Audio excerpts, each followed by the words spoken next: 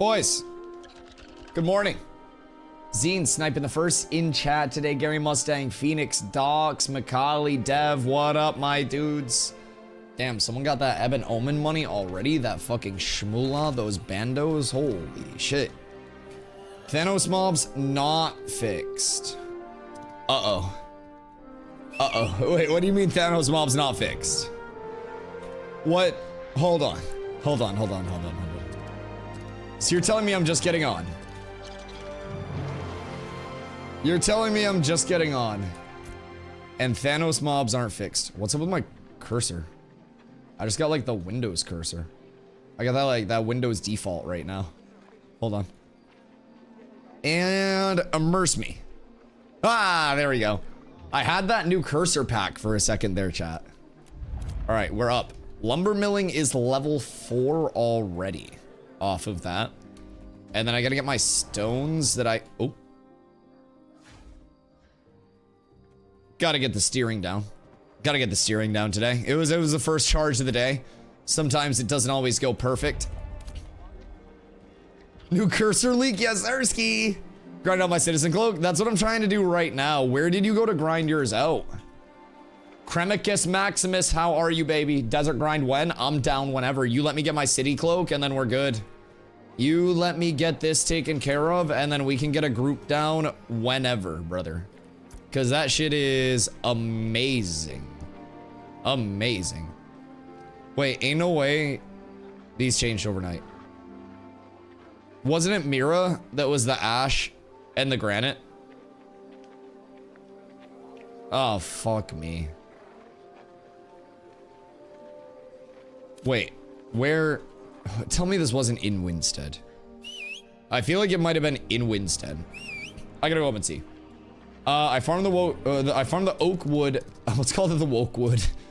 I farmed the oak wood just outside and bought the bluegill. How much were the bluegills and how many did you have to do? Cause like, I gotta go up to Winnie for my cloak anyways. Oh shit, petition a challenge is up. Oh fuck. We should get a raid together and go do that. Petition of challenge is a guaranteed blue drop. 136? Yeah. 136 was what it was last night, I do believe as well. So, petition of challenge is a world event where you farm up 4 petition pieces, right? And you put those petition pieces on a pedestal once you have them. So, once you have that all set up, it activates the event. And you kill waves, and the disciplinarian is a boss that spawns. Yo, what up, Bleed Green? How you doing, baby? Good morning. So yeah, if we can get a group together for that, that would be huge. That would be huge. See, what up, brother? Braidwood loop now? I wish. I wish. Jay Kush, good morning. Metacro, good morning. How we doing, boys? How we doing? So right now, we're gonna start the day with a very simple task. I need to get my Winstead Citizen's Cloak. Is the best Citizen's Cloak in the game for melee users, for Fizz users or anything like that. Is that event for 8 or 16? You can bring as many people as you want. You can literally run it up with an entire raid. If you're doing it with 8, you've got to kind of like be aware of what's going on, right? So, Cloak gave me 12 power. Yup. So, Cloak's instantly going to put me 135. And then if I get 2 Luminon earrings or bone earrings, I'm going to be like, each of those are also going to give 12 to 17, depending on like what I have. So another 24 there. We're 160 plus. Like, and that's without shoulders. It's without legs. Pretty well geared as is. Yeah, I'm doing okay. Like I'm 123 Fizz, and then I am 5600 HP. A good reason for that, these rings are insane. Like bronze rings fucking go crazy. I got a Luminon necklace, which isn't gonna add to my crit power, isn't gonna add to my power, but it adds to my crit power output, which is really nice. Revidium mace is just a nice 750 max health across the board. My steel shield that we got yesterday is 831 Fizz power. So like, tank gearing is fucking dope right now. I need a better ranged. I need to try to get a level 20 longbow, like a steel longbow or some shit like that. If I'm able to do that, we're pretty good. And then I just start replacing some of these pieces. But I mean, even my Soul Seeker's Garb, we got this out of Steel Bloom, and that's another 475 max HP on a chest until I replace it. Like, it's not like I'm in BIS gear or anything like that. Like, really, the only thing that would be considered BIS is my Lumidon neck and then my shield. Bear Hide Belt's a good health alternative belt. But, like, a lot of my stuff is just, like, I have a helm that does nothing for me. It's meant max mana. So, like, we still have a long way to go. We still have a very long way to go. Yo, what up, Hesper? Do I need to use a referral code to play? You do not need to use a referral code, but if you do watch a content creator and you really enjoy them or have a friend that's playing, you can create your account using their referral code, and a portion of your in-game purchases will get kicked back to them as in-game currency. Not like gold, silver, copper, but basically there will be an in-game store when the game comes out. That'll be transmog only, no pay to win, no pay to progress, no anything advantageous. So just a way to help somebody get some skins without having to pay for them. Hope you're having a good day, brother. Savo, what up? Mobs hitting hard today? Yeah. So, like, hey, Ralos. I know this guy. I know that dude. Ow. What the fuck?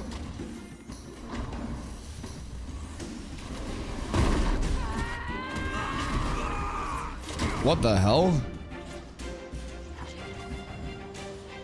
Oh my god. Yeah, I don't think Thanos mobs got fixed. Let me update the title real quick. Thanos mobs not fixed. Let's throw that out there just real quick. Cause that level 14 pyro just killed my horse and took out a quarter of my health all at once. Watch you so might as well support. I appreciate that, dude. I appreciate that. Keep in mind, getting into the alpha right now, very, very, very good time, because that pack does come with a 90-day refund period, where if you're not happy with the playtest for whatever reason, you just get your money back. So I think it is like the most stress-free purchase that you can make. Aw. Does Yuka sleep? He sleep and forgot how to tank. I know, I'm getting cooked out here. Some people thought that I was a good resource on this tank and shit. I can't keep my mount alive. I can barely keep myself alive. Like, what am I gonna fucking do, man? The fall off is absolutely insane, and you guys are witnessing it in real time here. It's crazy. It's crazy. Savo, what have you been farming today? Excuse you. Pardon you. I would like it if you stop being annoying, please. I love just yossing myself off shit. It's quite possibly one of the most fun parts of, like, being a tank. Our charge is so phenomenal, man. This entire movement system is so fucking good. First epic carriage ready for caravans. Damn. Epic Hemi? What do you put in that bitch? Pook, what up? Good morning. I hope you've been well. What the fuck just hit for 404 there? Wait, what? Am I tripping or am I Thanos? Did my finisher just hit hard as fuck? Wait, what? Hold on. Did I just hit for 404? 77, 87, 180 crit, 169. Weird. Volley. Jesus. Maybe I am just fucking chunking with basic attacks. What the hell? Oh my god. Like, that's a lot of damage. What the fuck? Cook. Ni hao, ni hao, ni hao, ni hao. Yo, ni hao, Damien. How you doing, brother? Just saving for now. Word. I've been strange, but well. Glad to hear. Glad to hear. Yeah, dude, everything's been amazing. Ashes is going extremely well. We just started a 3-month stress test period, so it's a ton of improvements happening very, very, very quickly. Mobs are hitting like trucks. Might be a gathering day. So I'm pretty sure the wording on the patch notes was like, what was it? Wasn't it like stopped mobs from being stronger right after a server reset? So like, what if they stopped the mobs from being stronger after the server reset by making it all the time? It's not after the server reset if it's the new norm. What if we're all just getting one-shotted? Gonna be honest, this is someone doing 20k damage in 3 seconds on some mob. What the fuck? Someone reported the guy with a video, not sure if it was an exploit. Yeah, I would say 20k damage is probably not intended right now. What class was it?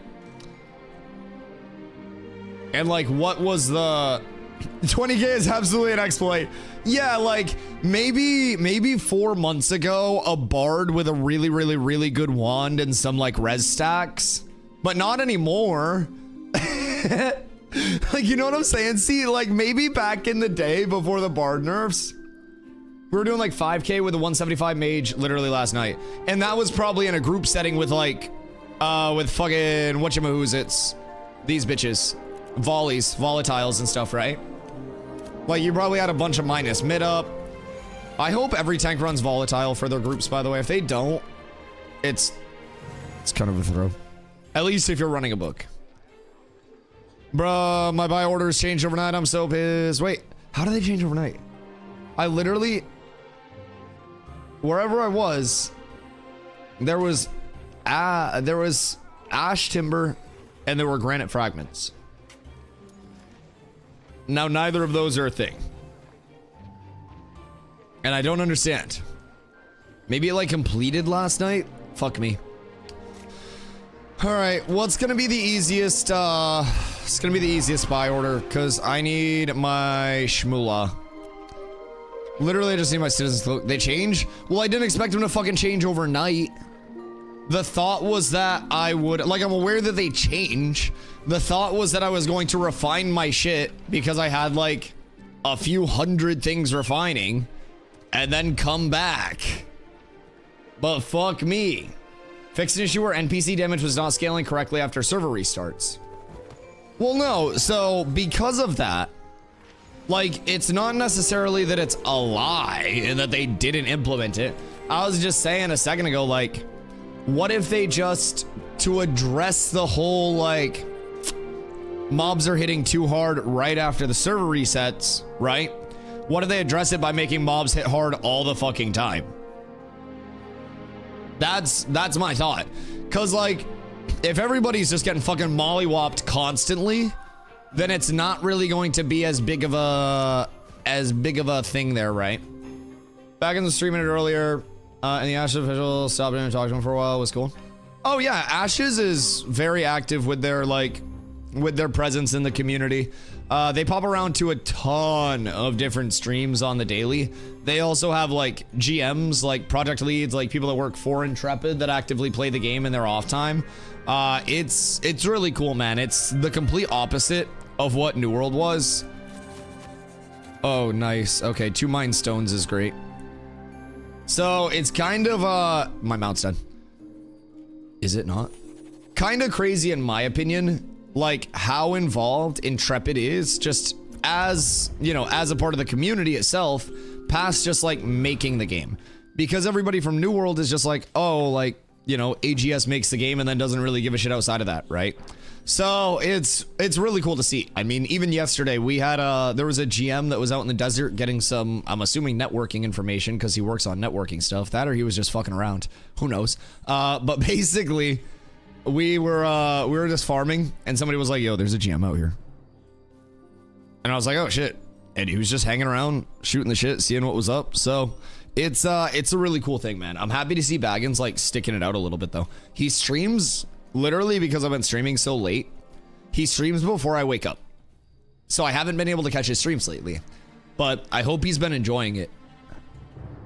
Because that motherfucker streams early. And I don't wake up early. I stay up late right now streaming, man. It's been a few days. Oh, I thought that was a ruby. Fuck me. God damn it. God damn it. Jug, what up, brother? What's the max level? Max level is currently 25. It's going to go up to 30 sometime soon, TM. And then launch, it will be a cap of 50. So just keeps going up and up and up with more to look forward to. Voice seems better than yesterday. Yeah, I noticed the same thing. I'm hoping. I drank an entire like cup of tea with a shitload of honey in it. So I'm feeling good. I cranked to Celsius. I had a buffalo chicken wrap before stream. So honestly, this might be peak male form and you're witnessing it right now. Get some throat coat. Stuff works wonders. So I did like a whole plug for throat coat. Honestly, I know that it's a tea. We've talked about it before in stream. And like, yeah. I don't know if I could like, oh, Dusty, how'd your voice get fixed? Oh, I just got my throat coated with some throat coat. Like, I don't really know like how I'd feel about that. You know what I mean? Yo, Jazz, hello. Hugh, thank you for the hydrate, brother. I choose Celsius. Sounds like cum. Yes, quite literally. Yo, what up, Nixon? Probably the most annoying question. Dude, it's okay. It's perfectly okay. There are no annoying questions. New to this game, are there any ideas when apprentice tools and crafts will be available? Hopefully by this weekend, especially without the downtime being a thing. From what I've been told by those that are intelligent and running the nodes and planning the nodes, it seems to be a target for like Friday, Saturday, as long as everything stays on par. You know what I mean? So could always change up. Things could always get a little wacky, but I think for the most part, there's wood cutting should be up Friday. Beautiful. Yeah, so that'll be for your lumberjacking axe. Is that in Jova, if I remember correctly? So was my savior when I was in a band doing vocals every day. Oh yeah, no, absolutely. So Nelly does theater stuff, and a lot of the theater people also use it. So I should definitely see if my local Walmart has some throat coat for me.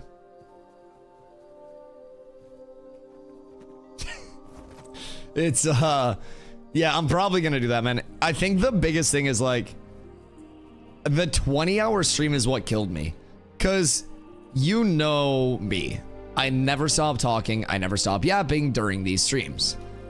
So as a result, bro, where are all the minables that were here yesterday, by the way? As a result, a 20-hour stream absolutely fucking cooked my shit. Absolutely cooked me. And, you know, I stream 10 hours a day, but literally doubling the yap when I already yap this much. Oh, thank you for the desync. I didn't want to launch myself anyways. Doubling the yap when I already yap this much is a lot. A lot. What are you looking for? I need to do halls of stone, mine stone anywhere in the Riverlands, and return your stone to the mayoral commission depot. So I guess I just need to do this. Track. I need to untrack this stuff. Up. And then over here, it's this. Ashen Gatherings is minnows.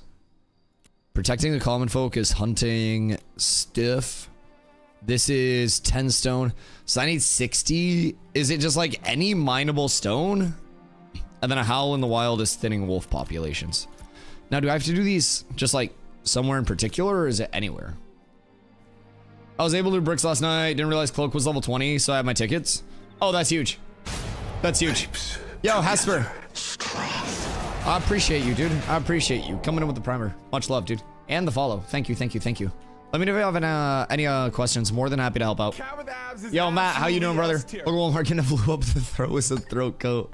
Yeah, local Wally World's always got me, dog. Always got me. Hopefully I don't have to resort to CVS. That's where shit gets expensive. I'm trying to get that cheap throat coat. You know what I mean?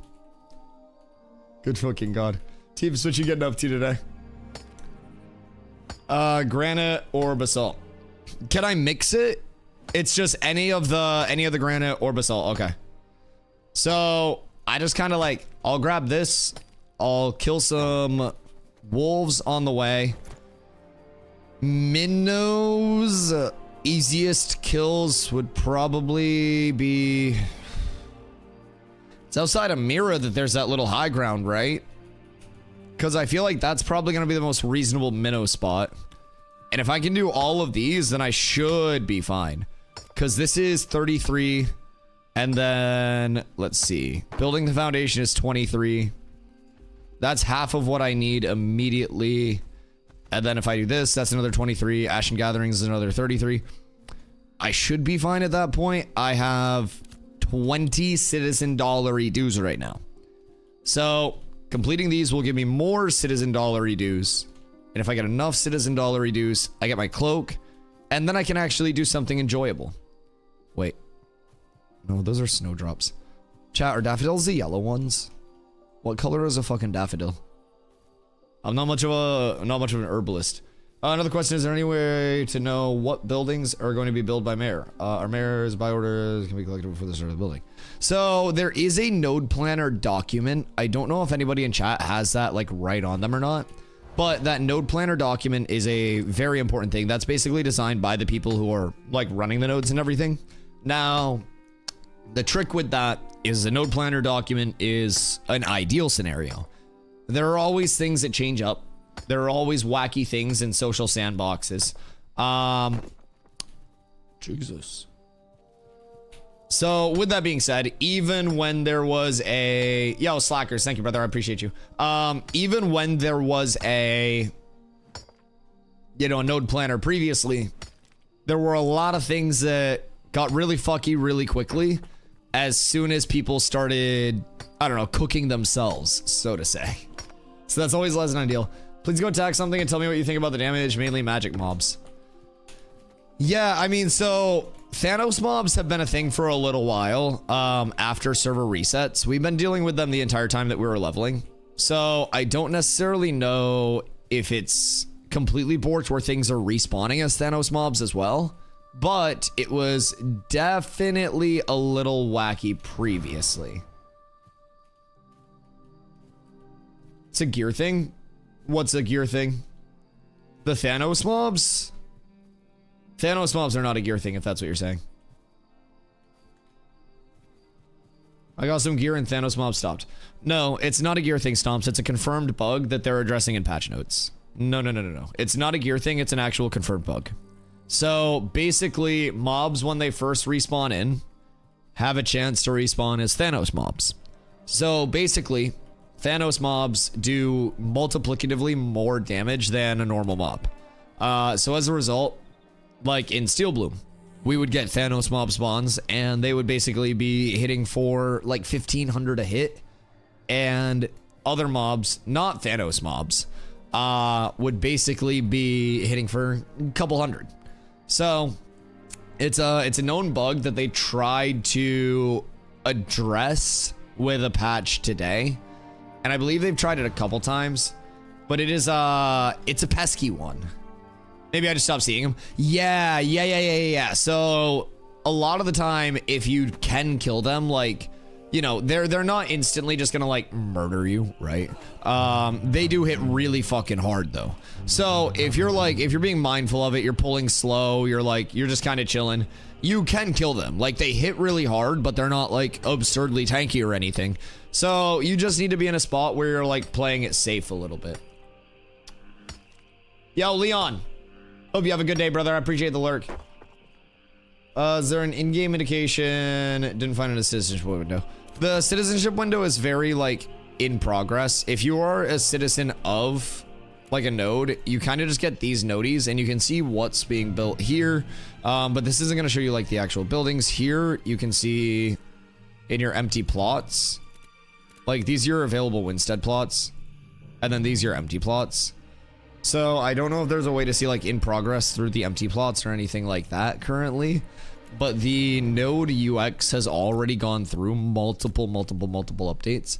So I would not be shocked to see it continue to get some pretty steady improvements. Put it this way, Stormar the Valorous before this patch, hit for a couple hundo. We killed him 6 times since the server came up. Oh no. Oh no. Wait. So my joke about them making it the norm was actually right. So I was joking about how the patch note itself just said like fixed mobs hitting way too hard on the server reset. And I was like, what if they just fix the mobs hitting too hard on the server reset by making them hit too hard all the time? And at this point, I fear that I may have been correct. That's uh-oh, Spaghetti-O. That's not good. So how's the questing been going, Explicit? Is there a preferable place to start? In terms of progression, I would go down to Lionhold. I would do your mount quest there. That's going to be the intro quest, and then you'll talk to the trades manager in town to do Sweat of Your Brow. That introduces you to the gathering systems, gets you your mount and your initial set of tools. And through that, once you get done that, you'll be like level 3. It'll ask you to drop off the snowdrop bundle. Do that, you'll be level 3. I would then head over to Second Sword Outpost. There are some quests here that you can grab inside the outpost. And that'll get you started with basically some surplus tokens, they're called. And those surplus tokens can be traded to a surplus vendor for basic gear. So, pretty solid. It's a very consistent start, in my opinion. I get 2-shot from a level 12 Scarab, they'll instantly murder you. Yeah, so like... how's Daytona? Because like, people were asking about going Daytona and stuff. And now I'm kind of scared to go Daytona and stuff. Cause like the snakes have the Diddy poison, like those are Diddy snakes. So I don't want to go out there and get like perma CC'd and shit and then just die. Like even Zombler was saying that he was 10k in XP debt, but like Zombler sucks. So haven't been, but likely not worth now. Is every mob in the game Thanos, or is like what's going on? Like, is everything just cooking? They got the baby oil in their fangs is insane. I'm in 73k XP debt. Savo, no. Oh my god. 73k? I was 350k in XP debt after Steven killed me twice with the spear. And then he told his stream that he was gonna, like, get rid of my XP debt. And he didn't. It's okay, though. It's fine. It's fine. Didn't traumatize me or anything. I've been online for 20 minutes running from Mirror to Sunhaven on foot because my mounts died twice. Oh yeah, my mount also died. So I saw Raulos, one of our tanks. I think he's still with us anyways. But he was farming a Highwayman Hills farm. And so I went to help him. And they were fighting a fucking fire starter. My mount got full cooked and I lost a lot of HP by one fire starter attack. And I'm kind of beefy. Like, it's scary hours out here, chat. It's scary out here, man. Diddy me this, why does fishing suck so much? It's because you're not doing that deep sea fishing. That deep sea fishing. Yeah, once you start that deep sea fishing, you're up tremendous. Now, it's not in yet. But once that's in, and you get like your poon in your net, I think that's where the fishing goes crazy. Absolutely sicko mode. Fuck me. I just want like a plethora of minables all in the same place. Which node corks were things borked in? Trying to save up for the cloak, fishing bluegill is boring as fuck. Yeah, Doc said he bought the bluegill and found some cheap, but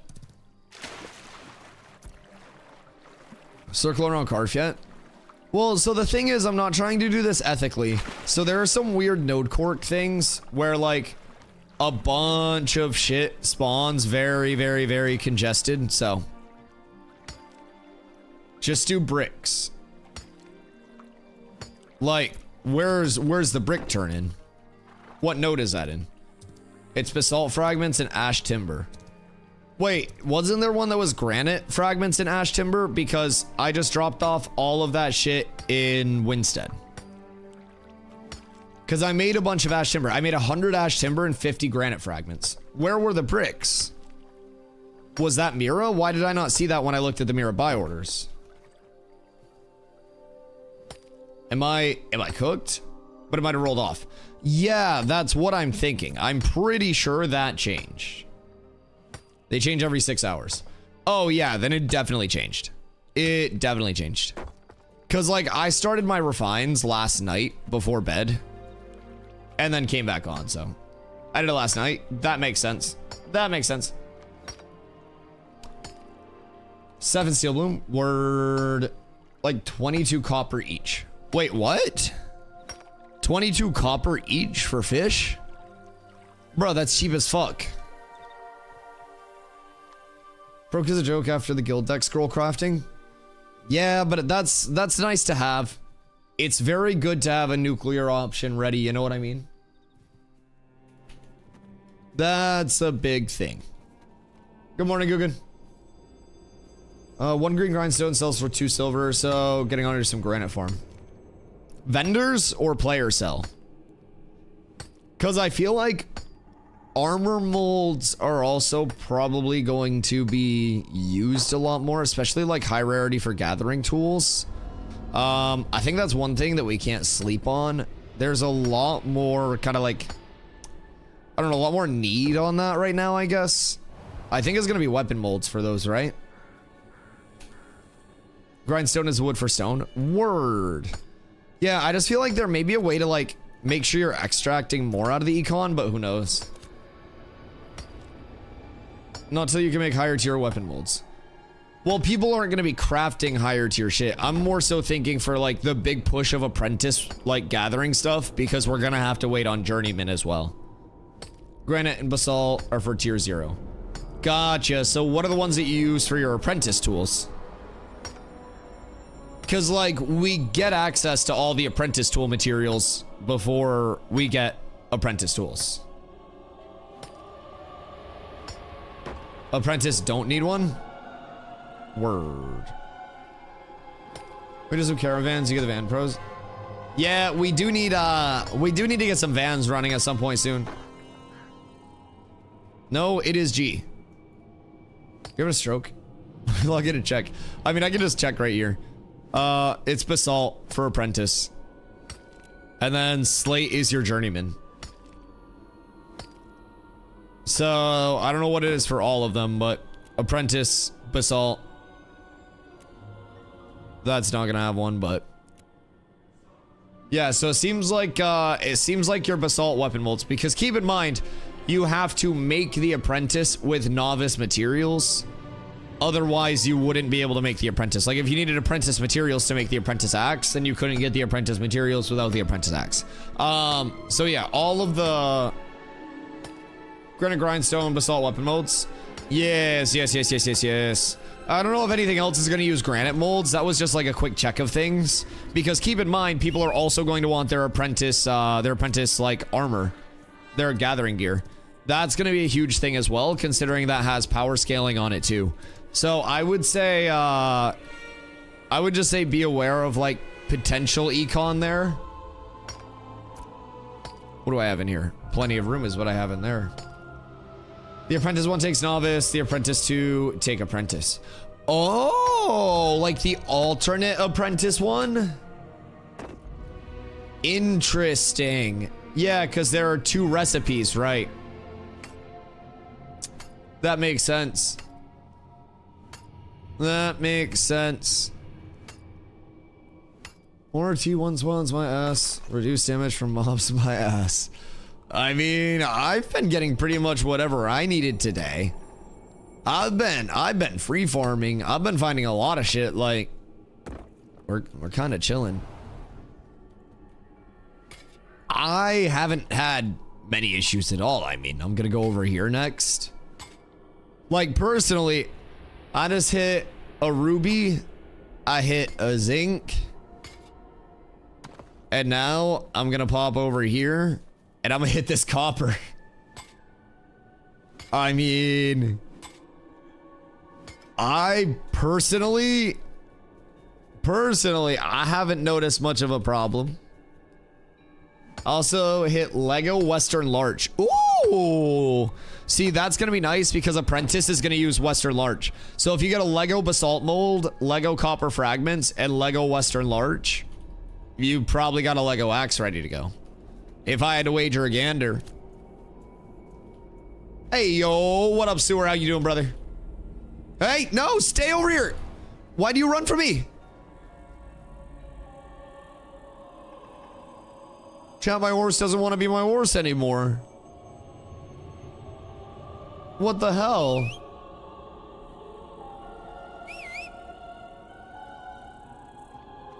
Loath Guild funneled me that for mining. We do not have the funds to funnel every single crafter their stuff on, or every single gatherer. So basically, the guild generates no money. You need to remember that. Like, we don't just passively as a guild make money. All of the funneling comes out of like leadership pockets and stuff like that. So our funnel is like everybody collectively sacrificing to make the crafter's job easier. So like the gatherers, that's trying to source the materials for everybody to make their tools. Keep in mind, you can't trade tools yet. So essentially what we want to try to do is as soon as that table goes up, we want to try to have every single person that is apprentice or higher lumberjacking have their larch timber, their copper frags, their weapon mold ready to go, and their 10 silver. Everybody should be able to do that just on a low rarity from like self-sourced stuff in the meantime. But say we have people who are dedicated gathering and they're like, oh, yo, I got a shitload of, Lego this, Lego that, right? If they're able to kind of like pass that around, that's going to be massive to get everybody set up. And then we start making a lot more money. Because like the gathering profit comes when there's surplus within the guild. So like if our crafters are up and then we have all the stuff that we need, then we sell like, we would want to hoard our Legos and honestly maybe even our epics for like crafts, but we sell heroics and shit. Make so much money. So much money. Yo, Victor, thank you for the hydrate. Primary issues is going to be gatherers getting everything ready for their journeyman gathering tools. It's going to take more guild sourcing. Yes, and at that point, we should also have a lot more available. We should definitely have a lot more available. Getting a 15% XP bonus as a Miraleth citizen at Carf. Wait, Savo, are you farming up Carf event right now? Or what are you doing? Because I would be down to go to Carve or Snake Circle. Because Snake Circle was absolutely sicko mode yesterday, and I guess it's been pretty chill today. So I told you to snag that guy's Lego Assault when farming Steel Bloom. That's a mold for tools. Yeah. No, that makes sense. That definitely makes sense. Ruby's need has gone up wildly. Yeah. Rubies are huge. Everything's broken on farm. They one-shot tanks. Yeah, this has been an ongoing bug that they're trying to get sorted. So originally, it was on server respawns, particularly. There would be mobs that would sometimes spawn a little bit too strong. And basically, they tried to fix that. And it seems like instead of them spawning too strong once and then dying and then coming back as normal mobs, they come back with a fucking vengeance, dog. They come back angry. That music just hit at the right time. Oh my god, wait. Carfin music, a paid actor? What the fuck? Holy shit. Cinema. Cinema chat. Oh, it's just common. Never mind, that's not as exciting. I thought it was something cool. No, I don't want to delete my coal. Why would I want to delete my fucking coal? I want to move my coal there, and then I want to loot my rubies. And then I want to go up to Winnie. I need to grab my ash timber, and I need to bring that back down. And I need to grab my fragments, and I need to bring that back down. We must. If you farm a high rarity, something you need for your next level tools, absolutely hold on to it. Oh, yeah. Oh, yeah. Borks. Whole lot of Borkingtons. Do you get the cape yet? I am farming for my cape right meow. Hello, Zerby. How are you, brother? At least 30 gray, both zinc and copper. Fat. That wasn't me. You guys are idiots. Let's see. Did that count? Thin wolf populations. All right, bet. So I need to kill 10 wolves while I'm out here. Isn't there... Fuck me. Chat, where's that minnow spawn near Mira? It's like a high ground with some fucking minnows on it. Think it's over here or some bullshit like that, right? I want to say it's over there. North? Like up here? North of the circle. Oh, okay, this height. Yup. No, you're so right. You're so right. What's this stupid head doing?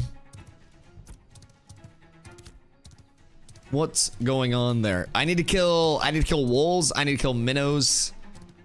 And then I should have more than enough to turn in for my stone. And if I do all of those, that's gonna get me just over 100 tokens. Tokens, citizen bucks, whatever. We need what, 138, chat? I think it was 138. Midir, hello. Back to arcane. Do I make a bunch of level 10 enchanting? I have 60 rubies. Yeah, I would say people will probably enchant level 10 stuff at some point. I don't know for certain that that some point would be like right now, but like I could absolutely see it happening. Let's see. Pop up. I would never enchant level 10 stuff myself. Yeah, I mean, like, knowing the power squish, I don't think many people will. Like, you'd probably be better off holding a lot of your shit. There's gotta be stuff you can craft in vendor for profit. Yeah. I'm not too familiar with, like, the arcane NG, like, self-craft profit sustain loop. I do mine with wood. But there's gotta be something of value. What about consumes? Like, what about scrolls? Because if you put out strength and int scrolls, I don't know what the crafting process is for that, or XP. I don't know if you can do XP, but if you can do like strength or int consumable scrolls, that's going to be fat. That's scribe? Oh, right.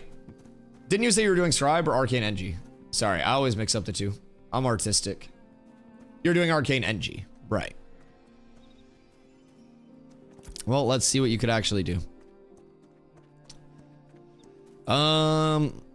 Pylons aren't that crazy. Enchanting charms aren't that crazy. Excavation kits? Like, maybe?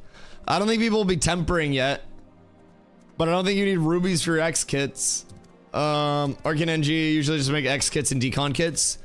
Yeah, I don't think people will decon gear right now. Cause like people were deconning gear because of the gear surplus with the old econ, but yeah, I would say probably X kits, cause like excavation kits are like an always present thing. Like there's always going to be a need for X kits, and they are constantly being consumed. I mean, shit, if we get a heroic, I can run a heroic map in my inventory. That could get us some cool shit. So yeah, I would. It's not gonna use your rubies, so that's kind of the rough part there. But personally, I'd say probably X kits will be your best part. Oh, good day, sir. Hesper, what classes are available currently? Every primary archetype except for Summoner, and Summoner is gonna be coming in the next couple of months. So with that, you'll also have your secondary archetypes that do start in. That's gonna be after the August Fresh Start server comes in when we move to phase 3. So a lot of good shit happening. You will also see more biome expansions during this 3-month period. We'll move up to the anvils, which is going to be up here. We'll have a second starting area up there as well. So it's a huge time, man. Huge time. Or I'll use rubies for jewelry. Yeah, Stomps, honestly, if you're trying to do jewel crafting, I would say prio the jewel crafting. Because I genuinely think X kits are going to be the way for people to level their arcane NG, just based on what's available. Pylons aren't going to be crazy used right now, so dabbling in everything's phase. That makes sense. Just kind of like checking it out and seeing where you want to go. Yeah, that's a smart way to go about it. That's a very smart way to go about it. But yeah, so Hesper, we have on the Fizz side of things. Wow. On the Fizz side of things, we have Tank, Fighter, Rogue, and Ranger. And then the casters currently are Mage, Cleric, and Bard. And then we get Summoner later on. You can do exclamation classes in chat if you do want a little visual grid of how everything will look with the secondaries too. But basically the way those secondaries will work is your primary class will always determine your abilities. And what those secondaries will do is augment those abilities with like bits of that secondary class. So if I'm a tank and I end up rocking, you know, a cleric for my secondary, right?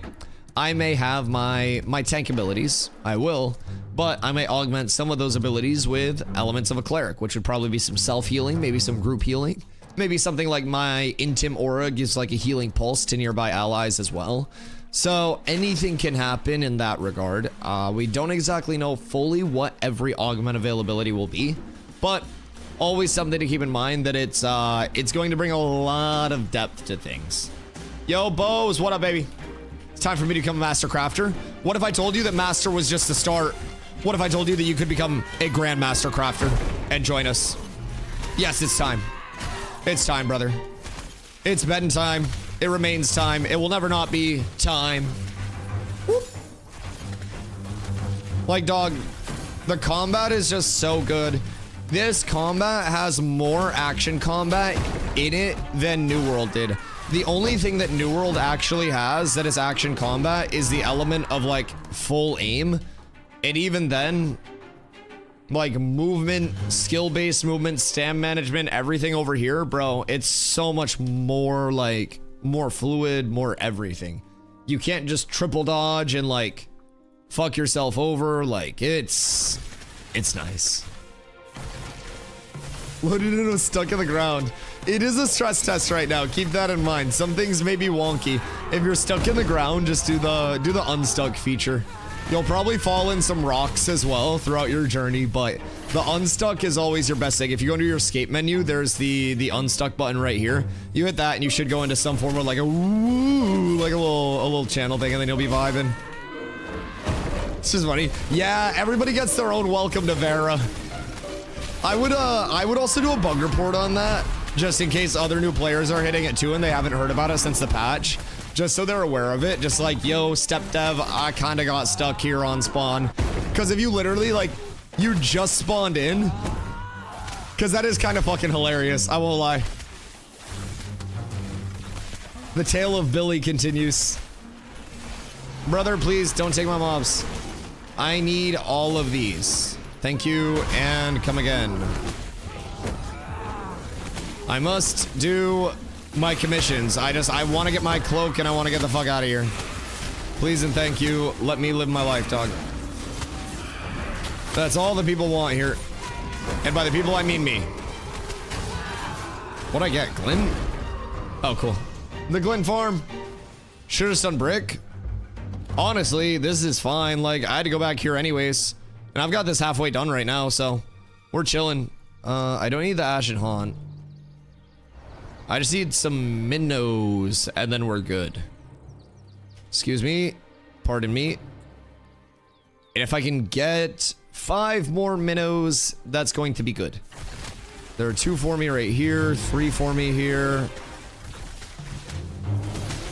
So that's going to be over half of what I need. We're up tremendous. He's trying to pull some as well. I don't know what his goal is. But I'm going to just steal his mobs. Good day, sir. I hate to inform you that this is now property of Dusty Corp. Or is it? Chat, what are the odds I die here? Because that minion instability do hit hard.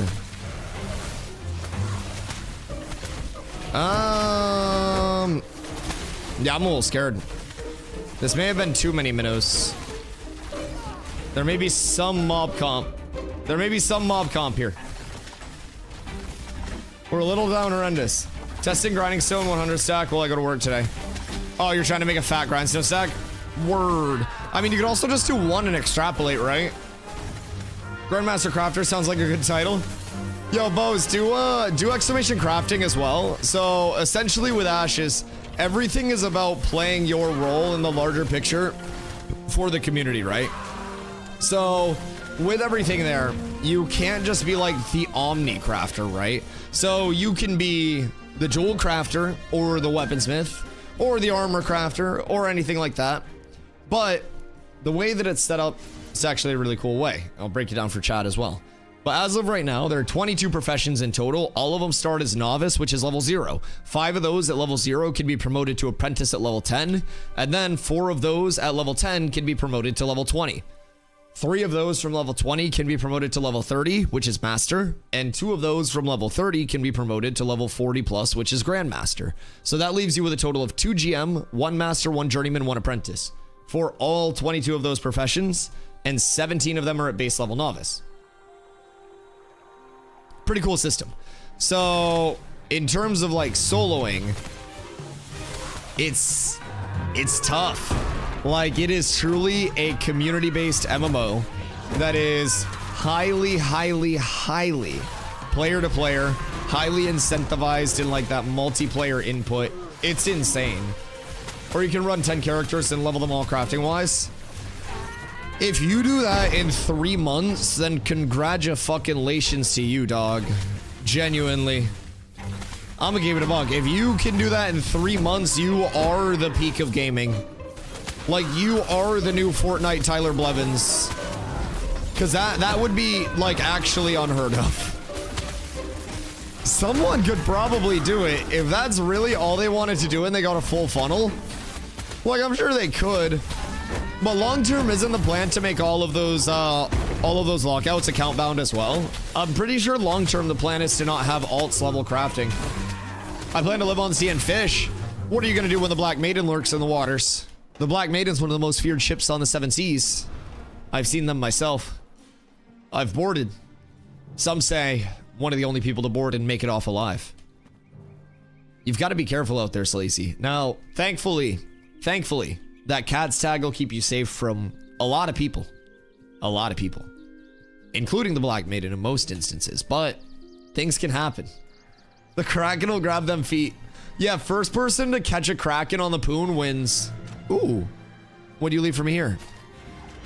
Oh. I think that was a debate. I don't think that even does anything. It's just a quest item? Yeah, what the fuck would I need that for? I don't want ravens. I just want minnows.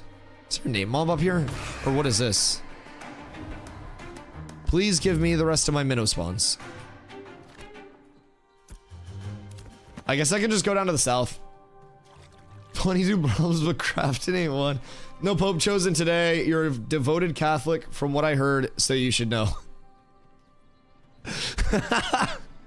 Sorry, I didn't mean to laugh at religion. That's not nice. That's not nice.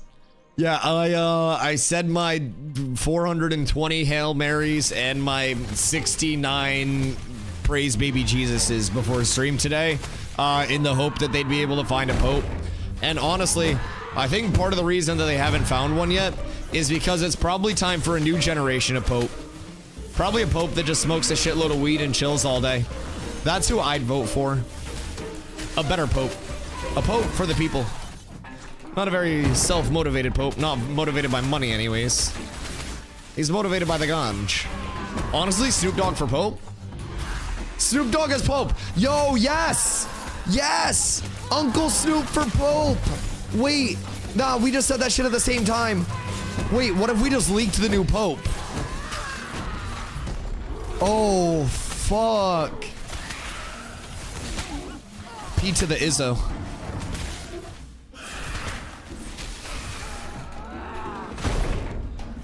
All right, I think we're gone.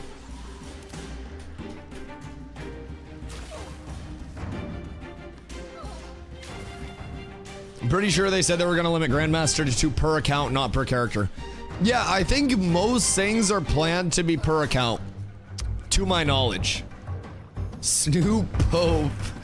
Bro, that would be crazy, because, like, don't they have, like, the Pope limo or whatever it is that, like, the Popes get driven around in?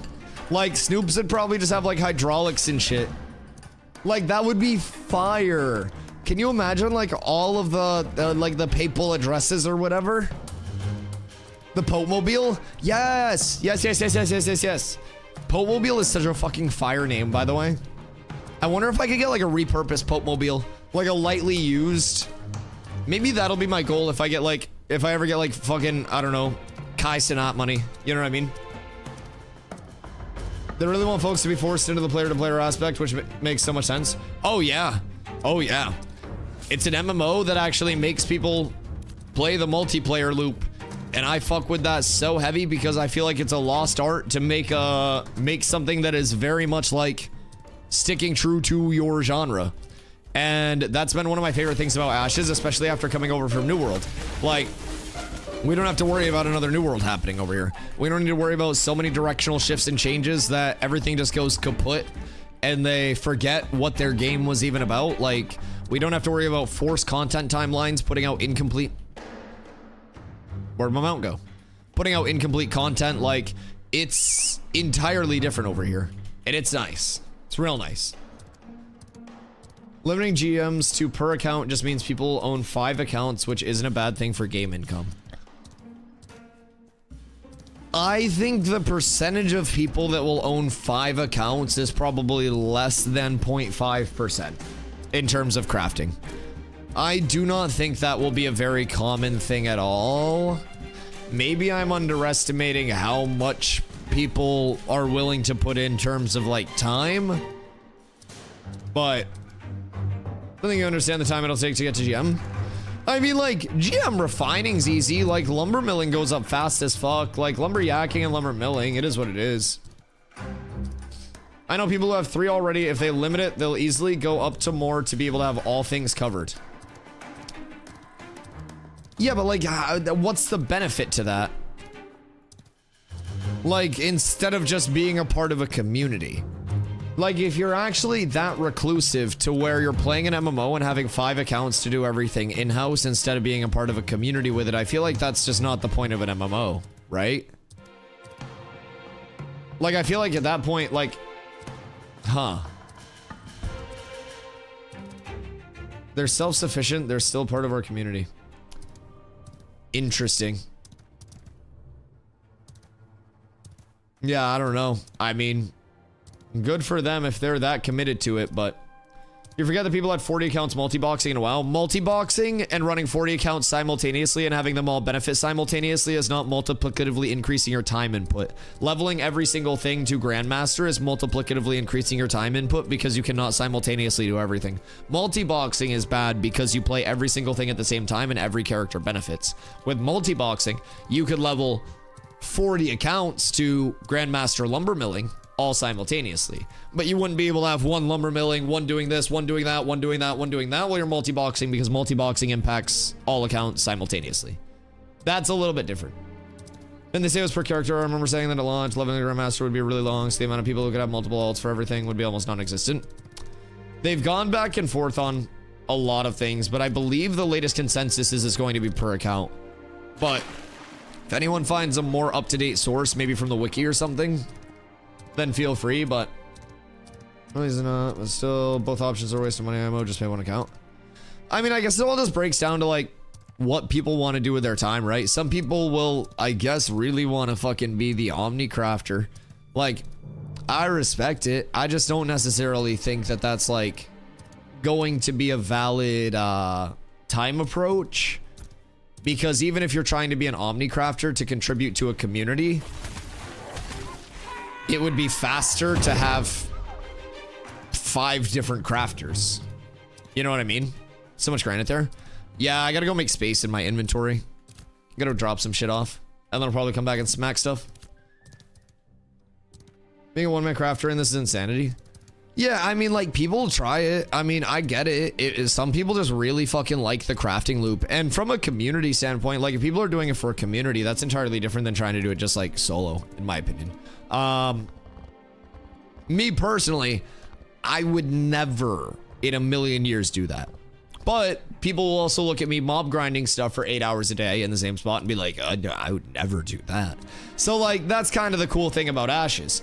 There could be like somebody's gameplay loop where we're like, are you on fucking galaxy gas? Like, how are you enjoying anything? And then somebody else is just, you know, just completely vibing. The fuck just moaned in my ear? What? Is that a cat? Bro, the cat sounds like it's fucking dying. Rubies and zinc. That's ass. This is all ass. Complete all commissions. Woo! Okay, we did that. Now I need to grab 60 stone for my turn-ins. 20, 40, 60. There's my granite. Where's my mount? I don't know where the fuck my mount went. Ah, dude, it's so hard to tell which horse is mine. Fuck, it was so much easier to pick out my mount in like a big clump of people when it was a literal Snorse. Man, I miss it. I wouldn't have desync there if I had my Snorse. You know what I mean? Someone tries to do everything themselves and then multiple PCs for it. It's a very limited number of people that'll do that. Oh yeah. Oh yeah. And like, in the nicest way possible, those people are fucking insane. Like in the same way that I'm insane for being able to do one thing for days on end, right? Like, some people are just fucking insane. With the current XP rate, I'd probably attempt it if it were more possible. I mean, we're talking about like people just full. So the big thing that we're like, this is crazy, is people like fully, wait, no delivery commissions. Did I get these at Winstead? God fucking damn it. I need to not go to Mira. I hate it here. This whole Winstead Mira bouncing back and forth is gonna absolutely drive me up a wall. What do I have now? I have 53. So I need 80 more or something like that. So we've got 23 and 33 there. 4 out of 10. Hunt spiders, ravens, and Grem. The Lineth Wilds are overpopulated. Mayor's killing all these adventures. Okay, and that's gonna be up here. So I'll go up there. We'll kill wolves along the way if we see them. And then we'll do the spiders, the ravens, and the Grem. And then once we do that, we'll have enough citizen buckaroos to grab my cloak. I'll replace my cloak, and then we're good for the day. That's the biggest thing that I need to make sure I get done in terms of like arduous things. And then from there, it's just free farm. After seeing what people accomplish in RuneScape, I don't think there's any degenerate limit that will be crossed. That is absolutely fair. That is 1000% reasonable. Brothers, holy shit. Bone earring. Nope. Lumadon. A Lumadon neck for 22 gold. Lumadon earring for 35 gold. Y'all fucking crazy, dog. Y'all are insane. Let's see. Huh. Do I have glint here? I can't remember if I have glint here or not.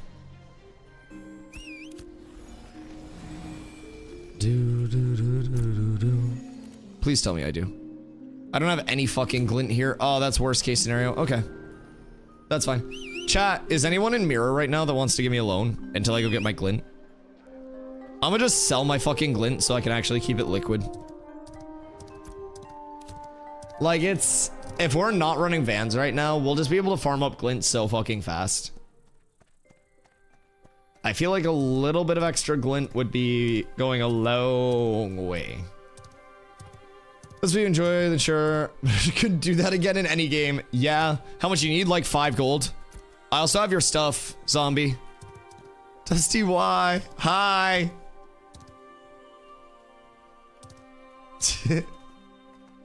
Who's getting content way different than Ashes? Oh yeah, it's just the level of commitment. Oh, Katrina. Hi. I gotta go get my glint. I must go get glint. Zombler, where are you at right now? Are you over at Steel Bloom?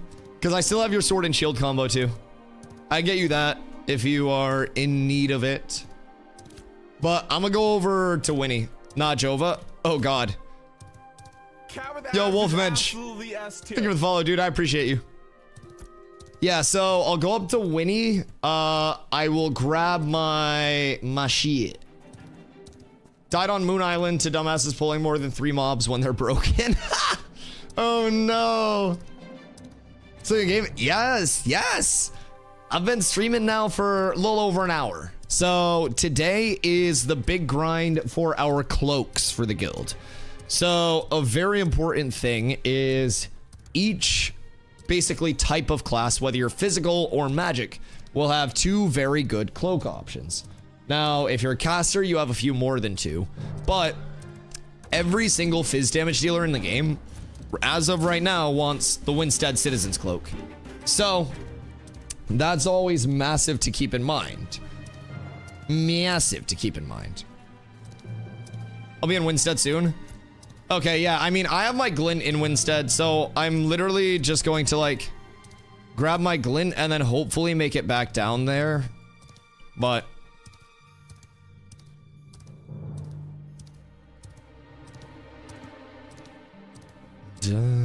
I need to, yeah, I'm gonna sell some glint. I'm gonna keep some liquid on me.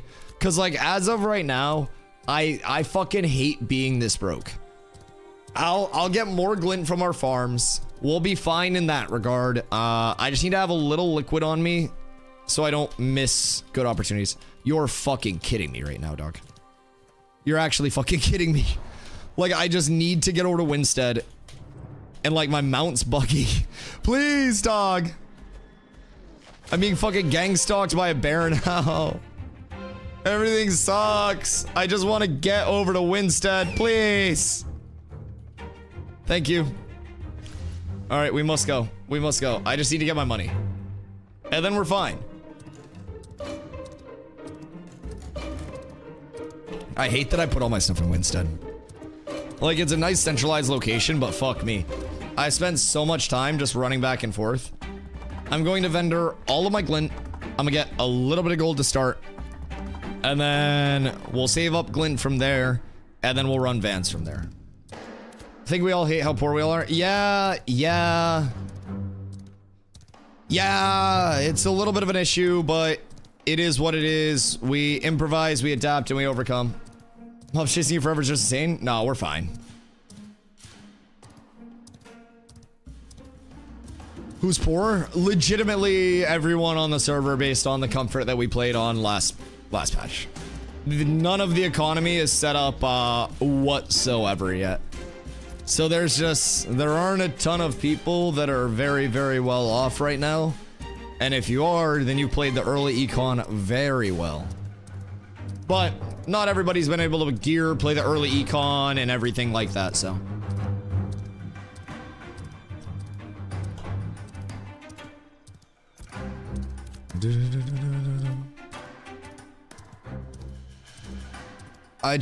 Once I get over here, this is gonna be really weird, but I'm gonna grab my glint and I'm gonna run back.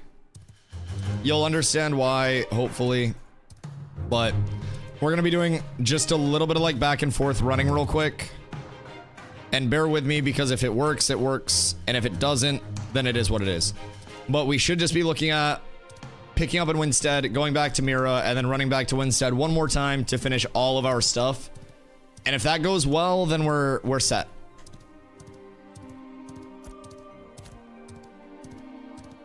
Market isn't even worth checking out right now with the inflated prices. Yeah, a lot of stuff is very expensive right now. Oh god, I feel bad for these guys. I don't know like how much they have on those vans, but if you're level 12 trying to run vans right now, that's not good. But I respect it. I do. I hope that they make it safe. It's scary hours out there, dog. Up.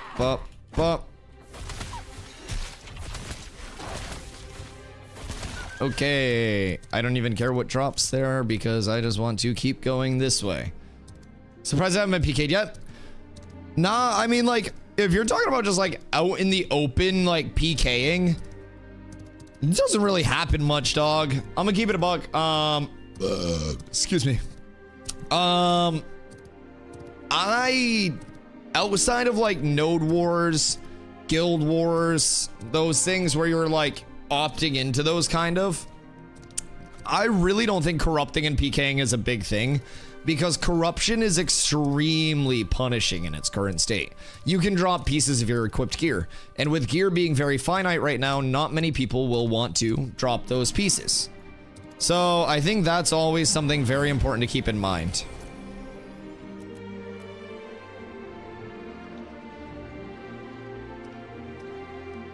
Alright, I'm gonna just bring a bunch of this over with me. There we go. We got pretty much everything stocked up. I think this is my mount. Yep, that's my mount. Okay. That was either mine or I was stealing somebody else's. Super punishing. Yes. Very punishing. I was corruption 4 earlier today. What the fuck? What did you do? Are you fucking mass murdering? Like what? How the fuck were you 4? Did you kill Steven? I'll meet you in Mira. Sounds good, buddy. Yeah, I got your stuff on me. So we should hopefully be bing chilling. Hi, Haxon. What it do? My blight's at 6 right now, and I get insta corruption 2 on people higher than me now. That's fucking absurd. Thoughts and prayers for you, dude. Why have you been like nuking people so much? Like personally, I get kind of crafty with it sometimes, but I haven't had to like just full corrupt to nuke anybody yet. They're after my rocks. They're T1 rocks. What do you mean? Good God. I still got killed to Grems. Ain't got time to PvP. Yo, those Grems be hitting hard right now, dog. You can never be too careful with those things. Especially with the Thanos mobs. You don't mean granite and basalt. Listen, the rubies are where the real violence breaks out. It's all about those gemstones. Slept so many people after my Grems. I mean, I will flag up and trip people over nodes if it's like super valuable. Like especially Braidwood, Willow, shit like that later on as those thresholds go up. But like, I'm not immediately too worried about just like, I don't know. I'm not immediately too worried about these early nodes. Now, there's good money to be made, and you can snowball the shit out of your econ if you do start out hot. But I don't think it's worth. I think a pack of Grems chasing someone will kill them faster than my level 20 rogue anyway. Bro, honestly, so mob competition right now, you flag up, you trip somebody while they have a lot of mobs on them, and you just watch them die to Thanos. Yup. That's the whole tech. You ain't even have to corrupt. Yesterday, we had people that were contesting us at Daytona at Snake Circle out in Jinnah. And we were basically just like CCing their healer, CCing their tank, like pretty much everything that we could do to be extremely cheeky. Hit him with a Diddy Dart. Yeah, the Diddy Dart into the Cal Trips with the mana drain on him. Yup, the double Diddy classic. It's crazy because like the rogue hits the Diddy Dart, the Cal Trips with the mana drain, and then like as a tank I can also trip. It's fucking crazy. Sleeping Bards on repeat is great too, to groups who won't flag back up because it takes out their melody or whatever. Oh, interesting. Right. Yeah, that does check out. That does check out. And you can pop your mana drain poison, and then you can you can do a lot. Smoke bomb, stealth AoE trip. The full melee LOS, the full melee trip is insane. That's fucked. So you just advantage trip? Nah, that's degenerate, if I'm being completely honest. Absolute degen behavior. But I love it. Oh, Miraleth, I'm almost back to you. Please be there for me. What if all of Miraleth just disappeared?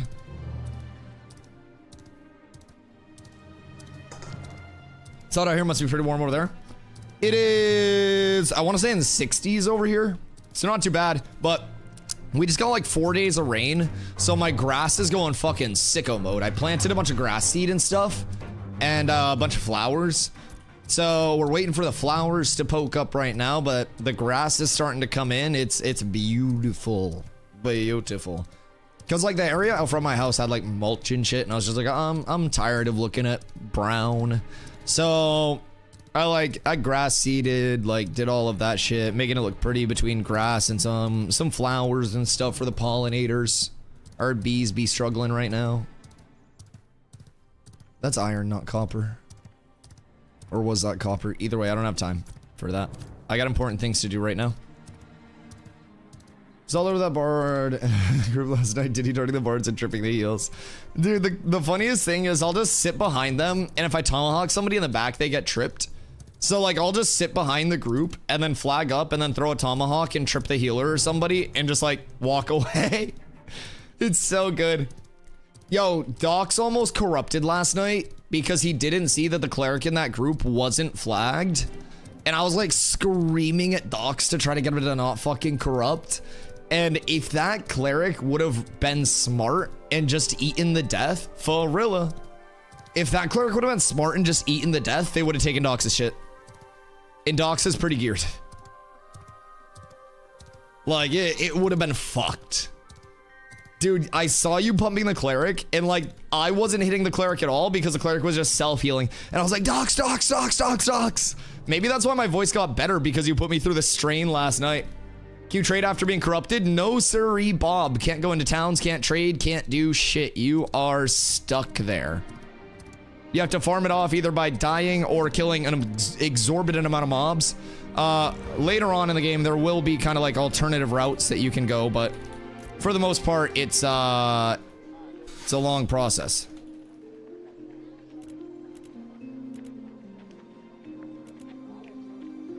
Nah, I think we're cooked.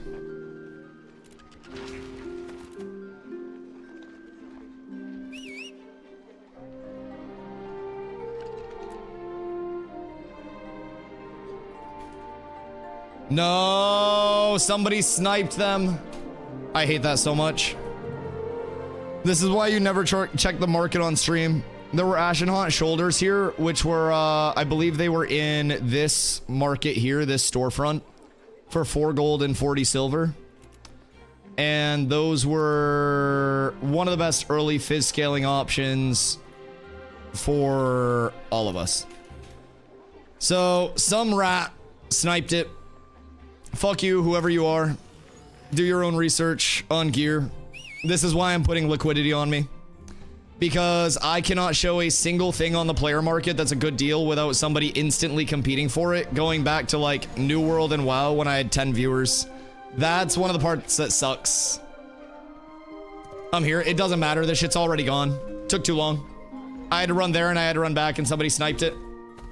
What are we grinding today gear-wise? I mean, I was about to grind 1300 fizz power like nothing. Ashenhaunt shoulders are another 690-ish fizz power. So yeah, that would have been absolutely insane. I would have been like 160 plus right there. That fucking sucks. Yep. Those are really good. Really good to have. Oh well, at least I have the gold for it now. How do you get them? Seth mobs. Ashenhaunt set drops typically from those like ghosty Ashenhaunt type mobs. And the set drops as blue rarity just kind of like by default, but polished tins fizz pen. That's too bad. Way of the road though. Way of the road. There'll be more. Somebody got a really good deal on those though. Like, you're gonna use those for a long time. You have 3 Ashenhaunt right now. This game isn't streamer friendly. No game is streamer friendly if it's multiplayer, but as a streamer, you're opting into everything that comes with the territory. And personally, I think this game is extremely streamer friendly if the streamer's not an absolute dipshit and brings upon a lot of like negative to themselves. Somebody buying something that's a good deal because I showed it on screen is not like anti-streamer friendly. That's personally me being stupid. I showed a really good deal on my screen and then I made a 20-minute there and back expecting that to still be available, and naturally that won't be available at that point. So that is as much on me as it is anyone else. And I think with being a streamer, you kind of have to like go with it, you know what I mean? Was gonna snag him if you didn't. They're gone already. I mean, honestly, you should have snagged them. That's what I was trying to get my money for. It's such a good deal. There are people that sit in town just posting. Oh yeah, wasn't close enough. You got here before me. Yeah, that's literally what I went over to get my money for. But honestly, you could see that shit pop up anywhere. We just need to have people constantly checking like player markets. Because just like that, 4 gold, 40 silver, someone just got bis. They won't use those for they won't get rid of those for a very long time. So you go like database, shoulders, and then fizz power rating. And those are going to be your 3rd best option underneath Howling Wolf and Iron Pauldrons. So yeah, they're a very solid option. Howling Wolf is better too, because Howling Wolf is still level 10 gear. So like there are a few options. Honestly, I would say for a lot of classes, Howling Wolf will probably be better because they're medium, but...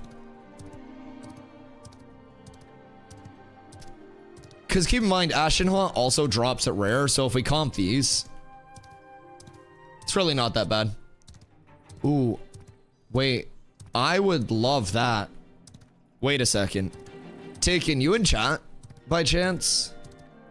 I would love an item comparison tool on Codex, where it's basically another button and it's like compare to, and then you can search up another item right here, and then you can have both items up so you can compare those.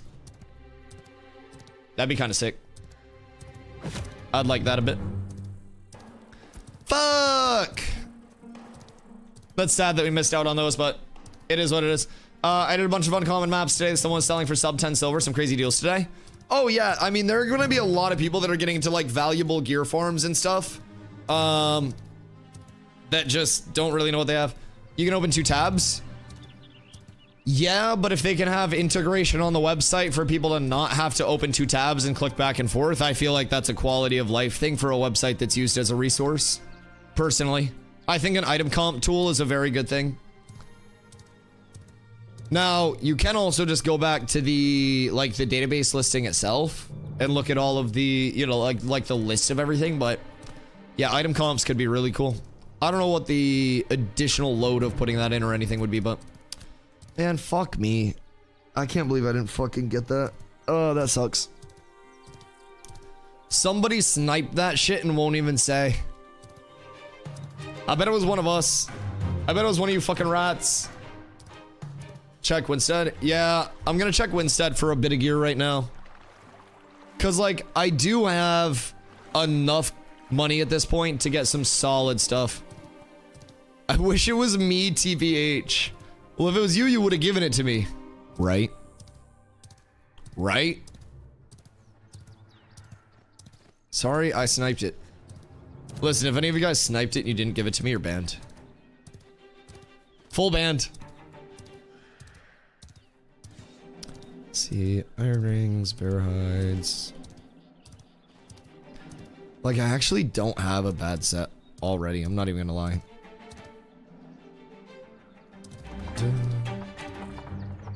Just trying to figure out everything. No, that's okay. That's okay. Give me 6 gold and it's yours. Bro, unironically, those are probably an easy 10 to 12 gold worth. Like, they're nice. They're real nice. Which shows me I need those shoulders. Yeah, I mean, they're one of 3 best in slot shoulders for us. Shatterwolf shoulders are good too, and you can farm them. What are Shatterwolf shoulders?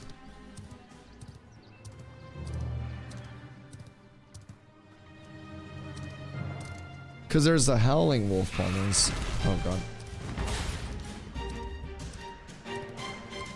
Shatterwolf pauldrons. Oh, those are fizz attack speed. Gross. Yeah, I don't want fizz attack speed. Fizz power or nothing in terms of shoulders. Any solo friendly classes? I would say Cleric's probably the most solo friendly. Bard can also be solo friendly, but Bard is going to be a little bit more of a learning curve than Cleric. Running Griffin on shoulder, 750 crit. Yeah, that's not bad at all either if you're a heavy crit scaling class. That is absolutely a valid option. Bro, I'm being gang stalked right now. You think it's gonna follow me all the way into town? It's like I have a pet. He's just still coming through. I don't think he's gonna deleash. I think I own this mob now. I think I am the proud owner of one Ashen Haunt Lancer. Now I don't know how far he's willing to follow and what pathing he's willing to go through, but it looks like dude's about to go to the ends of the earth to fucking follow me. He's catching up too. Oh god. Oh god, he's so fast. Huh. Asking for his pauldrons? Bro, on god, I'm so sad that I didn't have my fucking glint. I thought for sure I had my glint in Mira as well. If I had my glint in Mira, I would have been fine.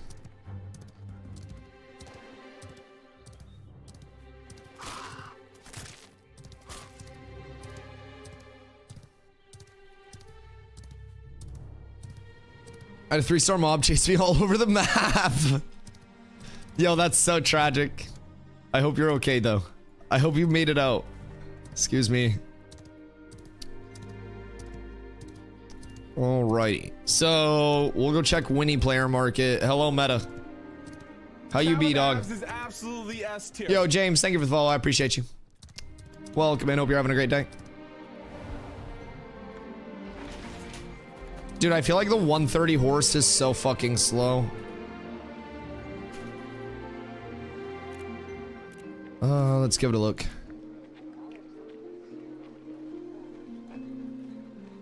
No pauldrons. Brit. Pauldrons. Alright, dual keyword search. Fizz accuracy, Sanctus Skulker's ass. We don't need that. Don't need any of this. It's all recipes. I wish I could exclude recipes. Selling the Citizen's Cloak here is insane. Rib necklace, iron short bow, all of that's ass. Bone necklace is okay for a fizz damage scaling option. Listed for 49 fucking gold. Oh wait, it's Ashen Haunts.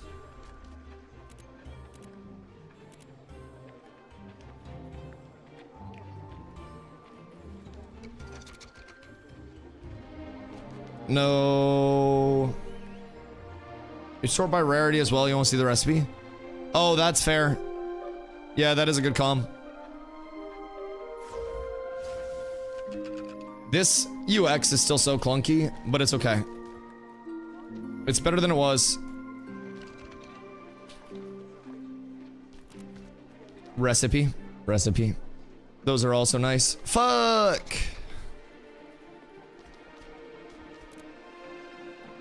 Search by rarity. I would if some of this stuff wasn't dropping in common right now. Astronaut bracers, bear hide bracers, fizz pen and shit. That's not that great. Got any cleric gear floating around? Not really. I'm pretty much completely drained for the time being. Bear hide hood. What else would I be looking for right now? Bronze shield. Forsaken blade longbow. Emerald ring. No, no, no. Nope. Merge market and a node would be so nice. An economy node able to connect to. So that's gonna be one of the benefits of economic nodes if they do hit T6. What else am I gonna want? This is... There's probably not gonna be any Rosarium. If I had to guess. Maybe though. Rosarium guard belt. So they're getting some of the Rosarium shit. Rosarium guard belt again. That's not gonna be anything. Rosarium guard helmet. Con, that's ass. Okay. So nothing too nuts right now. We just stay tuned. Maybe I do a little bit of like market diving today. Hello, Meta. What up? What you got? I do have... Oh, God. I hate this already.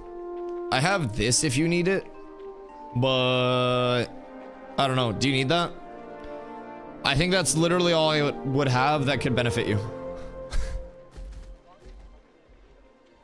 So, thoughts and prayers.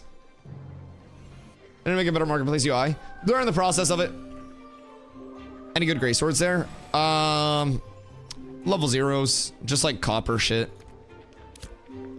We don't really have much in the way of level 10 stuff currently, which is unfortunate. One more thing. What's the one more thing? Wait. Docs, get the fuck out of my player market. Why are you here? Inconveniencing me with your existence.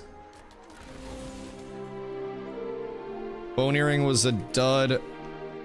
Lumidon neck is 16. No Lumidon earrings. I can't believe we found so many Lumidon earrings yesterday.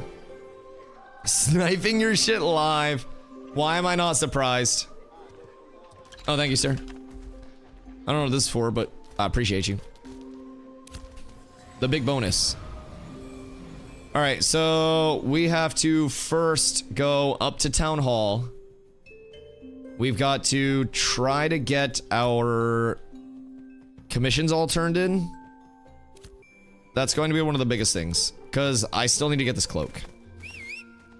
I'm so sad that we missed that Ashen Haunt shoulder, man. That shit's huge. It's such a big get if you can get it. I'm gonna do a little bit of venturing real quick and just kind of like hit some player markets in the Riverlands and see what's up, because there are bound to be better things somewhere, right? Add 10, add 50, complete.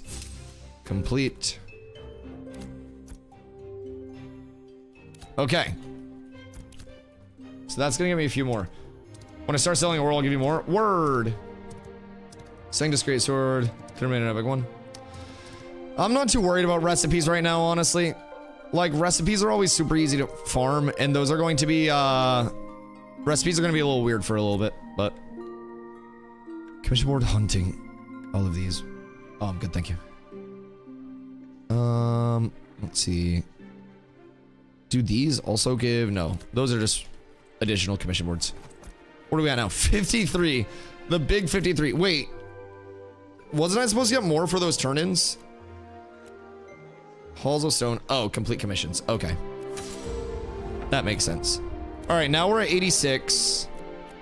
Building foundations. Return your stone. What? I did. Am I on Fent? Or can I do that again?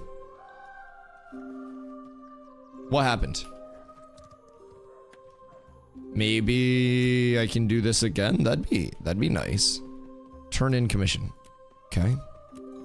Collect commission, kill commission, turn in commission. You turn in the box? I did. I turned into it one time because I had the 50 and then I had the 10. Weird. Complete. Complete all commissions. 109. We're so close. Legitimately so close. Kill minnows. Mine stone. Oh wait, is this the one? Add. Submit. Complete. Complete all commissions. Woo! Okay, we got it. Holy shit. Oh, we're up. 136. Winstead Citizen's Cloak. Give me that shit. Give me that. From 123.2 to 133.5. Oh, fuck. Thank you. Okay. That was a process. But now we're good. I feel much, much better now. I'm glad that's done. I'm glad I can fuck off, at least in that regard for a sec. Now, let's see. So, Jova's cooked, haven't checked Halcyon. I'm gonna go check Halcyon player market. But I don't know like what you looked for, Zombler, in terms of Jova, but there are a lot of good things that we could find right now. There are a lot of good like small pieces that I feel like a lot of people won't like have as high on their radar because it's going to be more of the, I don't know, T2, T3 bis instead of that T1 bis that everyone's just gonna be like, oh shit, like I know this item. So I feel like that's kind of what happened with Ashen Haunt shit. A lot of people may not know that that's a sicko mode set, but just got some rare polished in for cheap. Because it's an upgrade from level 0. Yeah, I'm not too worried about like pushing out my level 0 stuff. Like I'm using Sanctus Skulker's Pauldrons, which are 10, and then I'm using 2nd Division Pants, which are level 0 but have 82 HP. So like I'm not too worried about that. The earrings are definitely a concern for me. The helm is an absolute dead slot. Like, but you know, I'm coming along pretty well. What are we looking for? I'm in New Ayla can look. Ashen Haunt shoulders and bone earrings are a couple big prios. And then there are a few different pairs of legs that I'll be looking for eventually, but it's Ashen Haunt apostrophe S pauldrons for the Ashen Haunt shoulders. It won't come up if you do Ashen Haunt pauldrons. It has to be Ashen Haunt's pauldrons. And then past that, there's also like, I mean, Aelin Chainmail shoulders are still solid. You have your Howling Wolf pauldrons, Iron Helm. There are quite a few things. So I'm just kind of making rounds real quick since I do have a little bit of gold. And if we're able to find anything worthwhile, then that's going to be huge, in my opinion. Especially with like how finite a lot of the gear can be. Finding any drops for any, like, you know, decent pricing is gonna be fat. Who's in Halcyon? Like, who owns Halcy? That's what I'm wondering. Because is Halcy even gonna be populated? It might not be. It legitimately may not be. But thoughts and prayers for that. Maybe someday. This run is kicking my ass though. I am glad I got all my commissions done. I don't have to fucking worry about that. I got my cloak. I don't have to worry about my cloak ever again. Almost there, I can tell you. Bruh, I'm not like talking about all this stuff so everybody can just go buy the shit before I buy it. Like, that's not the reason that I'm like giving you guys this info. Oh, this is a recipe for Ashen Haunt. Yeah.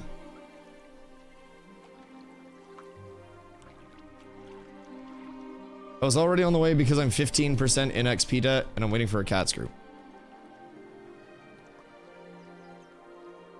Okay. Last day of alpha, they need to give everyone a flying mount. I hope the fuck they don't. Like, honestly, if I'm gonna be competing with everybody that's in my chat for gear as soon as I say I'm looking for something, I'm not gonna say I'm looking for anything anymore. Like, bruh, ain't no way that I can't play the game against my own guild.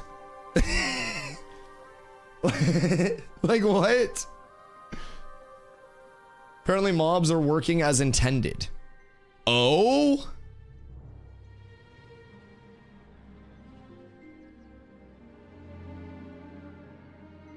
Oh.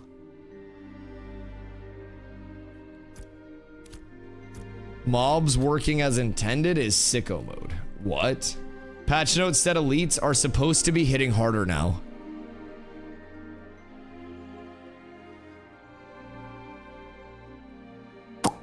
Oh God.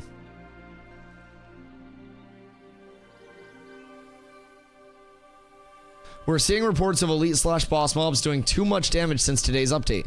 The team has made a pass on this and this damage seems to be working as intended. Elite/boss mobs were doing too little damage after the start of Fresh Start on Thursday, May 1st. Elite/boss enemies are supposed to be challenging mobs, and these encounters should feel easier as characters gear up. That being said, if specific enemies feel way off, please report those as bugs to us using in-game/bug. Oh God. Wait. So basically, I'm not gonna lie, this might be partially a me thing. GM Hunter was out watching us do Snake Circle, do Daytona yesterday. And this happened today.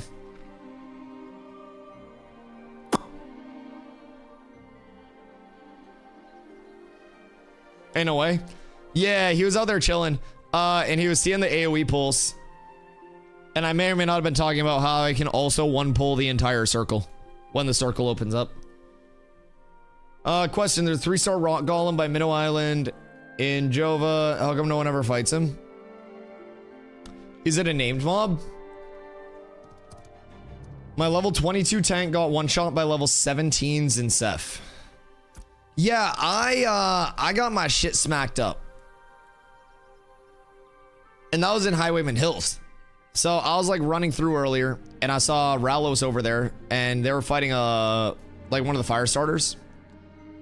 And I went to hop off and help. And the fire starter one-shotted my horse and then dropped me like 30% HP. It's a little scary. It's a little scary out there. Okay. No Ashen. Jesus. Iron short spellbow. Jesus.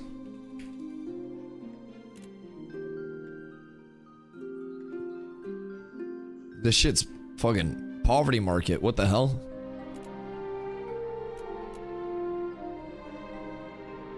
God damn.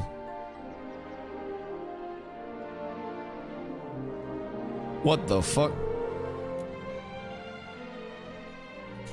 Earring? Maybe there's like something here. All right, so this is full cooked.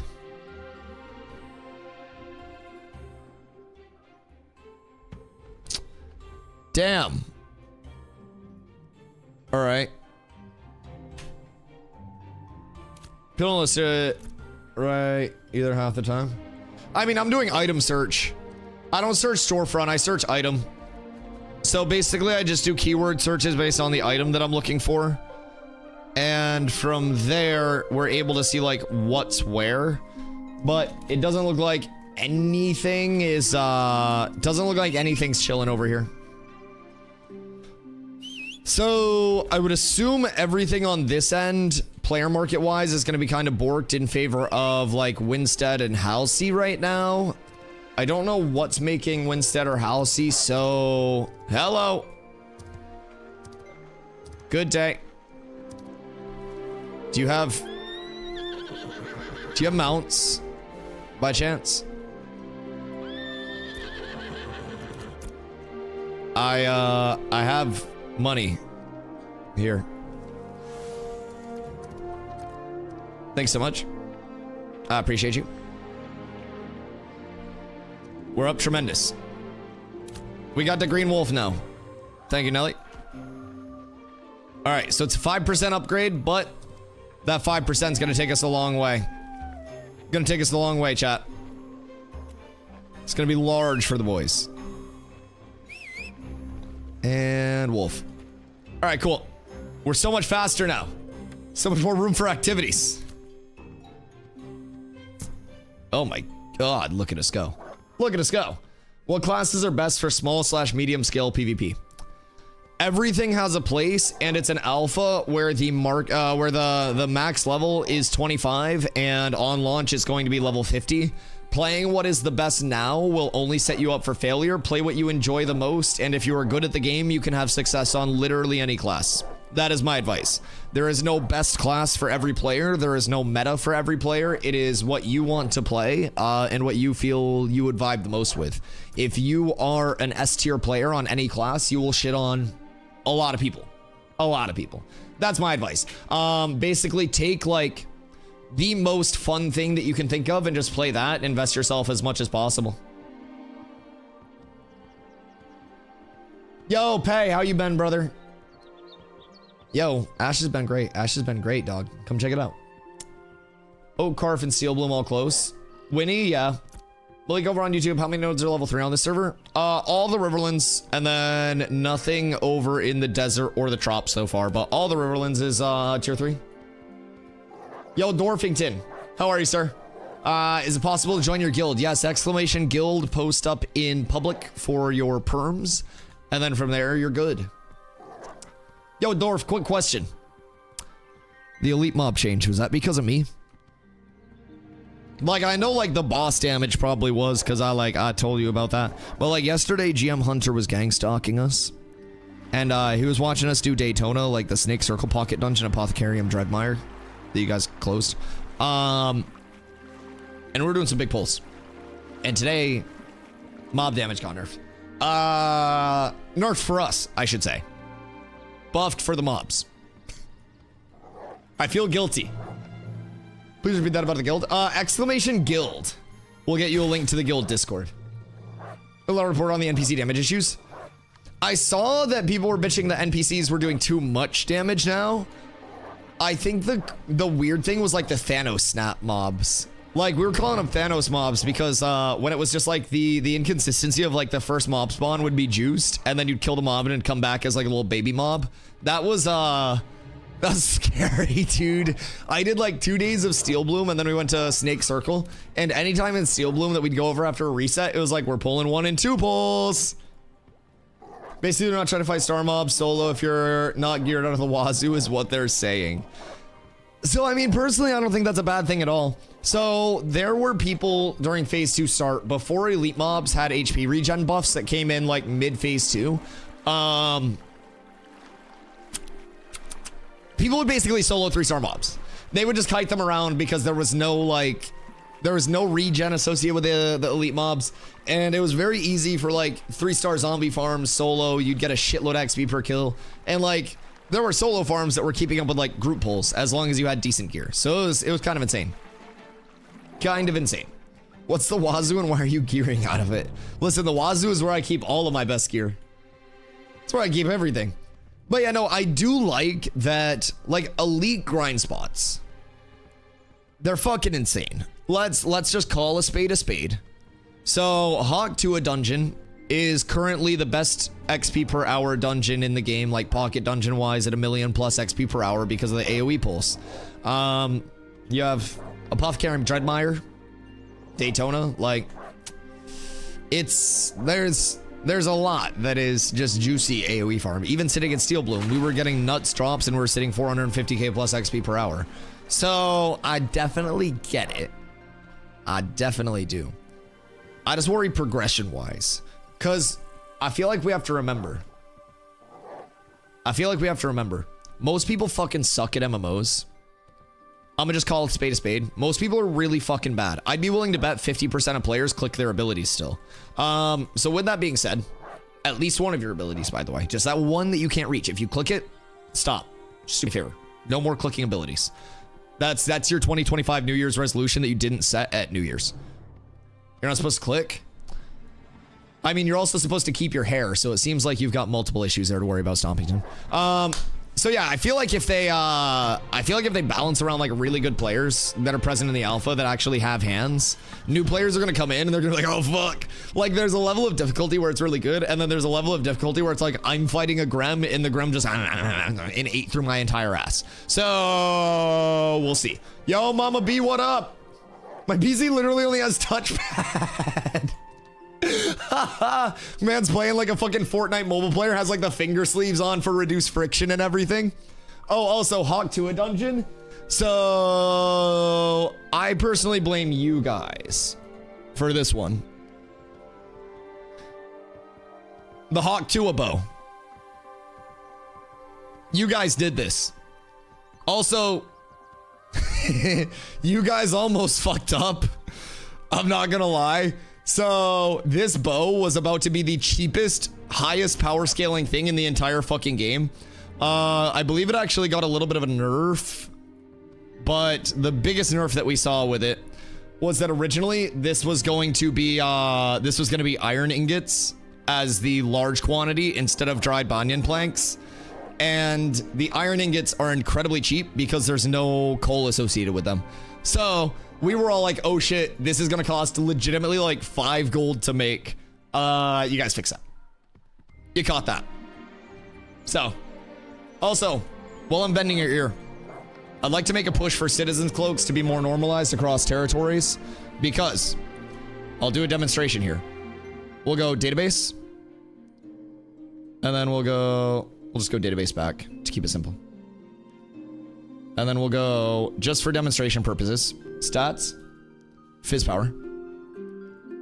So, very simply put, the most viable and most achievable Citizen's Cloak in the entire game right now, and the only one that is a best-in-slot cloak for physical damage dealers across the board, is Winstead Citizen's Cloak. So, every single fizz damage dealer in the game gets Winstead Citizenship, buys the cloak, equips the cloak, and then leaves Winstead and keeps the cloak on, because as long as you do that, you keep the cloak bonuses. On the caster side of things, even if we take this and we go magic power rating, there are 4 options for viable magic power scale. Sorry, 3 options for viable magic power scaling cloaks. So through that, you have very few actual deterministic options in what you can do, especially on the melee side of things. Every single melee in the game, I'd be willing to wager, you know, that kind of like knows what they're doing, or like fizz scaler, is going to be grabbing Winstead Cloak, abandoning their citizenship in Winstead, and just never taking that cloak off.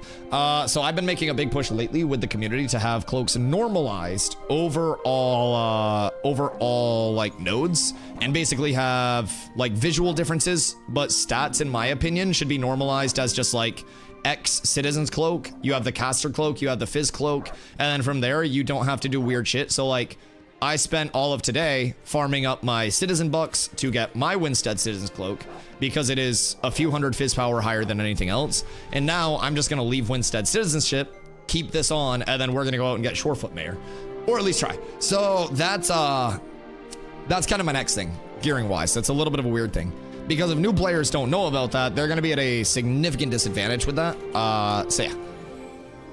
While I'm bending your ear for a moment, gonna log in for a guild invite if that's okay.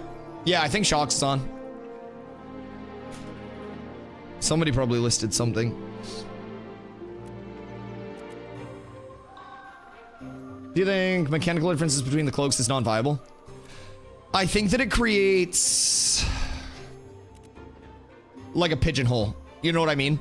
So if we reference the caster cloaks, they're basically like the most important scaler is always going to be this up until diminishing returns, right? And with something that's easily achievable, you know, it's all about that. Yo, Fleshfinger, thank you for the follow. With efficiency and gearing, with getting up to the DR breakpoint, like for perspective, I'm missing a few pieces, but I'm regarded as pretty well geared at this point at 133.5 fizz power. So in terms of DR, we have up until about 220 power output until we get impacted by the diminishing return bans heavily. So through this, your most efficient steps and acquirable steps are always going to be Citizen's Cloaks. So the only thing that matters is magic power rating. So instantly, any cloak that doesn't have magic power rating or fizz power rating isn't going to be used by any player that knows what they're doing. Then we look into, you know, caster cloaks are the only ones that actually have 3 options. So here you have max mana, max health. You have the commonality of max health across all of the cloaks, right? So then your differentiator is primarily your mana, your magic evasion, or your ment. So those aren't really like big enough differentiators in my opinion to make a huge difference. I probably think most people will just go Mira or maybe even Jova, but there's not like a huge differential in any of these cloaks other than the primary thing being the magic power rating, and that's essentially where everybody is looking for their early value. So yeah, even on live, like prior to the like the wipe and everything, everybody was just using city cloaks. Yo, Crixicus, how goes the grind? Dude, I'm so sad. I had Ashen Haunt shoulders that were listed on Mirror Market for 4 gold and 40 silver. Not I had, but I saw. I didn't have my money on me, like my glint wasn't sold. I ran up to Winnie, I got my glint, I sold my glint, I went back to Mira, gone.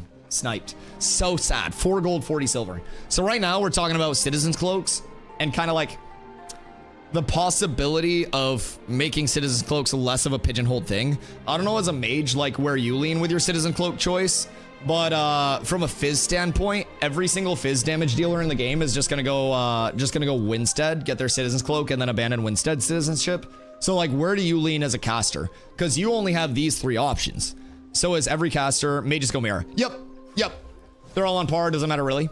Yeah, so I was just saying the biggest differentiator is gonna be like the mana versus the magic evasion versus anything that, but just gonna buy a Mirror Cloak off Marketplace. How much money you got? Damn, spot me some, dog. The fuck? Mirror for sure. Yeah, that's what I told all my people. I told all of my people just go Mira. Can you get all 3 cloaks? You, like, can if you're a citizen of all 3, I guess, but you can only use 1 at a time and you can't switch cloaks. Like, you can only wear 1 cloak. And you can only equip a cloak if you're an active citizen. So there wouldn't be like a benefit to getting all 3. I don't really know why you would want to do that. Like, you can own all 3, but you can't like switch them out or anything like that.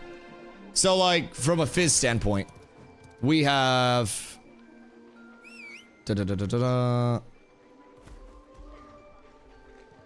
from a fizz standpoint, we literally just have Winnie. That's about it. It goes 732 to 749 down to 557 on a Griff, so you can equip it no matter what. Did they change that? Because you can't equip Citizen's Cloaks unless you're a citizen. Oh, when did they change that? The green ones you can't, unless it's a bug. The blue you can. Weird. You've always been able to? Huh. With only the blues? Because the tech has always been get your citizenship, abandon your citizenship, and then you don't have to worry about it. Only the rare. Weird. No, that makes sense though, because the Sunhaven cloak was the green one instead of the blue one. Test it. No, because if I test it and it fucks up, then I can't be a citizen for 36 hours. It was a tech when you had a citizen enchant it. Yeah. Because I never unequipped my Winstead cloak once they changed it. Seems good to grab all the caster ones. What? Why? Why would you grab all the caster ones? There's no change. There's no benefit to owning more than one. What are you seeing as like a good benefit to having 3 different cloaks?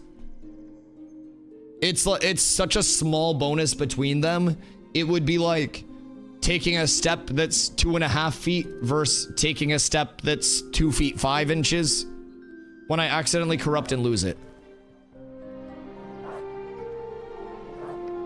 Yeah, I don't really think there's much of a valid time spend there. I'm not gonna lie. I think you would literally be better off like posting in general, like someone please give me more money, than you would be farming up 3 cloaks in terms of your actual gain. The odds of you accidentally corrupting are so incredibly low. Like, you have to physically get the last hit on a non-flagged player if you corrupt. You can do so much without corrupting, and people that accidentally corrupt are like not paying attention. As long as you are looking at your screen and saying, if I am flagged, I need to pay attention, right? Or mount. Yeah, somebody tried to corrupt bait us with their mounts yesterday, and I kited a bunch of mobs onto their mounts and killed them. So, yeah. Can't mob train players, but I'll mob train the fuck out of your mount. Sigblade longbow, that's ass.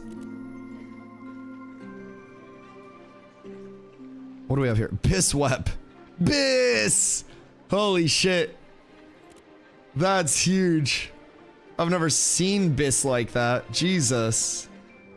Jesus. Sticking blade bracers, no. Barride pants is crit chance, no.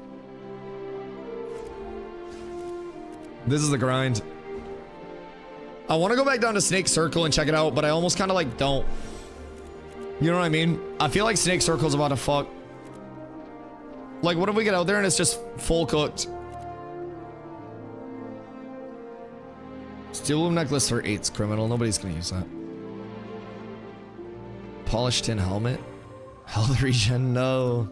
No. I just want something valid. Oh no.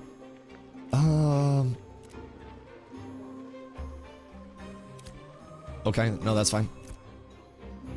Just auto run me. Pauldrons. What do we have here? Bearhide Hood's ass. That's Fizz accuracy. I'm not too worried about that. Sanctus Skulker's ass. I don't think there's shit here. I'm gonna be completely honest. Yo, low key though.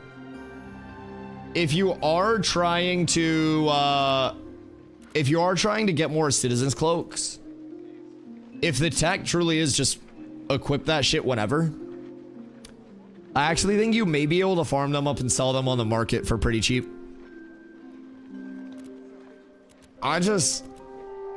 Maybe the tech was just for the actual like level 10 weapons.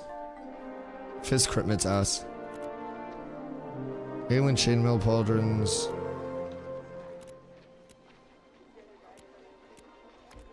Fuck it. I'll be able to resell those for at least a gold, but another 372 fizz power over what I had. I'll take that because that's gonna be another what?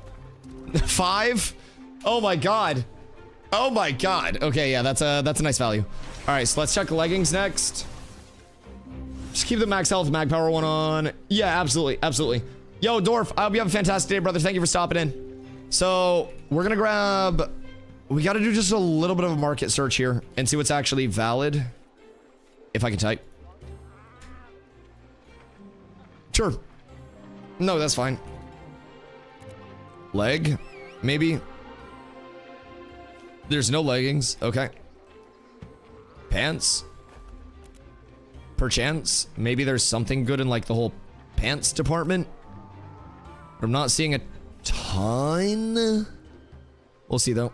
We'll see. We'll give it a look. Someone will buy a fluffy bear mount. Oh my god, the bear mount animations are so fucking good too. Yeah, a lot of their mounts are very, very well animated, very well designed. I miss my Snorsington. My Snorsy Warsy was like one of my favorite things, and it's dead now. It's gone. It's never coming back, and we've got to accept that. More specifically, me. Astronaut braces are ass. Chest is ass. The shoulders are legitimately like the best part of that set. And honestly, probably the only viable part of that set. Just from like a long term. Not too worried about that. But like my bracers are fine. I would just love to find like some better pants. Crit mitt rating I'm not too worried about. Fupo.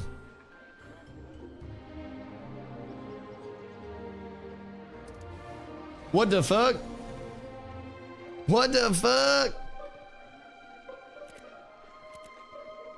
Look at the crew. That's all chill right now.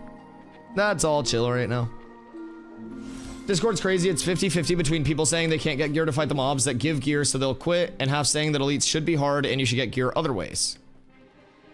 Personally, I think elites should be hard. Like, go into WoW on a level appropriate character and try to solo Hogger. You're not going to. He's gonna walk up to you, he's gonna crit you and daze you, and then he's gonna crit you again, and then he's gonna crit you again, and then you're gonna die, and then you're gonna find a group for Hogger.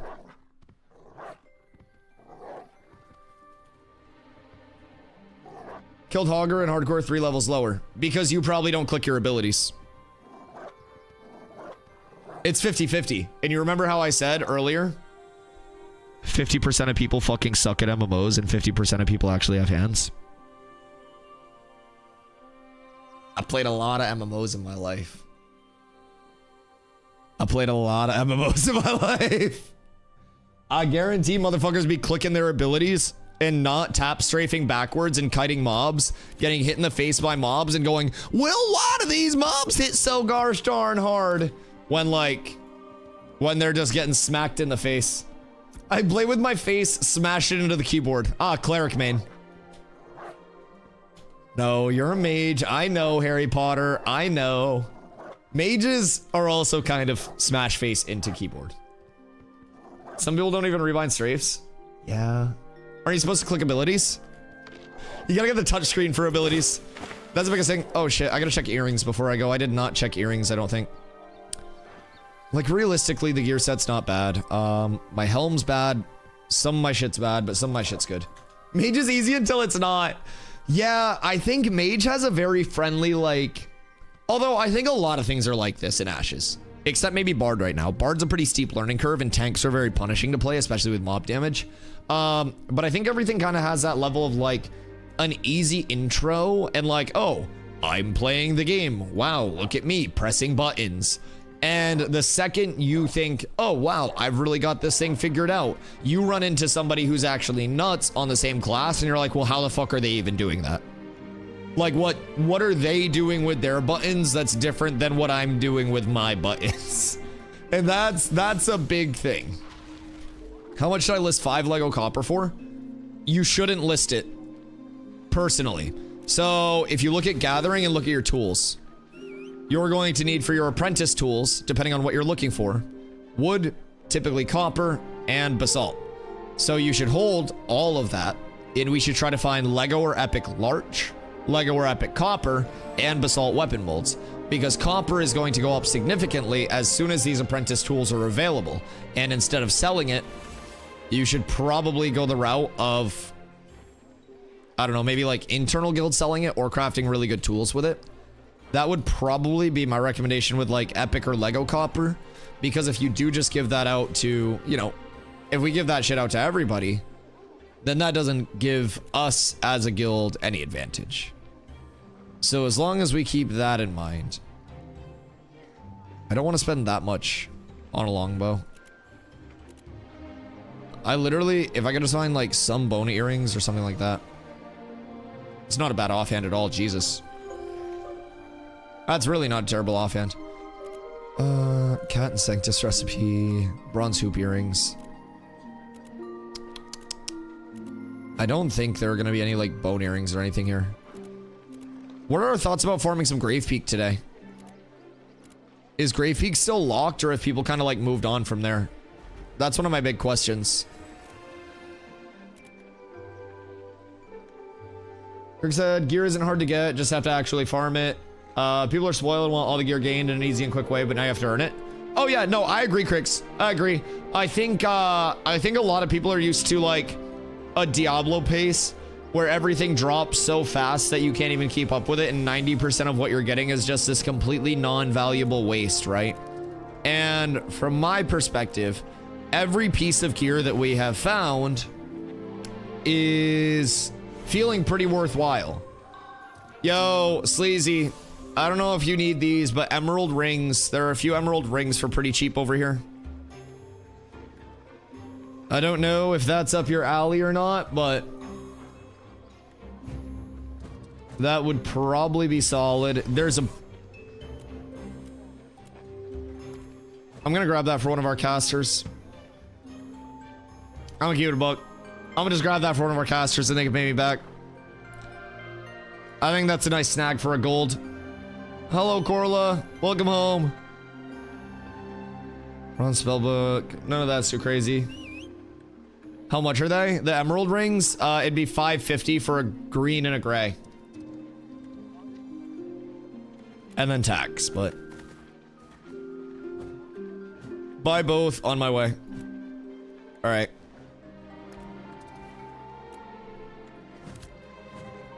Alright, so... those are the emerald rings. And then... Carla, those are fizz. This one's the caster one. These are fizz. Emerald rings are fizz. They're fizz pen, fizz power. And then I got the bone ring, which is magic power and int. So the int will give even more magic power rating. It's 3 magic power rating per int. So this is going to give you another 100 plus. This is basically going to be a 600 magic power rating ring, just as a gray. Hope your appointment went well. Replacing copper rings? Ha! Yeah, I need earrings, dog. I desperately need some fucking bone earrings. If anybody finds me 2 bone earrings or 2 Lumidon earrings, I will be unbelievably happy. That's the biggest thing. I know a good Lumidon earring farm. If you do, I'm down to get the entire group out for it. By the way, 1 emerald ring is selling for 11 gold. Got myself a Wolf and Maw helmet today. Oh, Wolf and Maw got changed though. I don't know, I'm not full sold on Wolf and Maw. Oh. I'll pay you 2 gold to that for that bone ring. I mean, I'm broke as fuck, I'm not gonna lie. I would love to give it to Corla, but I need money, and we will find so many more of these. 584 fizz power. Wolf and Maw?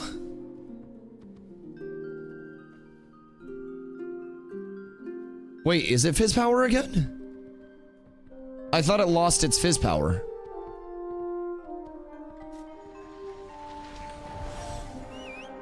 What?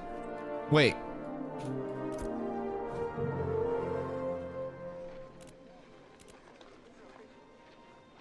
Berserker's Visage is a different one.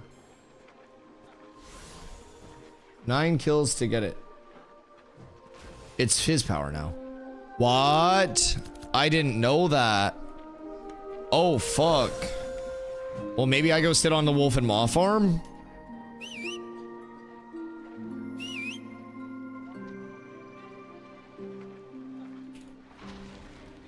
Interesting. 9 kills to get it. 9 kills in 2.5 hours? Hurting's so fucking bad for gear. Are the new axes out? New axes? What do you mean new axes? Like axe weapons? No, that's not gonna be for a while.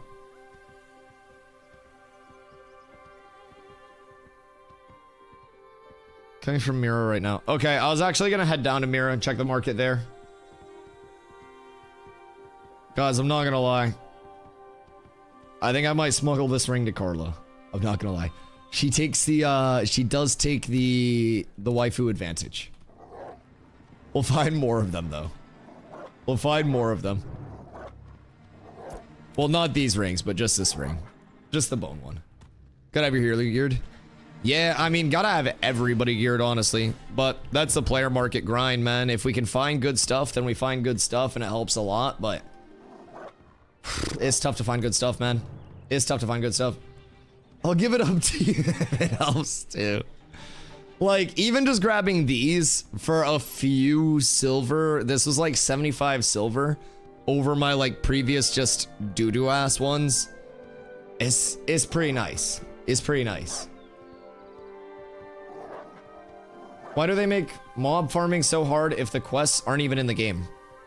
What do you mean if the quests aren't even in the game? Just hit J. There are a bunch of quests.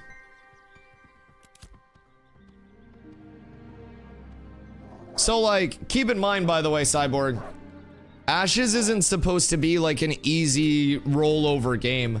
Like, this is a classic feeling MMO that has actual difficulty and punishment to it if you're not playing properly. It's meant to give you, you know, that difficult feel, man. A lot of games right now are, in my opinion, way too easy. And it's pretty nice to finally have something that's difficult. 10 more quests in P3. Oh, they're in the middle of a full quest revamp. And even in this time, they've already done so much to questing. Like, it's massive. I think right now, questing is in a much better spot than it was in December. And it also received a 30% XP buff specifically for this playtest period. So it's pretty solid. Little tip for a finder fee. I appreciate you. I appreciate you. Much love. It's in a better spot. It gets even better in P3. Everything gets better as P3 rolls around. Yeah, exactly. Econ changes will be taken care of. Like, time to kill changes, attribute scaling, mob damage, all of that will be completely taken care of and shored up. Like, everything is huge. Can make apprentice tools now? Nope. You have to wait for the tables to go up. First table for lumberjacking is probably going up in Jova on like Friday or something. But I wouldn't expect it before that. Costs feel like a whole ass game compared to phase 1 for sure. Oh yeah, it's come a long way. It has genuinely come a very long way.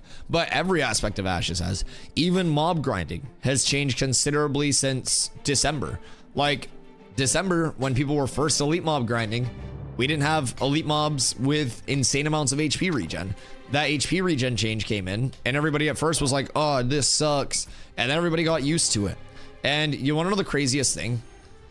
If you talk to a bunch of new players who are first time players and not people who have played previous phases, a lot of people are like, yo, this feels good. It's my first time coming in. I like the scarcity. I like that I actually have to earn stuff.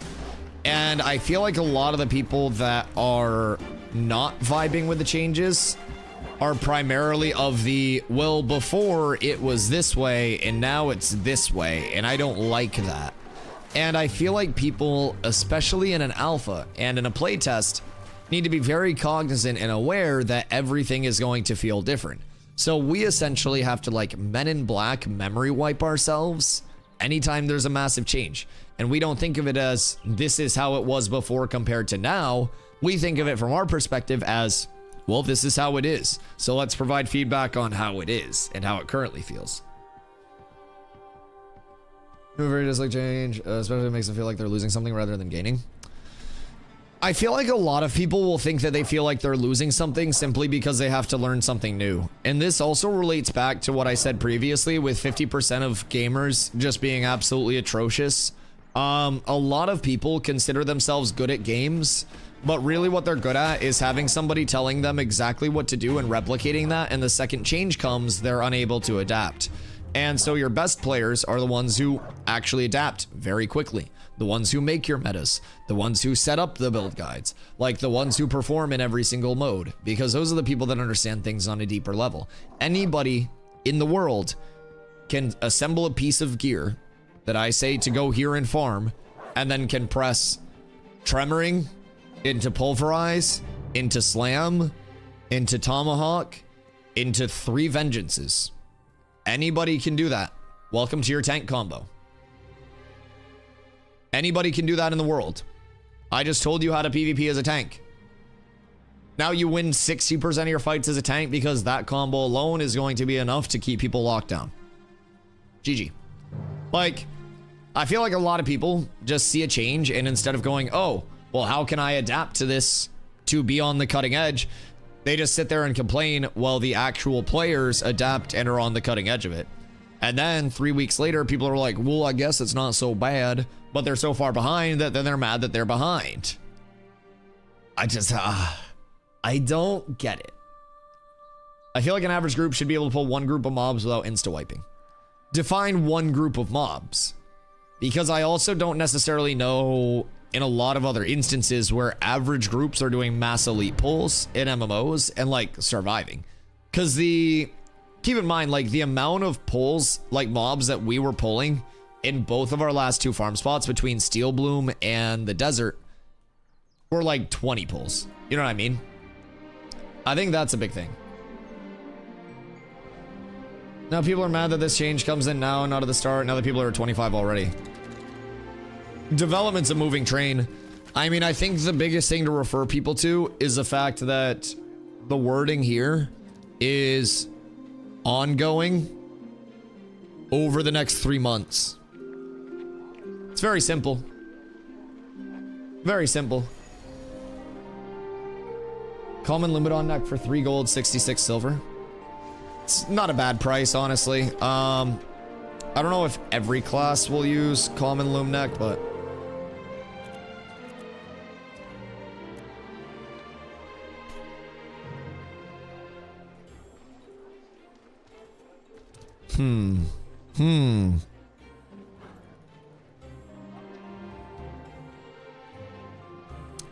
Surely. No, it's a Muckmaws. That's sad. So Wolf and Maw. It's an interesting one because it's very replaceable. Very, very, very replaceable.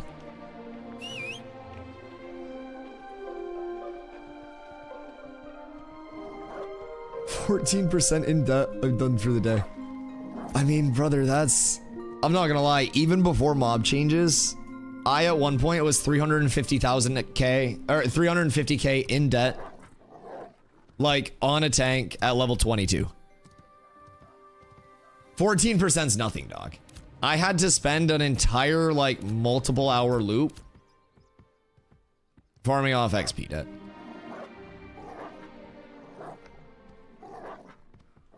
It is. You're gonna lose a lot more over the course of playing Ashes with deaths than 14k XP or 14% XP debt. Like, I'm not gonna lie. Death is something that's punished in Ashes. And I think with every update, people have to be aware of that. It's an update, it's testing, it's you know what I mean? Told someone earlier, if you're offered free trial access to a theme park for 1 free month when it opens all for $100 in your honest feedback, would you say no? I mean, I don't really like theme parks that much, so I would probably say no, but I don't really like heights, if I'm being completely honest. I don't like heights much at all. So, found GM Rod and he has about 200 guards spawned around him in the Riverlands. The fuck? Where? Where is that happening?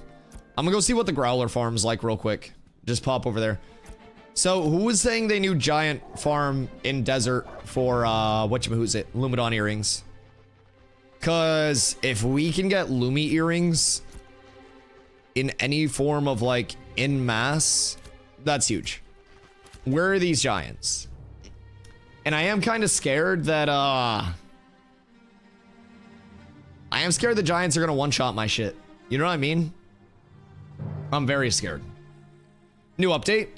Yeah, there was an update this morning where they tried to address the Thanos elite mobs that were spawning, tweak elite mob damage and shit like that. People are saying some elite mobs are hitting very, very, very, very, very hard. Son of Giants. Okay, do you want to come down and farm it? Uh-oh. What's Shock doing? I don't know what Shock just started up, but... I was watching a group and they said they got 6 neck/ears in a few hours. It's not bad. Not bad at all.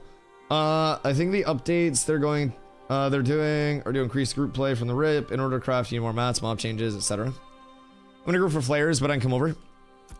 I mean, if we have enough people to kill it, Carla's home, so we can probably get Carla on. Let's see. I think Krem's on, so we can get Krem. One bard, one cleric, and a bunch of DPS should be fine for them. I don't really see much of an issue with that. Does anyone want to go over and farm that? Because I'm down. So that's the reason I suspect another wipe for August. Oh, I personally, like, I expected an August wipe regardless. I'm not even gonna lie. I have been telling everybody that I think there will be way too much that's changing to not have a wipe. Invite Sleazy / invite Harry Potter. Who else? And then Booty. Oh, Booty's in. Shock. Beautiful. I'll get Carla. Yo, Fruity Fazbear, thank you for the follow. I appreciate you. This server worker transition is chunky. What the fuck's going on right here? Something's weird there. I don't know if that's a server worker boundary or what, but... Yo, Nin, good afternoon. We're going down to the desert to farm a little bit. S tier mount animation. Yeah, I don't know why this is so chunky through here. Like, this isn't normal.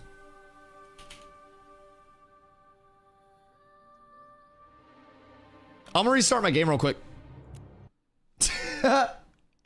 I'm gonna restart real quick. Maybe that server worker's just borked or I have like a big memory leak or something.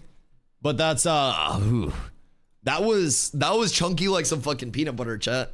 One more question for a bit. Now that I hit a sweaty your brow, where do you see I move on to? Once you get sweaty your brow done, you're gonna be looking for Second Sword Outpost. It's gonna be like the Midwest of the, like that starting area. So if you go west from Lionhold, you'll see Church of the Seven Stars, and then you'll also see, Second Sword. Over at Second Sword, I would recommend grabbing those quests to start out. That'll get some surplus tokens for you. And you'll be able to use those surplus tokens, at a later, well, not at a later point, but at a vendor. How can I check when we can make apprentice pickaxes? You ask people in global. Yeah, so like, that's all future building tracking stuff. There is a spreadsheet that's tracking when things are being put up, but there are like support buildings and active buildings and everything like that. So yeah, it's probably going to be a little bit of time before pickaxes go up. The first one to go up at apprentice is going to be your lumberjack axe for trees. Just so I don't have to say, I got a new player advice. I would say for new players, definitely be aware this is an ongoing playtest. It's going to be very imperfect. It's going to be an alpha. It's extremely important to keep that in mind and remember that the entire time. They just went through a patch today where they're trying to tweak some mob damage and some mobs are hitting very hard. So feedback is very important. Other than that, there's not really a meta class right now because it's level 25 max instead of a level 50 cap. So everything is constantly going to be changing and evolving. And hey, if you're able to, you know, go along with that, roll with all those punches and shit, you're good. You're good. Jova has axes soon. Yeah, Jova has lumberjack axes before this weekend ends, from what we've heard. Had fun yesterday running into a couple cats randomly and grinding at SB. I love that. Yeah, so I would say like the biggest thing with the alpha is a playtest. It's an ongoing playtest. Balance is going to be weird. Things are going to be weird. We run into multiple bugs each day. But the biggest thing is that we are actively working to make sure that those bugs don't happen in the future. New Ayla's mining. Okay, when's New Ayla gonna come up? Yo, what up, Saint Cat? Still worth to get into this $100. Yeah, I mean, if you like it, you get 2+ years of content up until the launch of the game. It's a playtest again. But if you don't like it, you're protected by a 90-day refund policy where you just get your money back if you don't like it. In terms of worth, I think it is, like, even if you were completely brain dead, Neanderthal, troglodyte, drooling on yourself at your desk, it's a 90-day refund with no hours limit. So you take your $100 bill, you set it on your desk. If you like Ashes enough to keep playing past 90 days, Steven comes in like the Tooth Fairy in the middle of the night, right? and he just takes your $100 bill and just punches you in the face once and walks out. He won't actually punch you in the face. That was just a me thing. But yeah, he won't hit you. He'll just take your $100. So basically, once that 90 days gone, your refund's gone. But if you stay past that 90 days, you're in the entire playtesting until launch of the game. So that is, in my opinion, like the safest bet that literally any gamer can make. NA has 6 days left on Trade Bureau. Good fucking God.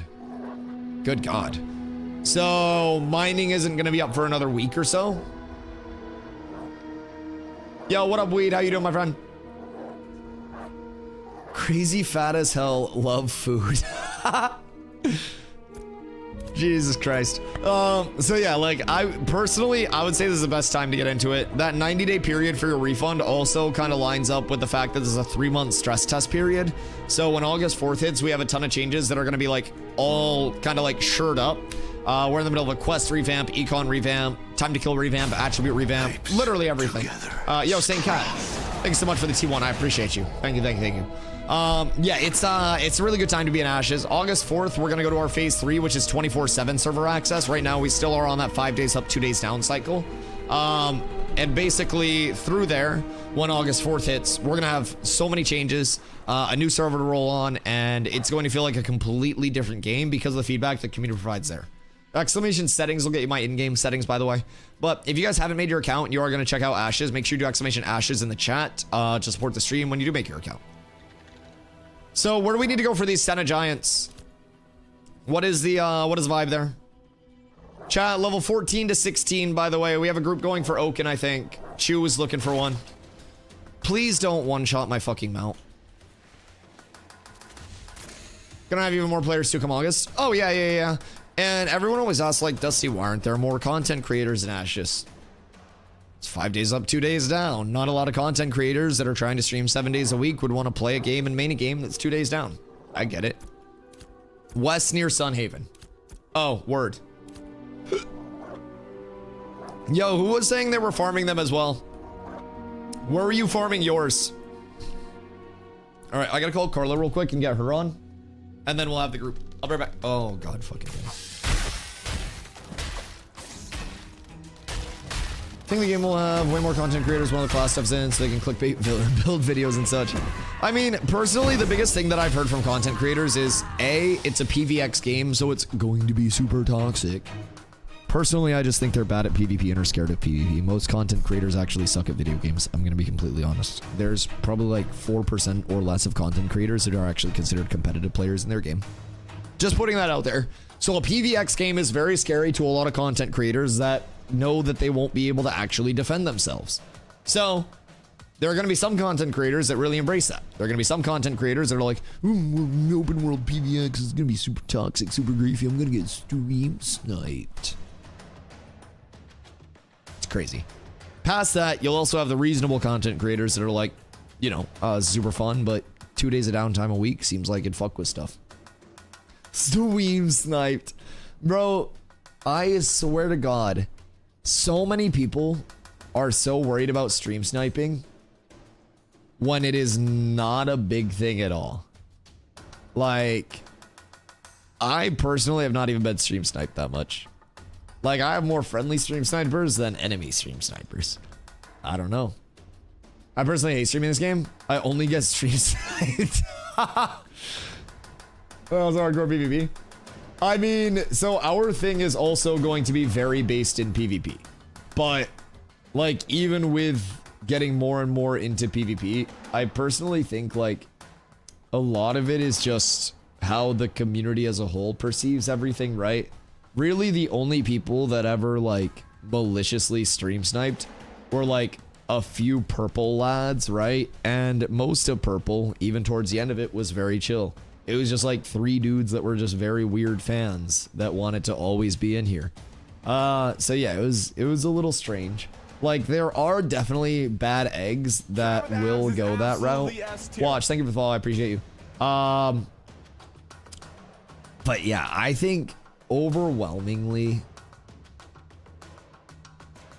I don't know, a lot of people do, I feel like, blow it out of proportion. That's why I don't stream it. I just vibe out off stream. Yeah, no, I totally get that. I totally get that. A lot of people, like content creator wise, will be pushed off because of that possibility. But like, that's also where YouTube comes in. Could be stream sound different and dangerous or serious war. I mean, if you're in a serious war, it is what it is. You also kind of like opt into that. But again, it happens. Like, if there is information out there in any way, shape, or form, that information is going to be found. It's not like a huge thing. Believe me, I come from, and Crix, I don't know, like, because it's not like you really knew me before Ashes or anything. But in New World, I was regarded as one of the top melee players, if not the top melee player, when I left. I promise I'm very aware of, like, a lot of people that want to stream snipe when you're a very competitive player. I was top 3, if not number 1, when I left New World. It was the equivalent of LeBron retiring right now. Like, I get it. I definitely get it. People will take any bit of advantage that they can get in wars. My mentality is I'm going to be so good that even if people do want to try to stream snipe, it doesn't matter. If you're in a siege or war, no matter where you are, they will. I streamed the node siege tests. And you want to know what's crazy? We won every single node siege that I streamed with full comms being streamed with 0 delay.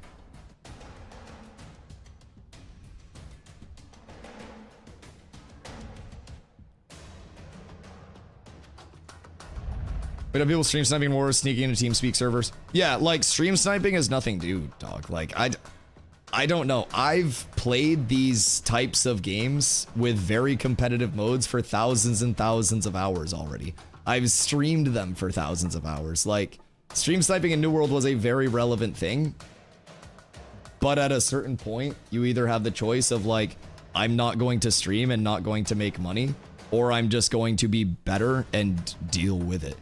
And I would also like to point out, if you're a well-liked figure in the community, like, not that you're not or anything, that's not a dig or anything, but like, if somebody's a well-liked, well-respected figure in the community and somebody is maliciously stream sniping them, I've had more people that are like, yo, Dusty, you need me to come help, than people that have come over and like actually been malicious. You know what I mean?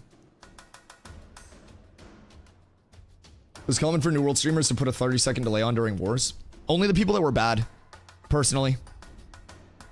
That's legitimately it. How about a stream sniping when people can come up and kill you at any time in the open world? I mean, like, it's definitely an advantage if people do have all the info. I mean, even earlier today, like, stream sniping can come in many forms. And this is something like that personally, I think comes with the territory. Like, if you stream, you're opting into it. Some people, that'll be a huge push off. Some people, I don't fucking care. Whatever. I don't really mind that much. Some people will literally like not stream because of it. I don't really give a shit. So it's, in my opinion, something that everybody deals with to a certain extent, and everybody has their own personal way to deal with it. But yeah, I don't know. I think it's definitely something where if you're comfortable with it, you're fine, you vibe. If you're not comfortable with it, it is what it is. It's each person's own preference. But yeah, my last many years of existence have been spent between Dota 2, Fortnite, New World, and now here. All of those games are extremely snipeable, much more than Ashes is. With maybe the exception of New World, but even New World wars and shit like that, all that info goes out, like, same thing as wars here. It's just wars here last a little longer. You know what I mean? I think it's calibers. I think that's kind of like a dig, and B, in your head.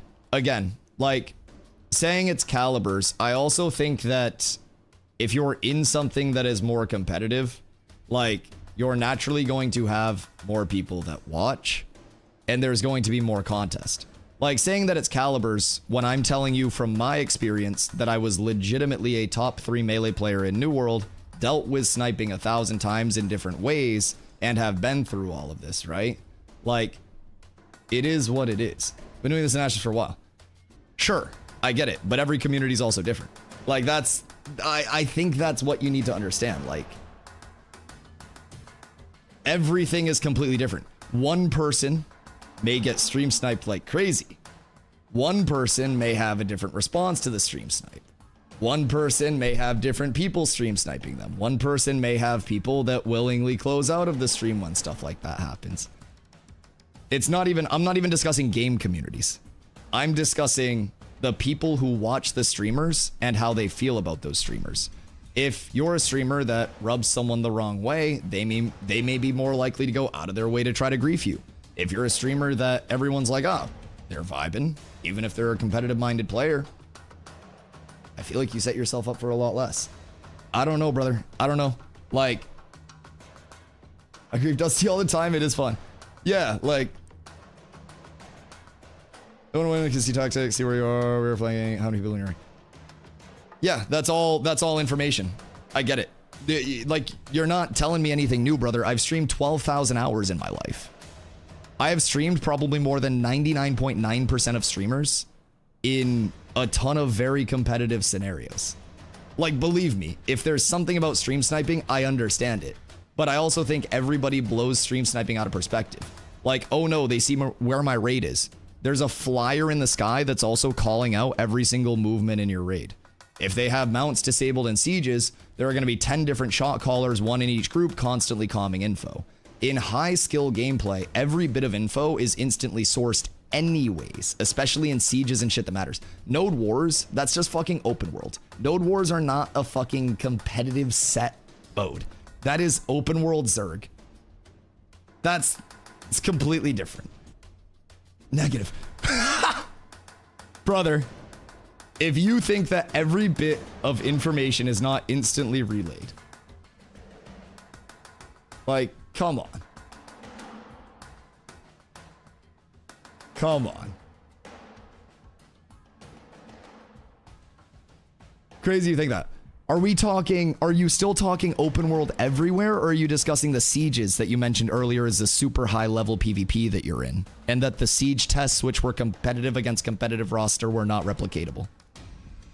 Because I feel like you're taking everything that I say and you're devaluing it, saying I've played the game on a more competitive level, so I know more. Like, respectfully, that's how you're coming at me right now. I'm telling you as someone who has streamed a fuckload, been in these same modes, even though it may have been one of 2 node siege tests. Like, you're basically taking everything that I'm saying and devaluing it, saying I play on a higher level.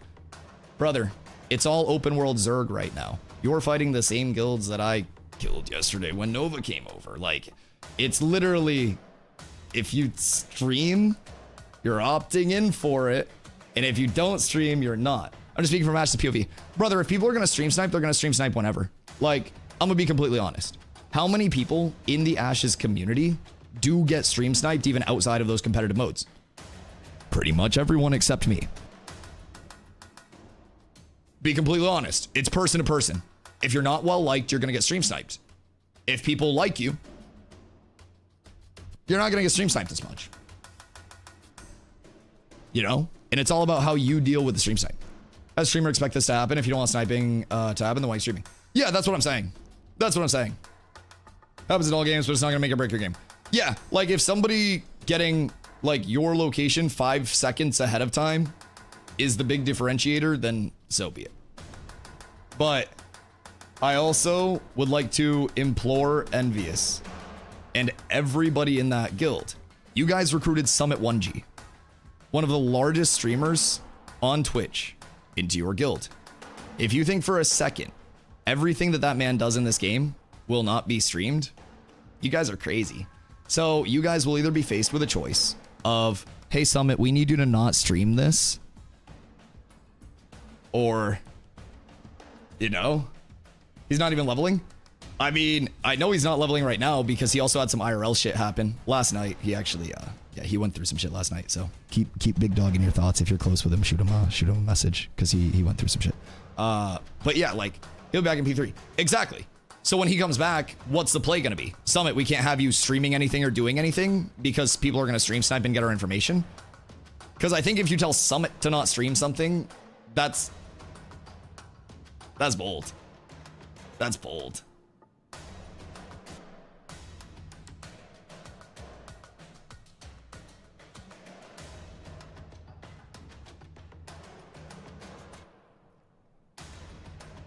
Set up events for him like last time so he has content. Couldn't dude just make content on his own?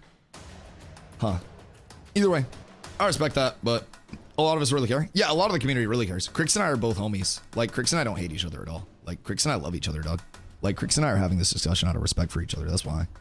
It never gets, like, fucking violent or anything. Yeah, Crix and I love each other. We're just two really passionate dudes. That's literally it. Crix and I are both very good friends that create a lot of content, and we're both very competitive-minded people.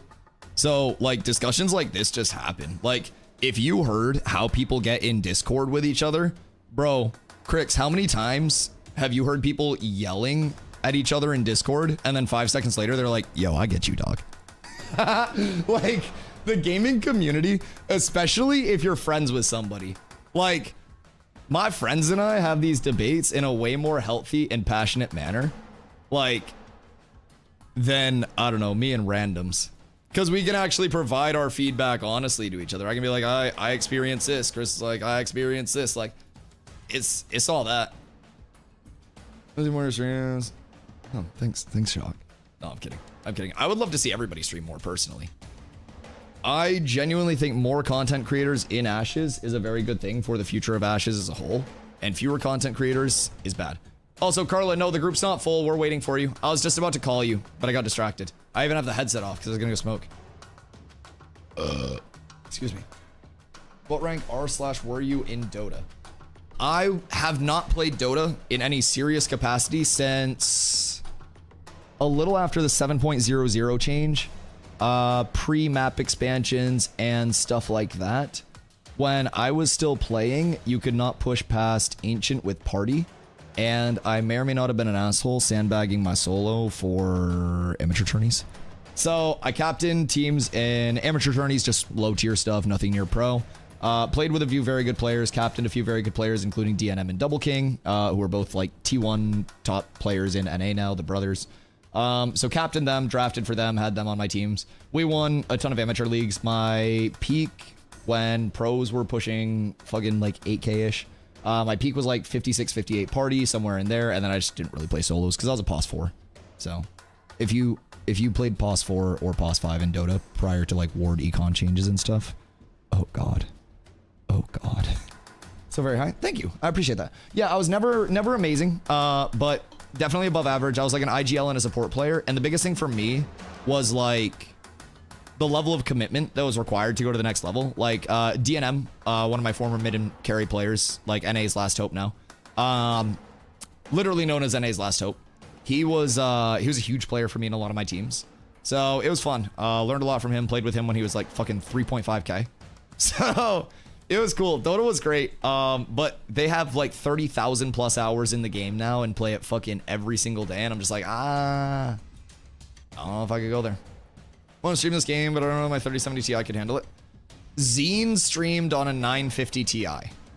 So, some of us are still 3.5K. Listen, it's a lot of map expansions and stuff. It's a lot of map expansions. But yeah, if you want specs, exclamation specs will get you my specs for the PC. But I'll be right back. I have to take my Celsius can out, and then Corla's getting on, and then we're gonna run over there. We're almost here. Okay, I'll be right over. I'm just gonna run my Celsius can out, and then I will be right back in just a jiff. Try it out. Yeah, I would recommend doing exclamation settings as well. If your game runs clunky, doing exclamation settings will get you a link to my video settings, which will probably help a lot. It's like a Twitch NDA, I couldn't stream certain stuff. What? Gross. Triple, what the fuck is all that? Wait, what's that for? Twilight Embers? What the fuck is Twilight Embers? If an enemy guild uses stream sniping Dusty as a crutch to make up for a lack of skill, you best believe Dusty will be smart enough to use this stream as a diversion to end up destroying the enemy guild anyways. Yeah, if somebody stream snipes me, I'll just run around the map like an idiot. I'll literally just run around the map like an idiot. Once somebody's obviously stream sniping, I'll start running diversion raids and shit. Wait, Crix, we put up our streams and then we just run around as a duo so far away from everybody else and we hide our map. Wait a second. Wait a second. Crix, we're cooking. I'll be right back. Cat with abs is absolutely S tier.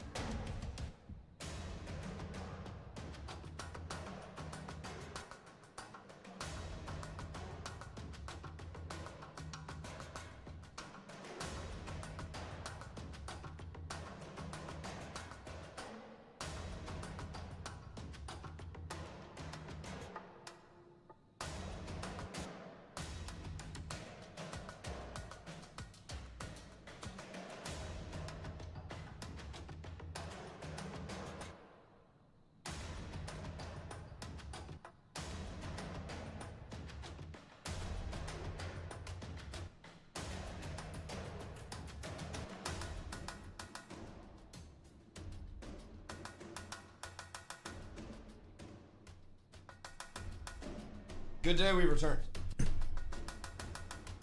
Oh god. Alright, we're back.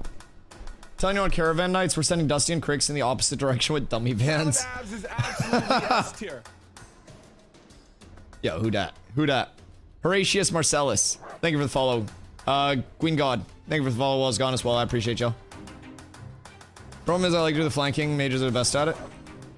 Oh, dude. Crixticus. Mage gameplay when y'all are actually, like, positioning properly is so nice to watch. Because, like, you know me, dog. I'm an initiator, right? Like, I love catching people out, taking advantage of that, and cooking them because of it, right? And so for me, I'm used to so many mages that just AFK. You sit in the back, you frostbolt, like WoW mages. I feel like there was never really, like there was game, like playmaking ability, but I feel like not many people actually utilized that playmaking ability, right? And I love big, flashy, high-risk plays. / invite goon. So, yeah, man, watching, like... Problem is a lot of mages just spam spells and not pay attention to the synergy. Yes! Dude, the number of people that just don't read their goddamn abilities, it's crazy. I mean, the same thing with tanks, bro. The number of tanks that, like... And not even, like, new tanks. New people, I don't expect them to come in and know, like, the timing on your trip and, like, trip lockouts and all of that. Like, but the number of tanks that have put in hundreds of hours and will still just double trip back to back. I'm like, what the fuck? I'm the guy who stares at the other mage's feet. Cricks? To see when they cone. Okay. No, that makes more sense. That makes more sense. Listen, man, if the second half of that sentence didn't come in, that would have been a little interesting. Yeah, no, so like, that's one thing. Same thing with tank. A lot of tanks will try to like grapple somebody in to initiate the fight. And the funny thing is when somebody grapples me in, I can basically be like traveling to them, mashing my tremoring strike. And as soon as I'm in that 4-meter range, before they can cancel the grapple and strike me, I trip them, get my combo off on them, and their grapple is my initiate. So it's kind of fucking funny. It's beautiful. It's beautiful. Trip lockouts all day. Trip lockouts suck. Trip lockouts suck. Yo, Merc, what up? Just got off work. What's the deal with mobs? Broken or what? Working as intended, but they're testing the damage of them. So elite mobs are elite mobs are eliting. Elite mobs are very much eliting. Well, mages of FAP and SAP are frontline gods. Yo, what up, Skull over on YouTube? The amount of mages I see that don't fire, con flag, freeze, shatter, repeat, hurt my soul. Too many try freeze first. There's an ability that freezes, that freezing resets con flag. Oh, interesting. See, like, that's the thing. I am very, very, very, very into the, like, tanking side of things, right? I can tell you the baselines of how other classes are going to work, but I'm not into, like, all of the techington yet. With New World, I had played 7,000 plus hours, so I knew the tech for every single class as well. I knew all of the movement cancels, I knew all the, like, frame cancels, everything, right? I'll get there, but right now, like, fucking yesterday, I was talking to Carla about how whenever I see one of the cleric Healy circles on the ground, I always make sure I'm in it for the pop time, and she was like, oh, you know it heals at, like, the start as well, right? And it's, like, multiple ticks, and I'm like, oh, shit. I should make sure I'm in that bitch sooner then. So it's like there's always, for me, since I haven't leveled every class to 25 and actually like played it for a shitload, I'm still learning a ton. Welcome to One Tap Land. Yeah, I'm scared personally. I'm very scared. Yo, what up, Artisan? How's the day cooking? It's cooking, man. We got the Winnie Citizen's Cloak. I got some Alien Chainmail Pauldrons for less than a gold, so that was, in my opinion, a good pickup. The set's coming along pretty well. We're sitting at just about 140 fizz power right now, and I do still have to replace these. If I were to get a couple of Lumadon earrings, I'd probably be sitting 160-ish. Maybe even a little higher. No, I'd be sitting above 160 actually. I'd probably be like 163 with 2 Luminon earrings, or 2 bone earrings. And then from there, I need to replace my helm, and I need to replace pants, boots, bracers. But honestly, my bracers aren't bad because they're crit power. So like, realistically, my prios are earrings, helm, and pants to replace. And then I'm in a really good set for a starter gear set. Oh, and this fucking ranged weapon. Chat, if anyone gets a steel longbow, by the way, please let me know. I am in the market for one. Very much so. I'm trying to get rid of this fucking book. I have to go up further, don't I? And then go in from the side. Yep. I have to go up here. Sir Alwyn, hello, brother. You see the small scale tech with Bard? Oh, God. Oh, God. I mean, I've fought a lot of Bards. Bard is, Bard's something. Will be a struggle now to push through 20 for us that are under, it seems like. Yeah. So I'm hoping that it's not that bad. But I'm wondering, like, are they intending to make it so you're not getting, like, 500k plus XP per hour in certain spots? Like, what is... I would love to know, like, what their target is in terms of, like, XP per hour output at the top end. You know what I mean? Declared Omen yesterday? Nah, we're holding the deck on us because I felt like that would be more fun for me. They have to worry about it at any point at any time now. So Shock has the deck scroll in his inventory. And yeah. When we get a good time, they'll have it. When the time's right, we'll catch them at a perfect time. Maybe on a gathering loop once Willow hits. Maybe out at a farm one day. I don't know. Maybe in a town and we'll get to the rooftops. Anything's possible with the guild deck scroll. They make the best XP per hour, not just farming elites. What do you think would be a better alternative? Because I don't think questing will ever be in a spot where it's like, you know, this questing progression outdoes the progression of, you know, what would be a static mob grind. I feel like questing, if it does go that route, becomes kind of this like almost too linear progression.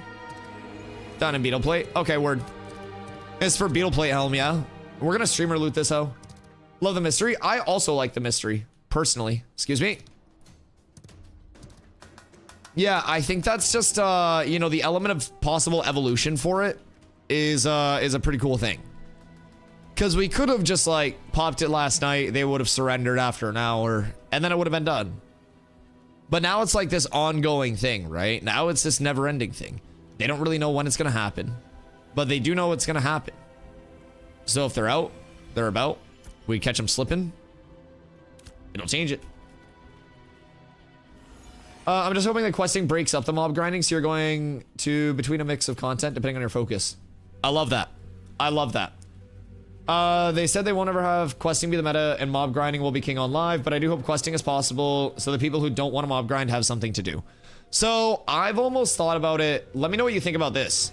I've almost thought about like each node almost having like an immersive like questing experience to it, right? So across a biome, it's obviously going to be fucking massive. There's a lot of running quests are taking you here to here to here to here, right?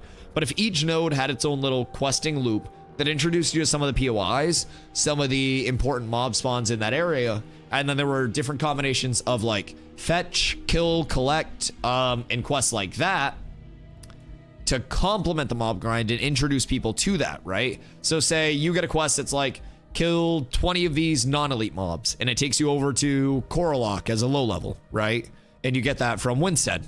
And then you also get a second quest that's like, these non-elite mobs have 1 gram of fent in their pocket. Collect their fent and bring it back to town. So then you would have a fetch quest and a kill quest, and you'd be introduced to the POI, so you could see like, oh, I'm getting good drops, I'm getting this, I'm getting that, right? And then you see the resale value of the Fent in Winstead, because Winstead is fucking crazy. I don't know what's going on there, but it's an epidemic, it's bad. So basically, you see the value of actually grinding that. You sound very into Fent. I'm actually allergic to Fent, fun fact. That's why I joke about it so much. So I broke both my wrists my senior year of high school, and they got put back together, thankfully. But double compound fracture, a little basketball related incident. So I have a bunch of screws in my wrists. And when I was in recovery, part of what they gave me to manage my pain was fentanyl. And my throat started to close up and I got hives on my chest and they were like, never do fentanyl. And I was like, I didn't plan on it. Thank you for the advice though. I appreciate that. I don't even drink because it makes my belly hurt. Carla, jump down to the low ground, love. We're down at the door waiting for you. It's down here. I don't know if you can see me, but we're down on like the base level. You'll just swanton bomb off of that cliff. Good day, sir. You sound very into vent. I actually have a stop the fent hat.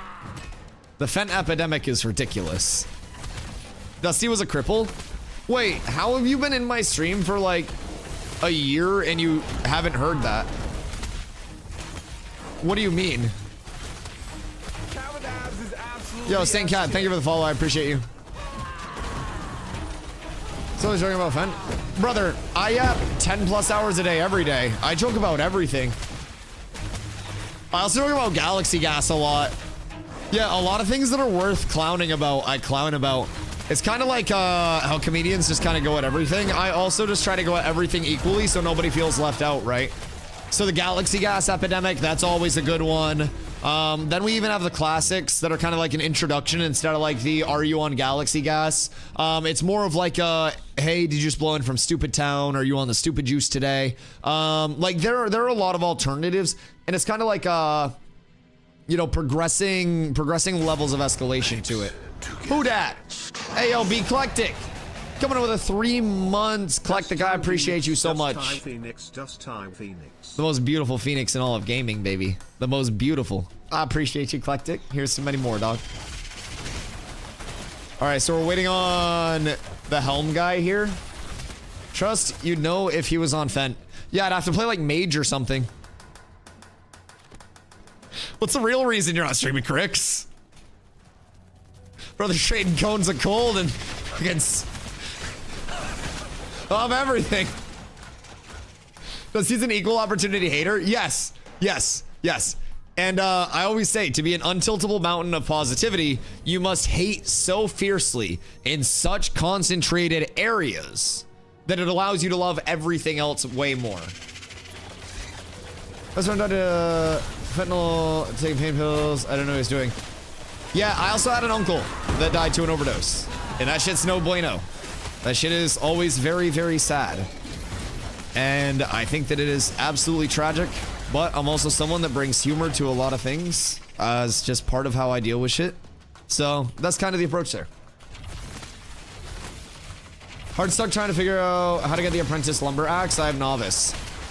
You cannot get the apprentice one until the building is finished in chat Jova. Jova for logging Nuelo will be mining later, right? Yeah, I do believe. And I think Jova's on pace. Booty, what up? Oh, I already have one. Give it to Corla or something. Give it to one of the lower level lads. I ran a map yesterday and got one. I bring banger questions. I'm so sorry. Chat was moving. Do you think there will be a main story / quest line or at least a hybrid integrated with a dynamicity? Dog. You sound like me on a rant right now when someone asks me what my favorite things about the games are. Holy shit. Dynamicity is a banger. One of my favorites is dynamicism. I don't know if it's a word, but it really sounds good. You know what I mean? Dynamicism fucks. Is there certain stuff log behind MSQ or MSQ giving a ton of XP while most players not just skip it entirely? I mean, ow. Fuck you, dog. I personally just don't necessarily see Ashes being one to go the route of like that super linearized like main story quest progression. Ooh! Wow. I rolled a 25. Bro, my rolls fucking suck, dog. My rolls are so goddamn bad on everything. Isn't this the mat to craft it, though? I mean, I guess we just store that for when we need it. I'll grab that and just put it in the bank. Okay, what's the best PvE class? Yeah, like Crick said, everything kind of has like its own viability. I always tell people like playing off of like what's the best right now, just in terms of what does the most, is gonna be a pretty slippery slope. Is this a 20-minute respawn? Because that's a huge drop. But we're level 25 cap right now. If you do exclamation classes, that's gonna be a really good resource to see what primary and secondary archetypes combined will turn into. All right, let's go farm giants right outside then, because there are giants right outside, and then we'll come back in here at 5:35 and get ready for this farm. Yeah, 100%. So right now, like DPS wise, as Crick said, everything kind of like brings its own value. Mage is gonna be the king of AoE. Ranger, PvE wise, has a good mix of everything. I would say, like, especially single target if you're going the short bow route. Arrowstorm still does kind of fuck despite some changes. Rogue also absolutely crazy. Like, fighter, in my opinion, is good. But a lot of people are comparing fighter, since it is a melee, to the rogue. And Rogue's kit is, in my opinion, fucking insane. Fighter's best DPS solo leveling. Yeah, once you get level 12, I believe it is, for your blood fusion, right? That's where you just start to go crazy. I have heard people say it can be a little tedious up until 12, and you gotta kind of like tiptoe sometimes, but it's just fighter and group PvP. Yeah. And I think like fighter's in a tough spot, like, because you're so dependent on other initiates, right? And something that's dependent on other initiates, you're almost always better off having a ranged or something that can respond instantly. I do think good patient fighters can get a lot of value. But yeah, no, I agree. What do you think fighter is missing in terms of like group? We had our fighter swap to tanker ranger this phase. Every one of them? What the fuck? Like, I still think fighter will be fine. It's just not made for big scale. Melee as a whole, like archetype, surely, you know what I mean?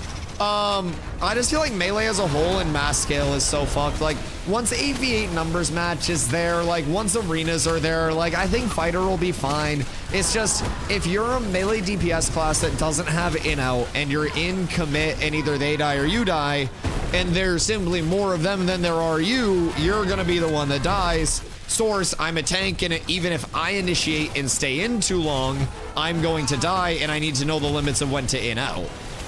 So, I think like melee as a whole just kind of like gets a little fucky.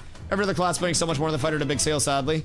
How do you feel about rogues in large scale right now? Yo, Jakku, by the way, thank you for the 2 months, and I hope you're doing absolutely fantastic today. My day is wonderful so far. I got a few pieces of gear. I did miss an Ashen Haunt Pauldrons that was listed for 4 gold. That was sad. Those are really good shoulders. But I got these for 77 silver. So I'm not too broken up about that. A very nice alternative piece. And my power is good. We did also just get a beetle plate helm for shock, so he jumped up to I think like 133 fizz power or something like that. So that's huge. That's huge. Large scale lose out, but outstanding AVA and lower. Big scale they still do great damage. AoE, and they can also step to clerics and pretty much 3-charge them. Yeah. So what are your thoughts about? Because I've almost thought about this in raids. Because there are the tanks that like to play just frontal, I go in. And then there are also the tanks like me that like to find their flanks and their initiates and almost have that hit squad for the backline, right? So for me, I almost think about having that flank group with like, you know, your tank, maybe a rogue or two, a couple mages or some bullshit, like, or maybe one mage, ranger, and then your, you know, your supports. But so damage to distract. It's the only thing I want them to do. Dude, tanks are such good initiate. I'm not even gonna lie. Like, tanks, if you do play in-out, there's so much fucking playmaking. Especially if you can viably just catch people out and hit walls and shit. Dios mío, papi chulo. He angy. He's very angy. I think tank personally is such a playmaker class, so, and it allows people to just follow up so safely. A lot of people also sleep on like how much damage soak we can bring in. Almost all mages go flank. Takes are great because low IQ players will go and spend all their time fighting the tanks instead of healers. Grip to front. Oh yeah. Oh yeah. So one of my favorite things is to hit the Fortnite on people. So with the Fortnite, you hit the grab on them, and then once the grab's hit, you insta-Q your wall with a quick cast, and by the time the wall casts, they're like grappled in, and then you have the time to trip them, and then like they're fucked. It's full fucked.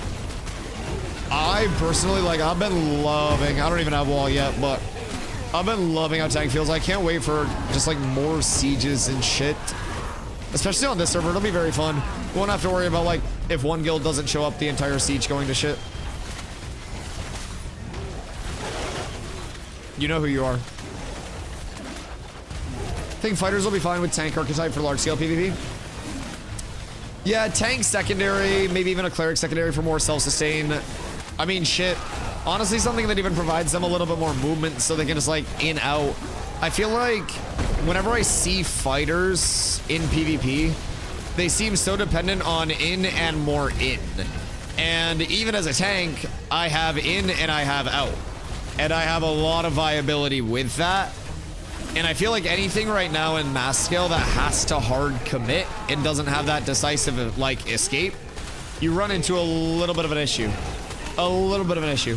But yeah, secondaries will bring a lot to a lot of classes, in my opinion, to say the least. Everything changes up. You'll see so many like smaller kind of like micro metas. Wow. Okay, we already found a loom necklace. Well, that's huge. You'll see so many different kind of like micro metas shape up with all the secondaries shaping up. Cheddar asks, when do we start seeing hybrids? So that's probably going to be after the August 4th start. So, wow. Yep, Carla decided that's hers, I guess. The big one hundo. The big one hundo. Fat right, throw 5 tanks in that bitch and slam up front. Unless you're against the better guilds. Let us hard focus tanks because you're in their face and they get scared. Dude, that's one thing I've noticed with like, so I've been calling it like the Christmas noob open world PvP right now, Crix. Anytime that somebody flags up, as a tank, I just go on healer, and every healer right now just panics. Any cleric will just shit their pants the second a tank is like up in their grill, and everyone, instead of trying to trade, tries to peel me while my entire group is just destroying their healer, and all I'm doing is tripping them. Dude, it's so great. What mount is fast to get now, or fastest in order? The Scorpion Broodling, the small baby Scorp, is going to be the fastest land mount in the game right now. It is going to be an extremely rare find. It's a huntable from the desert that is not a guaranteed drop, even from the huntable mob. The good thing about it is if you do find the trainable, it has no chance to become a beast of burden because a Scorpion that small couldn't possibly pull a caravan. So with that, it's pretty solid if you can get them, but it's gonna be very hard to get them. So next are the top couple that I can look to buy. I mean, right now, until Apprentice comes out, I don't think that there will be a ton. Like, my Wolf is 140, Base Horse is 135, Scorpion Broodling's fast as fuck. I think Gators are gonna be, Gators are Apprentice, right? I think that's locked right now, unless I'm tripping on that, but I haven't seen anybody on one of those. I think until Apprentice hits, everything's gonna be pretty slow. Don't worry about it for now. Yeah, like, unless you can get a Broodling, I would say probably don't stress too much about it. Like, I went from a horse to a wolf, and it went from 135 to 140. So it's not too crazy of a thing. Not too crazy of a thing. You have to level up something to get new mounts. Animal husbandry and hunting are going to be the professions tied to those mounts. So from the hunting side, you find the spawns that have like the white crosshairs above them. And from there, you walk up to them, kind of like pet them to death. But there are different like tiers of huntables, the same way that there are different tiers of trees.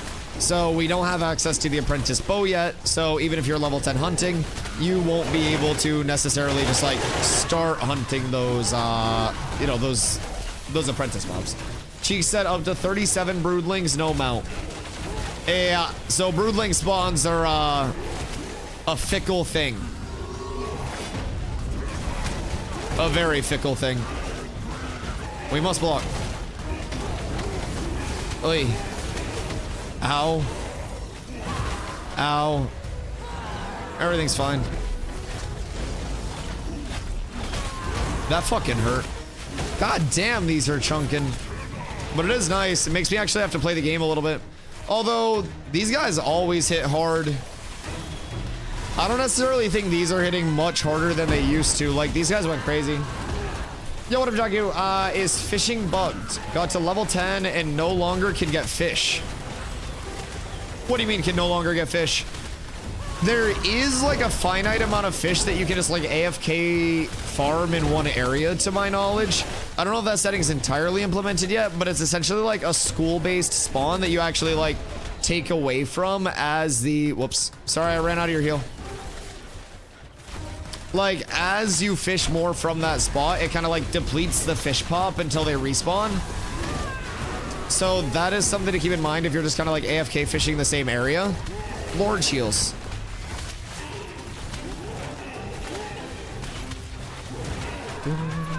Does higher rarity pet give you more movement speed? Not yet. Rarity will affect mounts more later on. But it will impact Beasts of Burden as well. So Beasts of Burden are quite nice. Troll, why the Nelly hate? Chat, somebody who dropped the 20k to untime out Nelly. She ain't doing nothing wrong. And hit Troll with a counter. Well, am I being timed out? I don't know. I don't know. I didn't do it. I didn't do it. I'll trade this for a neck with power rating. That is a neck. I think she wants power rating instead of the crit. If anybody has one. I mean, there aren't going to be a lot available. Bone necklace, maybe? No, that's fizz power.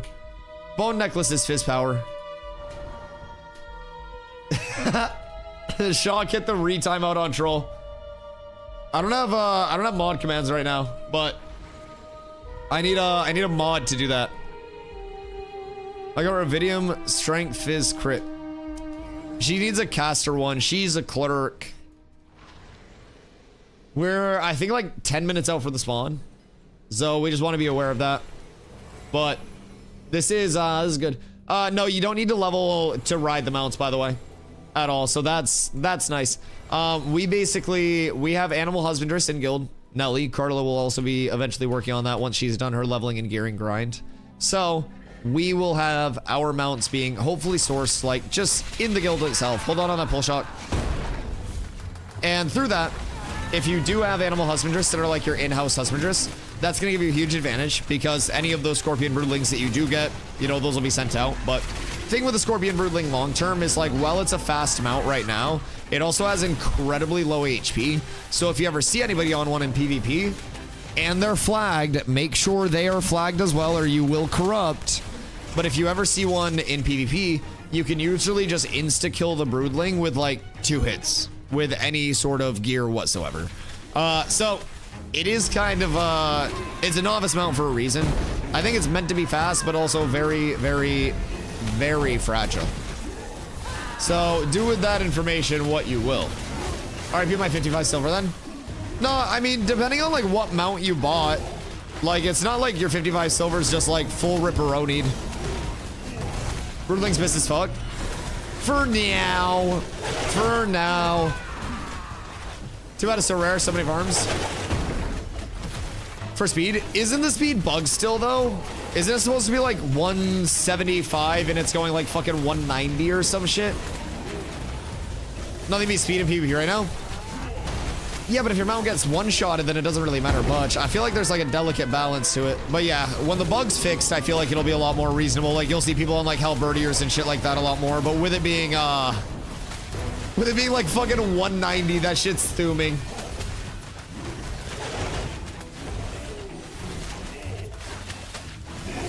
Running from people. Correct, but if somebody's chasing me down, like I could always just turn, hit their mount, they die, get back on my mount, we ball. But yeah, nah, I mean, it does make sense. It does make sense. Oh, I thought that was gonna be blue shit. Speed is over 180.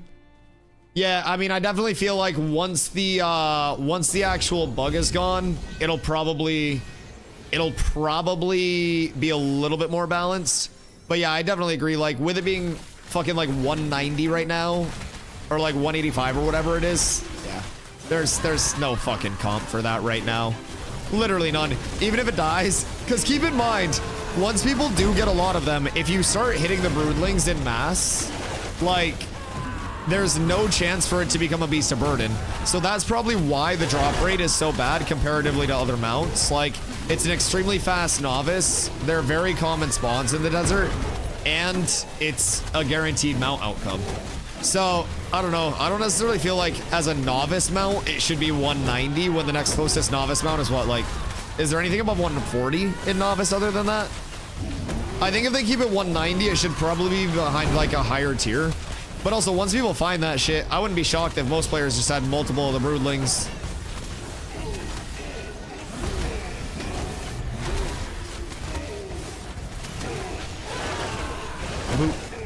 There's nothing else in novices above 140 right now. Mob hits hard. Yeah, they're doing some tweaking to some elite mob damage numbers right now. And yeah, they're doing damage. That is for sure. That is absolutely for sure. I personally don't mind it that much. I think that things doing more damage, especially elite mobs, will probably rein in a lot of the crazy like XP per hour farms. And it'll kind of just like keep people in a reasonable spot. People getting rolled at Steel Bloom. I've heard of a lot of people that are in a lot of XP debt today. I'm not even gonna lie. There's a reason why we're pulling one thing at a time, and I'm fucking active blocking and shit. Like, dog, it's scary. I do miss my Snorse too. The Snorse is slow, but that shit's so drippy. You can spend 35 gold and buy the Ebon Omen from Black Market. Wasn't it more expensive than 35 before? Quick said it was 50. Was it 50 before? I remember I looked at it once and I was just like, I'm not getting that shit. I'm not checking this phase. I did see somebody with it earlier. Dope if it's 35. You bought a snatch one. Initially it was like 65 gold. What's the Ebon Omen speed? 65 is a lot. 165? Sheesh, I thought it was 155. Holy fuck.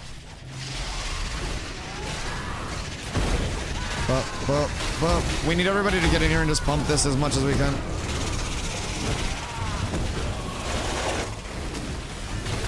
Thank you for your help and your cooperation to Dusty Corp. I think we got the tag as well, yeah? Oh my god, a blue! I rolled a 40. Everything sucks. Everything sucks. The 84 from Docs is insane. Blue Helm, thank you for help. They almost got it. Well, we got two of those bad boys. Jesus. That's a fat drop. Oh my god. We're 2 for 2 on beetle plate helms right now. What the hell? So that's 829 fizz power. My god. That's huge. What'd that bump you up to, Docs? You won that, right? Was that Docs that won that? I think it was Docs, yeah. Docs, you grabbed that, right? Did you looted it? I just want to make sure that shit's not like on the ground right now waiting to be looted. Okay, good. My biggest fear is that we get something to drop and somebody just gets so excited they forget to actually loot it, and then somebody just...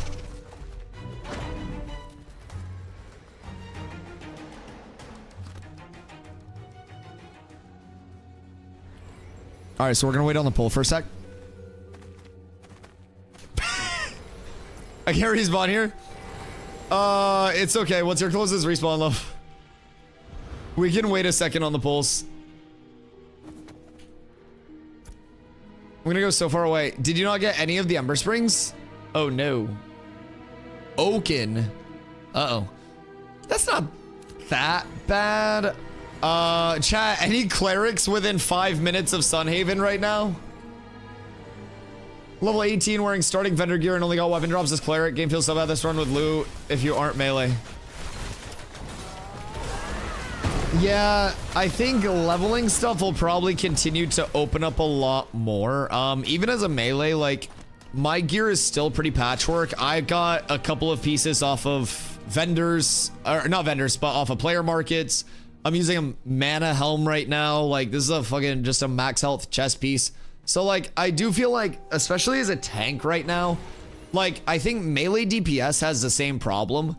But people look at what I'm wearing and they're like, oh, you have a lot of gear. Well, that's because I can slap on mitigation, I can slap on evasion, I can slap on crit, I can slap on damage, I can slap on health. Like, I can, as a tank, literally wear anything.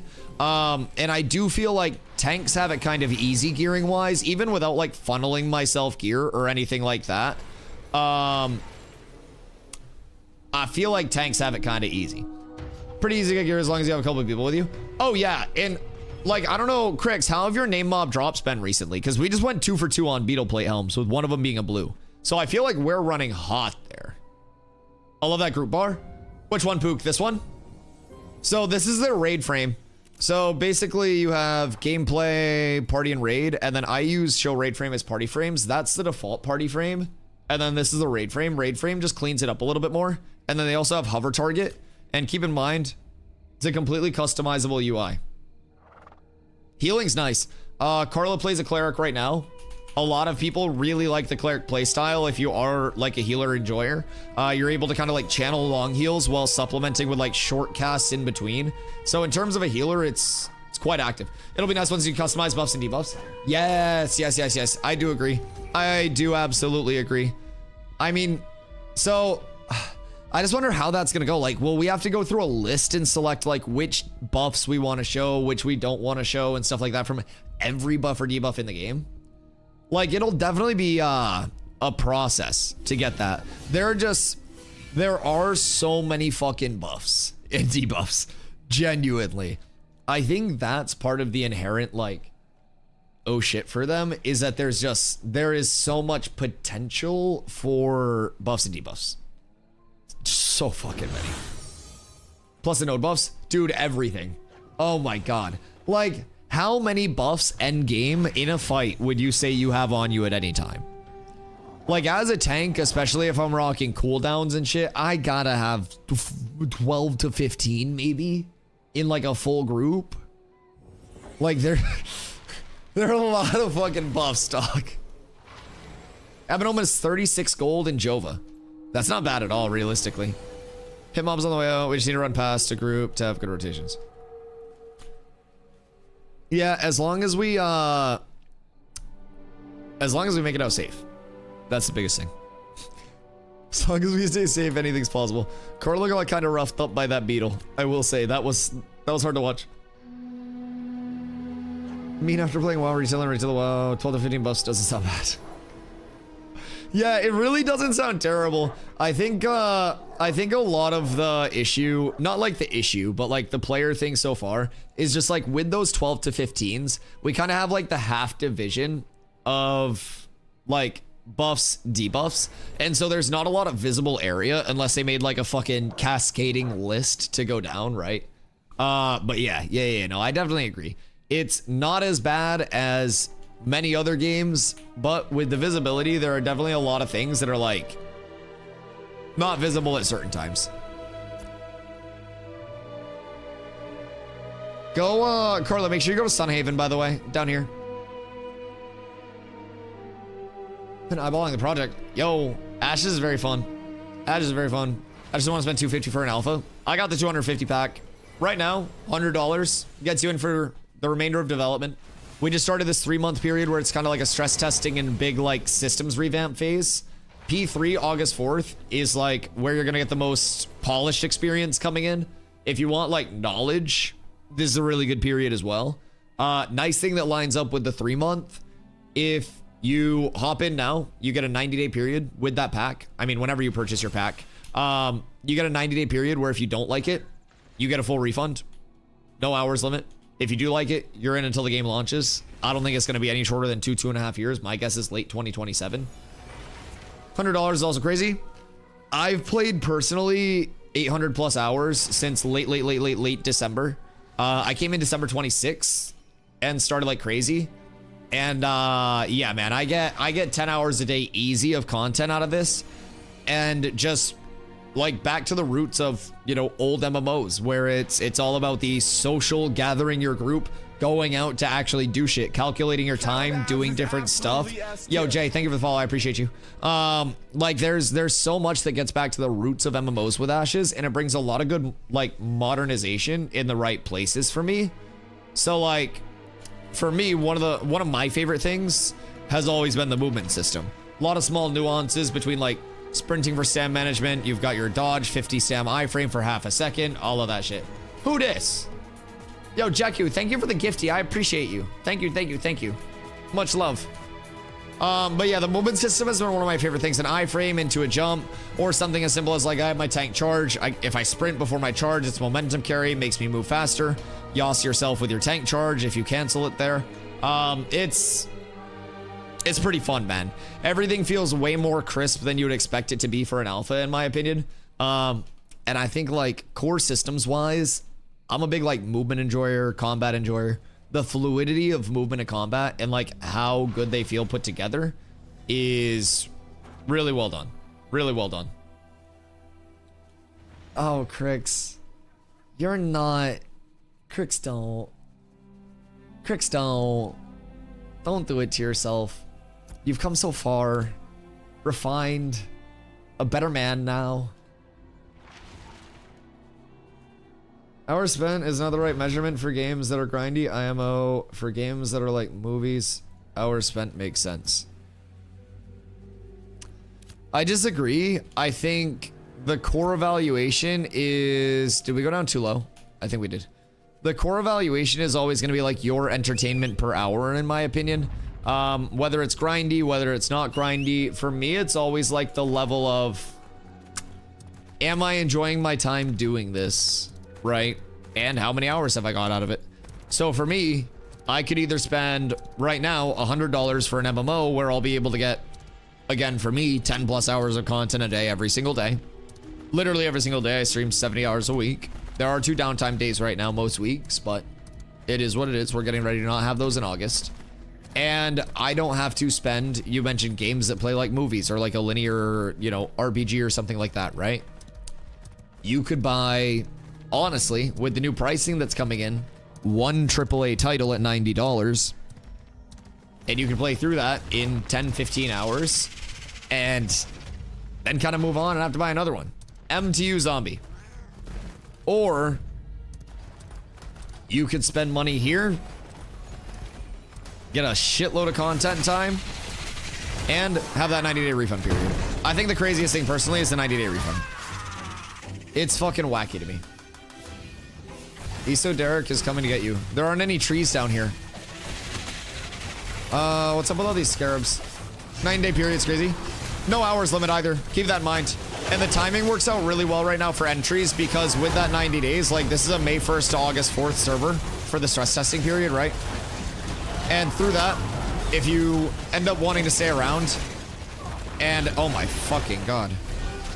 If you end up wanting to stay around and like play past that, like August 4th and beyond that, Steven just breaks into your house in the middle of the night and takes the $100 that you set aside previously for the project access.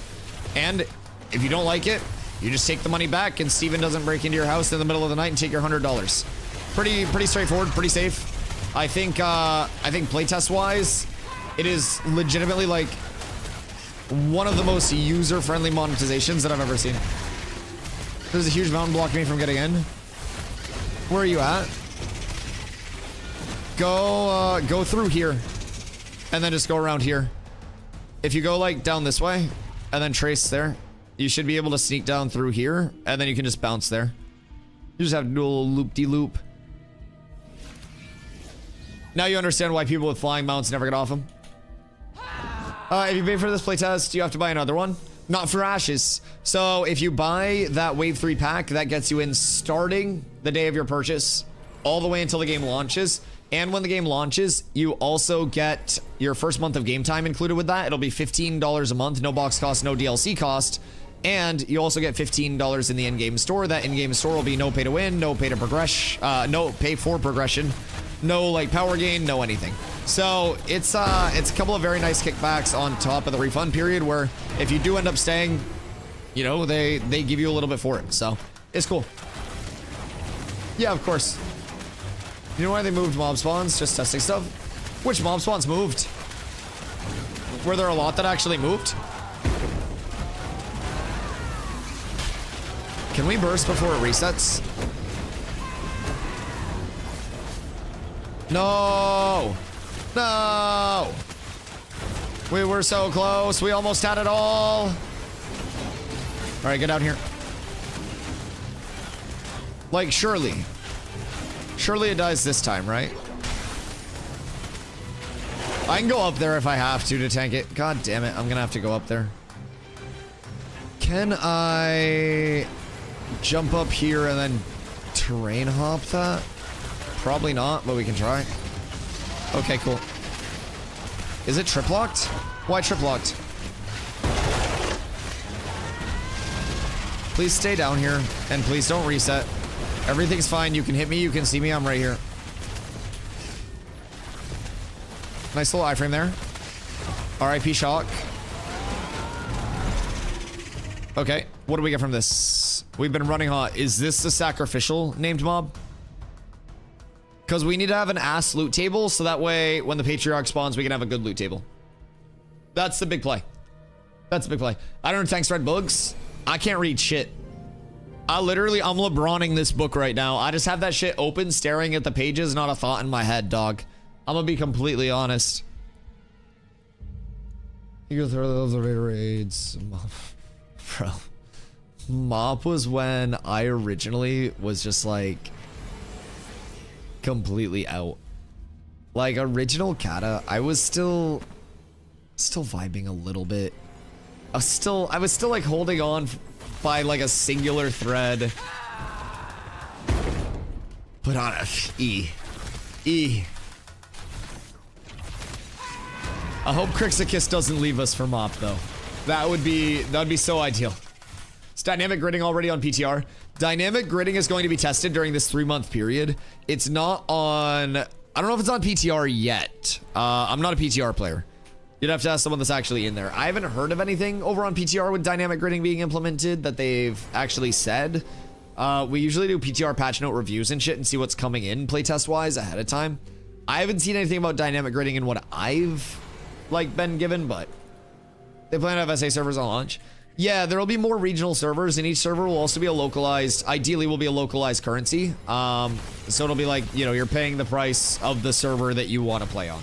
So that'll be a nice thing for like international players, people who the $100 like USD is a very terrible conversion rate. So it'll definitely help out. Another thing, does Ashes require higher NPC or no? You can exclamation min specs for a list of the specs required for Ashes. I have a little bit better of a PC, so don't have to worry about much, but the worst PC that we have confirmed Ashes running on, all one word, is Zine's PC. He has he upgraded to a 2060, but he had a 950 that was running Ashes and streaming Ashes at the same time. So it's doable, it's possible, but in very, very highly populated areas, you will definitely notice some poorer performance without like a proper build setup. Show me another helm, please. No, not this time. Damn it. We can't go 3 for 3, boys. That's so sad. All right, everybody out. Yeah, everybody out. Huh. And then I think I sneak over here. I guess I aggroed that. Scarab's got a big ass fucking aggro range today. They're set to aggro, dog. But yeah, there'll be SA servers. Low key, if this stress test in the latter months goes well, I would not be shocked to see another attempt at like a mega server going down later. They were late on the timer, by the way. It's already dead. They're gonna go and be so sad. We got it again. No helm this time. Fuck it, sell it. What do you have on you, Shock? Oh fuck, it's pouring out. I gotta close my windows. In there last night for 3 hours and we only got 1 helm to drop. Our first 2 kills, we got a green helm and a blue helm. That was kill number 3 and no drop there, but mobs are hitting like absolute animals and stuff today. Working as intended, according to the devs. So they're testing new elite mob damage because according to the post in Discord, they want elite mobs to feel like elite mobs. So as of right now, they simply don't. So yeah, even giants and stuff like that have been hitting like way harder. I mean, giants always hit hard anyways. I think it'll continue to get tweaked. They did say if any mobs feel like exorbitantly bad, like as standouts, to make sure you do file a bug report for those, as like everything will kind of fuck up. But giants should be hitting 300 to 400. Oh no, they hit for a few thousand. 800. I mean, in all fairness, it's a 3-star elite mob that is intended to be taken on by a group. So like from a design standpoint, I kind of get it. I pulled for my team not knowing it, and 3 mobs wiped you is fucking insane. Yeah. So we're fighting giants right now during the beetle downtime, and they're scary.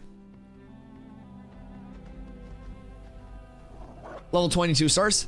Yeah, I mean, I feel like 2 stars were so soloable previously though. Like every 2-star farm was just full cooked. I mean, even in like Steel Bloom was 3-star, yeah. And even in Steel Bloom, we were AoE pulling like fucking crazy. At the exploit spot that no one knows about. Oh, these people there. Jesus Christ. The lore of that will live on forever. Where the fuck the giants go? Do we have to go higher? Carla, make sure you get your Ember Spring if you didn't already. I'm at the non-exploit spot. What fucking spot is 22-star giants? I don't even know where the fuck there are 22-star giants. But I'm not gonna lie, I do feel like I may have contributed to this change. That one place near the thing. Oh, no, yeah. With the stuff? Right. I got you. Yep. No, that makes sense. I didn't, but I ran too much. My mountain died twice. Oh, God. Careful that you don't pull all the giants when you come down through here. Oh, God, this stuff, that's a minnow spot. But yeah, I feel like I might have contributed to this change. There's GM out at Daytona yesterday. That was hanging out. And we may or may not have been one pulling all of, like, what was available there. And, like, that's nothing compared to the one pulls of like Christmas past, where we were one pulling all of Daytona, including both of the name mobs. And I mean like the entire circle. But yeah. I feel like they may have seen some stuff they didn't like yesterday. So my bad. Please pay attention to me. Where are you going? Don't hit my DPS. I need you over here. Please and thank you, sir. Smack me a couple times. We'll get some threat up. We're vibing. I can't see my courage, so everything's a little Borkington, but it's okay.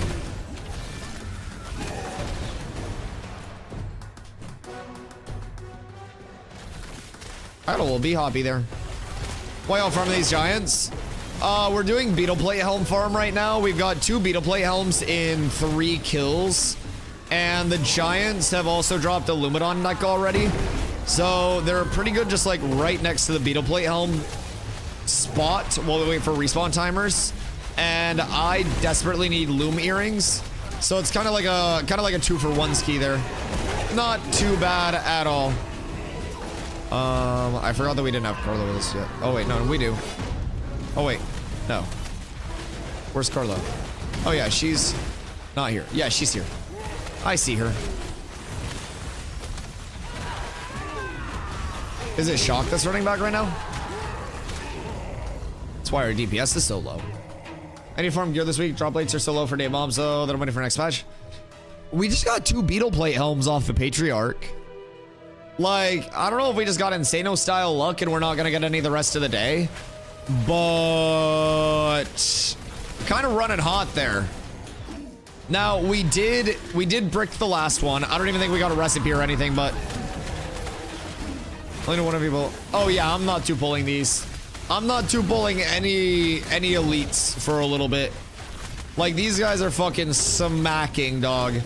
I also think that elite mob damage is gonna be a weird thing to keep in mind, because elite mobs, if they hit tanks for an appropriate amount, will hit non-tanks for a metric fuckload.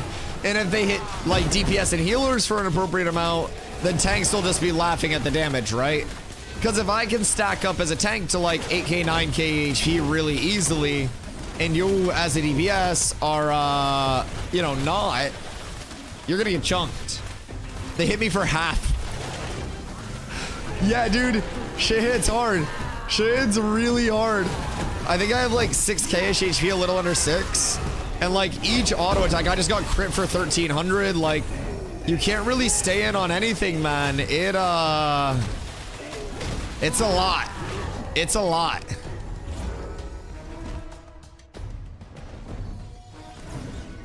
Good day, lad. What hat is that? Isn't that the reckless hat or something? That shit looks so sick. Yo, what up, Oscar? Are there any battlegrounds? There are not like instanced battlegrounds that you can queue into. There will be arenas that will be an instanced like numbers match PvP mode. But in terms of battlegrounds, I don't know that that's something that's currently on their like roadmap or their target. We should probably wait for the spawn down here, by the way, so we don't pull and then get another respawn. But yo, what up, LD? Clapping cheeks, trying, bro, trying to get some gear, trying to get the guild all farmed up. And we've had pretty good luck so far, so we're just trying to keep that going, try to keep the drops flowing today. We're doing some like isolated target farm, so trying to hit some named mobs out here and see what we can get from those loot tables. And then these giants are also very good for like 20+ jewelry drops, so they've got a pretty friendly loot table. We've already found a good necklace from these guys, a Luminon necklace, which is the one that I'm wearing. And then on top of that, we found both a blue beetle plate helm as well as a green beetle plate helm, which is from the name mob that we're also going down to on like a 20-minute timer. So it's been good so far. I didn't win the rolls on either of the helms, but it's a nice piece to get. So far, we're sitting relatively pretty though. If I do get one of those helms, then I'll be sitting at like 150-ish power. I feel like I'm in trouble. If I get double slam jammed here, we're fucked.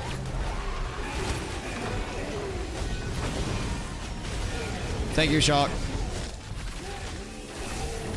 Shock came in with the big assist there, grabbing aggro. I gotta back off you. No, that one's resetting. No, no. Everybody kill that one as fast as possible before it resets. I don't have a charge to get in range. We're too slow. That's so sad. That's so sad. GP, what up? How are you, my friend? Does he need to go focus on his node? I saw a node building dog that makes me think I want his node buildings leveled. Listen. I currently have no control over it. I need to run. We're fine. We're fine. 2 is fine. We just have to play reasonably smart and burn 1 down. It's not a big dealio. I just have to make sure that I'm not getting... Okay. It's kind of scary. Kind of scary, but we're doing okay so far. Okay, big heals, big heals. Carla's pumping. I'm probably just gonna stay here and block for a sec. I gotta pop my selfies. Got a big block in there. Oh my god, that combo hurt me. 1 second off from big heals. Nice. Nice, nice, nice, nice, nice. We're chilling. We're chilling. We're absolutely fine. Do not pull that. Carla, watch out, watch out, watch out, watch out. Come down this way. Oh, no. Just hold it for a second. Kite it for a second. Kill the low one, please. Kurla's almost We need a Saga, please, if we can. Like, desperately. Just kite that one and reset it. Run that one all the way away, Sleazy. Just reset it. We're fine now. We're in a good spot now. 15 seconds on Saga. Okay, we're good, we're good, we're good. Yeah, these pulls are fucking scary right now, dog. Like, they're making you work for it. Saga, everybody basic attack. Everybody basic attack, please. Get your mana back. Oy. Chat, this is scary. I don't think we're dying. I think we're good, but that was a tough pull. Kind of fun though. Incoming. No, we should be fine. It's full reset, right? Yeah, we're good. We're good. When is the when's the respawn on our beetle? It's probably soon, right? What was the last kill timer? Soon? Okay, let's go back down. We should head. Yes, I agree. Boing. Oh no, I missed it. No, my B-hop. Goomba stomped your ass. Yeah, these bro, these elite mob changes are fucking scary right now. Zombie needs 318 plus DPS for his group. You know, serious, what does you bring out the shield? Bro, I was standing in heels and blocking. Like, I'm gonna keep it a buck. They're kind of forcing my hand with the guard here. I'm getting all of my defensives up, and then I just I hold my guard until my stam's drained, and then I try to let my stam get back up. It's a little scary right now. I won't lie, but it's also fun. I would much rather have difficult mobs than have very, very, very, very, very easy rollover mobs that are just like not doing anything. It's just straight pushovers. The gameplay is like fucking sleep at the wheel levels of gameplay. It's nice to actually have to like think out what you're doing, and if a pull goes south, you're like, oh shit, this might actually like fuck with us a little bit. This is a good spot for us. I think this is probably a decent spot for us. They're up. That's the matriarch. I mean, so the patriarch spawned right after the matriarch, so just get ready for the patriarch. I don't even know what the matriarch drops. Let me check codex real quick.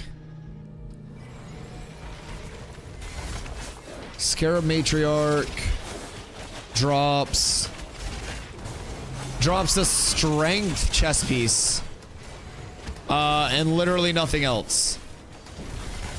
One dead? One of them dead? Wait, are they dying to it? Bruh. Are we dying to it? I need aggro back on it. We're fine. Sorry. Go ahead and res. Go ahead and res.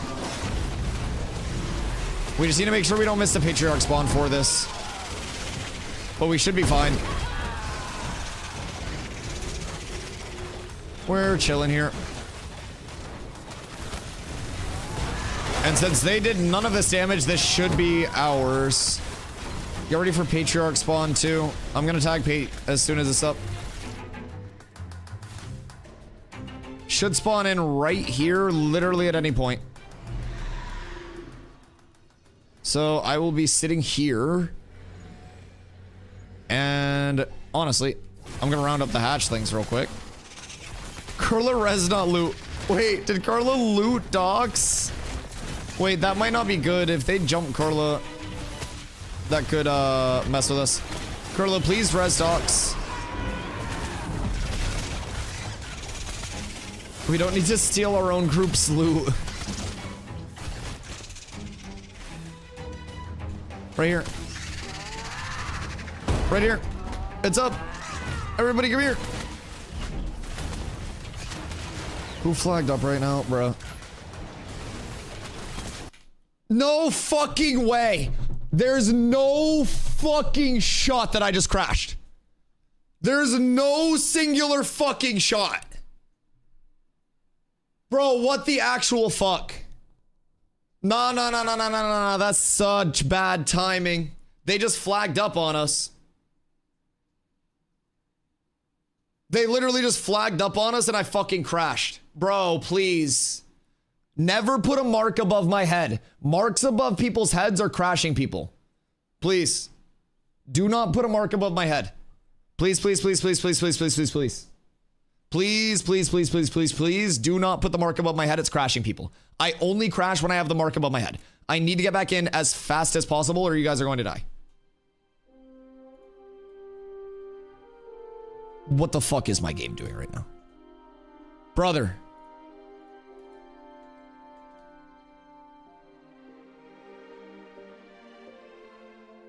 What? What the f... Oh my god. What's going on with my fucking game? Holy shit. We wiped him? Okay, thank you. Well, sorry I fucking crashed. My fucking bad. Oh, dude. Yeah, please don't put marks above my head. I only crash when people mark my head. It's a bug that many people have been talking about. If you put a mark above somebody's head, you'll crash. Why'd you crash just then? I know. Dude, like once the crashes are sorted out, this will be great.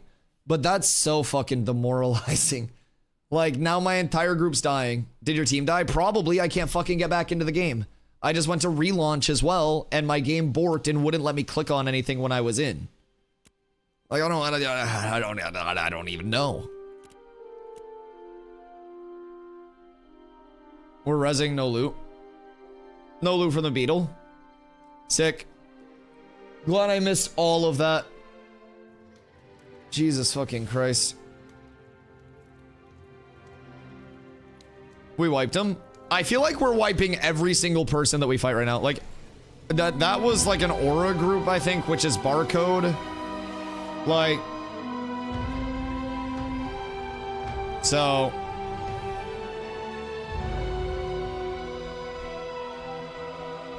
If it's an item, it could still go open. Pattern. Oh, we got the pattern for it? Well, that's good. That's good. I know this is bad. It's okay now that we're back in. But Jesus Christ. Dude, that was the most stressful crash that I've had yet. I'm not gonna lie. Like, I'm glad that you guys were able to wipe them without, like, me being there, but holy shit. I got my charge off and I got a trip on somebody and then I crashed. Rebranding their guild isn't going to make... I just... So, like... Yesterday we fought a Nova group and wiped them. Today, that group just tried to, like, jump us and flag on us, and they got wiped without me even being here. And I said this last phase, but every guild in phase 2 that was like, we're the big bad competitive guild, they have to realize that there were a few hundred people that were actively playing at the point that P2 started up in any serious capacity. There was no knowledge in the entire scene. And now that there is actually a consistent player base where knowledge expands into different areas, you see a lot more shakeup in terms of who's actually winning which fights. And I said this was going to happen last phase when I came in, because it's early game. It's not finished when the entire comm's in. A portion of the comm that'll be here is in. There are always going to be players that come in that, regardless of previous experience, anything like that, will surprise a lot of people. So, who knows, dog? Who knows? I called BS on those T1 spawn increases. I got some copper earlier today. I mean, I literally... So it's kind of funny. I was farming and just like going around to get my Winstead cloak. By the way, someone asked if Winstead Citizen's cloak was hard to get. Not really. Just do buy orders and like town board commissions, like the mayoral commissions. It doesn't take too long. You can probably do it up in like an hour-ish if you go about it in like a reasonable way. But yeah, so like I found a decent amount of shit while I was just like out farming previously. I definitely don't think that it is like giga juiced, but I also don't think it should be giga juiced to just where it's like plentiful everywhere. You know what I mean? It's still meant to be like exclusive in a sense, and like you have to hit it when you hit it. But I personally already in my short time out found rubies, copper, zinc, like all that stuff. People don't realize that real PvP guilds aren't playing yet or not in full force. I mean, also like real PvP guilds everything like that is all relative. I think every game has its own unique skill set. I think every game has a lot of variance to it, where good players in one game can be very less than good in another game.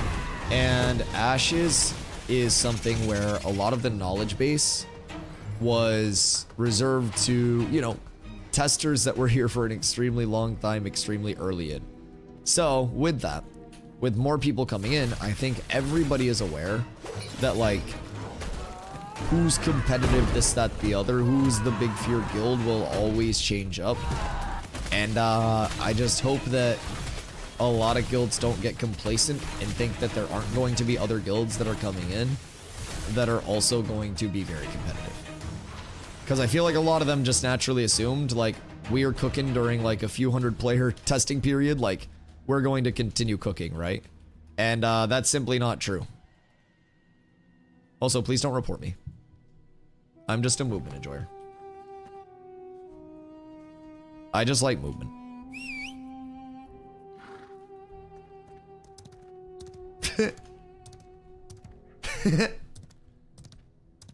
It's the lowest tier resource, and I found 2 nodes in 3 days. Server worker 39 is broken, by the way.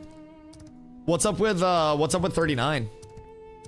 Is it just full borked? And where's 39? Is that one of the Steel Bloom ones again? No. No, that wasn't one of the Steel Bloom ones. Where the fuck is 39? We need like a server worker map at this point. Excuse me. Sure. Oaken is 39? Okay, that makes sense. Steel Bloom member strength is 27.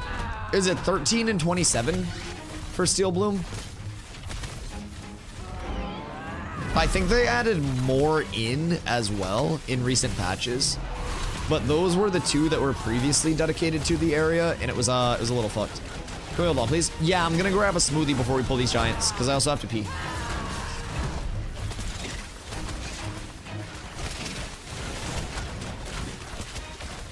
Been running around. I haven't got a fork. What do you need a fork for? Just eat with your hands, like our ancestors did. Okay, that's all set. Weapons are good for now. Cool. Eat salad with my hands. Yes! What do you mean? How do you think you pick the lechuga? With your hands. Face in bowl? Yeah, honestly.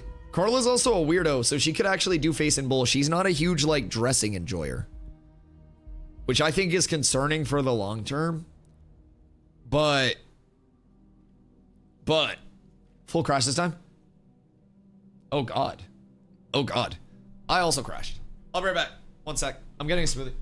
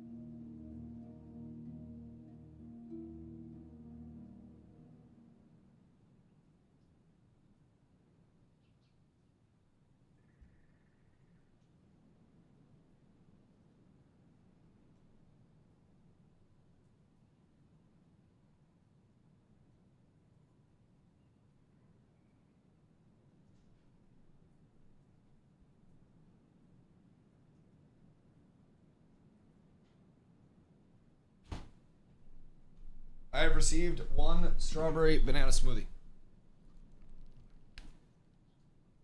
It's sociopathic energy. Yeah.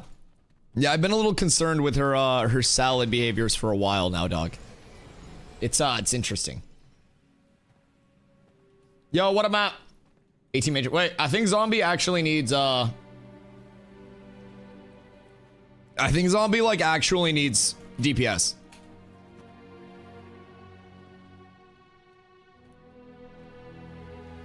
I don't know if he's I don't know if you're already in his group. We snagged him from global in game already. Nice. All right, that's a W. Had a good work soon anyways. Yo, hit point. I hope you have a good day at work at least. Eat the whole head of lettuce like a meatball. A whole head of lettuce like a meatball.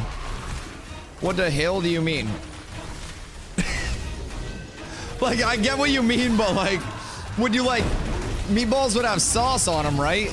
So would you have sauce on that meatball or nah? Where are we leaning with this?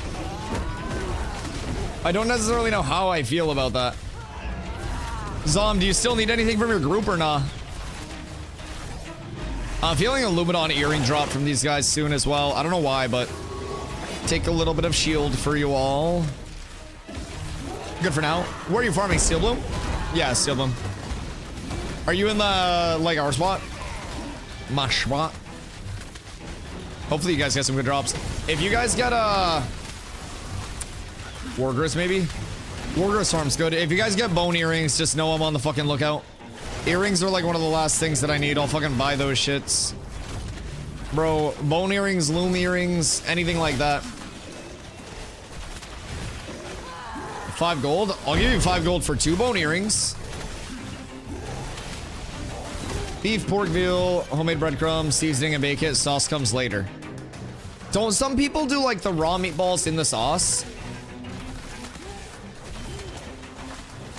Demand is high each. Not for bone earrings. Everyone's targeting Lumidons now. Bone earrings are like great value.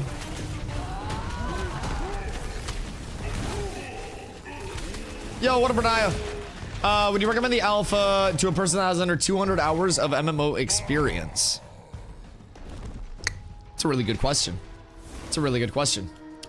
I think this is a very traditional MMO in the sense that it's very, very, very multiplayer based.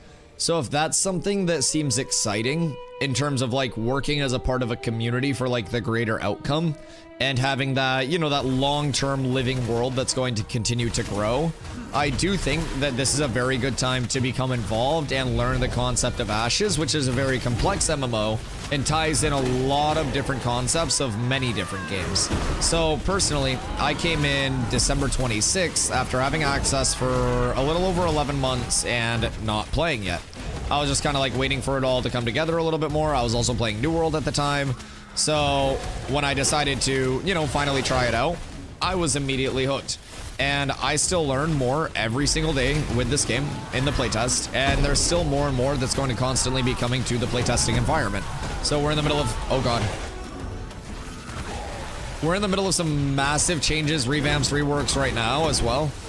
So this is kind of like a 3-month stress testy period. Everything right now is, you know, I'm dead. Everything right now is in somewhat of a, you know, more primitive state. It's like a function over fashion, but the benefit to that is you come in and you'll be able to see all of the systems gain their complexity. A lot of the remaining systems be added. You'll see the map in a very small state comparatively to what it will be on launch.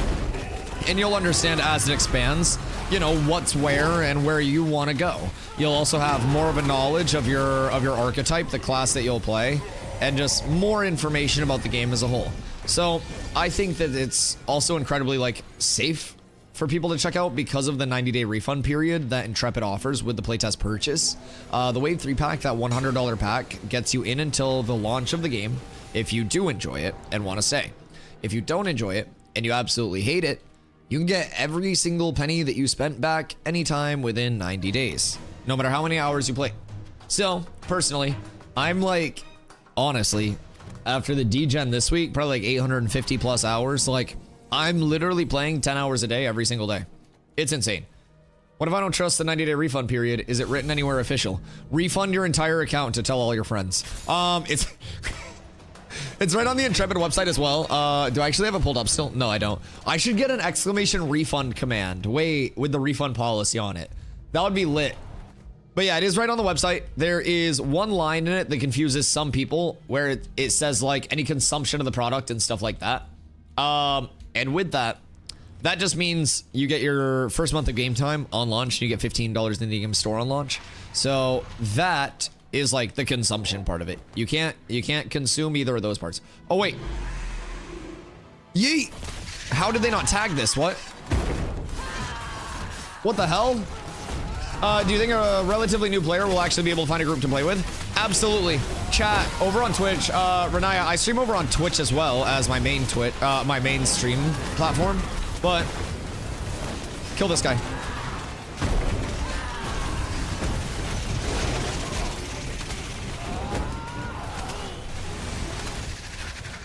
Go on, Pidgey. Pidgey's a healer.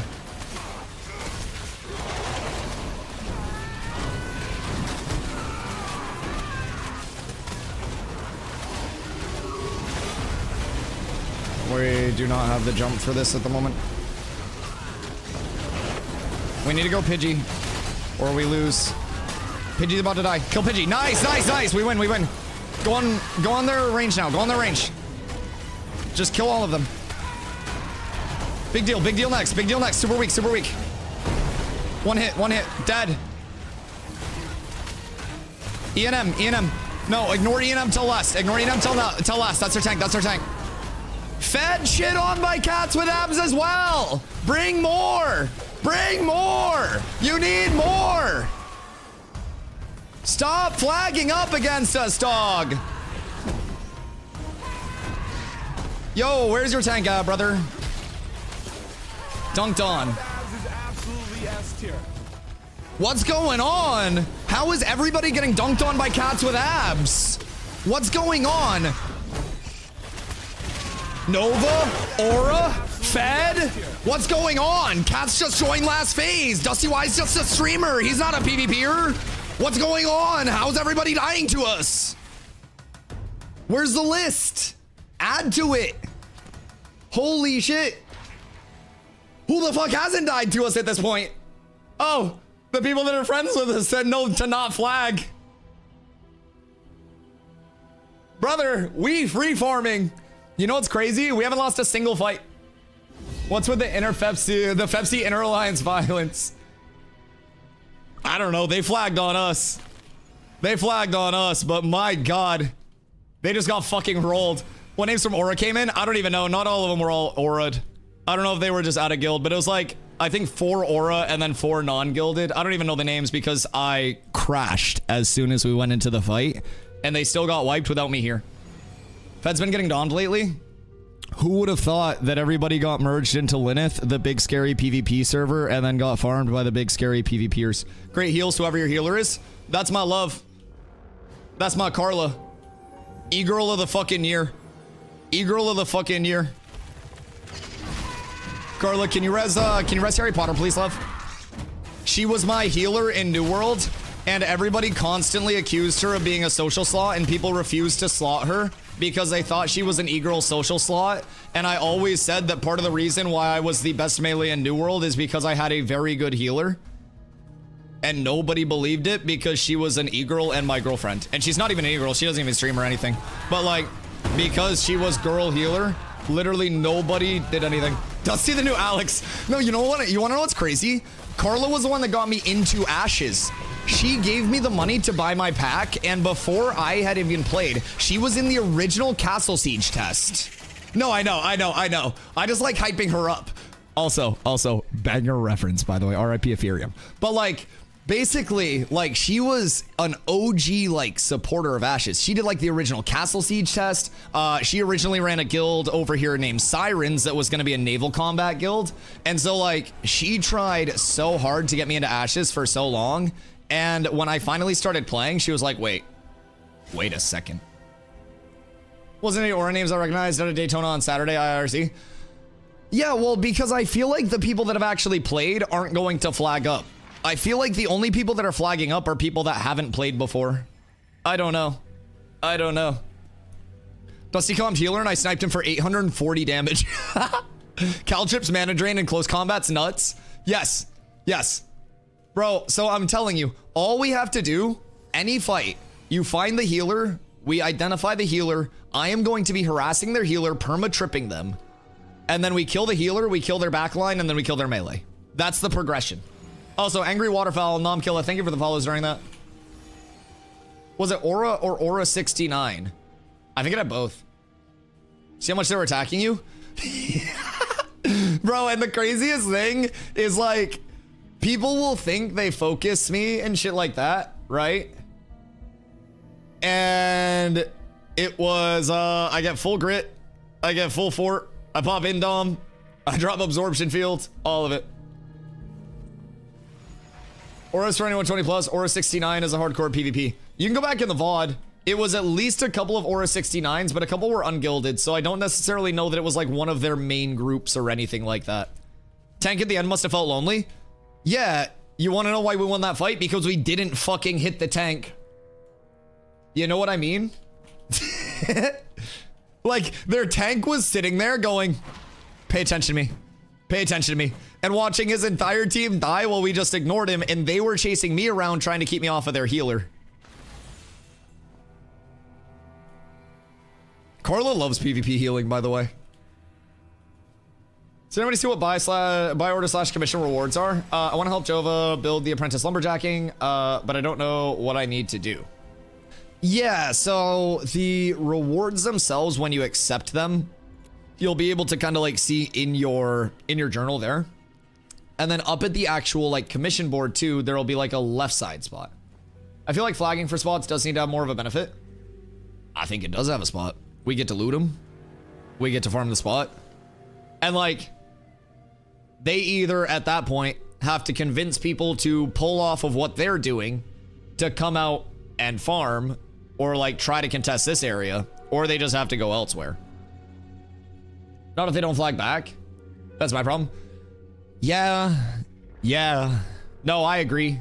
I agree. And the people that don't flag back are the same people that will try to corruption bait with mounts. Have you faced any EU guilds yet?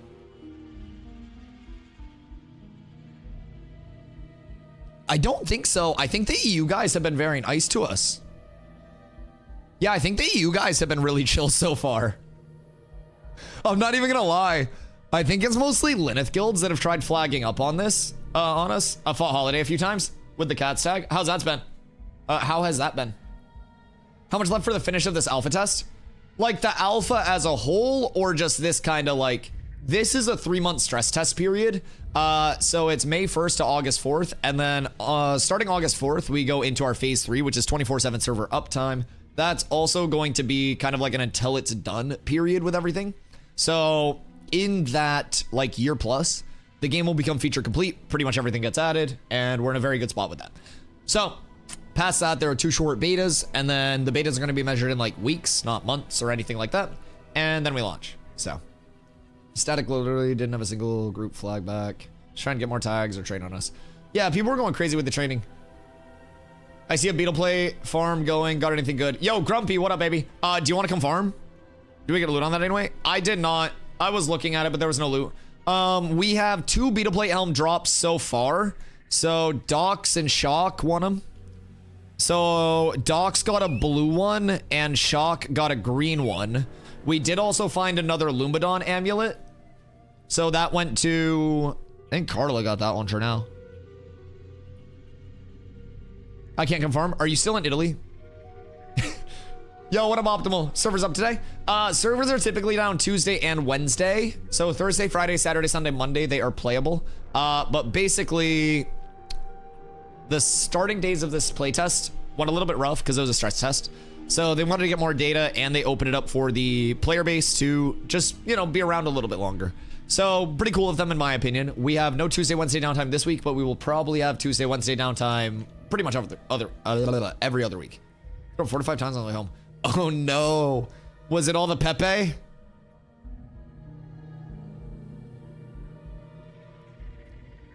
Oh, I hope you feel better, dude. I just wait people with flag and PvP for spots instead of just trying to out PvE for a spot. Yeah. I definitely agree. And honestly, the way that it is right now with corruption baiting, keep in mind it's a detriment to flag for a spot. Because like, if you flag, I could just keep a basic horse, or I could just keep a broodling, like a really weak mount. I could call that mount in and I could park it in your pack. And if you flag up and cleave it, you corrupt. You know what I mean? Nothing chill, but doesn't you? It's been fun doing shenanigans and fighting the tropics in dark. Oh yeah. We fight the people that we like more as well. Yeah, absolutely. Our whole thing is like, we just kind of chill and enjoy the game. Like we have our like quote unquote friends and like alliances and stuff like that. But for us, like we're not really the hold a grudge or like long-term hate anyone unless they deserve it type.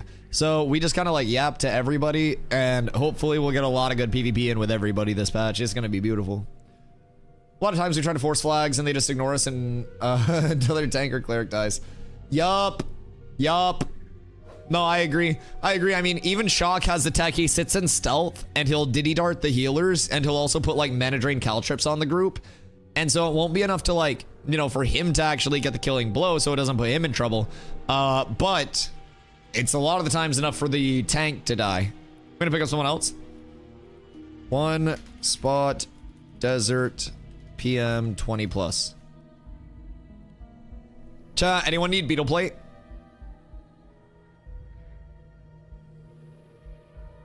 I just think this group knows how to PvP, thank God. Well, you're also carrying. Typically, solo heal groups are so easy to kill. Because, like, Carla, if you watch any of the fights that we take, watch what I do to the other healers. I am victimizing clerics in every single fight, and then I find bards and I victimize bards. Nobody knows how to play with pressure on them, and I feel like you're seeing less pressure in this than you did in New World, which is funny as shit. So I'm assuming your end is just like super chill free cast compared to what you're used to. So for those that weren't here for the New World times, Carla was my healer in my group. And because I was a very strong melee, literal like competitive companies in wars would dedicate their entire raid plan to, I need these 4 people in kill squad to stick on Carla, and I need these 6 melees to stick on Dusty. And that was essentially war plans for multiple fucking guilds. I have PTSD. Yup, it was fucked. So yeah, basically like, I feel like the biggest thing as an 8-person group is I go crazy on their healers and their backline.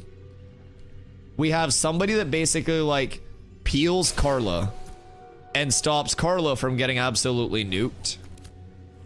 And as a result, they die, Carla doesn't. I just make sure to Marion as someone you aren't attacking in those. I love that. I love that. Did they pull more? We fought gold before, right? You done messed up, AA Ron. Hi, AA Ron. They got black. They got gold. They got red. How many colors do they have? Hello. Pleasure to see you guys. So there's their healer. It's still the one healer. Look at all the huntable beetles. You remember the day that these dropped and it was all novice and we came here and just hunted as many of these as we possibly could? What a beautiful time that was. Let them fight that. They're gonna die to it. Just make sure we get the tag on the Patriarch. Because the Patriarch comes out right around the same time. So just make sure we get the tag. We're down at DPS, so the tag will be everything. I'm gonna pull all these baby hatchlings.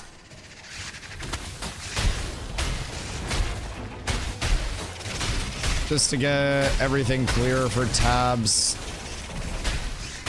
Because then we can just tab spam for tag. Make sure we get the tag. If we lose the tag, it's gonna be tough being down at DPS as well. So in an ideal world, we're chilling. If we get the tag, we get it all. Are they gonna drop down? I don't think they're gonna drop down. They flagged up again, that's fine. Don't even flag up. We just wait.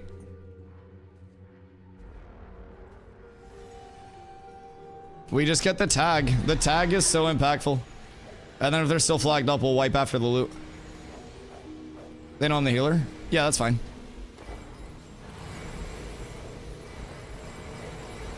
You're chilling. The mob isn't gonna do enough to kill us anyways. Even if you do get CC'd, we just kill the mob. 'Tis fine with me. Yeah, you're fine. You're not flagged. They can't do anything to you. I don't know why Fed's so set on fighting this, but they seem upset. They seem very upset.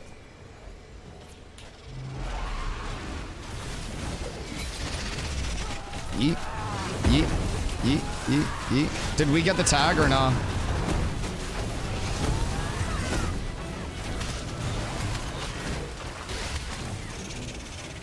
Alright, get ready, get ready, get ready. Alright, we're going. Going on Pidgey, Pidgey.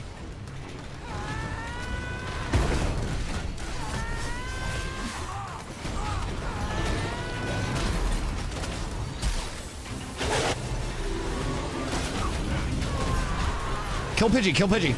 Dead again. Ignore E&M, ignore E&M. Backline, backline, backline, backline, backline. AA run next, AA run next. Everybody on AA run. They red's Pidgey. They have another healer. Kill Pidgey again, kill Pidgey again.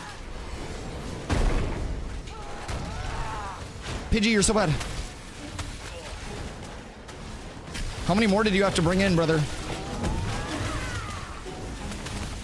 Get back here, bitch.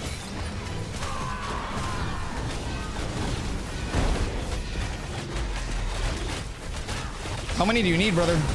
How many raid groups did you bring? They literally restructured their group for that entire thing. Jesus fucking Christ. They brought in more healers. All right, yo, zombie, come down. We're wiping Fed. Bring your group down. We're gonna go sit down here and we're gonna wipe this group if they want to bring more. Yo, DK, thank you for the follow. I appreciate you. Boys, if anybody wants to come down and shit on this group, feel free. X up, we'll get a raid. Now, we bring everything. If they want to bring more, we'll bring more. Very happy for that. Very happy for that. That second cleric that they had just sitting up top was a game changer there. Their first cleric got shit on, and unfortunately, they had another cleric up top that was getting a res off for free that we didn't account for. Yo, Crixicus, you want to come through? A little Fepsi on Fepsi violence?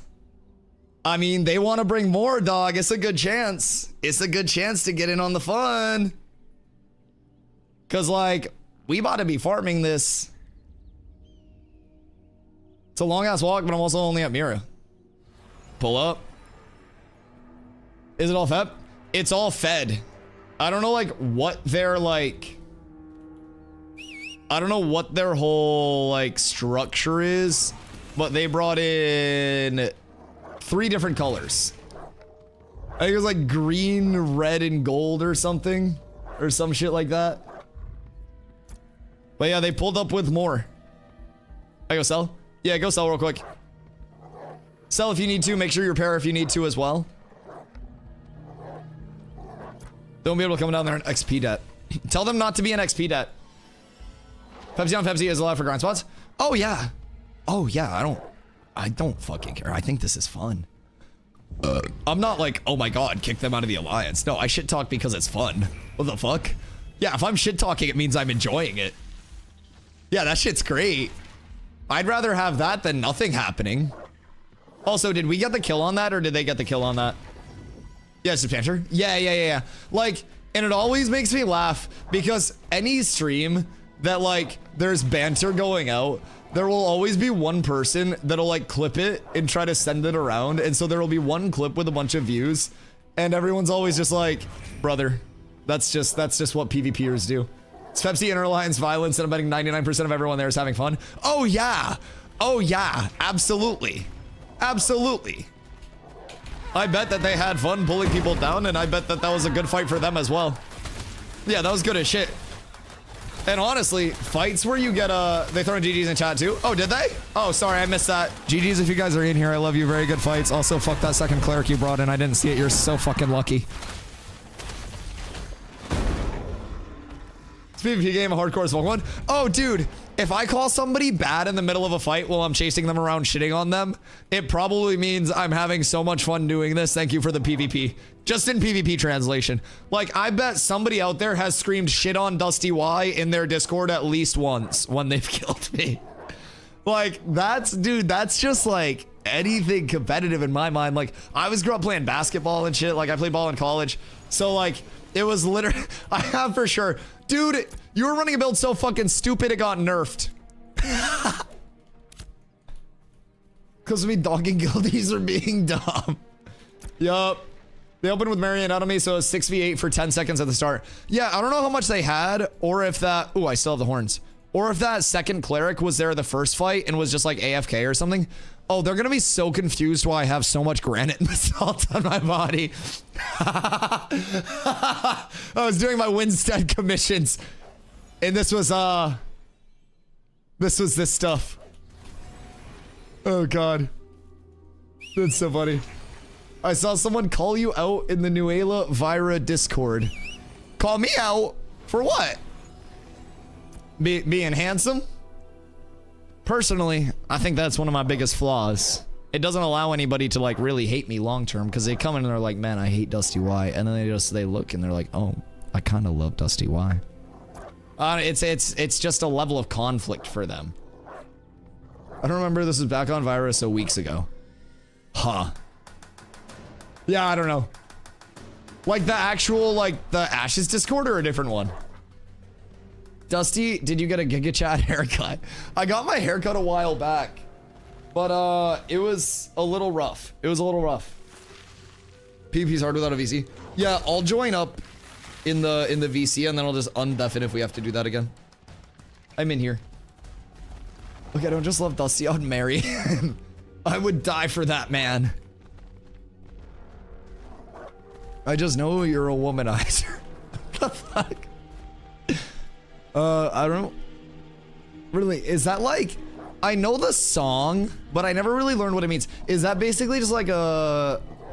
Like a pimp, a player? Like a... Look at that face! This is the face of a womanizer. I don't know what that means. I've been called a golden retriever by those closest to me. A player? Oh, so a pimp. It's the face of a single man. What? I'm getting healed by the waifu right now. I seen her titties recently and now she's healing me. I'm doing quite well in life. I just assume because you're gaming all the time? No, my girlfriend is the one who got me my access to Ashes. And was the one who wanted me to play Ashes for months, dog. I had access since January 2024 because of her. And she had been begging me to come play Ashes for a long time and to like leave New World to come play Ashes. She literally, so Carla Goon, the healer here, is the one that was in the like OG Castle Siege test. Like she's been here, dog. She has like tried to get me over here for so long. So long. W.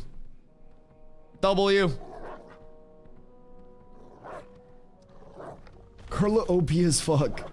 Yes. And now you can never leave. Literally never. Literally never. Ooga Cleric Booga. Will the Ashes BR back? Dude! Low-key. What if like one downtime period? One singular downtime period. We gotta go higher, by the way. I think the biggest thing that sucks about dying here is getting back up here. This is a complex, it's a complex set of circumstances. Fed will be coming back to contest you for that spawn in a minute here. We do only have 7 people. Give us one of your guys so we can even up the odds. Yo, Zarcho, thank you for the follow. I appreciate you. Once I navigate this terrain, though, I'm taking that fucking Patriarch farm. What about thee? But I'm sewer servant again. You are the sewer servant. Yes. Yes. You're probably watching Love Island or a murder dog right now. I mean, honestly, that's chill, though. That's chill. Because I feel like even being in a spot where you're like, you're good to degen game is a huge W. I feel like there are a lot of people that cannot degen game in the spot that they're in. So I think that's a huge thing to celebrate, Crixicus. I won't lie. I won't lie. By the way, I don't plan to leave Ashes at any point, dog. I don't plan to. I love Ashes. Like, this shit has been like one of the most fun experiences that I've had in an MMO in a long time. And it is only an alpha. Only an alpha. Dude, it's gonna get so much better. It is guaranteed to keep getting better and better and better with more and more players, with more people learning more. Dude, it's insane. It's insane.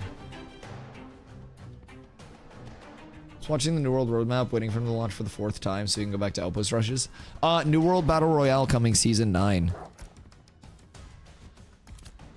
Friend request from support. Is that a bard? That better be a fucking bard. I'd play it. Like, okay, so hear me out though. What if Ashes added APOC on downtime days? Just like they kind of dropped an APOC patch. I say that like it's nothing. Dusty, what? Zombie is still coming over. If he wants to. They don't have to if they don't want to. Do you still need them? No, it's okay. It's okay. Like, it's up to them. It's entirely up to them. If they want to, we can contest it and they can get some good drops out of it. But if they don't want to, they don't have to. I don't know if they're on their way here or not. But yeah, if they want to, we can just raid group up and sit on this spawn. Because this is a really good physical helmet, and then we can kill the giants in a raid group as well for some drops. I don't know if they're already down here, but if they aren't down here, then they don't have to come down here if they don't want XP debt. But if they are down here, have them... I'll give you lead. Convert party to raid. Promote to raid leader. You are now lead. So have them message you if they are already down here, or if anyone does want to come down here. We have a raid up now. I don't know if they were already, like, in route or anything. So I didn't want to, like, divert them, but... I love there was some sort of outpost rush. Let me just PvP on demand. Dude...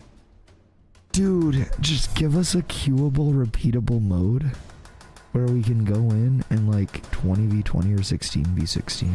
Like just 2 randomly filled 8-person groups. And just let us like domination it.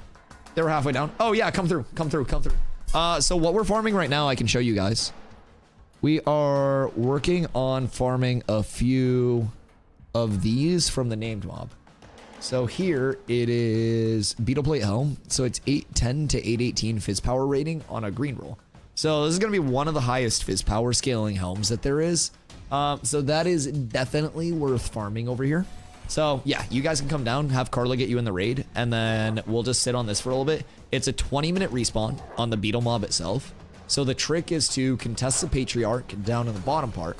And then once the Patriarch is killed, you come out here and you farm giants for like 15-ish minutes. And then you go back in and you get ready for the Patriarch. So, is a real good farm. There are a lot of very good farms that you can hit, but definitely one worth doing. Imagine one of the islands in Ashes, a battle royale type shit. Dude, I don't even need a battle royale. Literally, like, just give me... Wait, Voil, is this you? Is this you, Voil? The big Voy? Wait, no shot. No fucking shot. We're so up. We're so up. I sent you my gear. Are you juiced?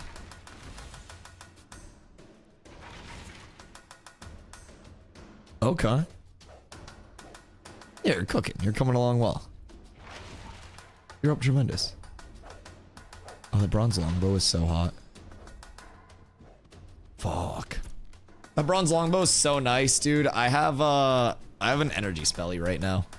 But Coming along pretty well. I'm sitting 138.4 fizz power, and then we're sitting 5,700 on the health standpoint. So APOC would run so much better with Ash's current server code. I would love APOC, but I would also just love like a queuable mode. Like somebody earlier asked about like battlegrounds. Anything like that in Ash would be insane. I started Sunday. Who are you playing with? Sorry, that was a hiccup. Yeah, starting Sunday is not bad at all. You're pumping then. Honestly, starting Sunday might have been BIS because you're avoiding a lot of the server problems. A wee small group from New World. Oh god. How many is small? Are you with Envious? Or is it actually a small group from New World? Because if it's a small group, pull up. Caps is not so small. It's not massive, but it's not the smallest. There's 7 of us in total. Oh, yeah, just do exclamation guild. Yeah, join up in the guild then. Yeah, we got room. We have a lot of numbers. Our probably top 2 guilds right now are going to be focused very, very, very PvP. And then after that, we have a ton of gatherers, refiners, crafters, all that shit. We did just lose our first group versus group fight because Fed called in more to contest this area. So now we're calling in another group as well. So we're going to have some mob contest. We killed Fed once. They called in more. They had more numbers. They killed us. So we'll call in more numbers.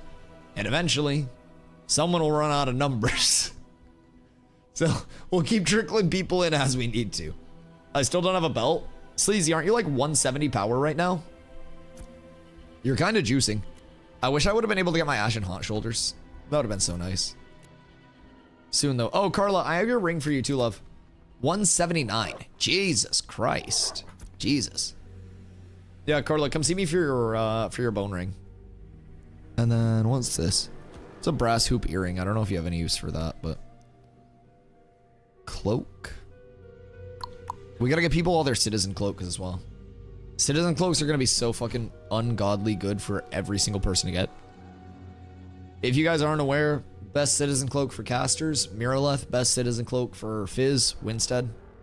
They have an ungodly amount of power rating on them for the effort, but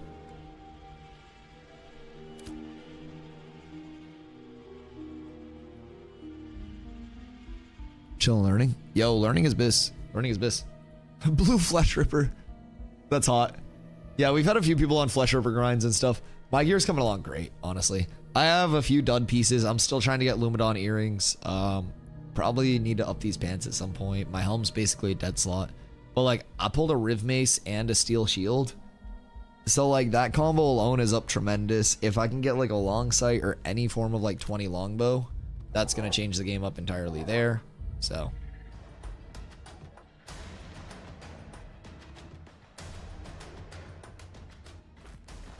packing ready for my shrimp. Did they just kill it? How many did you bring? They brought a whole second group.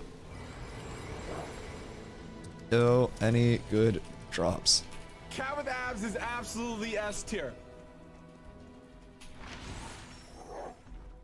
Yo, Simple Sack, thank you for the follow. I appreciate you. These guys are chill. I think they just got the kill.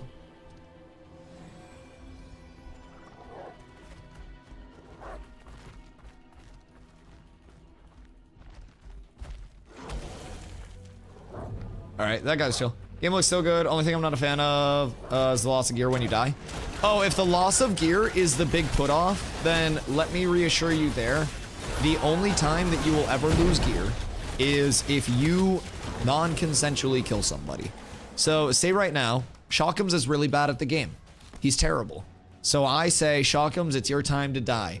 And I go up to him and I kill him and he has no chance because I'm just better, right? I flag up, he tries to run away, he dies to me. Instead of me staying purple, which is the consensual state of PvP, I would then turn red and corrupt. So the only time that you'll ever drop gear or equipped items or anything in your items tab is if you corrupt. So as long as you're not going around player killing, like PKing people non-consensually without them hitting you back or anything like that, you will be absolutely safe. I need a setting where I only attack flagged people. There is a setting for that. So go into your settings, go into gameplay, combat, and then down here, you're going to want PvP, require force flag to use harmful abilities and beneficial abilities on. So that's going to stop you from getting flag baited. Yeah. You can drop the scorpion carcass for the mount, even if you don't PvP since it's map. Oh, yeah. I mean, anything in your materials tab. Like, anything in your materials tab you can drop, but like nothing items-wise, like once a mount's crafted or anything like that, you don't have to worry about dropping anything equipped, anything like mount-wise, only materials on normal deaths. So materials, you'll have like glint, which you can sell to vendors for gold, silver, copper. You'll have gatherables, things that you farm up, your wood, your minables, all of that shit. So any normal death, 25% of what you drop goes onto your ashes on the ground, 25% of it goes into the abyss. So just disappears. You also get experience debt, which is this red kind of like debuff on your XP. Gives you a little bit of stat dampening, just a small percentage. And then you also have to farm that off before you can gain experience or net XP. So just something to keep in mind there. Do you drop stuff immediately on corruption, or is it if you die while corrupted? If you die while corrupted. So basically once you corrupt, the ways to get your corruption off are to either farm off an exorbitant amount of mobs, or die. You can't unequip stuff, you can't do anything. Make sure the top one is unchecked, it'll only damage combatants with AoE. Yeah. Okay. So make sure this is unchecked, and then check all of these three at the bottom. And then you just have to like opt into hitting people. That just sold me on the game. Bet. Well, if you are going to come through and play, !ashes, create your account using that link. Help support the stream as well. Leon, I hope you're having a great day. Anyone have issues with blurring? Trying to change some video settings, but I have a 4070 Ti and my game doesn't look like this. Diz, ! Settings if your game's looking a little wacky. That's my video settings. It may help out a little bit. I'm on a 4080 Super. I don't know why that took me a second to think about, but I'm on a 4080 Super and 7800 X3D. So try those out. Let me know if that's a help. Something as simple as like global illumination or any of those settings could really fuck with you. But in addition to trying to make it look good, these settings are about good frames as well. So I call them my comp settings, where it's basically like you have the things looking good that need to look good. You take out a lot of the bloat that doesn't really add much look good to the game. And then you replace that with better frames. So kind of a nice balance. Let me know how that works out for you as well. But yeah, so once you corrupt, there will eventually be other ways where you can get your corruption off as well. So there may be like consumables or quests that you could complete. Those are not in yet. As of right now, the only way to get your corruption off is farm a fuckload of mobs or die. The thing about farming mobs is it's not always that easy in a populated open world, because once you corrupt, you have a red marker that's on the map. It'll just say like DustyWhy, and it'll show the corruption. In addition to that, if you're a serial killer, if you just love PKing, XP, death, and corruption. Under here, if you've killed people and corrupted, you'll have blight. Blight tracks the total number of player kills non-consensually that you have on your account. Normal PvP kills don't matter, but each character has a blight level for those like non-consensual corruption kills. So, with increased blight, you accumulate corruption quicker. If I've killed 100 players, then I kill one player, I get more corruption than if it was my first kill ever. So, serial PKers will also have increasing and escalating levels of punishment for that. So, always something to keep in mind there. Oh, Blight has a positive purpose too, high risk and high reward. What would you think about like a certain area that was only accessible by people of a certain Blight or higher? That gave like exclusive like Blight quests and stuff, almost like a Dark Daniel timeline, you know what I mean? Give into the dark side, gain more Blight. I'm chaotic good. I'm chaotic good. I'm here for the people. Pirate Island, was that... Which game was that? Was that UO? I feel like Hoofs told me about Pirate Island before. Which one was Pirate Island? Arcade. Fuck me. I didn't play UO, Arcade, Eve, any of that stuff. I'm so sorry. I'm so sorry. Have there been other MMOs like in the genre that have done something similar? Could add something like additional XP gains, better luck stat, etc. UO had a red city. UO was Buccaneer's Den. Oh, so fucking Pirate Island versus Buccaneer's Den. If you told me Buccaneer's Den was a bar on Pirate Island, I'd believe you. I'm gonna be completely honest. That just kind of is canon. Okay. So... fuck. What could we name it that's like original? Landlubber's Lagoon? Something like that? You know what I mean? Like, I feel like it can be like a... you know, can I copy your homework? Okay, but change up the answers a little bit. Like, you get a certain level of blight plus corruption for like accessible things. That could be cool. Although like blight might not be the safest thing to scale it off of, because blight could also just be farmed up. If I dropped guild tag or you dropped guild tag, we could sit there naked, corrupt killing each other and farming blight and having no like punishment for it to get access to that stuff. I know, is it already bad that in 5 minutes I thought of a way to abuse it? Because like you could just drop guild tag, have everybody kill each other naked, accumulate blight, keep corrupting while you're naked, and then go somewhere and just farm off mobs or just die to get rid of your corruption. You're an excellent exploiter. Thank you. I've played a lot of video games in my life and I know how to break a lot of them. Just an FYI, if you're at Corruption 5, you're getting 100%. You're 100% getting 100% XP debt and 20% stat dampening because of it. Trust me. That's insane.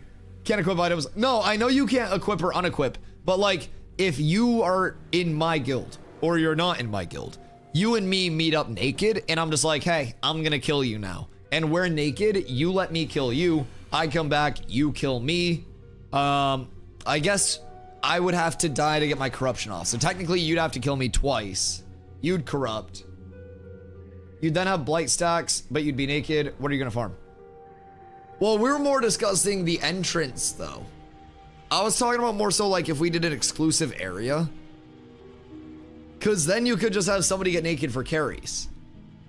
They were talking about, yeah, I don't think somebody, yeah, it's not like the most viable thing that's just like a complete shutdown to it, but it popped in my head as like, how could I cheese access to this area? You know what I mean? Like, how could I get in? If the entrance check is that they have to be red and high blight. Yeah. So we could definitely like just push up the threshold of that. That'd be an interesting concept though. You'd have to have 4 to 5 buddies to murder on the way in. Do you think there would be professional, like, dyers at that point? Like, you know how there are scalpers for tickets outside of venues for people that can't get in? What if someone's out there and there's like, kill me for 5 gold, corrupt on me for 5 gold, we'll let you slaughter me non-consensually, 5 gold please. We'll make it quick. All to count to die. Yeah. Like the professional clip bots come over to Ashes. Can you fucking imagine, dog? Chile, how you doing today? Destitutes. Bro, oh god, wait. we could have a guild that's cats on farm and we could just sit outside. And we could just die. We could just die over and over and over again. Oh my god. Bro, if I had funneled gear already, I'd be like 200 plus fizz power. I swear to God. I should have just streamer looted all this shit. We've had a green and a blue Luminon.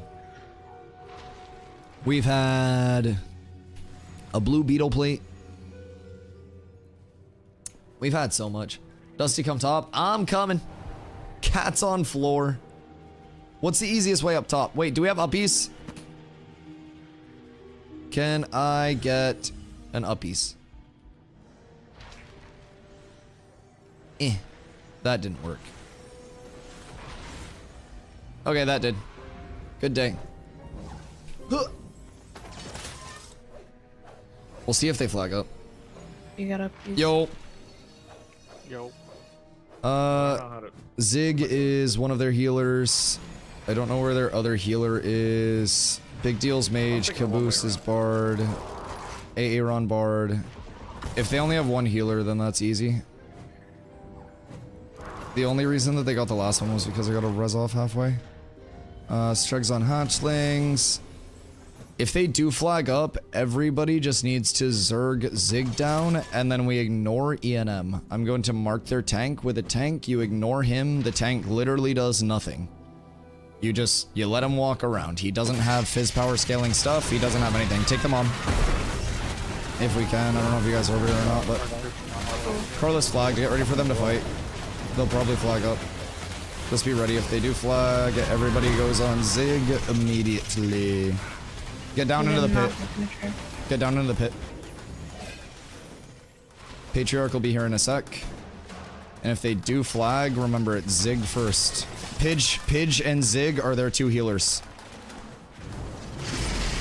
I'm just gonna sit here and try to get the tag on this. This tank and I are gonna awkwardly sit here and kind of like swing at each other. If they flag, we jump them. Zig is on the left side, Pidge is on the right side. They're splitting that. Oh yeah, they're trying to... I don't know that they're gonna flag because they're down numbers on this one. If they do flag, then call your mouse. No, I mean, if they do flag, we just go on their two healers. We basically just go on them and then we're fine. Just don't get corruption baited. They're trying to call their mounts and corruption bait, so... Kind of weak that they're trying to corruption bait like that, but...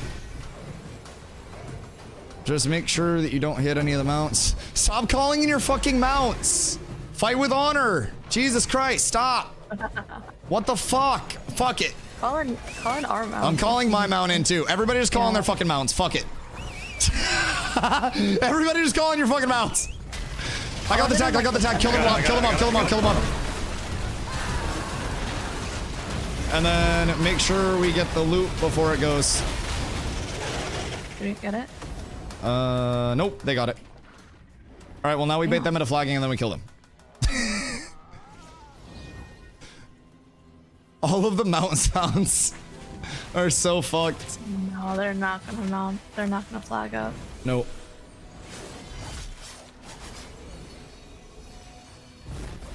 I like how after the last fight they were like, not many people flag on us, and we flagged on them when they had numbers advantage, and then they won't flag because we killed in more. No GG? No flag?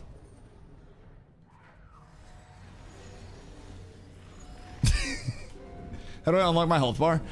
In your escape menu, you can go into the HUD editor, or you can hit / on your Keybington for that. Oh, if it's not going through there, yeah, it'd be a relog. Yeah, I don't like that people are corruption baiting with mounts, by the way. Like, they genuinely may need to address that. Like, everyone just calls in their fucking mount and tries to corruption bait the second they can't, like, deal with flagging or anything. It is, it's a little weak.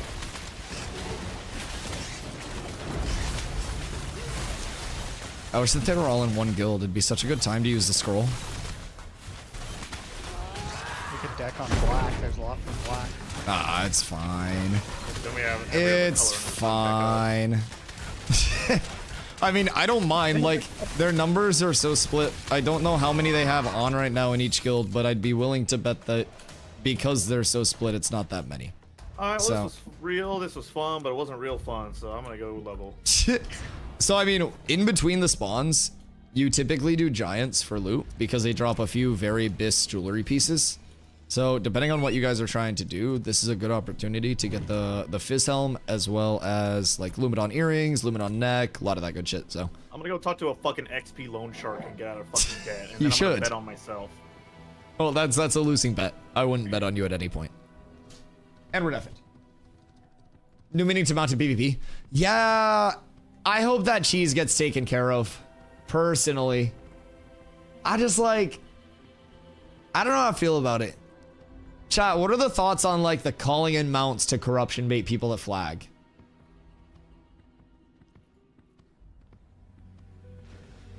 I'm just like... I'm iffy on it. Scummy as fuck, bad, needs to be removed. Yeah, Fed just called in all of their mounts to try to do that. Like, Everybody's abusing it at this point. It's slightly unfortunate. Lazy ass move. Yeah, like, so they basically would PvP when they had a numbers advantage against us and flagged up when they were up a group. But when we had even numbers, they refused to flag and tried to corruption bait. They literally wouldn't even fight us even numbers, which I think personally is kind of sad. Big scary Fed, not even willing to flag up in even numbers against cats with abs. Like, come on, come on. Aren't you supposed to be the pirate killers? Aren't you supposed to be the killers of big streamers? Like, come on. Come on. This is game in a nutshell. Low IQ gamers can't PvP normally. They lose, get more bodies, or do anything they can to win it. Granted, it's a PvP game, so fair game. Oh yeah, so one thing that I always say is the fortunate part about this game is no matter how much Zerg you have, there will always be a numbers match. And if you're a bad player, once you get caught in a numbers match, you get exposed. A Zerg allows you to do things when there's no numbers match situation. And the second there's that like equity and that numbers match situation, everybody just gets cooked in a Zerg. And basically, what we saw on Lineth was 2 Zergs and one of them had a slightly better numbers match. And so they won. And now, from what we've seen over here, all of the Zergs that came over don't have the numbers match, and every Vira has the numbers match. That's why the PvP tourneys are so nice. Oh, dude, I'm literally coming through my balls waiting for PvP tourneys this phase. Like, it's gonna be almost impossible to get me to cast it because I'm gonna be in it. Like, I'll cast your rounds, and then you'll have to, like, switch in and cast my rounds, and then when we're not fighting, we'll have to cast, like, together. Like, we're gonna have to, like, leave the booth. Just gonna ask if you want to cast me? Oh, yeah! Yeah, we doing both, baby. We doing both. You fucking know that shit. We got the melee POV, we got the range POV, bro. Oh my god. Oh my god. Yeah, you fucking know it, dog. We definitely gonna have to like hop out the booth for each of our duels though. Who's gonna cast if we're fighting each other? we each have to cast during our fight against each other. And we're gonna see DustyWhy going in with a big charge. Lloyd can cast then. Oh my god, wait, special guest referee Lloyd coming in with a steel chair with the cast. Yes. Yes! Holy shit. Wait, we got Steven to cast it. Intrepid covers that one, dog. Oh my god. It would be so good. It'd be us 3. That'd be so fucking fun. Let's check snakes. Yeah, we can go check snakes. We did get 2 beetle plate helms, and if we have another group that's like Zombies group broke off to farm again, and I think they're keeping their whole raid out here. So, unfortunately, unless Zombies group sacrifices all their XP gain, which I don't really think is worth it, we probably just go snakes at this point. Check that out. The thing that scares me about snakes is what if they're all Thanos? I was talking, like, a lot recently about how if these snakes in, like, Daytona were actual, like, IRL snakes, one swing would just one-shot somebody and absolutely murder them. And I'm hoping that's not the case. Oh, no, Eternus climbs up. But, chat, how do we get through the door? Like, I'm pretty sure we're just about through the door. We just need to find one more pot around the entire map. Chat, were you guys here for the fucking, the Eternus climb, like, conspiracy? Yeah, they're with a rogue, of course. Not anymore. They put a patch note in that called us out. They literally were like, stopped rogue from being able to shadow step through shit they weren't supposed to. Where are you guys going? We're gonna go check Daytona. Oh, also, open trade. For your strong PvP performances, you've earned a reward. Did you test it though? No, I don't have a rogue anymore. Oh shit, Crom. Crom. I got you, Crom.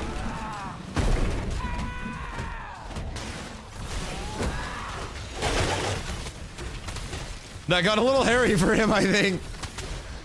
I looked back and dude was about to get run down. I don't want to take his tags.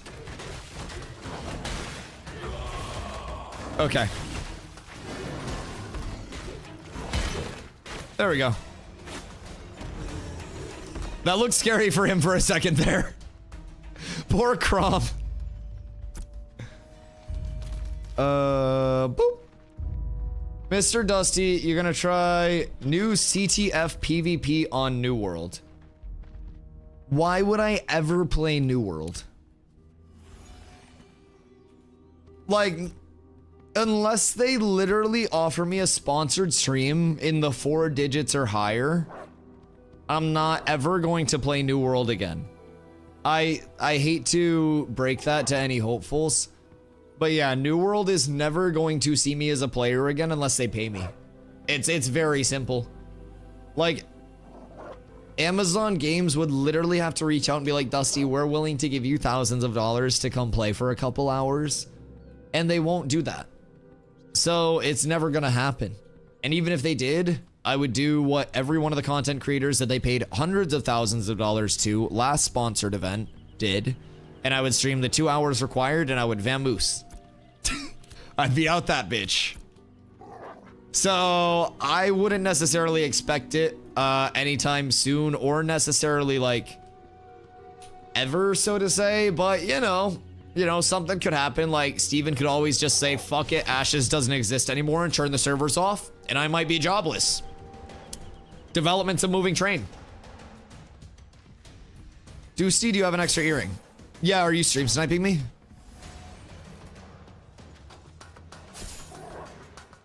Yeah, I have a max mana one. Yeah. Nice. See, as a streamer, I opt into this. I know it's coming. Crix, maybe it is worse than I thought. Where are you at? Come up and trade. Do you have a cape yet? I haven't played since PoE 2 release, but I might get that itch if CTF is good. So the thing with New World is that it is a very superficial gameplay loop and game as a whole.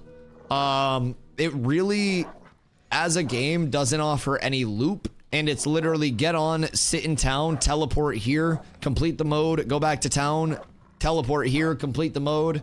Like, the gameplay loop itself is so unimmersive and bad that I don't think New World will ever be able to re-solidify no matter what it does. They could literally make it like a haptic feedback suit where Isabella sucks you off every time you take a step in the game, and their player base still probably wouldn't recover that much. They would have to pay me slightly less to get me back to stream it for a couple hours at that point, but it still wouldn't save the game. Like, literally nothing will fix that game's gameplay loop at this point unless they were to burn it down and completely restructure. And for me, especially after participating in Ashes and seeing like Isabella's thick. Like having open world PvP, having more dedicated like PvP modes, like the node sieges that we've tested, like castle sieges, it'll also be once a month. The guild versus guild aspects of it being completely separated from the entirety of the node versus node aspects of it. Beg on your knees for death. What else do you need, love? I don't have much. I think you're chilling. Chat, do we want to do some treasure maps later? Cape? You do need cape? Okay. Make sure you do your Mirrorleth cape. I'll help you get the stuff so you can get enough thingies, enough of the citizen bucks. It doesn't take long. Well, you still need your fucking gathering tools, dog. And by dog, I mean I love you, go do your sweatier brow. Wait, no, you already did it, didn't you? Let's show us a little PvP. Brother, we were just PvPing a few minutes ago. PvP in Ashes isn't just something that you queue into like a battleground. It's more so like you can pop up at any given time at any given moment. So we were just PvPing against Fed because the area down here is very, very, very sought after for a physical damage helm. So with that, we were camping down there, got a few good kills, and Fed decided to come over. They came over with a group that was right around our size, and we killed them the first time. So then they called in more, came over, and had a numbers advantage and then killed us. And then we called in more numbers and went back over, and they wouldn't flag up because we had the numbers. So that's a little bit of how like the open world PvP can work. Then there are like guild versus guild declarations, node versus node war declarations. And through that, like if we were to declare a war on, you know, Fed, us and Fed would be able to fight, you know, just open world wherever. The weird thing about Fed is I think they have people like split in a bunch of guilds already, which makes it harder to deck. Not that we would have there anyways, because it's 20 gold to deck, and that's a lot of fucking gold right now. So node versus node stuff, guild versus guild stuff can kind of make the open world always on, so to say, during that duration of those events. Arenas will be coming into Ashes later on. I would say that'll probably be after the August 4th update, sometime around military nodes, which is what I would have to wager. Arenas are going to be tied to military nodes, so I would personally expect to see like T4 up, level 30 up, more node types, and probably arenas coming in like a batch update, just based on like based around like what's in that progression loop. T4 nodes will come with level 30 upgrade because T4 nodes are likely going to give you access to higher tier. So with that higher tier, it wouldn't really make sense to have access to, you know, the weapons and armor that you can make without having a level up. But we'll see. We'll see. Anything could change. What's the best character for PvP? A lot of different roles and a lot of different options depending on what you like to play. Best is always going to change as well, because right now the level cap is 25. On launch, the level cap is going to be 50. So a lot of classes don't have, well, every class doesn't have its like completed kit yet. And we don't even have our full classes because we'll take a primary archetype and cross it with a secondary archetype to get our total output. So it's going to be something that has a ton of variance player to player. A lot of small kind of like micro metas in different communities, instead of just one like you play this because it's the best. Everything has its spot, everything has its validity, and I think it's just about finding a class that complements your playstyle in a very good way and then capitalizing on that, right? So there are people that are very good in PvP on literally every class. Just gotta find what you vibe with and roll with it, in my opinion. Show me the Lego. I may have gone overboard on the copper fragment front. Fleshrack, what do you do with the copper fragments? That's tin, right? That's tin. Excuse me. I'd like to mount up. Yo, what up, Zeno? Anyone got a group going at church? I wouldn't be surprised. Chat, anyone over at church farming right now? Look at all these little patches. This is fucking insane. Like, this is nuts. RIP docs. Get griefed, bozo. No! It's fine. You gotta risk it to get the biscuit. He's confused anyways. Not like this. Lego. Man, why do bad things happen to good people? All of this obsidian, by the way. That's gonna make me really happy. Got over 500 on me enlisted on the markets. Okay, so are you the reason that everybody has been complaining about T1 mats not changing? Is it you, you bastard? Can you cut me in on some? I'm gonna need gathering tools. I need some high rarity. Yo, welcome back, Gary Mustang. Are you EU or NA? I am NA. So I live in Maine, but right now this is Shoal, which is a global server. Basically, Shoal is a 3-month stress test server intended to bring every player in Ashes together on the closest thing to a mega server that we may ever see. Darkmitten, thank you so much for the follow. I appreciate you. So, Shoal has been very cool. We have peaked at over 8,100 concurrent players in one starting zone. There will be 4 different starting zones on the full map. That, as far as Intrepid is aware, is the concurrent player record for a single Unreal Engine 5 server, which is pretty fucking cool. So we're in a phase right now where everything is expanding extremely quickly.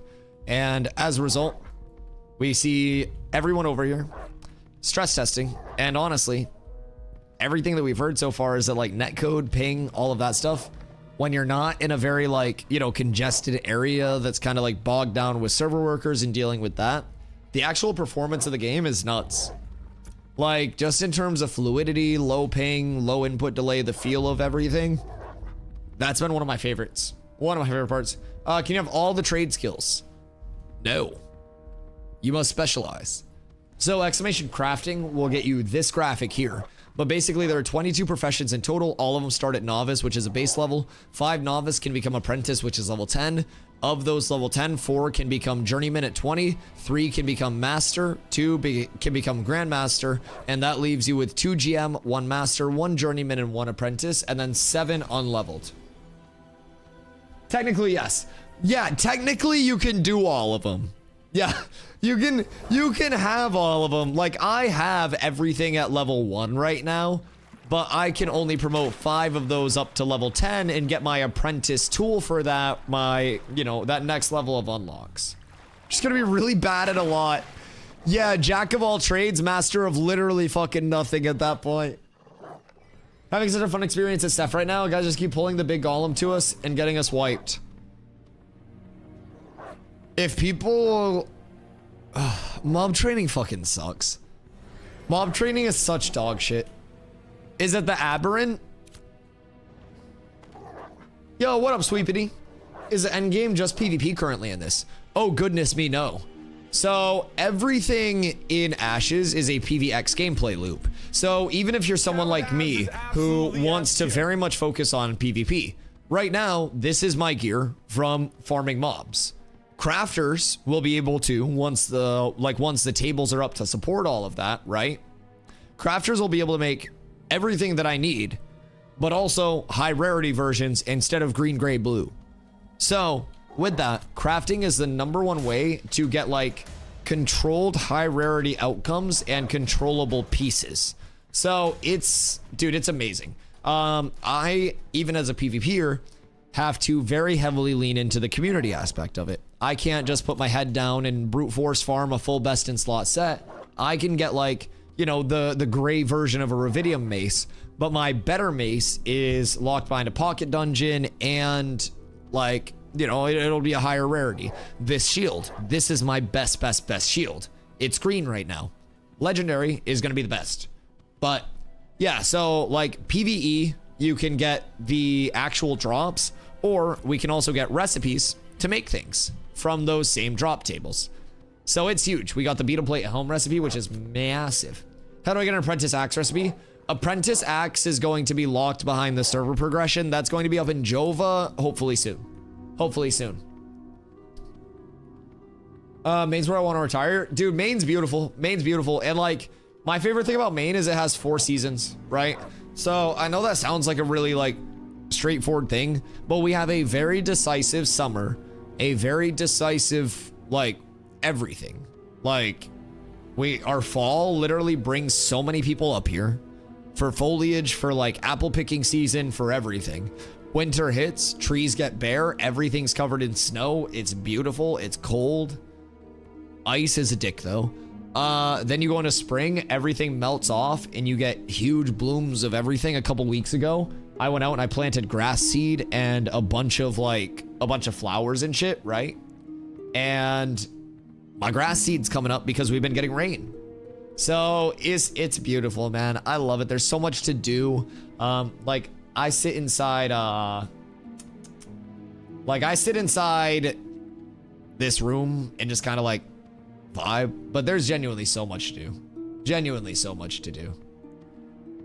There's proof of this over last J. Cole.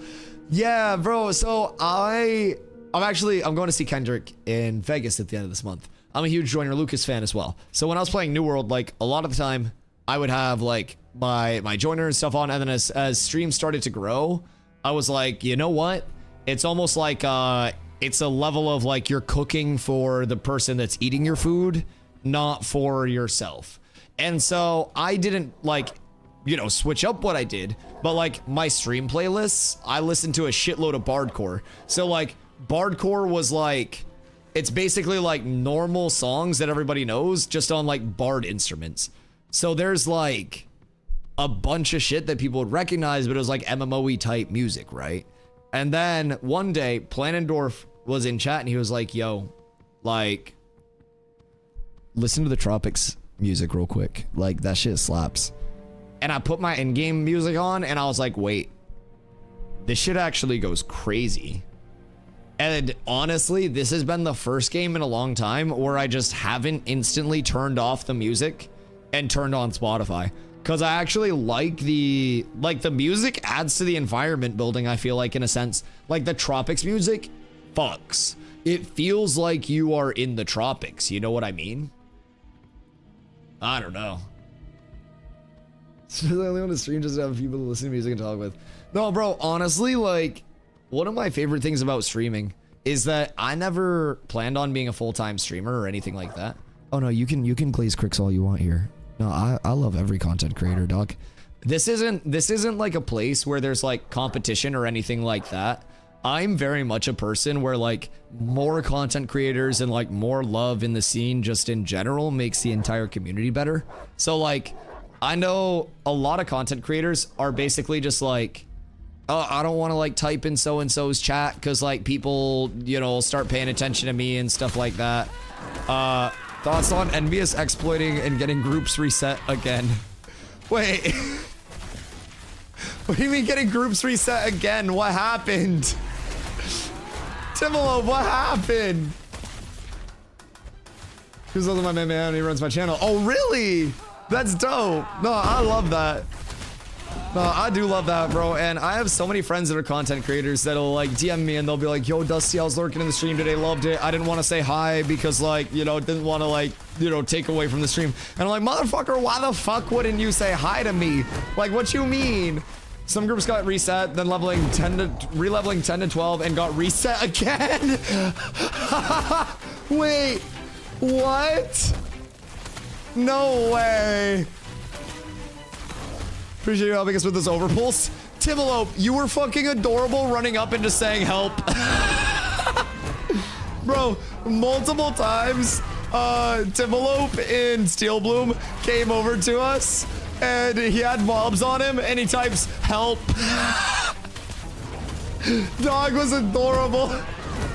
Street dumbasses makes no sense. What's on Envious exploiting again? How many groups was it? Because I do know a lot of people in Envious just... What the fuck? So anyways, I know a lot of groups in Envious like full degened and did it like the legit way and didn't even like know about exploits until they were happening. With that being said, I'm sure there are also multiple people that were abusing shit. Like Envious got reset. There's a video in my DMs right now of Aura abusing the ooze farm, knowing that the duplicate was bugged and that you were getting multiplicative like payout of it, keeping him at 10% HP before the split. I think every guild has somebody that has probably done something borderline unethical at this point. The fact that one group or many groups got reset twice means that they're fucking brain dead in particular. But yeah, I mean, I would be willing to bet that every one of the major guilds that really wanted to get out super far ahead used something in some of their groups in an unethical way. Between Barcode Aura using ooze dupe farm before it was patched, knowing that duplicating mobs, especially if they keep 5% HP when they duplicate, and running them up and down a hill to mob train 100 of them and then AoEing them down. Also knowing that's not intended, like, you know, they weren't the only people to do something unethical. I think everybody in the community probably has done something that on launch will probably be considered not so okay. And that's part of the glory of playtesting. Now, with that being said, I think if there are people that are habitually abusing exploits, especially bad ones, just yoink their access. Like, but I do also think it's very important to find shit. Like, if it's something that they are finding and reporting and passing up, huge. If it's something that somebody's trying to use for their own personal gain without passing up, not so huge. Kind of small, kind of not good. So that kind of like process also weighs in on a lot, right? Who's down here right now? Emberbeard Vanguard. Okay. Macaulay, yes, we're coming over here, by the way. We have room for 2 DPS. 2 DPS, snakes, desert, PM. Might have to fight these guys for it as well. Worst part is they're not even leveling fast with the exploits. What the fuck? What's the guild honestly don't know about the exploits when they're found. It's more like a group stumbles upon one or finds a way to bug something out, then they tell their closest and then end up reset. Oh yeah. No, I absolutely agree. And that's kind of, I consider it like streamer benefit in a sense. If I do stumble upon something that's fucked, there's never the element of like, well, is Dusty using this to his advantage? Because like, I don't play the game off of stream. So anything that I find just gets immediately like passed up, sent up, and we're good. Macaulay, you get your guild invite yet? I'll log in. Okay, word. Word. How many people do you have? One group. Good day. Hello. Good day, lads. Any chance you'd be down to split top/bottom? I feel like we can try this diplomatically first. Because it's a really good farm. And it doesn't look like the damage changed out here much. Jesus Christ, fucking dump truck just drove by my window. This is loud as shit. Why the fuck is there a dump truck on my road? Shit scared me. If in P1 it used to be find an exploit, report it, and they don't care after, but now they said if you find one, report it and do not continue to do it. Oh, yeah. Yeah. I mean, I don't know how because I didn't play P1, right? So I don't know how the entire questing state of P1 was, and like how quickly like they were favoring resets and stuff like that, or if like a long concurrent server to get econ data or anything like that was an emphasis. But I especially feel like right now, with their goal to get legitimate and valuable economy data that's shaping the future econ for August 4th launch and beyond, like anything, especially something like the oozes that multiplicatively like pays out rewards, it can fuck everything. Like, we saw the entire rollback process happen once, when Glintpocalypse happened in the desert with the first implementation of that. So, just, I don't know. Econ changes in, like, long-term concurrent server states are fucking scary to me. Very scary.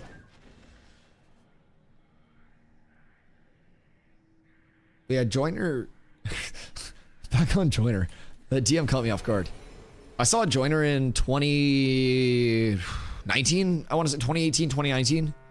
Sometime right around there. I want to say it was 2018. Because I was still playing college ball. No, it might have been even earlier than that. Either way, he came up to Portland with Bozzy and Outcast minus Andre 3000 and everybody else except for Big Boy.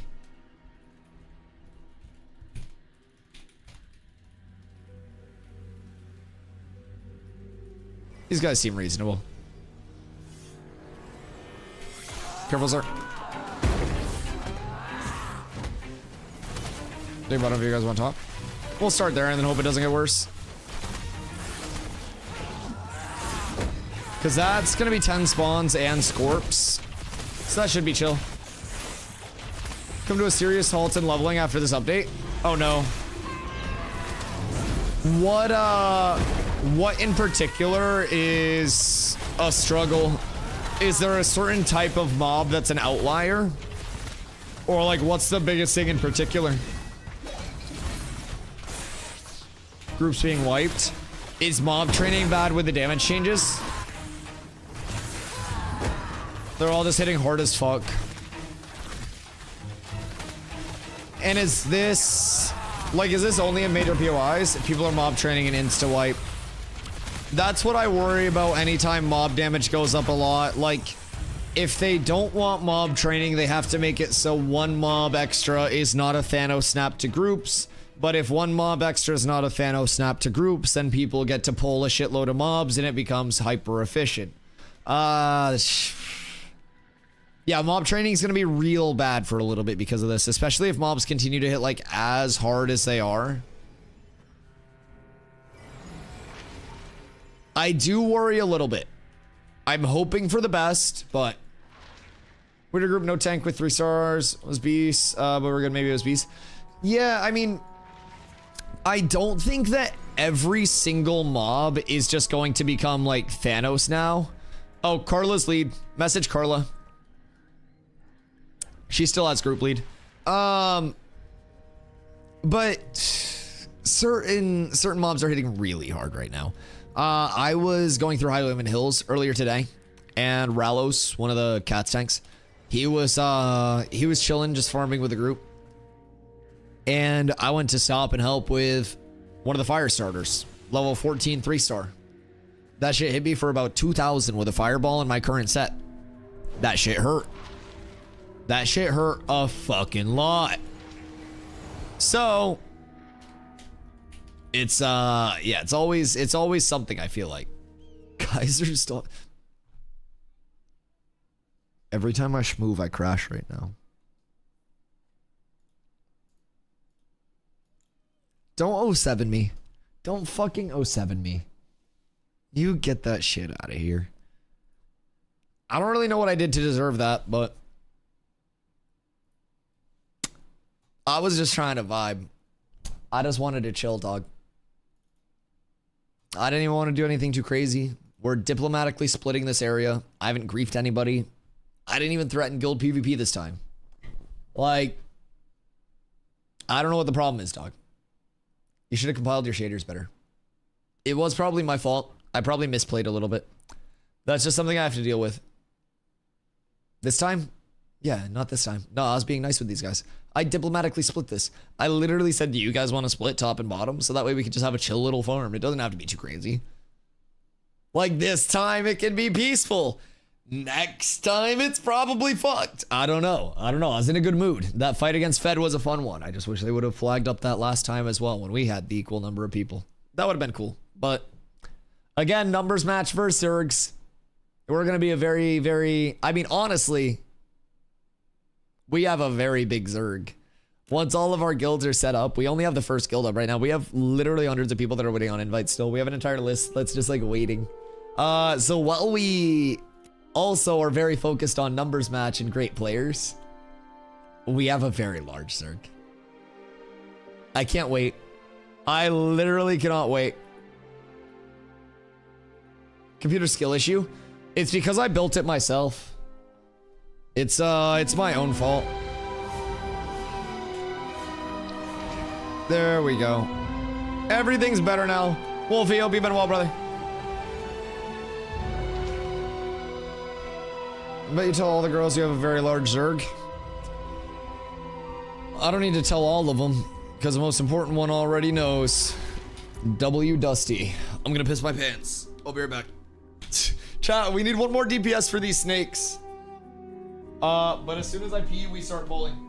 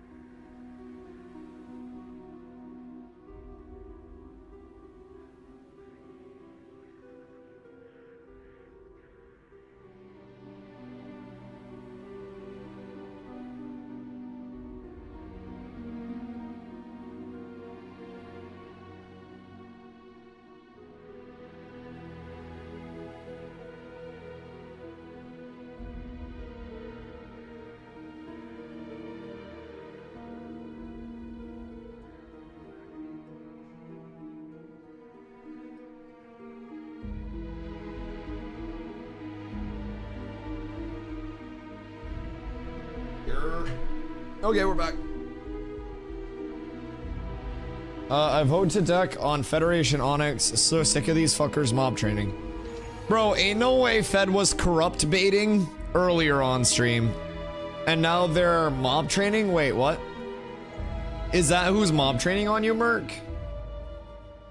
Cause like, dog, they're making the whole Pepsi brand look bad at that point. Ashes is cooking Arrow's PC. What fucking video settings does this bozo have on? The Copenhagen guy from Fed. He keeps doing it nonstop. Launcher's putting his CPU to 100%. Not even game.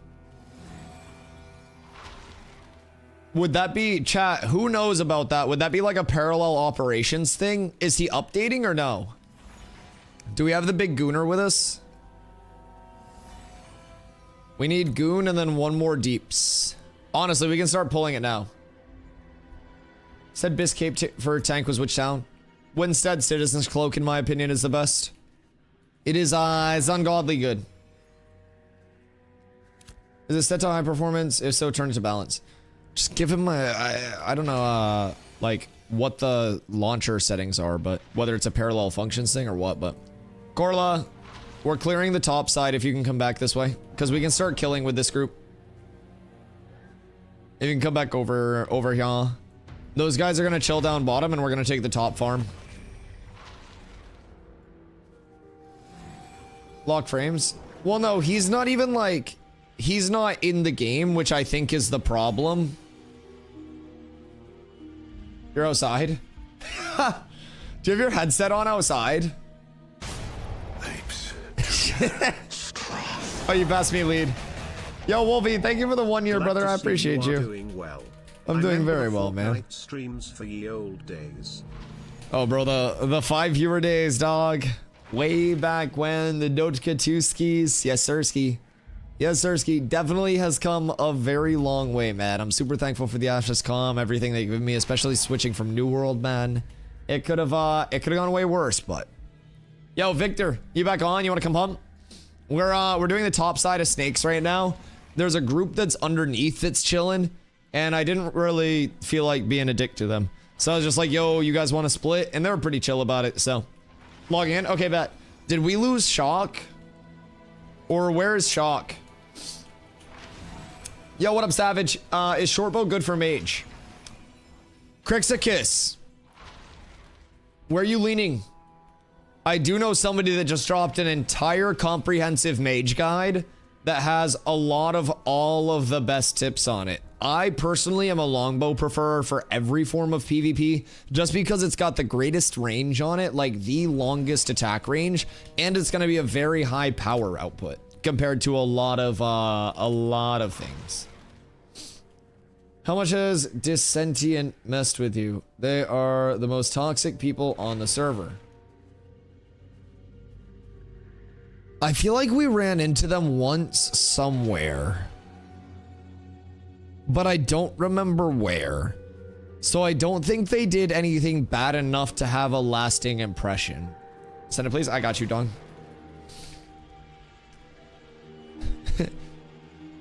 Let's see, real envious is the most toxic. I blame Cats with Abs.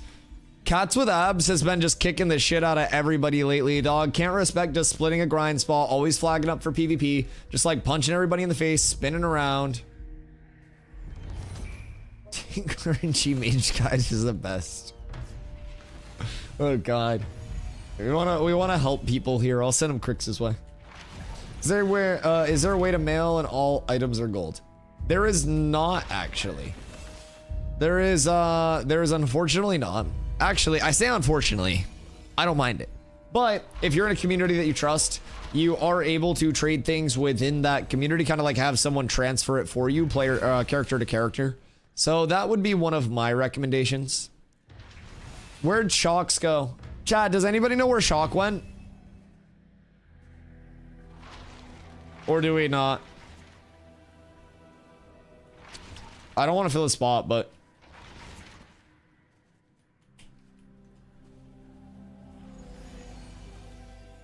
I don't know where he went. Personally, I don't know where he went. No idea. He didn't say anything. Maybe DC. He's still in Discord? What's going on here? Shock, did you die? And I'm not taking any more fucking XP debt. Glad to know your farm's going well. Well, we just got crashed. So.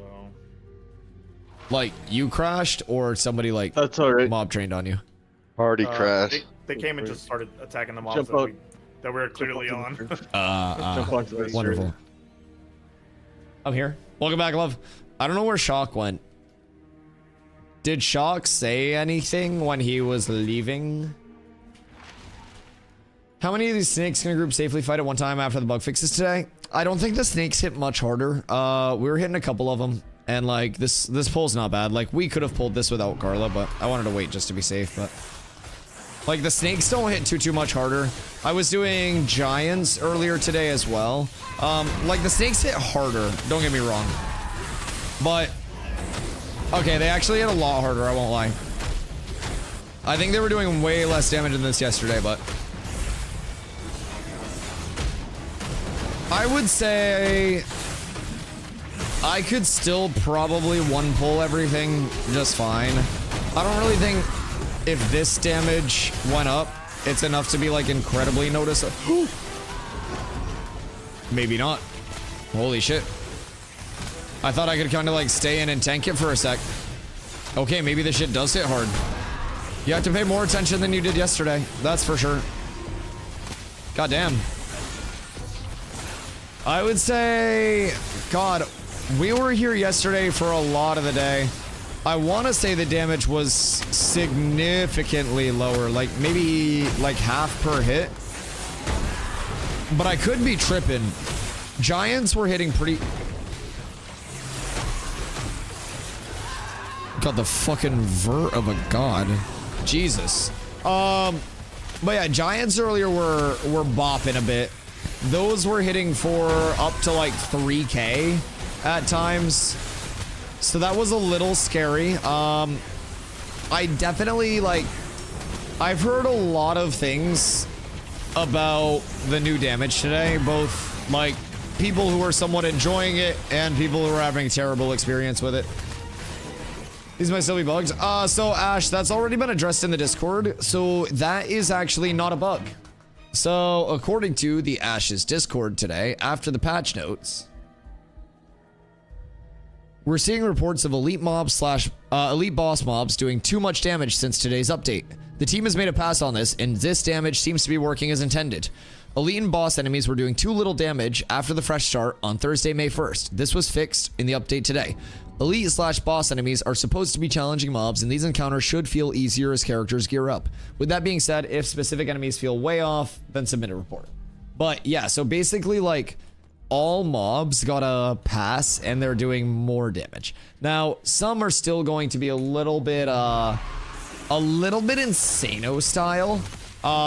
So if anything does feel like terrible, right?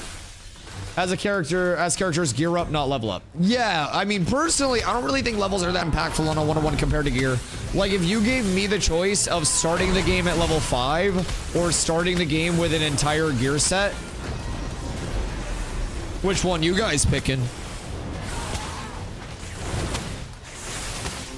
A level 0 gear set right off rip for free? Absolutely. Absolutely. Level 5? Oh, you're crazy. Level 5 takes like 10 minutes. Although I guess if you get the surplus tokens in your level 5 loop, then technically you've got me there. Technically you've got me there if you do the surplus tokens in your 5 loop. Let me skip lion hold on launch. You'd still have to get your mount. Levels matter for tanks because of health, but that's it. I'd still rather have a good piece of gear. If you gave me the choice between being level 25 or having 2 Lumadon earrings and a different pair of pants, oh yeah, I'll take the 2 Lumadon earrings and the pants. Absolutely. I could farm up 2.5 levels at any point, anywhere. Getting that gear is hard as shit right now. But everyone will prio it a little bit differently. Me, if I get my baseline gear set, I'm good. I don't have to worry about shit. What cape are you using? We actually had a discussion about capes earlier today. I feel like you may actually have some good input on this. So basically, as of right now, the only logical cape decision for a physical damage dealer is very simply put going to be Winstead Citizen's Cloak. It is the highest physical power in the game by a couple hundred. It's got max health, it's got armor, it's got literally everything that we would want on it, and it's incredibly easy to acquire. Then on the caster side of it, you've got the mirrorless Citizen's Cloak, and then there's also like Eighth and one other place. But the mirror one's the best one, and essentially every caster just gets a mirror cloak, and every phys damage dealer just gets the Winstead Cloak. And so that's what we've been telling the guild.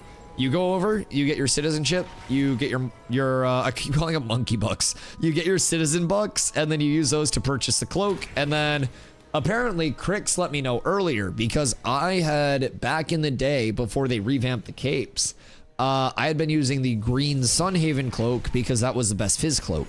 That was a level 10 one. Apparently, with the level 10 cloaks, you have to be a citizen to be able to equip them. The level 20 cloaks, I guess you don't have to be a citizen to actually equip them. So that's kind of a cool little thing. But yeah, so you basically just get your cloak and then you can drop your citizenship and go wherever you want. Fastest mount in the game or full set on level 0 gear. Oh, mount. Yeah, 1000% for leveling, especially. Oh yeah, being able to beat people to the spots and actually get the pulls, 1000%. Like if I can be the first person to core lock and get flare kills, then I'm probably going to find better gear anyways, you know what I mean? Mounts so nuts. Such a significant amount of time in Ashes is spent traveling, especially if you don't plan out your travel well. Like we took an impromptu trip day 1 to the tropics and paid like 3 hours of time. Game coming down for 2 days. The mod bot. We're gonna get another announcement for this. Yeah, it's not actually down. That was the Autobot. I think Modbot wrong. Yeah, Modbot's tweaking right now. Where's Maggie? Ow.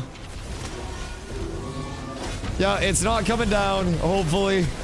Unless something changed, but the realm is estimated to come up on Saturday, May 10th is the weirdest part. What if level 0 gear is epic? You'll replace 0 gear so fast. You can realistically be level 10 in under an hour if you hit the right questing. Maybe not under an hour. I would say an hour and a half. Like he said, epic 10 gear definitely worth, I think. Especially if you got to pick it. Like, keep in mind you're a fizz damage dealer. You may not have anything like this on the caster side, but from a fizz standpoint, I get a level 10 flesh ripper. I get level 10 bone earrings. Like, I could be at level 10 with the proper level 10 setup at epic, probably 220 fizz power. There's a lot of good scaling at level 10 still. Maybe not 220. I could probably be like 205, I think, with a pretty easy scaling setup. But that would also be dropping like a lot of max health. That would be like a fighter set, basically, but I hope we get Luminon earrings, personally. But out here, there are a lot of drops that can just be like 20 drops. So we've got like weapons out here, we've got armor drops out here, we've got earrings, necklaces, pretty much everything out here before, so I thought that was gonna be one. Gosh darn it. Alright, so good news is realm not down. Bad news is no drops. One of the community managers is like, oh shit. Something terrible has happened. Honestly, even just having these 2 pulls really isn't the worst. Like, I don't know XP wise, it's not gonna be a fucking 600k per hour farm, but it will be a nice farm. It will be a very nice farm. Yeah, epic 10 gear. I don't know like how impactful that's gonna be for casters, but I think epic 10 gear would probably be enough for me to like take it.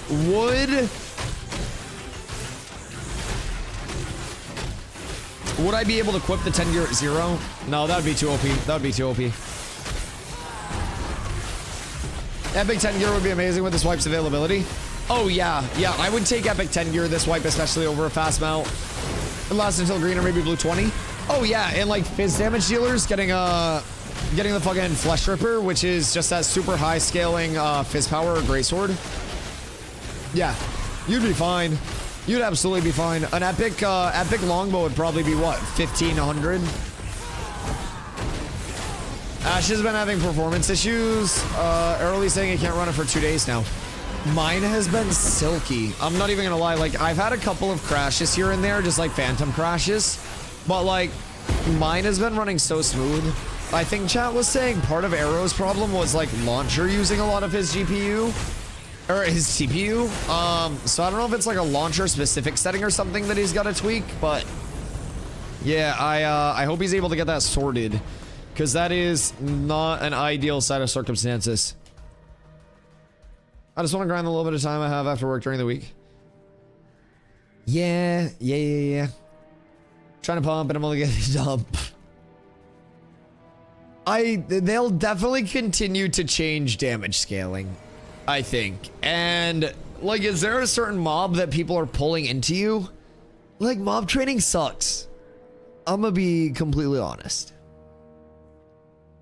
I personally, if I was getting repeatedly mob trained by somebody, I'd probably just slash bug that shit. Golem at balcony. Yeah, the aberrant. The aberrants can be very tough. The big thing with there is the blood fog and the spines for interrupts on abs make it very easy.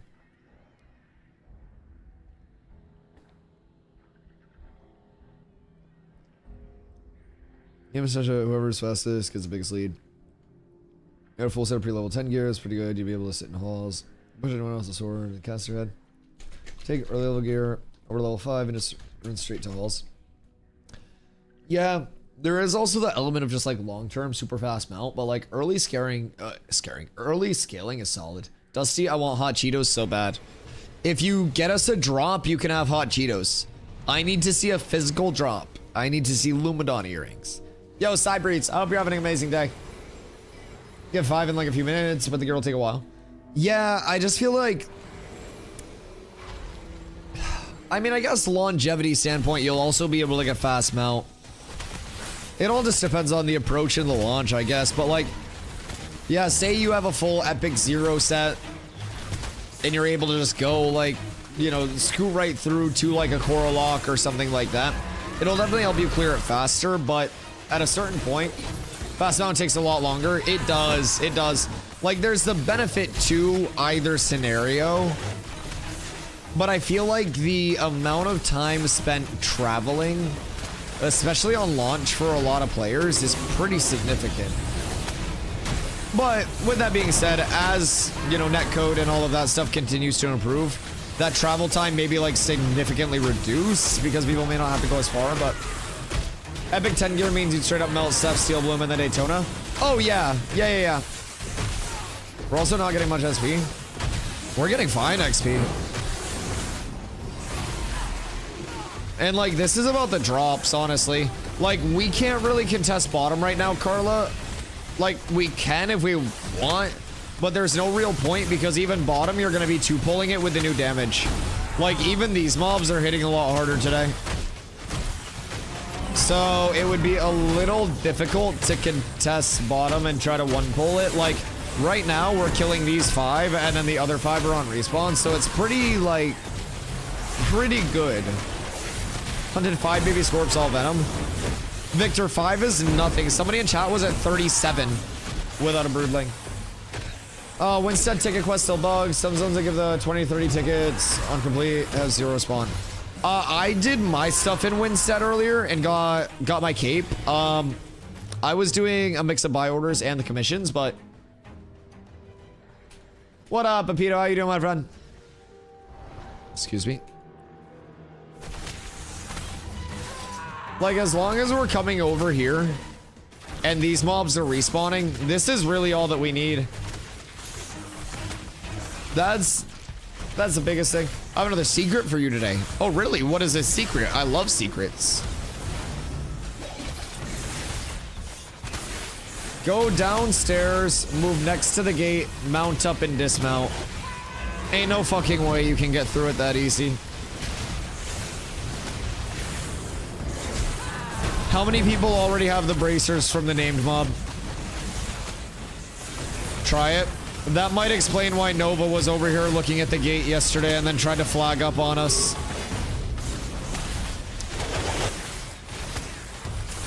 They also died, by the way, when they tried it. But Nova had a group over here that immediately ran over to the gate. And when they saw we were over here, they tried to flag up on us and we killed them and then they didn't come back. I think we were the only one knowing. Did you get a drop from it? But I feel like it's time to share. No next play from phase 1. That you just mount up and go through shit? Interesting. How from phase 1 though? Like, wasn't phase 1 essentially entirely different? It's weird this exploits still come in. Huh. Yeah, like I'm not really trying to go down there and do that shit and then get stuck under there, but which walls are we breaking? Apparently down here, if you go next to the doors, mount up and then dismount and force yourself through, you can get through the gates. It works here. I don't know if it works in other places. Try it for science. You get a cool shield. If I try it for science and get loot from it, I'm gonna get fucking reset and have to level again.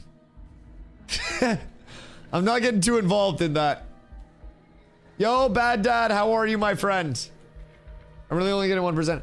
Yeah, like, Carla, this isn't going to be the craziest experience because we're trying to get loot as well. 20 to 25 is not about experience. If it was about experience, we'd be going somewhere else where we could mass pull. There are elite mob HP changes, or damage changes. So right now, I'm almost dying on these pulls. We can't pull more than this even if we were downstairs. That's what I'm trying to say. Like, shit's hitting harder today, so we can't pull the same way that we did yesterday. Everybody's XP is slower. That's why Zombies group is upset as well. They changed elite mob damage, so we can't pull as many. That's why we're doing this and splitting it. So this is the best that we have right now. This is also a very good loot table for us. So we're gonna stay here, and we're gonna do this. And we're gonna keep splitting it with these guys. And it's chill. Because we're not killing much faster than the respawns. We're good. It's okay. 1% per pull and no XP debt. It's more than Zombies group is getting. Bad Dad, the grind is going absolutely amazing, brother. Absolutely amazing. We have been isolating a lot of gear drops, getting a lot of people scaled up power-wise. PvP's been going great for us as well. So, it's huge, man. It's huge. Ethereum did that on Steel Bloom Sewers on the walls. That makes sense. Do you think the elite damage was necessary? Yeah. Yeah. I could literally, prior to these changes, keep in mind this was in like my old tanks gear set as well. But when this entire circle was completely open. Yo, Skeptics, thank you for the 100 biddies. I appreciate you. Also, T-Mac. I had a hydrate from a while ago. I think I might have ignored it. My fault, T-Mac. But yeah. I think like the size of the pools was very, very, very out of hand. And as a result, like optimal XP from these like elite areas was way too high. There were certain areas. Oh God, where did that one come from? Oh fuck. That's my bad, I butt pulled that. Optimal XP from like certain areas, especially like once you get into the Goondark and like looking at the Hawk Tua dungeon, people were getting over 1 million XP an hour from that pocket dungeon. So yeah, there were some areas like where it was a little insane in terms of what you could pull and how easy it was to complete those pulls. Like right now, I'm fucking fighting for my life in 5 pulls. So it's, dude, it's definitely, in my opinion, a bit better. I think AoE pulling elites should definitely be a challenge. Was it only desert elite mobs that got buffed or all? All. It's nice healing is becoming more meaningful as well. Yeah.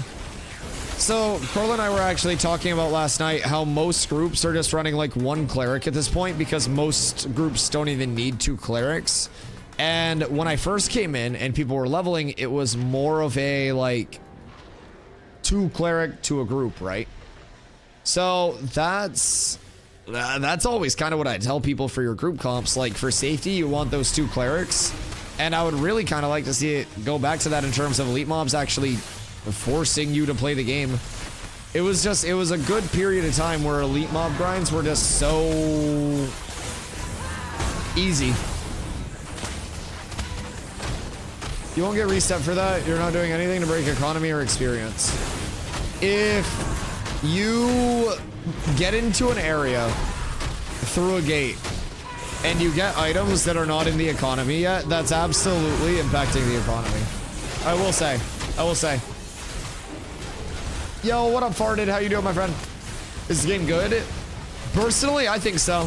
It depends on what you're looking for. This is an alpha test still, keep in mind. So we're still probably 2.5 years out from a launch.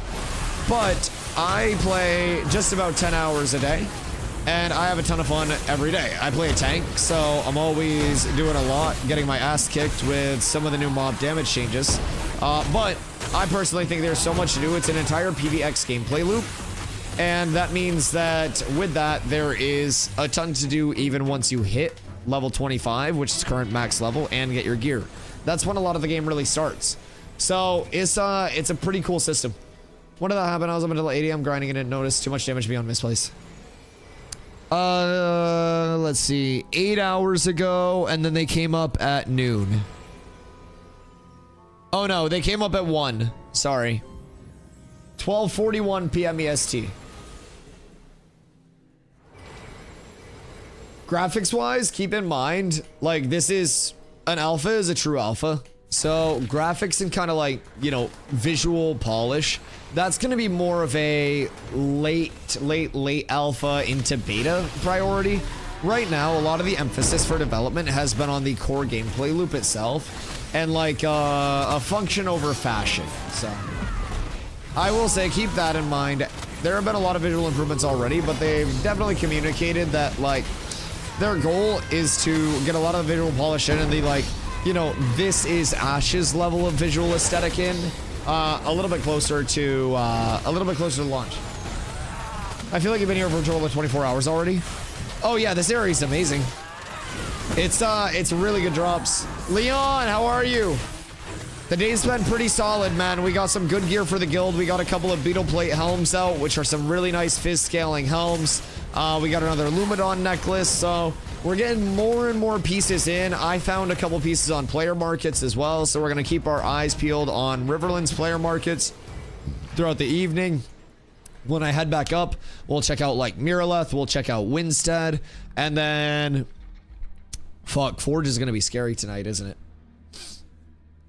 That's going to be, it's going to be a little rough. I like to tell people to go check out what World of Warcraft looked like in alpha. Usually sets up a good context. That shit was rough.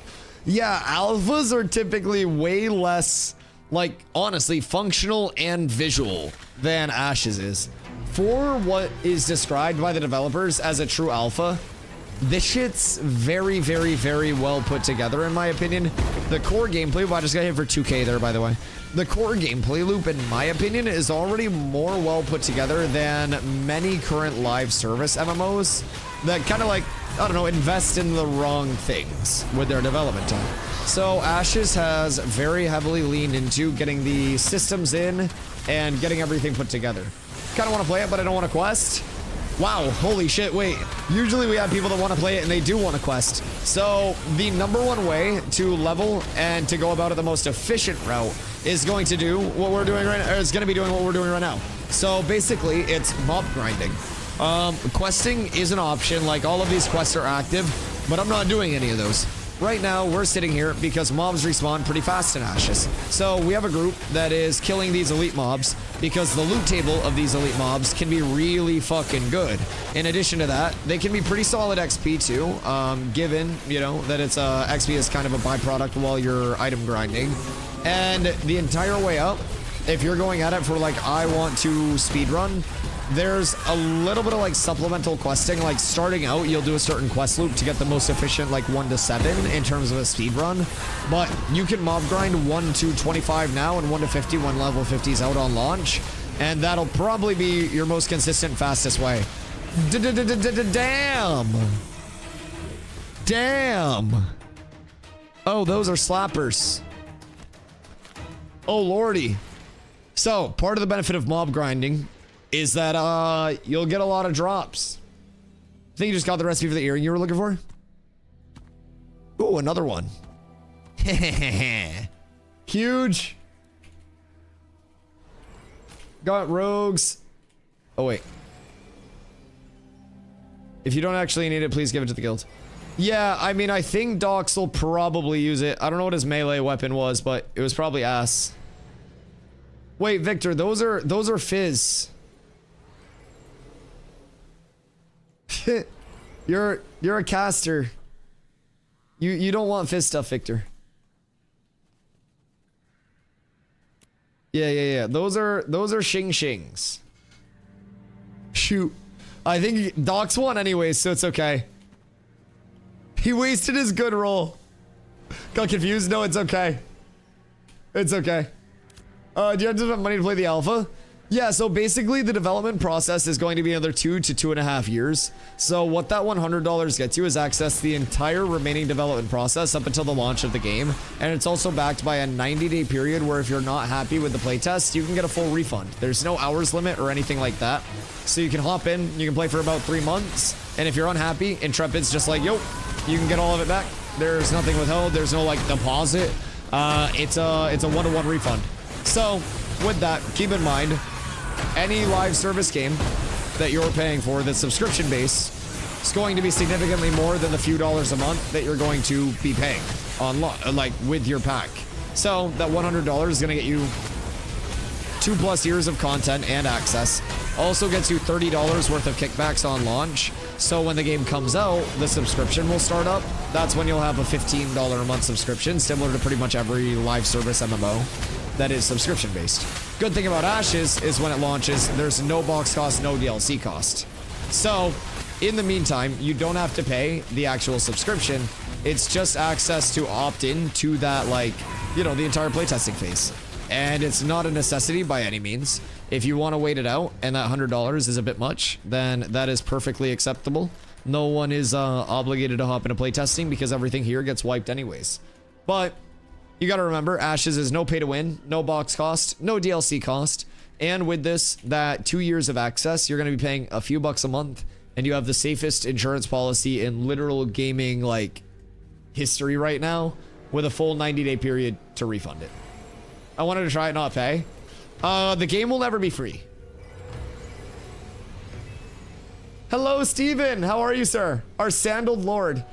How does the power change on mobs feel for you? For me so far, it's felt pretty solid. It's limiting the, like, excessive mass pulls that we were hitting previously. Just in this area yesterday, Hunter was watching us pull the entire downstairs all at once and then come up here and not really have to do much. Certain mobs have been hitting quite hard. I stopped earlier today by Highwayman Hills, and it seemed like the fire starters there were a little out of touch. I got bopped for about 2K by a 14 elite. So deal withable, but I watched the group die to that and had to help them out. Skeptics, thank you for the 100 biddies. I love you and I appreciate you. So certain mobs good.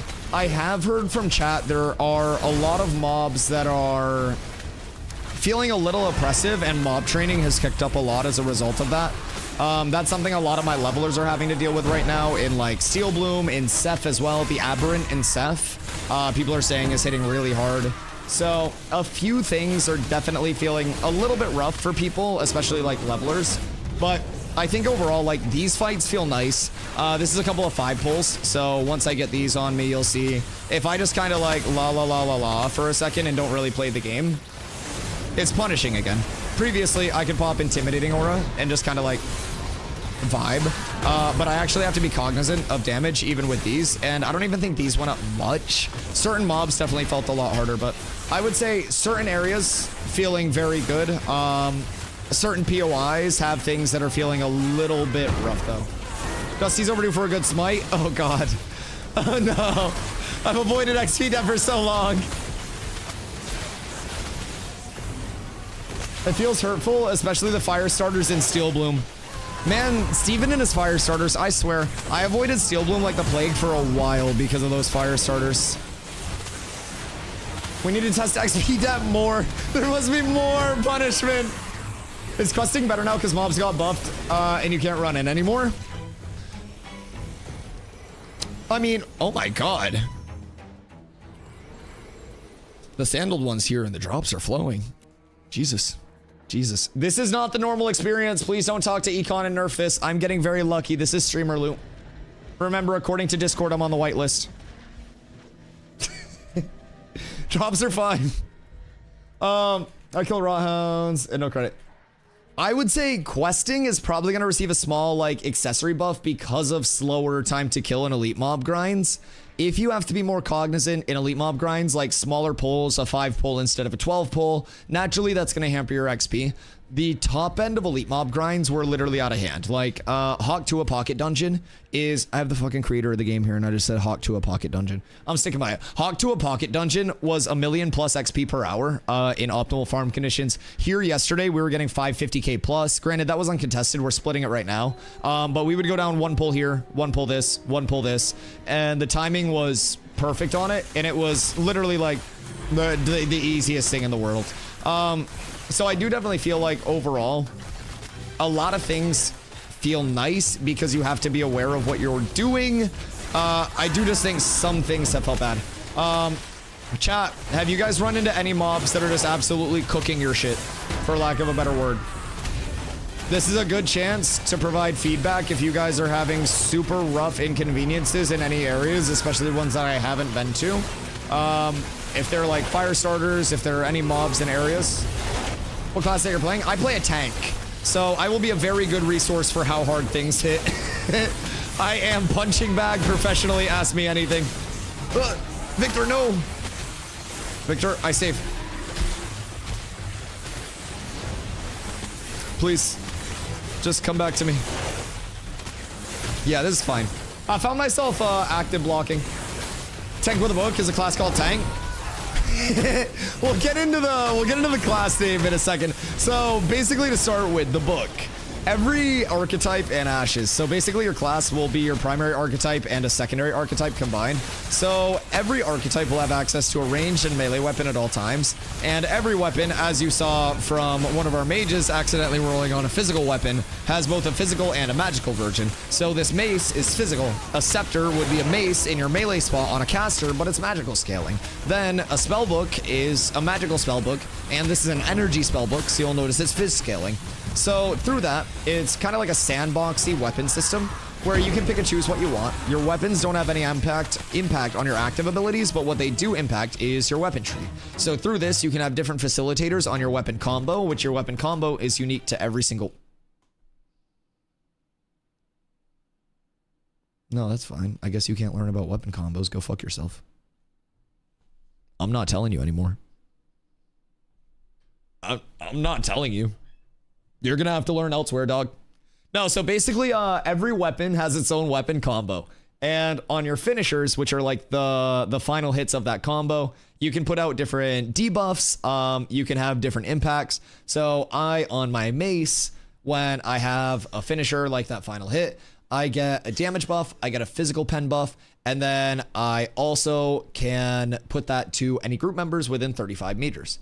So a lot of the weapons will have different kind of like builds associated with them. Longbow wise, which is my PvP choice for my range thing, I always try to capitalize on the wound from that, which is anti-heal. The range from that, it's always the best range in the game for range weapons right now. And then from there are also a few things that I can tweak and run that about 4 different ways to either have like solo or small scale builds or like large team builds. So, favorite Nintendo character? Dog, that's a hard question. That's a very hard question, I feel like.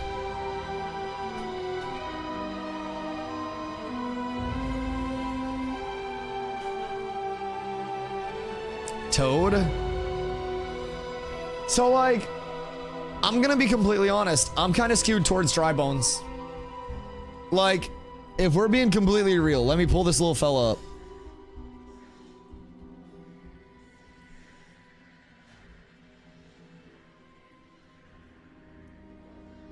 Like, come on. Come on. Like, how are you gonna say no to that? Man's awesome. Dusty, I gotta dip. Yeah, you can dip. This spawn's pretty chill. Like, we don't even need a full group. It's fine. We're already down to DPS anyways. We all know it's Bowsette. Shorter longbow when starting on a ranger. Like if you're just picking your first weapon, I would say longbow because that's gonna give you the highest fizz power scaling, and fizz power scaling is gonna be king like throughout your entire leveling process. And then part of the reason I'm using a book right now is it's the best thing I've found. So early on, it's not a matter of like what's best, but what you have access to, in my opinion. And with that, I found this bow. I haven't really found, or this book, I haven't found a replacement bow. Now we did see that the Petition of Challenge event in Carfin was active earlier today. So we may check that out with a raid a little bit later in the night because maybe mention the door above. Oh yeah.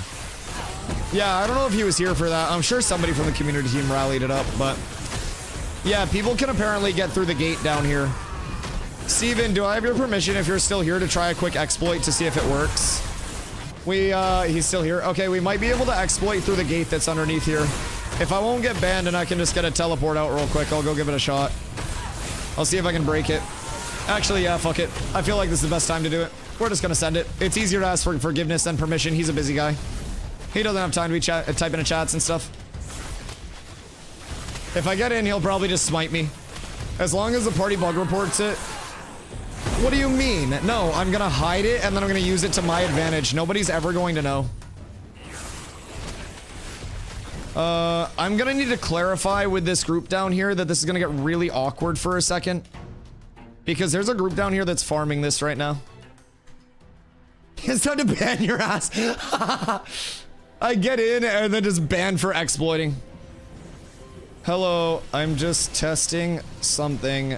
Please do not mind me. Alright. Sandal God, nuke him. Can't summon here. Do I need to summon them out outside? I had to wait for them to pull it. Just make sure we don't steal their mobs, please. These guys have been chill.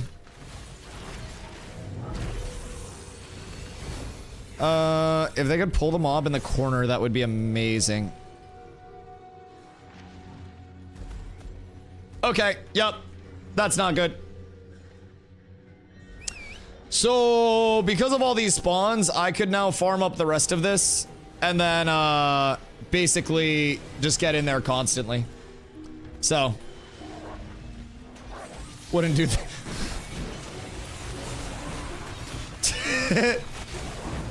They go, I wouldn't do that, guys. These guys are nice. It's not even an exploit, that's just skill. No, it's kinda exploity. Duh, Terry. These guys are chill. These guys are very chill. Nice lads down here. But yeah, since everything is opened up down here, I don't necessarily know what we'll be able to force ourselves into. But both of the name mobs are also locked behind this, and there is best in slot gear locked behind this too. So like, yeah, like all of this is pullable. What I'm curious about, what if I do this and the mob AI teleports them to me through the gate?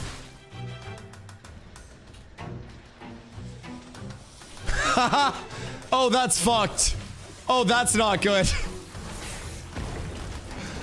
Okay. Well, I got you guys 2 extra mobs. Okay, well, I know why people were coming here now. So, I could pull this entire loop. I could get all of the name drops from these name mobs and then just pull them out here like nothing's happening. And prior to the mob changes, people were probably doing this because you could one pull this entire circle and then you could kite it in this straightaway. You could bring the mobs up here, and as a tank, you can dodge hop over the top of the mobs and not get hit. And then you could basically charge back up, and then you could dodge hop over the top of the mobs and not get hit. So I'm pretty sure that I could still... I'm glad that they put this comma here for the fed plug. Large comma adult only would be entirely different without that comma. Anyways. Super Secret Why is there a gate there? Why is there segregation at that spot? So this is called a pocket dungeon. This one in particular is Apothecarium Dreadmire, but you'll hear it referred to as Daytona. So certain areas, points of interest, and pocket dungeons unlock as nodes progress. So it's kind of like lock behind the levels. These are villages, which are tier 3, which are the highest level of nodes. Out here, this is a crossroads, which is tier 1, encampment tier 2, and then you have your wilderness, which is tier 0, just unincorporated, you know, all washed. So this particular one opens at tier 2, which is going to be encampment. Now, the thing with Jenna that makes it a bit of a situation is that this node itself does not have much mob density or gatherable density, what I refer to as experience opportunities, to actually level the node outside of this dungeon. So yeah, that's kind of the big thing. This node naturally levels slow, and locked behind the gate down here. See if I can get to it without pulling stuff. But locked behind the gate down here, there are... I guess they fixed it. There are a couple of name mobs, one of which patrols, and since you're able to just kind of like pull things through the gate, which I just showed on this side, it's a little bit scary. Because now people may have inaccessible bracers at this point in progression, which would basically give them an advantage over anybody else on the server. So those bracers are going to be, if we go to database, and we go to armor, risks, all risks, stats, fizz power rating, sort by fizz power. Oh, I sorted by the wrong thing. I was like, they changed those. Okay, you guys can't even see that, but there. So these are the bracers that dropped here. So these are the hardened chitin armor, which apparently I said that wrong for 20 plus years of my life. So I hope they don't take server maintenance down, server down for maintenance for this. I think they already fixed. I don't know. I could have just been not getting through as well. No, I mean, this side's still borked. I'm just gonna keep like bouncing off the ropes. Hardened chitin armor. Apparently chitin is not the way to say that. News to me. Okay. Did they just have someone come over here and put up an invis wall?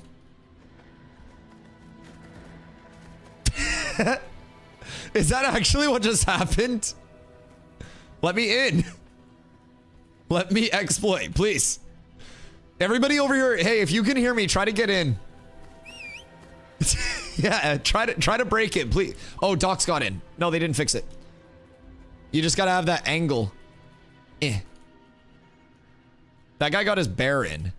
I'm stuck. You gotta like look down? I don't know. How do you get in, Doc? I feel like this side got harder to get in. Did you get it at the right angle? What? What the hell is this? Is this discrimination? This is an anti-dwarf gate? What the? Oh, never mind. We're good. We're good. So there's a named mob that is right here. Has zone loot table. Interestingly enough, is that door also closed? Weird. That door has spiders and shit underneath it. Dusty, test that name mob's damage real quick. No, I'm not actually pulling the fucking name mob because I come through the gate. Like, this is part of the problem with this. Look. If I aggro the mob and then go out, it'll come through the gate. Or at least they were on the other side.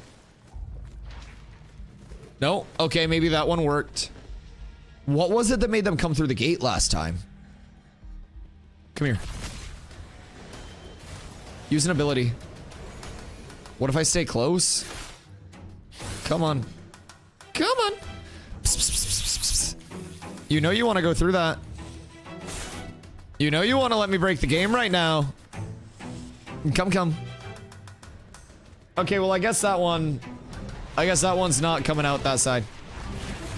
I think it's the other side. Yeah, this side you can pull through. I just wanted to see if it was the other side as well. I don't know if it was one of their abilities that got them through.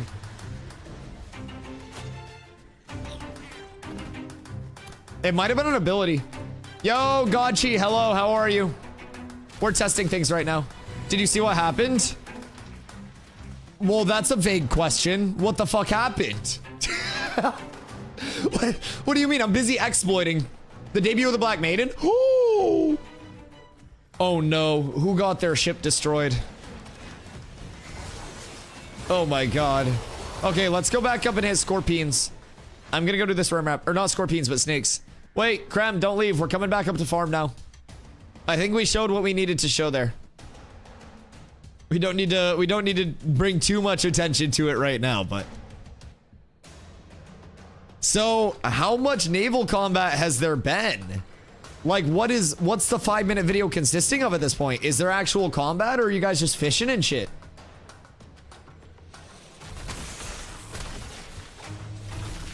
Cause like, it's combat? God damn! That was legit. Wait, so Gotchi, where, you said you weren't in Envious anymore? Where'd you go if not Envious? Ow. I left them onto bigger and better things. So, where'd you go? I swear to God, if you say Polar instead. Like just in the other one in the Alliance. I'm in Polar now. Bruh. Bruh. What the fuck? That's the same thing. These pictures are exactly the same. What do you, that's like the Spider-Man meme. So, who has the inside info? Who was the group in Envious that was dumb enough to get reset twice? Because from what I've been told, one of the groups got reset once and then went to re-level and exploited to reset to level again. And since they exploited twice, they got reset again. Like, bruh. And they didn't get reset twice. I heard different. I heard they got reset at level 10 to 12 because of exploits again. The news is half fake. I mean, if you do something bad enough to get reset once anyways, I mean... do we even know if the people that were ooze abusing got reset? Because ooze abusing was quite literally an item dupe, dog. Like that I don't know what the ooze loot table was, but like... that shit was just making things, like, appear out of nowhere. And you can spawn in the oozes at 5% each? Oh my god. Oh my god. Just like 2 full groups as a group of 9, only for them to get their mayor and a whole second raid. What guild was it? Sounds like something we ran into earlier. We were doing beetle plate helm farm, and Fed came in with a group and tried to farm up, and we wiped them. And so they called in like a whole nother group and then sat there, and then we called in another group and they wouldn't want to flag after we called in another group. Like we flagged on them when they had their 2 full groups and still almost had that shit. And then once we had numbers, they wouldn't flag back. This is peak Nova. That's crazy. We wiped a Nova group yesterday and they didn't come back with anybody. But I also think that group might have been trying to exploit through the gate. I'm not even gonna lie. I think that group was trying to exploit through the gate down here. And they saw that we were down here, and so they tried to flag up on us and kill us to get us out of here. Because they came down, they had no interest in the mobs. They ran directly to the gate on their mounts, saw us, and then like didn't go near the gate after and tried to flag up. Might have to go nap a little. I'm tired. You're tired. Like you want to mix it up a little bit, or you're tired? We could go up and do some Grave Peak farm. I don't know if Grave Peak's gonna be super con. We can do Grave Peak. We can check out Carf. We can do some POIs. Because I feel like we haven't hit many of the Riverlands POIs since the changes. So that'd be good. I'm tired. Okay. You take a nap. I'll check player markets. And then... Uh-oh. and then I'll wake you up and we can do Carfin. I'm tired, but I want to do more grind. I feel like we should try to get a group for like some Carf third floor. I don't know if Petition a Challenge is still active or not, but if it is active when we go over there, Petition a Challenge is the way to get just like free blue pieces from the disciplinarian. Mama B, what up? Finally time to sit down and grind. Word. How was your concert last night? Also, did you see that PAX East is gonna have, what was it? Was it a Dune thing? I want to say I saw something on Twitter about that. At PAX East, they're gonna have like Shroud and a bunch of other people over there. I want to do Carf. Yeah, I'm kind of scared to go to Carf. I'm so excited for PAX. Are you going to PAX East? I might try to go to PAX West next year, but TwitchCon is my primary focus this year. I am so ungodly excited for TwitchCon. PAX West? Okay. Yeah, I was thinking PAX West next year. You live in Oregon? Yeah, that makes sense. That makes sense. Well, they also make airplanes, bozo. You could just be taking a trip. I live in Maine, but I'm going to San Diego for TwitchCon. I'll be at TwitchCon too. Bro, I'm trying to get so much of the Ashes comm out there. Like, because keep in mind, the dono goal on the bottom right, we got the IRL backpack all set up for that already. So the rest of that is just like TwitchCon travel fees and shit like that, right? So we already have the IRL backpack assembled, ready to go. It's fucking insane. It's fucking insane. So yeah, it's we're gonna have the streams going. I'm also, everywhere that I travel, I'm bringing a setup with me that can run Ashes, even when I go to Iceland. So I'll be doing like 2 weeks in Iceland in the middle of June. I can't wait. But during the downtime days, we'll be doing like the usual Ashes downtime yaps and IRL streams in like the fjords and all of that shit. And then when we go back to the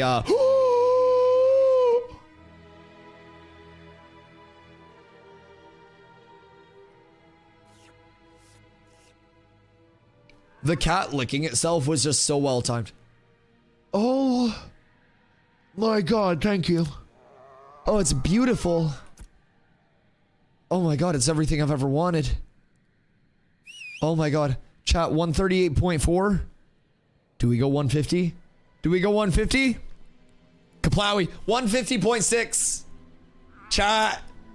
Chat, we're 150 plus. Oh my God.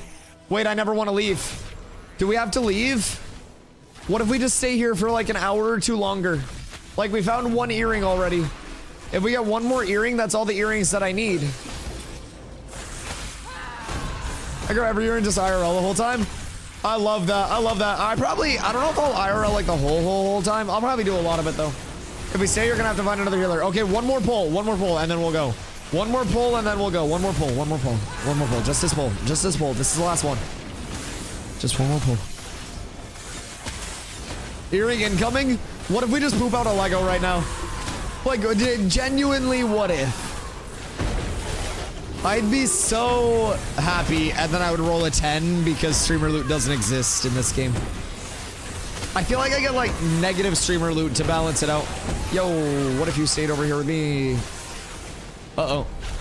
Uh-oh. Go to the same me! The Ranger Vines, so fucking good. So good. One of my favorite things to initiate with in PvP, if I'm being completely honest.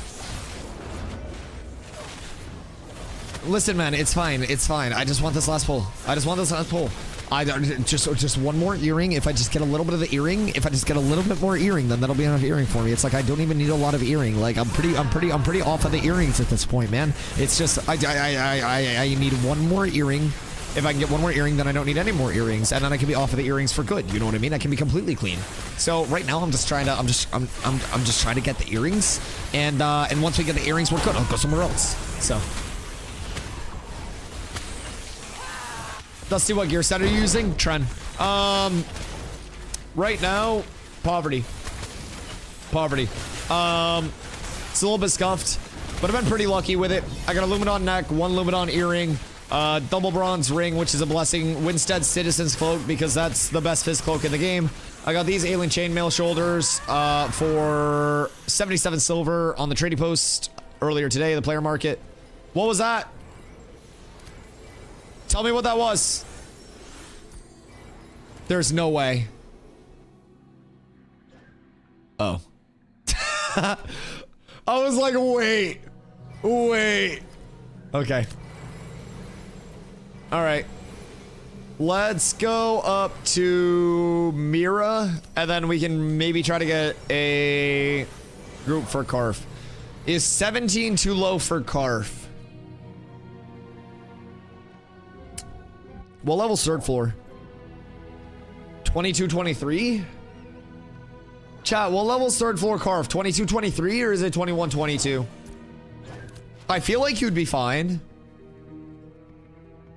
Because I feel like third floor is probably the easiest farm unless Petition a Challenge is up, and then we just do Petition a Challenge on repeat. Yeah, did you DM me the video? If you DM it to me on Discord, I got you. Oh yeah, so the rest of my gear. Aelin Chainmail Helm, this is a dead spot. We just found this as a blue. I'll replace this as soon as I find something viable. This was a Steel Bloom drop, so just a little bit of max health scaling. Then we have Fizz Crit Power on the Bearhide Bracers. Fizz Crit Power is a very valid scale for tank because you do get a force crit with your Pulverize itself. Gonna farm Ursine for that OP chest. Ursine, Grave Peak, like a Black Feather Tunic, the chest from Ursine name mob. Yeah. You can do third floor level 20. It's just how much gear you have. Yeah, Asha, Ultra was asking if he could come at level 17. So I feel like that may be a little low. Like, I'll be able to tank shit, but give me right now. Word. Then we have Bearhide Gloves. Bearhide Gloves, another really nice find. Bearhide Belt, really nice find. Starter legs with max HP on them. Some polished tin boots, which these are going to get replaced as soon as more stuff becomes viable. Yo, while we're up, we should go see if the monitor's up. Low key, high key. Low key, high key. Monitor boots go Insano style. So those will get replaced. Ruvidium Mace is third best option. It's this, and then Igneous Striker, and then Beast Warden's Prod. Beast Warden's Prod, our hard best in slot, is locked behind the pocket dungeon here, which may never exist. Shout out Squallsend. And then Igneous is going to be from Forge. I haven't been over to Forge this reset yet, so I don't have access to that. So Ruvidium Mace gives me that max HP that I'm looking for. It's third bis. Steel Shield, best shield in the game for us in my opinion. Fuck a Firebrand, fuck everything else. Steel Shield gives Fizz Power rating, an amazing rework to shields, made it super, super, super valid. So I love how the tank like weapon combo is with the max health on the weapon, the Fizz Power on the shield to basically give you two-hand scaling. It's nice. It's nice. Forge Gaggle fuck. I can imagine it's a little bit borked right now. So then I have my Bronze Energy spellbook. This very simply, I haven't found a 20 range weapon yet. The 20 range weapons that have dropped, we found some steel longbows and shit like that. But they've gone to other people because they're bastards. So that's a rundown of what I got right now. For frame of reference, I do have a few different build planners all assembled. One of which is, I can link it in chat right now. Paste. So this is my poverty set. So this entire set, feel free to use this as well. But this is intended to be farmed between Steel Bloom, Karfin, and Grave Peak exclusively. Iron rings, you can get these from the the Grave Peak Forsaken Blade mobs. This comes from Grave Peak. These come from Steel Bloom. Ruvidium Mace, look familiar. Steel Shield. Oh, sorry, this is Iron Shield, so I already have a better shield than this. Iron Shield's baby Steel Shield.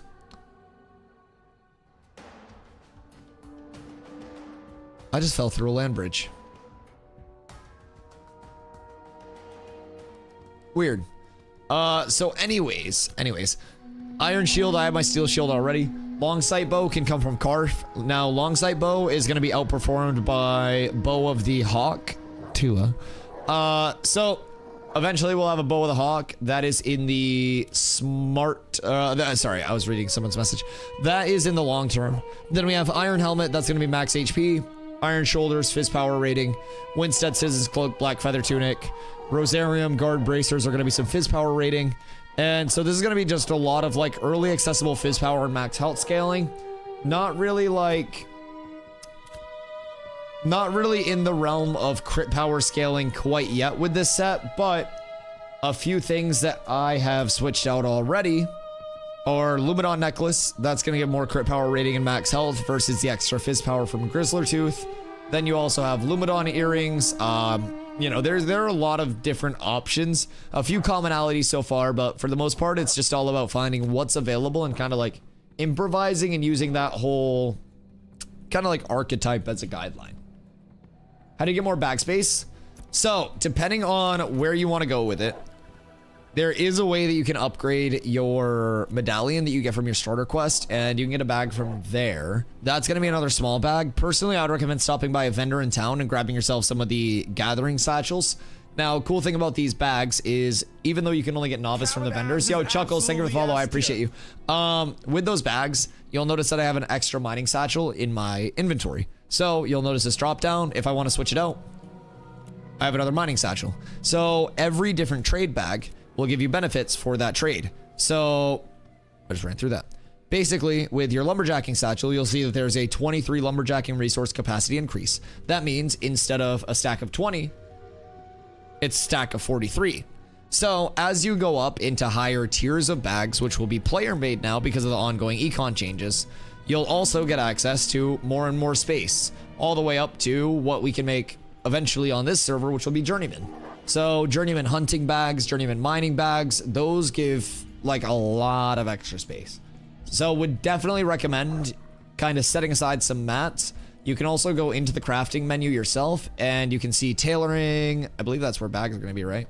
Or is it leatherworking? Chat, where the fuck are bags? You tell how much I fucking craft. Is it going to be tailoring? I feel like it's got to be tailoring. Either way, you'll be able to see the player-made bags and basically get access to all of those. Need to know the recipes. Oh, they're fucking recipes? Oh, that's so cool. I didn't know the bags were recipes too. Sick. Okay, cool. I thought those were just going to be defaults. Very nice. Arm wrestled Adobe? Wait, what? Did you actually? Did you fight Adobe? Dusty, can we get a hard forge time so we know how much grind time we have? Personally, I think instead of Forge, we should go over to Carf with a raid. Forge is, as chat said, a gaggle fuck right now. If you guys want to come through, like, we could raid and go to Carf and just sit on Carf 3rd floor with a raid and then just pass gear out if it drops. Like, you guys are more than welcome to come through. Anytime you're in a raid, it's just going to nuke your XP. So whenever you guys want to, just let me know. I'm going to do a player market check. So maybe like an hour we can meet up at Carf. And then do a few hours of that. I'd be perfectly down. Player made bags are carpentry, leatherwork, weaving, tailoring, depending on the recipe. Oh, sick. Carfin just stole back the Blood Runner kit. Must reclaim for its owner. DPS for Carf looking for room. Yo, Sidebreeds, feel free to message me in game. Having a raid increase drop chance. Having a raid makes you kill things a lot faster. I don't know if there's like a hidden drop rate multiplier for being in a raid, but more kills per minute does by proxy equal more drop chance. So once Forge time, I think Carf is probably better than Forge right now because Forge is fucked. Forge is very populated, so we're gonna meet up for Carf and we're gonna check Carf out in an hour. I'm gonna do a player market search real quick and see what's what, but we'll be doing a Carfin raid. So that's where we'll group up tonight for the raid. So as you guys finish up your farm, get a little bit more XP, hour break, then I can carve, I can cook quick dinner. Yeah. I would say just try to be back in like 45 so we can head over, get the group all set up. It looks like we got a lot of people 18, 19 plus for it, so that's gonna be massive. Together. Hey, yo, Lotax. Thank you for the 2 months, brother. Chuckles, by the way, asked, enthusiasm and knowledge makes me want to try out the game. Oh. Need to say first. Thank you, brother. Smile. Need to say first. Yo, I appreciate that, dog. Much love. If you have any questions, just please feel free to let me know, man. Keep in mind, too, $100 is a lot for anybody for an alpha playtest. You go into it knowing that if you don't like it, you just get your money back. That $100, anytime within 90 days, you can get a full refund. So 90 days from the day of your purchase, no hours limit. You're guaranteed all of that money back if it's not something that like sits with you. So, name not found. It's just DustyWhy. What do you mean? What's the level cutoff? Yeah, I would probably say with raid no lower than 17. If you were able to get everybody in the party to 18 plus, you'd be up tremendous. Is getting lumberjack levels worth it? Yes, absolutely. Also, Chuckles had asked, what's the current level cap? Right now you're doing current endgame around level 20. Yes, so the current level cap is level 25. And on launch, we'll be looking at level 50. So with that, at a certain point, we'll be expanding to 30 within probably, I would say after August 4th, if I had to guess, we'd see that level 30 expansion. I would be willing to wager that level 30 comes kind of like set up with the T4 town expansion as well, unlocking that next tier of crafting, all of that. I think that'll be massive. So with that being said, you'll see a lot of expansion, both system-wise, depth-wise, like level-wise. Cool thing to keep in mind, the Jundark is already a level 50 area, but it's currently artificially downscaled to be playable for our level cap. So they are already forward-facing, and I think that they do probably have a very well thought out plan for like level scaling throughout the entirety of the world. We just see everything in terms of like our end game. So yeah, what we're doing right now is a bit more in like the end game loop currently. We were just down at Daytona, which we also call Snake Circle. It's a pocket dungeon where you can get a lot of good drops. So once you hit level 20, you can equip level 20 gear. Straightforward. So essentially, having level 20 gear on, it's just going to be better than level 10 gear if you get the same rolls. So once you hit level 20, the prioritization shifts a little bit from just XP to, you know, drops and a little bit of experience on the side. So today I've gained about half a level, but I've also increased my power by about 32. I was like 118 when I hopped on today. So we're getting kind of big because of that. And the actual power increase there gives me more benefit than if I had these remaining few levels. Steven Big Post. At DustyWhy, you a little bitch ass. DM do Steven's post just now. Thank you, King. Open link. Glorious Testers, Glorious Sandaled One. I wanted to take a brief moment to provide some clarity on what's happening with combat and economy balance over the past few days. Last week, a bug slipped into our combat damage formulas, mistakenly applying diminishing returns intended only for player power ratings onto monster power as well. Oh shit, wait, what? Oh, that's crazy. So was that making shit hit way less? Sorry, I'll read. As we work to quickly address this, we introduced another bug that overrode our monster power by setting a multiplier in our monster star rating formula to a flat value of 1 across all mobs. This is why I'm not a game dev. What the fuck? Oh, that sounds like a bitch to sort out. Damn, okay. Today's update fixed that issue, but it revealed another challenge. Testers have progressed much faster than expected due to previously unreliable spawning of gatherable resources from an artisanship service bug. This resulted in players significantly outleveling their gear progression curve, causing noticeable spikes in difficulty and harsh stat checks during encounters. To smooth things out, we'll be dialing back monster power ratings moderately in tomorrow's update. This adjustment will give the economy and gear progression some breathing room now that gatherable spawns have been fixed. Once the gear progression curve stabilizes, we'll gradually ramp the monster power ratings back up to align with player levels. Very cool. So essentially what I'm gathering is unreliable spawning of gatherable resources. So there were probably a lot of people that hit the bugged nodes when it was just like, you know, granite everywhere. Well, kind of like this guy is. I don't know if like nodes this clustered are intended, if that's what it was, but the gatherable resources definitely would play a big part in that. I like that they're going to be tweaking it though. Everything's always going to be ongoing. So that's important to keep in mind. I don't know like gear progression curve wise though, because you're always going to have a large separation in like gearing progression. That's the thing with MMOs that I feel like is always rough, is like the level of balance that you want to keep. Because if you balance around your super geared people, then your casual players just get obliterated. And if you balance around your casual players, then your super geared people just turbo farm. So there's always that very delicate issue. But once the gear progression curve stabilizes, we'll gradually ramp the monster power ratings back up to align with player power levels. I wonder what the top end of gearing is looking like right now. Like, I've heard of a few people that are nearing 200. And like, I would be with a proper, like, with probably 3 more pieces, I could get up there. I'd be like 180 plus with 3 more pieces, probably 190 plus.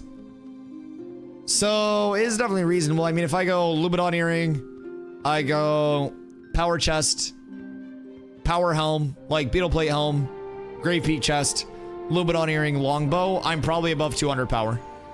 So that's definitely viable. I wonder what their intent for like mob top end damage is, or if it's just a leveling thing. Touches progress much faster than expected due to previously unreliable spawning of gatherable resources. I wonder who and what percent, excuse me, who and what percentage of testers are progressing faster than expected. Maybe there are just some like crazy, like overgeared people. Oh, somebody got fucking smacked up. I wouldn't loot that. I wouldn't do that were I you. All right. Let's see what we're looking at. Show me the goods. Show me somebody that doesn't know what they have. Excuse me. And show me my Bissington. Bro, they were up for so cheap earlier. They were up for so cheap earlier. It's so sad. Flanker got 25 within 2 days. Yeah, I mean, there were a few groups that got 25 within a couple of days. But I don't necessarily think that that's the level of progression they're talking about. Because that's also not going to be like your progression curve. I also feel like a lot of people that hit 25 right off rip got to 25 with really bad gear.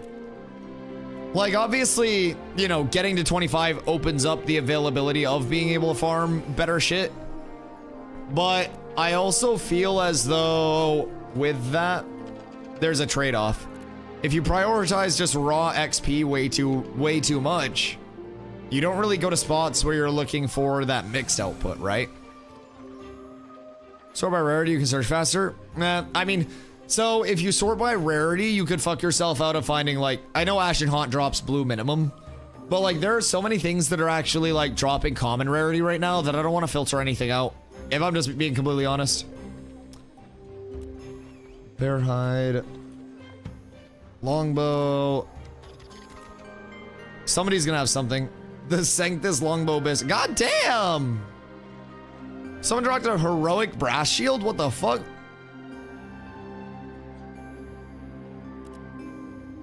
Why don't I get that luck? That's not bad at all. Like, it's not great, but it's most definitely not bad. Finding heroics is crazy. Bronze longbow. Brass longbow. No, that's ass. It almost got me for a second. I think Carfin is probably just gonna give us the longbow drops that we need, if I'm being completely honest. I'm not quite certain that people will be selling a lot of the things that people actually need. Like, Forsaken Blades is okay. There's probably not... Jesus Christ. Guy's leveling his carpentry. Copper longbow for 60 silver. Yeah. And there's not gonna be a lot of steel. Steel energy wand. Oh, fucking really now? Like, energy wand, energy focus? Am I crazy for that? Like, actually, what if? Revering, that's never gonna sell. Sanctus short spellbow. Steel bloom neck for 1 gold. I don't know if anybody's gonna be rocking that, though. If I'm being real. I don't think anybody's gonna be going too crazy on the steel bloom neck. There are just too many other good options. Steel mace is ass. And last but not least, no wolf and moss. Biss. Yo, what up, Jaku? Oh, you don't have to be sorry to ask a question, talk. So we do have Nelly, who is currently working on animal husbandry in guild as well. So if you don't want to have to train your own, you can just bring 75 silver over to Nelly and she will train one for you. But if you do want to train one of your own, you've got to hunt it through the gathering system, hunting, and you find those spawns that are out in the wild with the white crosshairs above their head. And through that, you have a chance to get the carcass or the actual trainable mount. If you get the actual trainable from that beast spawn, that's when you're going to give it to the animal husbandress or process it yourself with your animal husbandry. And under there, you have a chance to either get a beast of burden, which pulls caravans, or a mount, which you ride. So, still no apprentice stations? Yeah, still no apprentice stations. Where can I process? That's going to be your ag supply. So, north of church or in Avon's End here. Ag supply here, I believe, is going to be where you do that. After leveling got done, the PvP... We've been doing so much fun. Oh, we've PvP'd so much, Gotchi. Like, every single day, we've had multiple instances of PvP. Earlier today, over at the Beetle Plate Helm Farm, we wiped a Fed group, and they called in another group. They had a one-group advantage on us. They killed us. We came back with another group, and they refused to flag. So it's been fun. It's been fun. They also tried to corruption bait us. Yo, what a big daddy. Hope you're having an amazing day. I'm always having an amazing day, dude. I appreciate you so much. Still stuck with 368 power daggers? Yeah! Let me see. I don't have anything too crazy for you. I won't lie. A lot of the stuff that we have left is very, very, very intro stuff, but... We're gonna go up to Winnie real quick. Oh, petition challenge is active. Yo, we may want to expedite getting over to Carve since petition challenge is up. Is there a way in game to see which node is building which upgrade? I believe you go over to the node, but not right now through the actual like node UX to my knowledge. Who dat? Sickick. My goat coming with a 5 gifties. What the fuck? Yo, I appreciate you, dog. Thank you. Thank you. Still love you. I still love you. Chat, why are you guys being so nice to me right now? What happened? Like, did I die? Did I get exposed or something? Like, why is everyone coming and telling me they love me? Why is everybody being so nice? What do you guys have planned? Hope you're doing well. Always doing well, brother. Always doing well. The Ashes community is amazing. Ashes is amazing. Coming such a long way. It's beautiful. It's beautiful. Normal Nomad, thank you so much for the follow. I appreciate you welcoming. Yeah, it's been great, dog. It's been great. What the fuck? What the fuck? Those guys got into something they weren't ready for, I think. They might have just figured out about the power diminishing returns on mobs.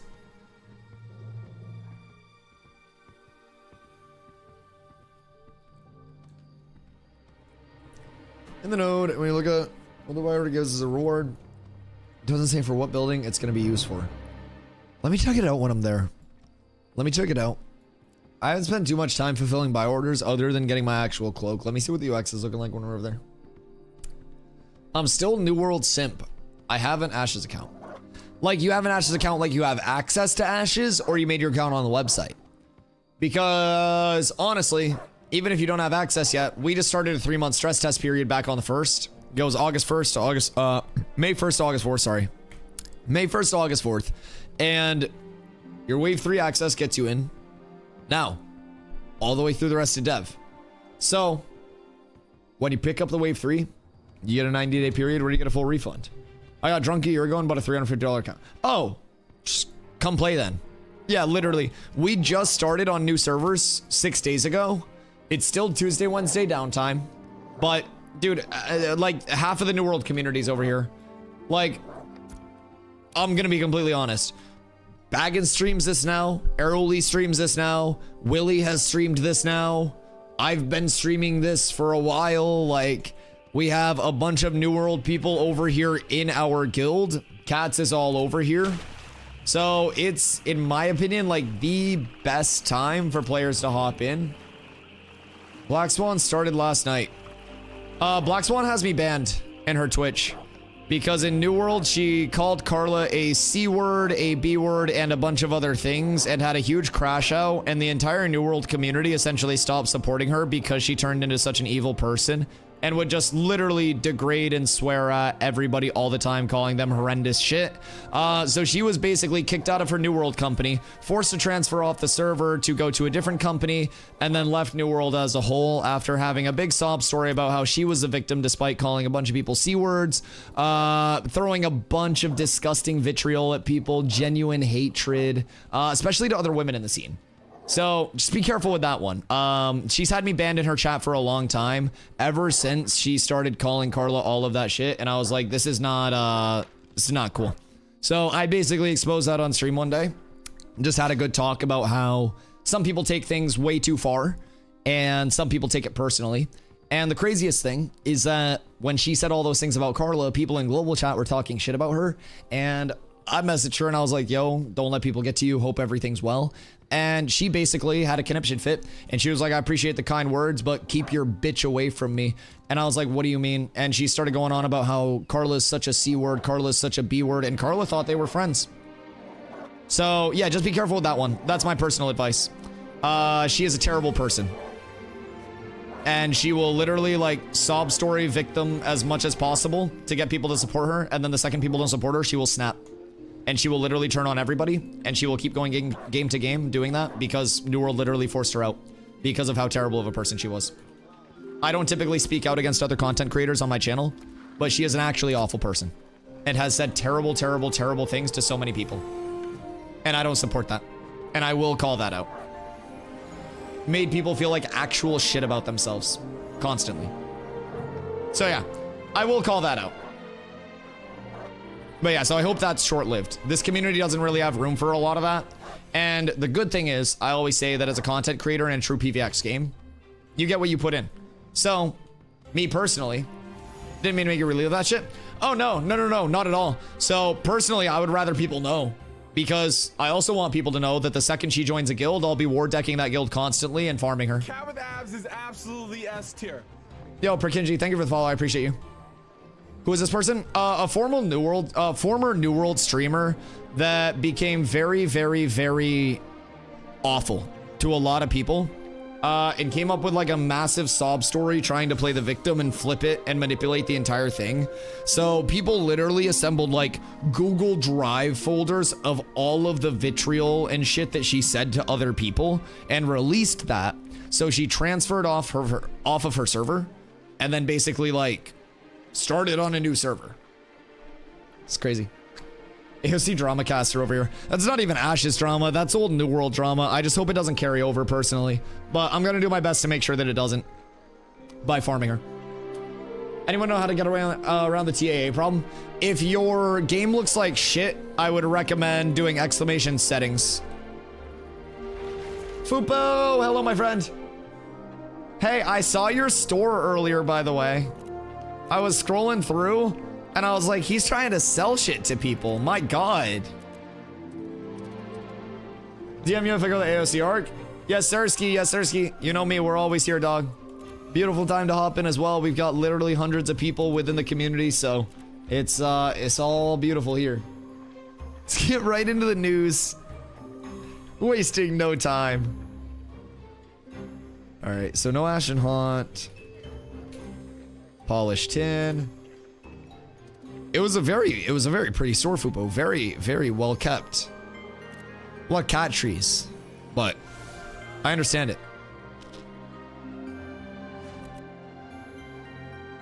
I hope you made good money off it. Polished tin helmet, that's regen. I wish any of this was good. Please?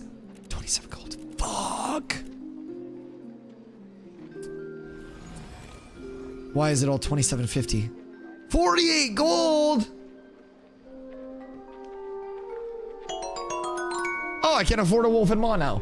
Nin, thank you for the 100 bits. I'm gonna take that 100 bits, go to g2g.com. I'm kidding. I'm kidding. Chat, anybody got a Wolf and Maw?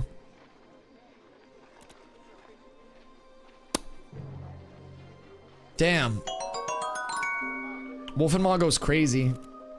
It's a really nice budget piece. Now, honestly, Beetle Plate Helm's better and probably an easier farm, but Wolf and Maw is quite nice. Skeptics, thank you for the 100 biddies as well. He's really not. Dude, I'm way too poor to swipe. What do you mean? When I was playing New World, everybody was like, wait, Dusty, why don't you just go play TNL and shit on everyone over there? And I was like, TNL's a pay-to-win game, and I'm a full-time small streamer. I'm poor as fuck. Anything extra that I make gets set aside for the what if people instantly stop supporting my stream fund. Because as a streamer, that can happen at any point. That's the scary thing. Ad break, bet. I'm getting water. I'll be right back, chat. And then we're getting into a Carfin farm very soon. So if you guys do want to come through, I think we have one group that's finishing up at Carf right now. I will, or not finishing up at Carf, but I just saw a zombie here actually. Weird. All right, so I think that group's finishing up and getting ready for Carf. All right, I'll be right back. Don't swing that thing at me. Why are you not wearing the mace I gave you? I gave you a fucking mace. I'm not giving you shit anymore. Despicable. I'll be right back.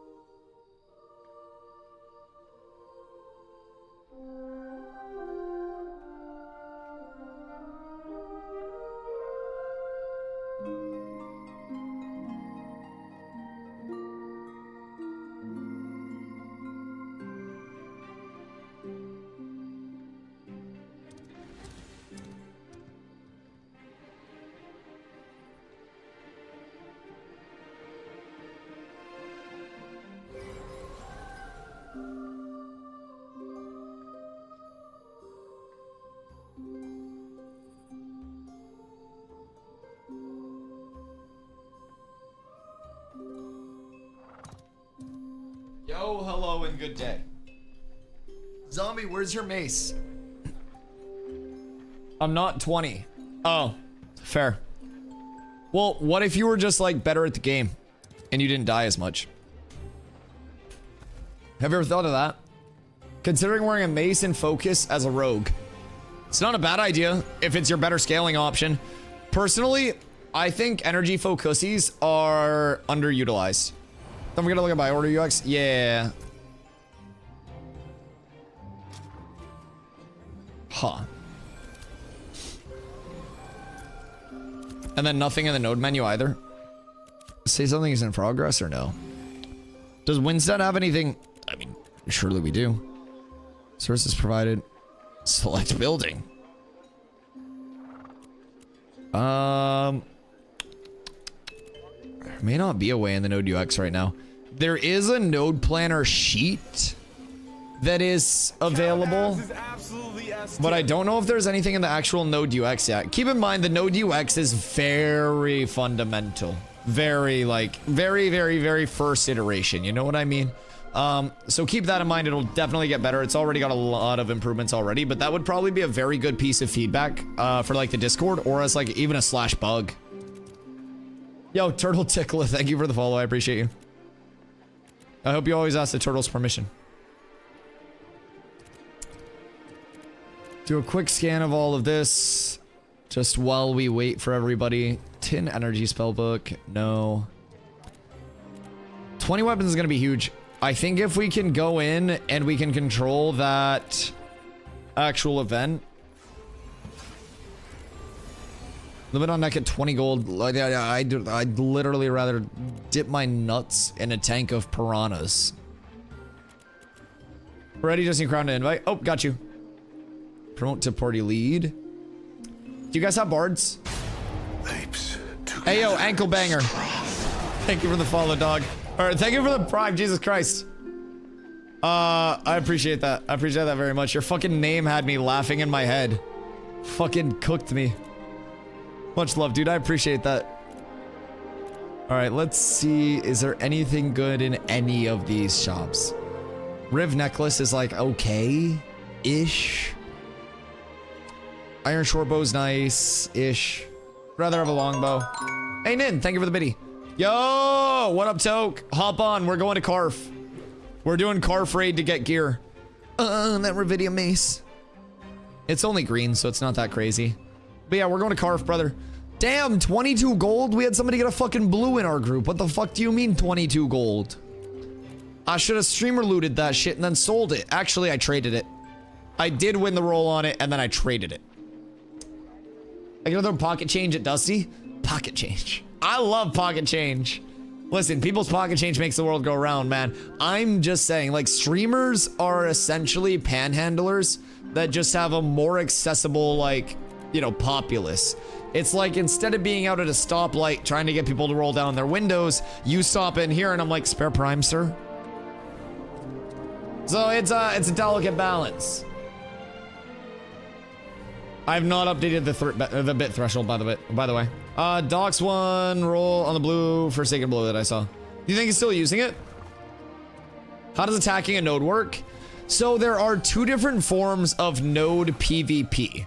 Those two forms are going to be node versus node wars and node versus node sieges. So wars are going to be a bit more informal. If Winstead and Miraleth were to war against each other, that would be through a declaration, and when that starts up, everyone that's a citizen of these two nodes can get around the typical PvP restrictions of the world and kick the shit out of each other. It's a very fun time. So then you have the node sieges. Node sieges are, in my opinion, going to be the highest risk, highest reward mode in Ashes. So this is a big planned out siege of another node or another town. We tested a couple of these over on live, and I believe they're going through more testing on private test realm currently. So with node sieges, it's going to be a very, very, very large process to be able to declare a siege. And once a siege is declared, all player storages, like everything there is locked. You can't withdraw. You're locked in. So during the time of a siege, when it's spinning up, it's basically 1 day for each level of the node. So if you're a tier 6 node at Metropolis, you'd get 6 days. Tier 3, the current nodes that we have, Village, would be 3 days. During that time, you'd be able to recruit people to sign up for the attack or the defense. And when the node siege does start, it is a 1 hour window where you are able to attack the actual town. It's not like New World where you go to a different fort, but you attack the actual town layout. The gates are there. You've got to get the gates down. You've got to get inside, and you've got to try to control an objective inside. So it's really chill. It's really chill. It's not chill, but I thought it was very chill because I love those modes. It was a very cool experience for me. I was just going around and initiating. It's absolutely chaotic, and it's going to be the highest risk mode with the highest reward. If I am attacking a node and that node fails to defend, then if I win, that node that was defending that lost will get completely de-leveled to ruins. It becomes a force flag, lawless PvP area, and player storages, player houses, all of that becomes lootable. So it's actually like a battlefield. People will go over there, they'll try to loot, they'll try to pillage any relics that are owned by nodes, which are basically escortable back to nodes. Relics can drop off of different bosses, different events. There can be different predicates for them, and controlling a relic with a node will give you different benefits. So relics on a lost like node siege will also be lootable and escortable back to the actual, you know, the other nodes. So sieges are going to be that big like attacker defender, whereas wars are more of the informal. Same thing with guilds. There's a parallel with guilds. The nodes are meant to be multiple communities in a node. The guilds are meant to be your guilds, right? So with your guild versus guild wars, same thing. Guild 1 declares on Guild 2, and both of those guilds can fight in the open world, avoiding the rules of PvP engagement. We have a guild declaration scroll already made in one of our inventories, ready to go whenever. So if we ever run into a situation where we just need to break that out, we come in, we pop that, and we can circumnavigate the PvP restrictions of them needing to flag back up for us to hit them. So whether it's mob competition, whether it's pettiness, that's always an option. Then you have, which are not added yet, but guild castles. Guild castles, there will be 5 of the big castles throughout the map. Each of those 5 castles will be surrounded by 3 castle nodes. So it'll be a castle in the middle, castle node, castle node, castle node. Castle nodes can level to tier 3, which is village state, and they have a faster leveling process than normal nodes. So you basically, as a guild, have a 1-month period where you're going to get sieged. So you get a few weeks to actually level your nodes on the outside to increase how much protection you actually have. And then once a month, you're going to get sieged. Now, nodes, when those make money from taxes, that's in the node itself. The guilds don't pull that out. That stays with the node or the town. Nin, pocket change. Thank you for the 10 biddies. So, basically, taxes. Guild taxes. If I own a guild castle with cats, once a week, automated caravans would leave the nodes that are in my purview. So each castle, since there are 5 castles, will cover 1/5 of the map. So each week, 1/5 of the map will get taxed by my castle, and those taxes will be on automated caravans that are brought out to my castle nodes. If those caravans get attacked and taken, other people can steal those taxes. If we escort those caravans safely, then we as a guild collect those taxes. That's going to be the big incentivization for having a guild castle. Now, even if you have a guild castle, you'll still need multiple guilds to also hold down, like, the actual, the castle nodes. You aren't intended to be able to just do everything as one guild, one community. There's so much to it. Sleazy trying to get into that forge grind. I see you, Sleazy. Sleazy, we have the Carf group going as well if you can't find forge shit. So we're doing a Carf raid. We're going to post up on... Honestly, I feel like going up to 4th and checking the event would be huge. You guys can stay there for right now. I'm just checking the spawn over here. There's a named mob that if it does spawn, then we're up tremendous. Is there any mechanic where casual players can participate in sieges, or is this something only no-lifers will be able to participate in? Amazing question. Wait, hold on. Hey. Hi, guys. If boots of the tardy drop, can you give them to me? I am a streamer. We'll see how they feel about that one, boys. Thank you for your contributed efforts to Dusty Corp. You're all amazing people. Got a blast. No. No. No. All right, well, that didn't work. We have like 5 Carfin bosses on timer right now. Oh, we're not looking for the wreckage bosses. I was just seeing what was going on over here. We're basically just going to post up and probably go up to top floor for the Petition a Challenge event. The Petition a Challenge event was the, don't steal our event. But the Petition a Challenge event was the event that we did on live, where you do the waves and then the disciplinarian spawns, and the disciplinarian is nice because it drops 2 to 4 blue items from the Carfin loot table.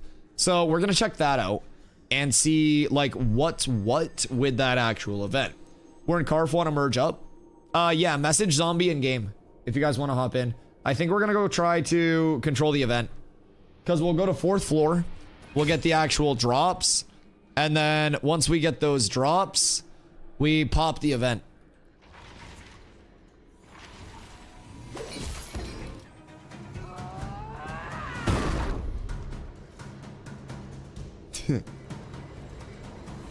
Let me ask the guys that Betty White. These guys were mob training after they got wiped as well. They were actually like so upset that we were hard farming them for an entire day. Okay, so sieges. Basically, sieges are meant to be a massive mode. Like very, very large. Wars are going to be your accessible by every citizen. Sieges will be a little bit more exclusive, and a little bit more like serious, right? I have a gift for cats. I'll take it. I like gifts. So with sieges, there will also be in the build-up period, we mentioned that multi-day build-up where people will be able to sign up to defend. And during that build-up period, there will also be buy orders for siege weaponry. Jesus Christ. Siege weaponry, like siege armaments, like siege vehicles, both on the attack and the defense. So those will be very, very, very, very important. Past that, they do go into a little bit of depth on the wiki about how like it's intended to be, you know, massively open. So even low level players would have some benefit to actually participating in it. Damn. It's a really nice necklace. What the fuck? It's a really nice necklace. That's a lot of fizz power. God damn. Which one of my fizz guys needs this neck? Pause. Pause. Pause. We were talking about the necklace. We were talking about the amulet. That. Did you get any magic-y stuff? I got a crit chance accuracy rating amulet. I got a copper long spell bow for level 0, and then we got some pen ratings, so those will be DPS bracers, and then some level 0 weapons. Thank you, Ultra. I appreciate you. I think Zombie has to invite all of these hard guys. Why is this guy flagged? Did he just steal somebody's loot? Poor guy probably accidentally flagged and then almost shit his pants. Oh yeah, this is, I think we'll probably have enough to hold this area down. Yo, what up, Michael? How you doing, my friend? I have a feeling this event's going to turn PvP. I mean, we have fucking almost 30 people. I think we'll be okay. Cause like, the event itself is not actually PvP. The best thing about the event is that once the event starts, it locks the door. So it's the closest thing to an instanced event that we have right now. So I actually put this on my YouTube because we were the first people on live to actually do it. Which is really cool. So we came over and you basically farm up the petition challenge pieces. And then you put all of those on a podium in the room. It despawns all the mobs in the room and then starts up the event. Mobs in this event. Oh, fuck. They'll probably hit hard as shit. They'll probably hit quite hard. I'll be completely honest. This is going to be interesting with the changes. But if we can do this event, it gets us up to the higher levels of Carve.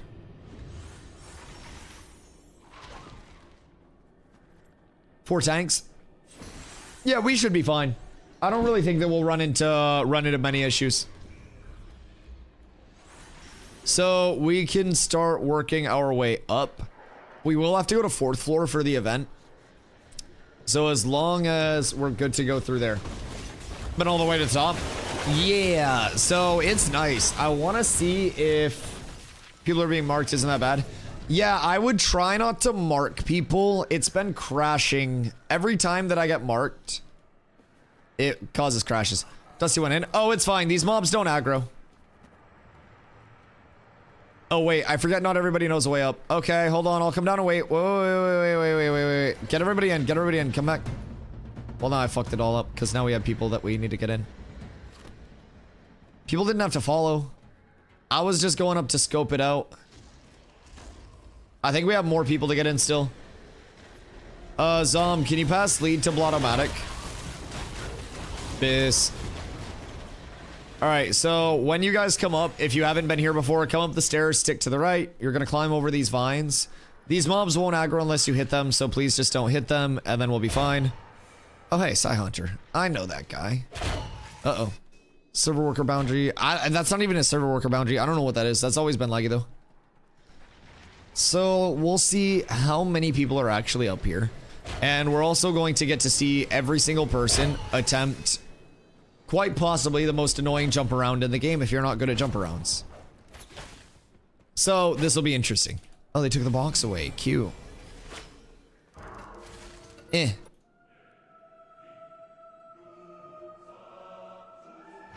Okay, good. So we're not going that way. Turn around, everybody. We're gonna go this way. Welcome to parkour. You're gonna follow me exactly. You're gonna come up here, and then one at a time, you will jump in this little... Not there. You'll basically jump up on this area, and then your goal is to grab this. You want to get up in here. You want to get up in here. Then you'll go over to this side. You'll jump up here, jump here, and you're in. I think the other side jump is easier. Well, if it's easier than that, then it's autopilot, because I just made that my bitch. That was the coolest demonstration I've ever done. That shit never works first try, chat. That was clean. I'm cool with it. So basically, we'll sit here, and just so everybody is aware, ow, lick my nuts. We are looking for torn petition challenge pieces. When petition challenge pieces drop, please pass and give to me. They start the event we're here for. Okay. Hope somebody clipped that. It's a good informational. Oh. Did somebody just die? What happened? Havoc on holiday. They only have a few people here, so it shouldn't be too bad. Yeah, I'll just roll need on them. Yo, Annette, thank you for the follow. I appreciate you. Rip, I don't know. All right. Let's just. We should have enough people here to just start killing at this point. I don't necessarily think we need to wait for the full raid. The quicker we get killing the fanatics, the faster we get our petition challenge pieces, and the better we are. These poor guys. They were vibing here with a few people. Yo, Aura, what are the best items for caravanning? So, in order to profit off of the caravans, you will want to save up raw glint and not like sell it for gold. And once you have that glint saved up, in every town there will be a building that is called the hunting lodge. And at that hunting lodge, you can turn your raw glint into commodities through the vendor there. So basically, I would recommend saving up. Stay out here. We're gonna pull the mobs back out here, because that room's a little sus. I mean, we probably have enough people to just go in and roll it, but I also don't want to just get full wiped by one Oculus. So you'll bring glint over to the hunting lodge, and there will be a commodity vendor there, and that commodity vendor is where you'll buy your things to put on your caravan. So before you actually deploy the caravan, you'll want to make sure that you buy those commodities, put them on your van, and that's kind of what you escort like town to town so you can actually make money on it. And there is a helpful indicator as well, because different caravans and like materials and rarities will have different storage sizes. So that's the advantage to like upgrading your caravan, and then a faster beast of burden obviously makes your caravan faster. So if you have, you know, more storage on your caravan, you can put more shit on, but each commodity, different commodities, different rarities, will also have different sizes. So that's indicated by the like width and height icons there. And so make sure that you don't buy something that's too big for your van. I did that before, and like not recently, but my first time on phase 2. And I was like, I saved up a lot of glint, and I was like, I'm gonna run the most expensive van I can. And I ran over and I was like, why no fit? It was too big. Caravans remind me loosely of trade runs and Arcade. If something reminds you of Arcade, it's probably because Steven loved Arcade. Probably still does love Arcade. I've heard a lot of influences being drawn from like Arcade, Lineage 2, a lot of like that era and true like genre of MMOs. So like, I personally was never actually an Arcade player. This is the most like, you know, open sandboxy MMO that I played. I had a ton of time on WoW growing up, and then past that, oh, we got a petition challenge piece already. So I had a ton of time on WoW growing up, and then past that, I went over to a bunch of different genres, and MMO-wise, made small pit stops elsewhere, but went to New World. And so New World took a lot of these, like, you know, these features in a sense and did them like mobile version-esque. You know what I mean? Like New World was essentially Ash's Light with a different combat system. So I really love coming over here and having that, for me, almost an entirely new experience. And in New World, it was a lot of just like, you know, there was an inspiration drawn from other things. So New World was just kind of like, you know, its own standalone thing with no inspiration, no depth, no soul, and nothing past combat. Ashes seems like it pays homage to so many great elements of so many games that a lot of people love. And I like coming over here as someone who doesn't know all of those games by heart and just being like, oh shit, okay, I understand this. So this is pulled from this game, this is pulled from this game. And I ask people like what they liked and what they disliked about the other systems. And then we look at the systems that are in Ashes comparatively, and we're like, oh, well, the positives are here, but the negatives, the things that you didn't like, are no longer here. So it's pretty cool, man. I've been super excited to learn more and more about Ashes as I've been here. And I feel like, again, every day, this is a new type of game for me. Like, New World had its open world combat, but like, that was always good for like a week after a patch, and then it was bad again, so. I love Dark Age minus the Giga Swipe requirement. Yup. So that's part of why Ashes will never be pay to win or pay to progress in any way. Steven has said that a lot. I believe his exact words regarding like pay to win and stuff. I want to say this was one of the times that he said they fucking suck. The other time that I've heard him say that was regarding like botting and I think it was botting and RMTing actually that was being discussed. And I think he said those things fucking suck, if I remember word for word. So it was somewhere along those lines. But I love it, man. EU Demons, MU, Ragnarok, Devil, and Black Desert Guy. Eternal, I have never played a single one of those, which is crazy because I've been gaming my entire life. And like, genuinely, I feel like coming over here, of kind of like, you ever get into a rabbit hole on like, you know, your YouTube reels or some bullshit, like your YouTube shorts or your Instagram reels where you're like, I don't know how I got here, but it's kind of cool and I think I'm staying. That's kind of been me learning about all of these other games that I just like never played. I'll just be like off stream, like looking up gameplay videos and shit for all the games that people talk about during stream, and I'm like, what? So it's cool. It's a very cool thing, man. I'm always someone who loves learning and loves seeing like more different things, but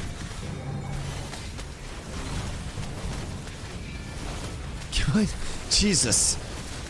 Yeah, the beard is full. No, Twitch doesn't like that. I always tell people when they're typing in chat and they're talking about their level, if you were under level 18, you literally have to say, I am level X, or Twitch will actually Thanos snap you. Yo, Jarvis and Aphios, thank you for the follows, by the way. I appreciate you guys. Doc6, what? Cool thing about trade runs, used to be able to load a trade ship up with trade packs and try to smuggle them into either faction's docks or the Pirate Island for big payouts. Oh yeah. So everything in the open world right now, in terms of the ocean, is force flag. So not the open world, but like the ocean is force flag. If you are on a boat, didn't mean to insult. No. I didn't take any by it. No, believe me, no insult taken, dude. So yeah, like the actual like ship system and naval system is gonna have a ton of different options with it. Boats that are meant for small parties, boats that are meant for large parties, up to raids. And you'll also have different functionalities, different armament attachments. Steven discussed the potential of like ramming attachments for ships too. So there's going to be a ton. Merchant ships as well. So all of that stuff is just gonna be insane. EU guy traded me 12 of the things that we need. Is the event not up right now though? I don't see the actual, oh yeah, it is up. Okay, cool. Trade me the things. All right, so very simply, once we start this event, who's flagged? Once we start this event, everybody is going to stack up in the back left corner of the room back here. Everyone will stack up and you guys will just avoid damage. Tanks will be in the front. Okay? That's going to be the easy, ow! That's going to be the easiest way to keep everybody safe and just keep it smooth. Oh, he's trying to grapple. That makes sense. Can we stop pulls after this for just 1 sec?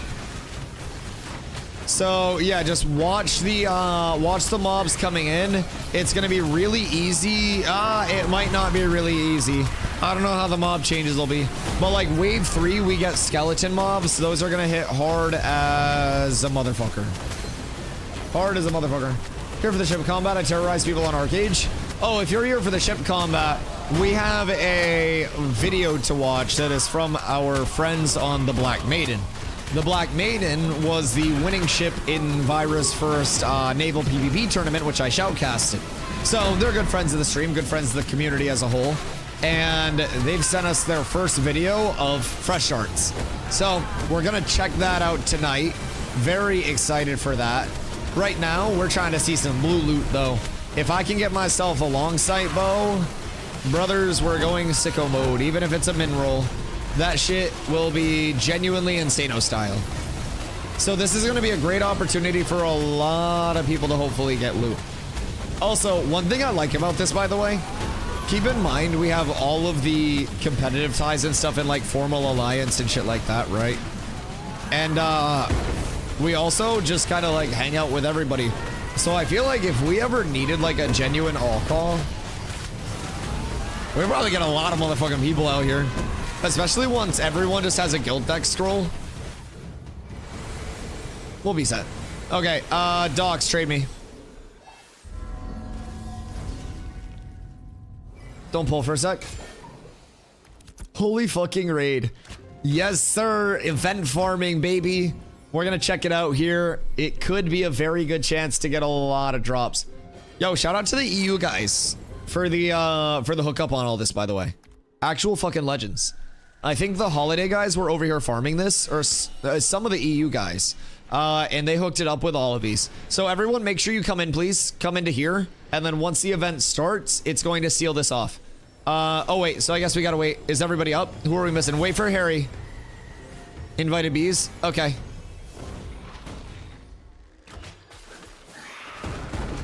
Harry, here, hold on. We're not starting it yet. I'll show you the way. Come here, cancel that. I got you. Here, ready? Jump up here. We got you. Come up this way. Super simple. I feel like Harry Potter should just be able... Yeah, I got you. We got the jump around. Follow me. It is, it's super simple. Or does he have to go? I don't know if he has to go or not. Okay, wait. Okay, he's gone. I think he might have had to go. I love this jump around. It's so cool. I love map tech and shit. Everyone inside. Yeah, kill this, and then we'll go everyone inside. And then I'll go over, I'll start the event. What's gonna happen is everyone's gonna want to stack in the back left corner. And then tanks will kind of just like be in the front grabbing aggro on shit. So everyone will move over towards like this back left area, and you guys will spread there. Alright, is everybody in? We all good? Alright. If everybody's not in, they're getting locked out. They gripped me and hooked it up. By the time I got up there, I'm out. Sorry about that, dog. Well, if you do want to come back up, just let us know. Everybody stack up back here, please. Nin, thank you for the 10 biddies. I appreciate you. Stack up over here. Stack over here, please. On this corner. Come. And then once this starts, we got the mob spawns. All right. Here we go. So basically, I'll run around, I'll grab all the spawns. We're just gonna kill this stuff. So what we're trying to do right now is get through the event without dying, and after the third wave of spawns, we will have a harder wave, which will include a boss called the Disciplinarian. It's not a crazy boss fight or anything like that, but the Disciplinarian can drop 2 to 4 pieces of Carfin loot from the loot table. And in live, like the prior set of servers, it was dropping minimum rolled blues exclusively. So we could get up to 4 pieces of blue equipment every single time that we farm this.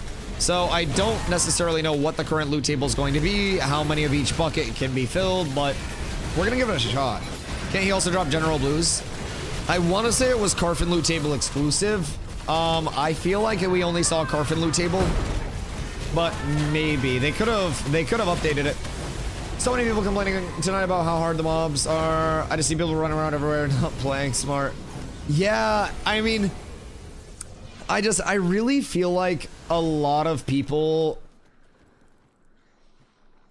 I don't know. I feel like a lot of people don't play smart. If a mob's hitting you hard, you either have to embrace like the active guard, your mitigation, like not pull a lot. And honestly, I feel like a lot of the people that are going to be complaining in a sense of like, and there are some people that are giving feedback because certain mobs are actually borked and hitting way too hard. But a lot of people that are just fighting like general mobs that aren't bugged, right, are going to be like very upset and up in arms if they're comparing it to how mobs felt before when you could just turbo pull a shitload of mobs. And if you compare things to how they are before, it's just gonna lead to disappointment. And I think with an alpha, we always have to kind of like Men in Black, like memory lapse ourselves in a sense, right? And anytime a patch comes out, it's not, oh, how was this before comparatively? It's how is this now to play? If I was a brand new player with no experience, what would I think?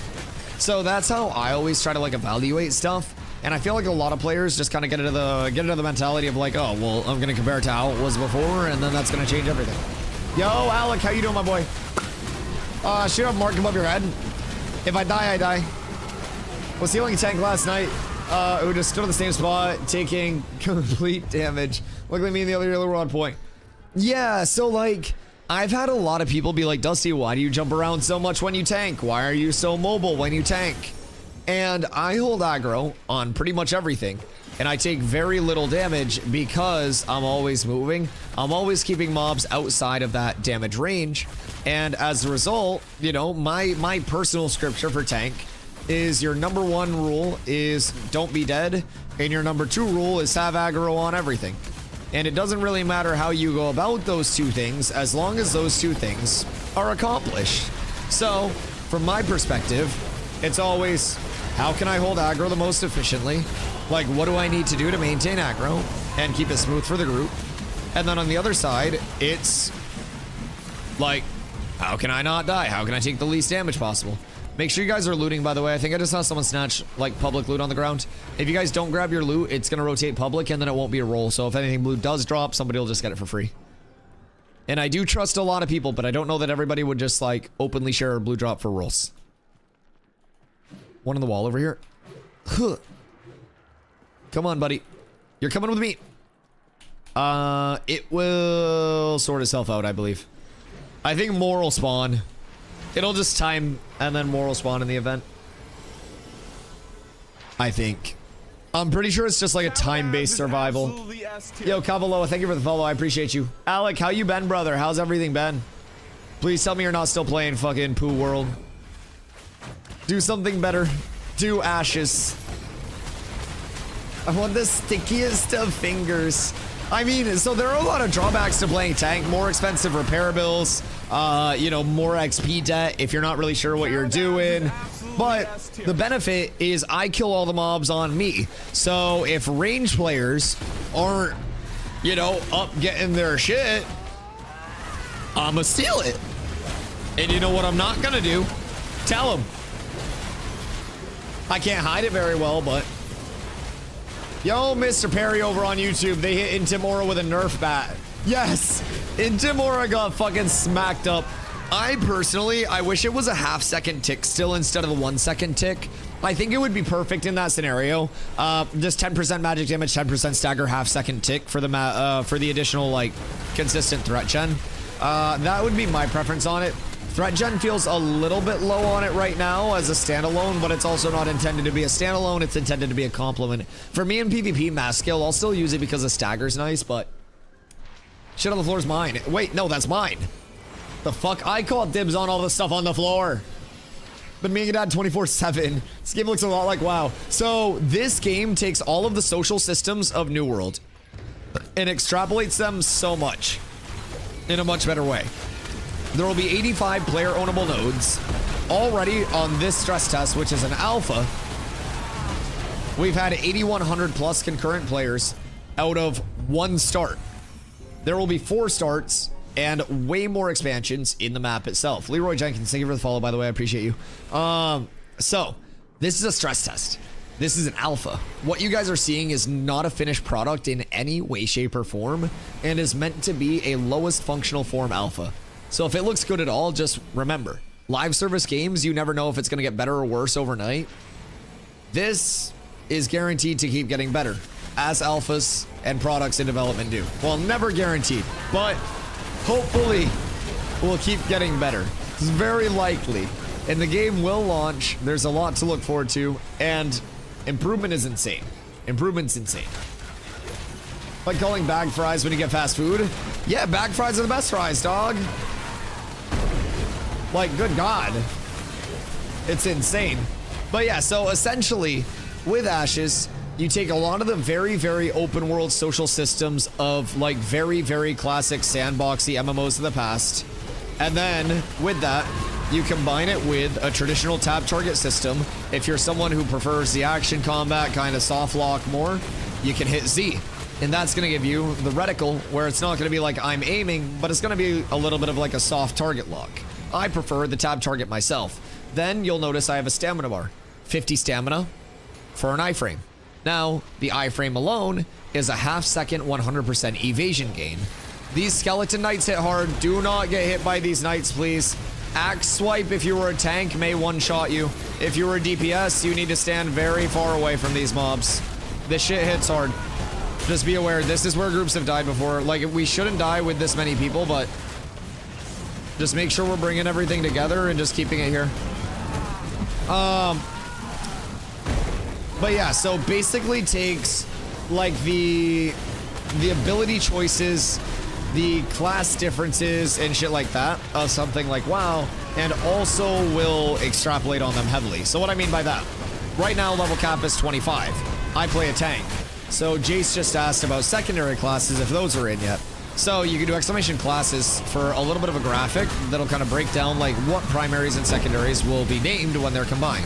What we know about primaries and secondaries so far is that your primary class will determine your active ability set. I am tank, I have tank abilities. Very simple. My secondary archetype will augment those abilities with elements of that secondary. So basically, if I'm a tank cleric, I'll have tank abilities, and I could very well see some self-healing or some group healing.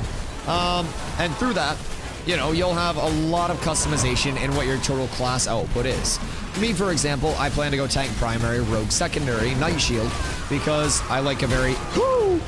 Yeah, so that's the axe swipe. Because I like a very in-out gameplay loop, kind of like a play style. I like a very, very shifty, very fast, very elusive play style, even though I'm a tank. Like a big, like, quick hit, quick initiate, win the fight, and then we go. So, with those secondaries, that's going to add a ton. We also have level 26 to 50 being added before launch. Well, or at launch. But 50 is going to be the max level. So you'll have secondaries, you'll have the latter half of the tree. You're going to have a ton that's still coming in. Secondaries, we're going to start seeing those probably after August 4th. And that's going to start out with both tank and cleric secondaries becoming available for every primary. And then as they add more through playtesting, they're going to keep respecs completely free for the remainder of playtesting. So everyone's able to just kind of like mess around and see what they want to, you know, full out play. So that's just weird with their naming and labeling, like heroic is less than epic. I feel like heroic by definition is less than epic. It's just a color that confuses me there, but... How's the server mesh thing felt? So, dynamic gridding, if that's the one that you were referring, server meshing and dynamic gridding, I feel like are two different things. Dynamic gridding is what we're going to be testing May 1st to August 4th at some point during this. And essentially, what dynamic gridding will do, every part of the world is run by what's called a server worker. And there are different server workers assigned to different areas. So when a certain server worker gets very, very, very overwhelmed, it would be able to redefine its boundaries and call in additional server workers to help. How'd that guy get in? Is he with us? So it would basically be able to instantaneously, like, call in more resources as needed and make sure that every area is running very smooth. So gridding is going to be huge for fluidity of the game. We don't know if that's something they're going to announce yet when it's in, or if that's something that they're already trying to mess with. I don't think that it's in yet, considering they've had to manually reallocate server worker boundaries to like accommodate the stress of this test. But when that is in, all of that stuff could happen instantaneously and automatically. So kind of solid. Looks like a Korean game, and not in a bad way. I think it looks pretty as fuck, personally. Yeah, I like the animation style. I like particle effects. I like stuff like that, so I've definitely been a fan of it. Where are my spawns? Crack baby, what up? How you doing tonight? Be so annoyed if you have to level like this from 26 to 50. What, mob grinding?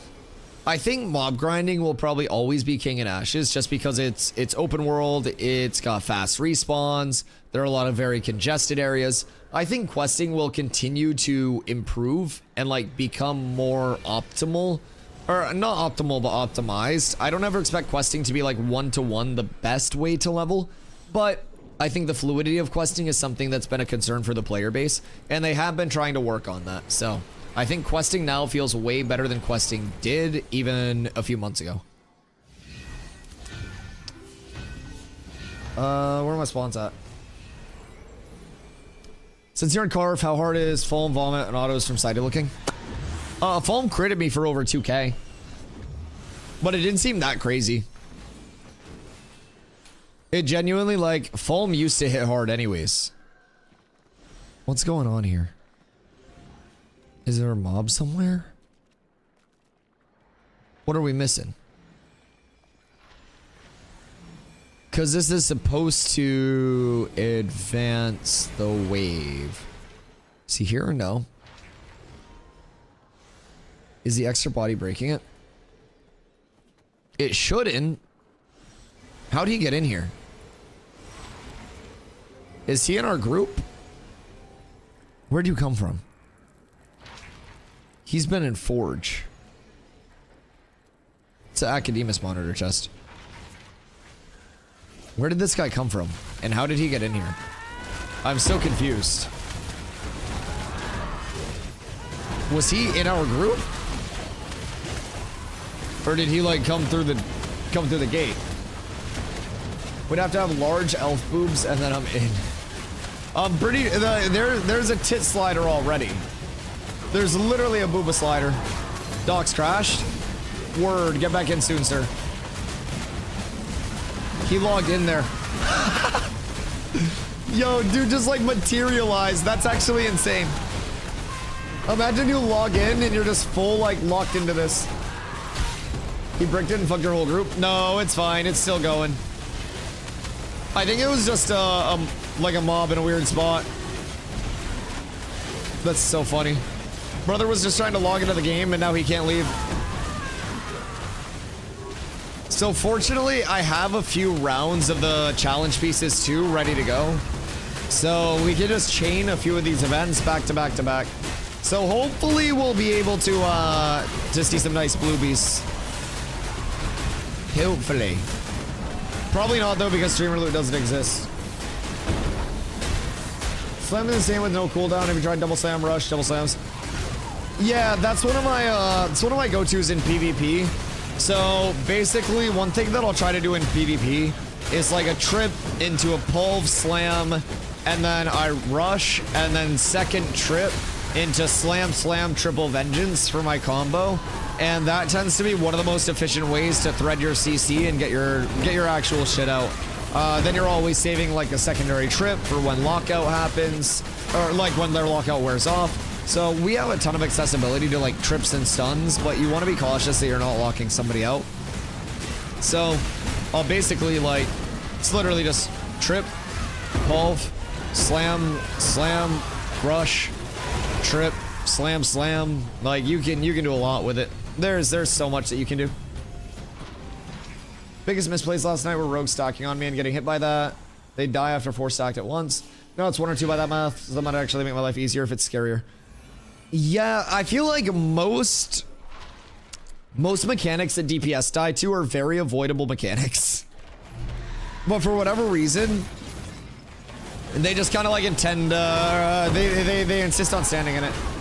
As Discord is a mess today, I'm having fun. Personally. Like, there are some mobs that are fucky, but like, I've been just vibing on my end of things. I'm pretty content. I like a game that's a little bit difficult. I have healers. Why would I avoid a mechanic that doesn't one-shot me? Well, what if it does one-shot you?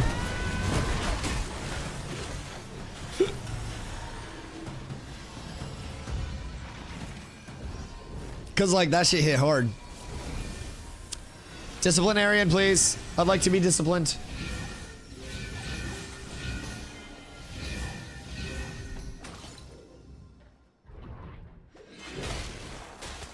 Hey! The disciplinarian! Woo! Do you have links to the gear sets you made? They are in the guild Discord for right now. If you are going to be joining up with us, it's going to be !guild there.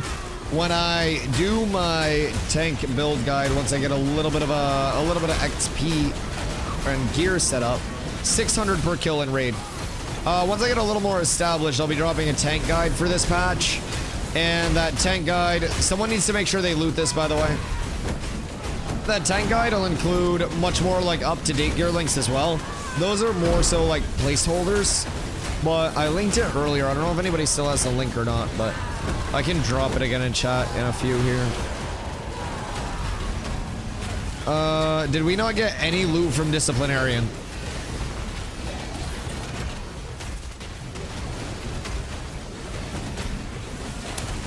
Damn.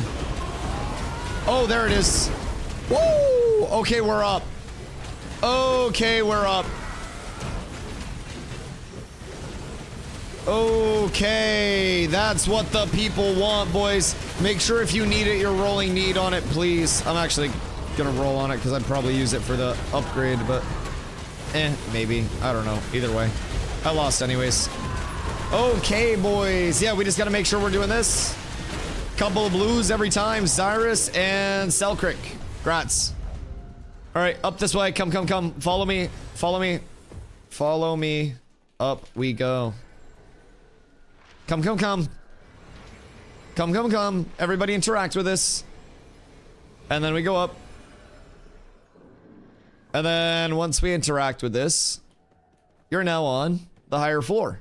Steel shield is pretty good. Oh, steel shield is fucking bis, yeah. Here, this is the... There it is. That's my poverty set. So that's intended to be farmed in 3 areas in particular. Between Carfin, Steel Bloom, and Grave Peak. So it's a very, very, very, very, like, easily attainable set. Has anyone done Ancient One? Ancient One doesn't exist in the game yet. It's not like an actual boss. I think Steven just fucks around on the Ancient One when he's bored. I mean, I did the Ancient One fight, and I deleted the Ancient One personally. I beat the Ancient One so much that I got a mount out of it. It dropped a Flail Runner after I conquered it. I won. I'm the Ancienter one. This is gonna have a caster drop, I believe. I seen your fight. He deleted you. I feel like you might have seen Photoshop. I feel like there were a lot of like false things going out, like intrepid propaganda. So there's also like this fake doctored video of Steven like killing me with a spear. And that was also fake. So I actually killed him with the spear. Yo, what up, Crixicus? First 2 drops, we got an earring and a sword. So, not too shabby. Some EU lads hooked us up with a few runs of the event worth of challenge pieces. And we got a big ass raid. Jug asked if this is some type of raid. Yes. So, basically, what this is the Tower of Carfin.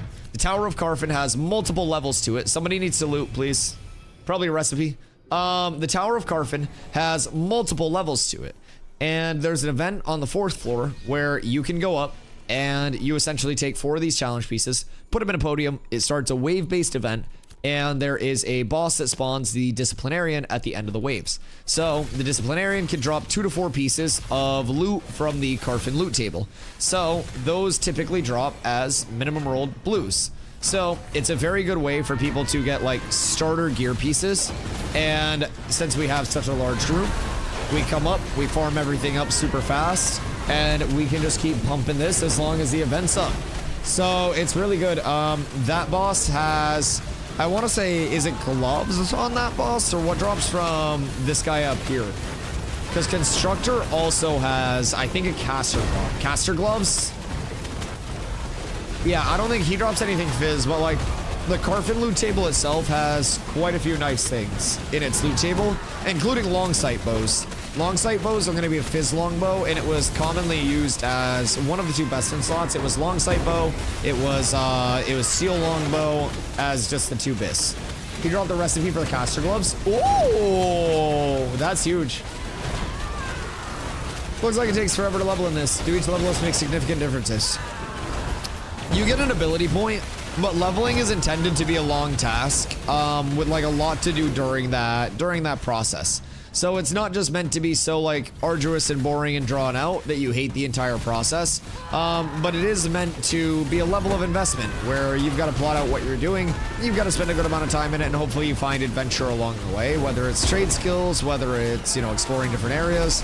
A lot of those things will kind of like weigh into the process. So I could have been 25 by now if I had just been, you know, mob grinding all day and going the efficient route. But I've been targeting some gear to get my set all going. So as a result, we're getting in a pretty good place. Right now we're doing this event, and we'll be doing multiple run-throughs of this event, just because this is going to be a very solid way to get some early gear drops. So like leveling has a lot of small stops along the way. Like leveling progression does matter as you get new abilities each time, but I definitely don't think it's like, oh my god, 12 to 13, I'm a god now, you know what I mean? It's more so, I would say like 9 to 10, 19 to 20. Those will be big impactful levels because it unlocks the next tier of gear for you. Yo, Crackle, what up, baby? How you doing tonight? He and his mounts pay for his greed. My greed is crazy. There's no greed. I'm like a philanthropist with all of this info, dog. You on that grind? Oh, never stopped it. Never stopped it, baby. When can we start farming for level 20 gear? Personally, I would say 20. Like you can get into some stuff like level 18-ish that drops 20 gear, but in my personal preference, oh, with you. I would say like if you can get to 18 plus, but just know like raid groups and shit is going to be a lot less XP per hour. So my recommendation for everybody is hit 20 first and then start going for the 20 gear grind. Even if it's just a matter of popping into raids and stuff. I am 20, I just don't know where to go. Well, pull up. What class are you playing? Or sorry, what primary archetype? It's my bad. Cleric? Okay, beautiful. So I do think that someone is in the process of getting me a cleric gearing sheet. I don't know all of what cleric bis is, but I'm hoping that we can get one passed along to help our people out. But how crazy would it be to find the boss at the top active? I would beat it. I would literally just beat the boss. So this isn't going to have anything too crazy up here. There is another ab that walks around, and then there's a hidden teleporter on this floor. So I'll take you guys up to the top just so you can all see it. I'm sure we have a lot of new players here that have never done anything like this before. So this was added throughout phase 2, and the second this event popped up, I'm a freak for world events. As soon as there's a world event, I want to see like what it does, what the ramifications could be, like all of that. So as soon as this popped up, I came over and did this shit. So I had already seen the top of Carfin before. Once. It resulted in me dying. It should be a much safer trip this time though. I don't think we'll be at risk of seeing an entire ancient one up here. Thoughts and prayers, though. Our group is Carfets. Bet. I love that. We have a lot of new players in the comm because we just kind of like open it up to everybody, right? So we have a ton of first-time players this phase that got in with Wave 3 stuff, and we haven't done any carp farm yet. I've had everybody following like the most straightforward leveling prog that I could get them on, and from there we're just now starting to get people into like this actual phase of the farm. So it's really cool. I've done obviously a shitload of this on my end, but yeah, it's super fun, man. I mean, we have people that have been in my group the last few days doing the gear grind while we've been shitting on people that are established, like, you know, in established guilds and shit. And they're like, yo, this is my first time PvP. This is so sick. So it's really cool. All right, so over here, you guys will go here and there will be an interact. Oop. You got room? Yes. Message zombie, Voil. Because we need another one in our group as well. I think we'll have a couple of people that we need to invite. So, welcome to the top of the Tower of Carfin. If you've never been up here before, this is, as far as I know, the highest accessible point, like, on the map right now. I don't really think most players will ever get up here. So, this is chill. It's a very good farm, very nice event to do. And once you are all Gucci, everyone's chilling in here. Hello. You didn't even come out and look at the the tea bags are crazy. Just made 10 silver from the store. Yo, Fupo on a comeuppance. Fuck was that?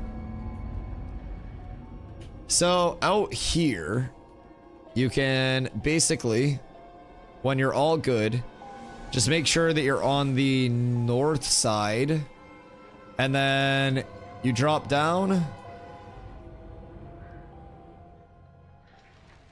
and we're back at the start. Welcome to your event loop. Step 1, step 2, step 3. Yo, what up, Self? 25 yet? Nah, I probably won't be 25 for another, like, week. Honestly. Nah, it'll be before a week. But we're on the gear farm grind. Like, XP is a byproduct, or like a side product at this point. We are working on gear sets for not only myself, but the rest of the guild. So, honestly, 20 to 25, it's all about gear this early. If you got 20 weapons, you got 20 accessories, you're good to go. You got people at 150 plus fizz power in your guild, you're good. So, we'll hit 25 in due time. It'll probably be within the next few days, but you guys want to see a tank fly away? No! No! Wonder how the wedding couple is from P2. Yo, I'm still convinced that that was not an actual wedding couple and that was just two friends. Like, I'm hard convinced. Alright, so I think we gotta wait for the mobs to respawn in here real quick. So, pop back over here. And then, while we wait for the mobs to respawn and the event to kick back up, I'm going to fill up my water bottle. And I think we may also have a couple more people coming over. I don't know if everybody's here yet. Yeah, we have Voil and Prankster coming over right now. So, I will, I'll wait for everybody to get here. Yeah, I'm waiting. I wait. Yep, we got Voil coming over, my goat. We got a couple other swimmers, so I'll be right back in 1 second, and we hope that we can get some more of this. In the meantime, when the mobs do respawn, we could farm up some more of the petition challenge pieces, because that is what's facilitating this entire event. We need to get 4 of these pieces, and we need to do these next couple events within the next 25 minutes, or these are going to expire. So, that raid UI is huge. You can scale down your UI if you do want it smaller. I personally, I don't mind it being a little bit larger. I'm not really like raid UX interacting much, but I do love being able to see everybody's mana very quickly at a glance, especially for pulling. Then in PvP, it lets me know who's getting fucked up, but everything's draggable as well, but this event needs to get up again. Yeah, we still have people coming over, so it won't be a big deal. All right, I'm filling up my water bottle. I will be right back. Just 1 second. Don't go anywhere. I love you all. Also, Mama B said, so many groups are leaving to wait for the mobs to be nerfed tomorrow. I thought they were staying the way they were. They're not going to change substantially. I don't think they're going to change that much. I'll be completely honest. I think a lot of the mobs are in good spots. I think there are a few mobs that are fucking scary though. And those will probably be addressed more on a case by case. But personally, I don't really see it needing that much of an address. But I'll be right back.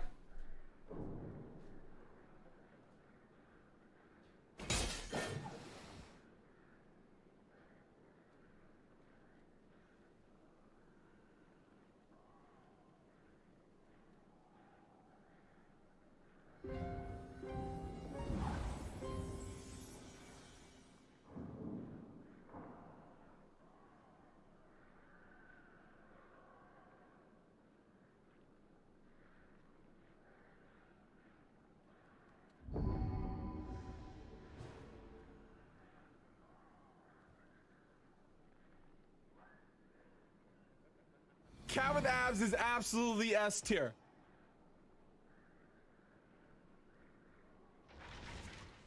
Cat with abs is absolutely S tier.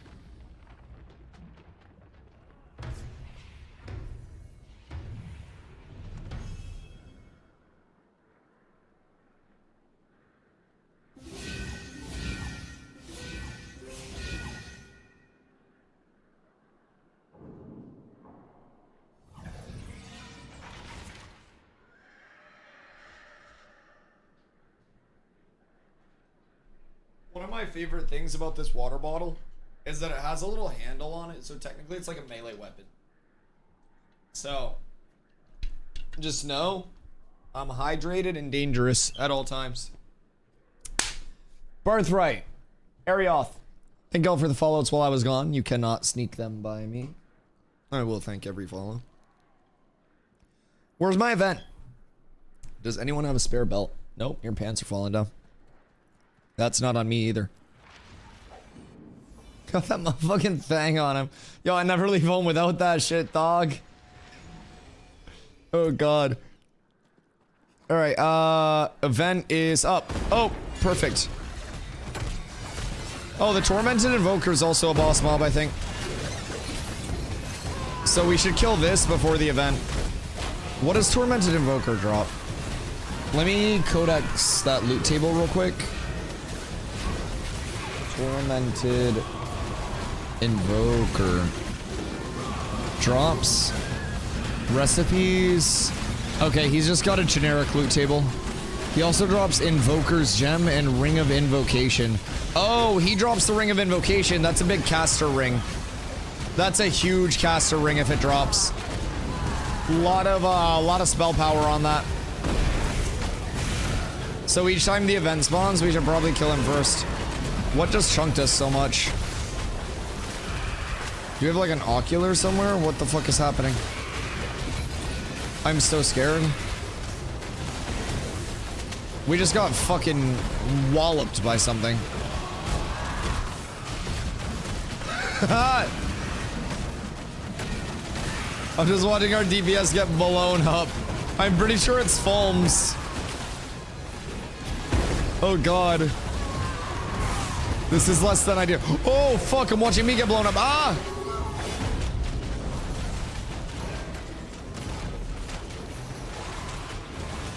Oh hell, the turntables. I got fucking smacked by something. Did I get foamed? Oh god. Oh, I got a 1600 foam to my nuts. Yeah, that's not gonna help. Oh my god. Well, that hurt. Make sure you guys loot the Invoker if the Invoker's dead. Thank you. We want to make sure that thank you for the rest, Carla. Ooh, Invoker's Gem. That is crafted. That's used for the crafting of the ring, I'm pretty sure. The Ring of Invocation. So that's a nice mat to get once that opens up. But the Ring of Invocation is here. You need 1 Invoker's Gem, and it is magic power and magic crit chance rating. So it's gonna be a pretty good craftable for anybody that does want to make that when the time comes. It is a bit expensive, but like if you're a crit scaler and long term you're looking for a juicer ring, I feel like that's probably gonna be one of them. I don't know if the big Crixakis is in on this as well, but seems pretty solid to me as a non-caster player just looking at the stats. Do I need to grab that petition challenge piece? Where did they die? Oh god.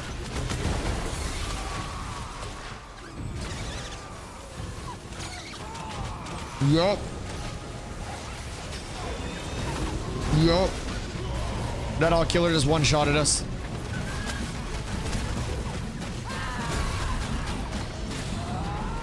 Oh my god. I don't know who pulled the ocular, but that was not me. Lightning enchant? Probably not. Oh no. Oh no. Gotta stand next to the sorcerers. No, that was the ocular.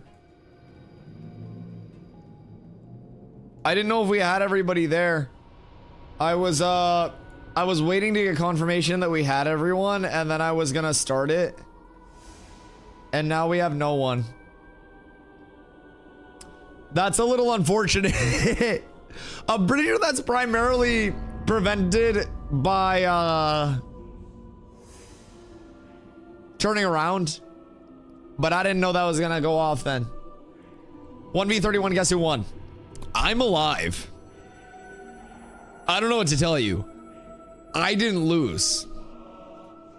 Well, I mean, this is a good time to look at the disciplinarian table. Dusty Roach? No, I'm just better at living. Required mob level. I've never seen anything not Carfin from this. Can you get random drops from it as well?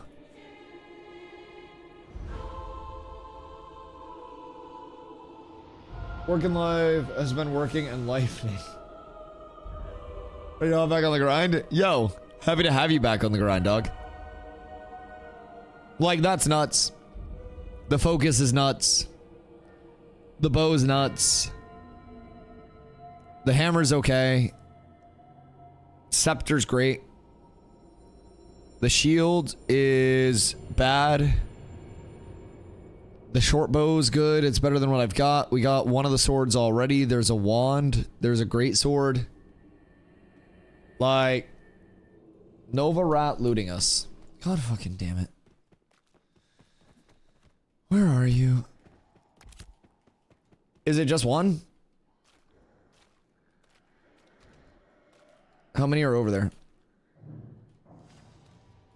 Yeah, okay. Not for long. Do do do do do do do do do do do do do. I don't think he'll actually like. Not feel free. You can grab one thing. You take one thing. I'll let you loot one of them.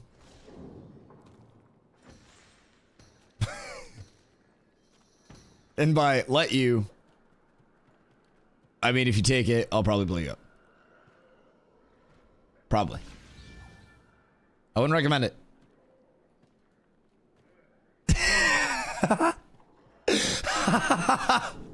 No shot.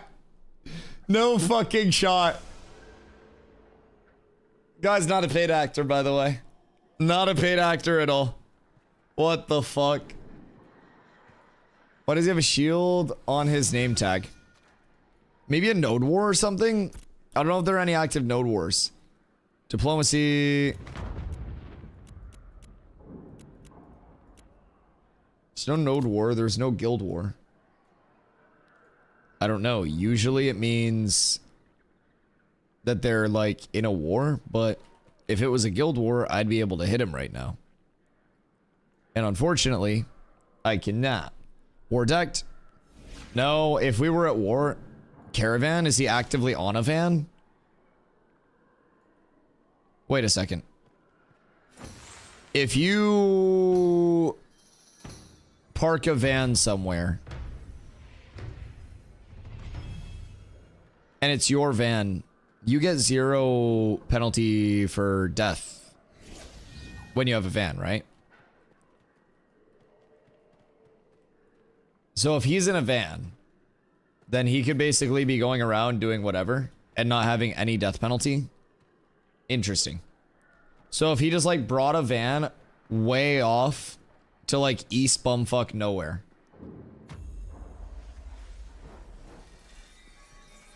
Only if you get killed by attackers / defenders. Is it?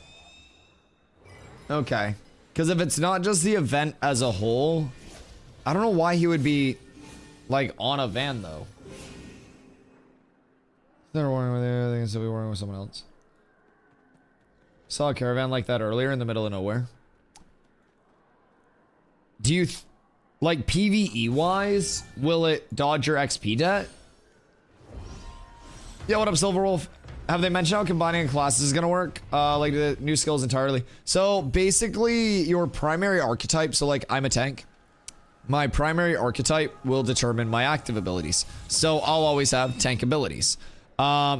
Basically from there, my secondary archetype is going to augment some of my abilities with some elements of that secondary. So like if I was a tank cleric, I would basically have my tank abilities with elements of a cleric, which typically is going to be some self-healing or some group healing. If I'm a tank fighter, I'll have my tank abilities and maybe get, I don't know, something from one of their forms or just something that shapes up a little more with like the fighter. Pretty sure they don't avoid death that way. Then what would be the point of having the van?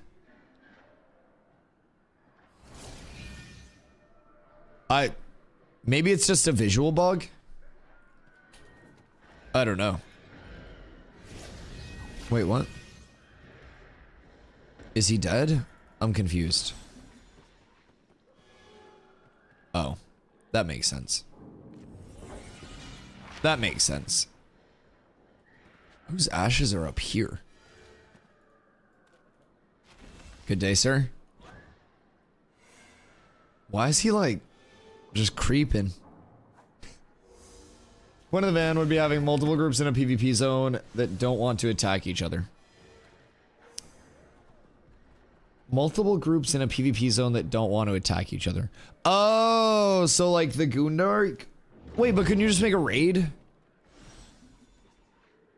Am I tripping? You would literally need more than 40 people for that. You defend the caravan. Right. You defend the caravan, but I'm quite certain raids hurt XP.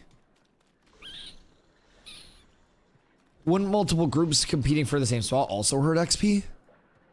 Because you'd be splitting tags? I don't know.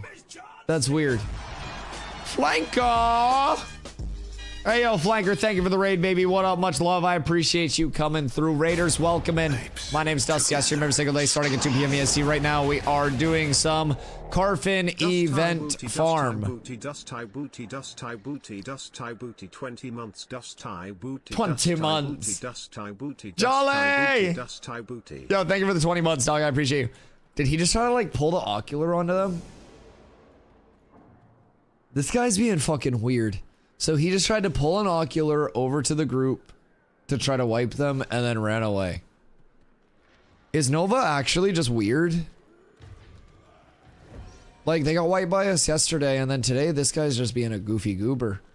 I'm confused by that. Where'd Xerus just die? And what killed Xerus? I'm confused. Was it a mob down there? Oh, probably just a mob down there. Oh, Gnome. Wait, does Gnome need to get up here? Zara's pulled ocular. Oh yeah, that's gonna be Zara's fault then. I can't do much to help that out. Isn't that a no-no to drag on people like that? It's kind of a dick move, yeah. Yeah, it's kind of a, I don't know. People have been mob training like crazy, dog. I'm not even gonna lie. So the amount of times that I have seen Fed or Nova or another like quote unquote competitive guild trying to corruption bait with mounts instead of flagging up for PvP and trying to mob train when they lose an area is crazy. Like, I have seen multiple PvP guilds from P2, the big scary PvP guilds, flag up, lose fights, and then resort to corruption baiting with mounts and mob training. Already, it's been insane. So I'm really hoping that that's kind of like the mount corruption baiting is a big thing too. We literally had an entire group of Fed down at the Beetle Plate Helm Farm earlier today because we hit that for a little bit. We had 1 8-man out there. We got a green, a blue, and then a brick, and then they came over to contest. And when they came over to contest, they had 1 group. They flagged up, even numbers, got full rocked, full wiped. So basically, they called in a full another group. They came over, we flagged up again, tried to fight them, killed a lot of them. They ended up winning. So then from there, we called in another group, and you'll never guess what happened. They refused to flag up. So I don't know. The entire time they were also calling it mounts, trying to corruption bait. Like it was a very weird vibe from a lot of people who claim to be like in a competitive guild and shit like that. It's almost like, because you got to keep in mind too, the community that you cultivate is what is going to be presented. So if there are people in Fed that are saying, yo, make sure you're doing this, and that's spreading throughout their community, that's going to happen. We aren't corruption baiting. We are flagging up on literally everyone. Like, we will fight anybody for a spot. If you kill us, cool. If we need to call in more, we'll call in more. Only fight we've lost so far is when Fed called in a second group and then refused to flag a third time. So, I don't know. I'm lost as fuck. I'll come out and get you. Personally, I thought that a lot of the guilds that were excited for a mega server would take more of the PvP opportunities from the mega server instead of using them as opportunities to try to corruption bait people with their mounts. That's where I'm at. Yo, what's crack-a-lackin'? What's the best way to get money? Bro, early, so many fucking ways. I'm not gonna lie. Long term, once crafting is a thing and everybody has a lot of glint and you're leveled, if you can escort them without getting hit, caravans are great. But like early on, named drops, like item drops in general, because things are very scarce, recipes, materials, there are a ton of ways to make money. I will say, like, materials to supply finite goods, like consumables, scrolls, foods, elixirs, stuff like that. That's probably going to be a massive part of like consistent money making here, but I would definitely say literally like anything is capable of making money if you're able to do the right thing. Be a Nepo baby. Sadly, some of these guilds playing like this alpha isn't all be all life or death. I'm with you, it's so weird sometimes. Well, like, I personally, even if this was a full launch, I wouldn't be out here trying to corruption bait people using like cheeky shit. You know what I mean? And maybe that's just like not my personal gameplay style or something, and that's something I need to embrace more for PvX. But I don't really vibe with that. I don't know. I feel like if I want a PvP, I'm gonna flag up if you're contesting my area. If you beat me, you win the area and I fuck off. If I beat you, then you fuck off. And if you don't want to fuck off, you come back and I beat you again and again and again. Like those Omen guys from yesterday. It's so loud. Stop. It's PvP. Yeah, let's PvP, not scum each other. Exactly. And like with the Fed encounter earlier, literally every single one of them in their group called in their mounts on top of the beetle that we were fighting for. So they like deliberately as an entire group were just like, yeah, call in your mounts. And basically, instead of flagging and contesting it that way, they would rather have called in their mounts and tried to corruption bait when we were flagging, showing them that we were willing to fight. When does the event end? It's kind of like a random time that it's up and down for. I need to get back up because now I'm fucking up. Because the thing is, these petition challenge pieces, we need to pop the next one in the next 3 minutes. There is like a finite amount of time that these last for. So we need to pop the next one within 3 minutes, or we're going to have to farm these from scratch. And I'm fucking throwing right now. I'm not even gonna lie. I thought it was a 6-hour timer. 1 hour timer on these. At least when we were given to them. When we were given them. So some EU guys that were over here farming this, I guess headed out when we were here and like gave us the petition pieces. Oh, the event 6-hour timer? I don't know how long it lasts for, but it's like a multi-completable event. Okay, we just need everybody in here because these are going to expire. I'm gonna die. If we can get everybody in, I'm just gonna start this event so I don't die. I need heals for a sec. Kill this wolf. Oh my god, it's hitting so hard. What the fuck? I thought that was an elite mob.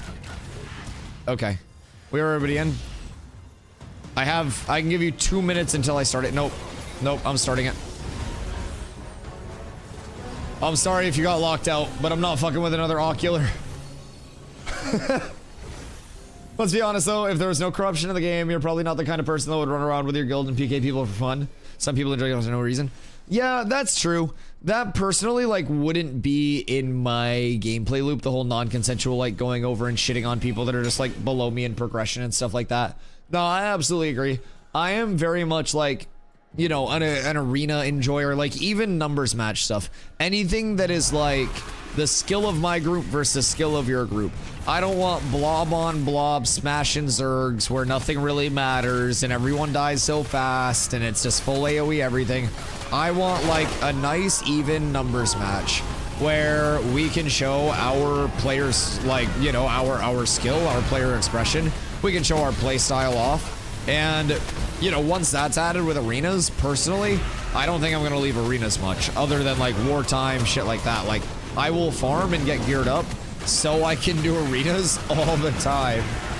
So yeah, I personally enjoy the consensual PvP much more. I like to fight things that fight back. It's a lot more enjoyable. Yo, what up, Zombington? The night's good, dude. We're gear farming. I've gone up like 30 plus power today. I think like 32 power. So it's a big Chungus pump. Right now we're doing the Carf event that drops guaranteed blue items.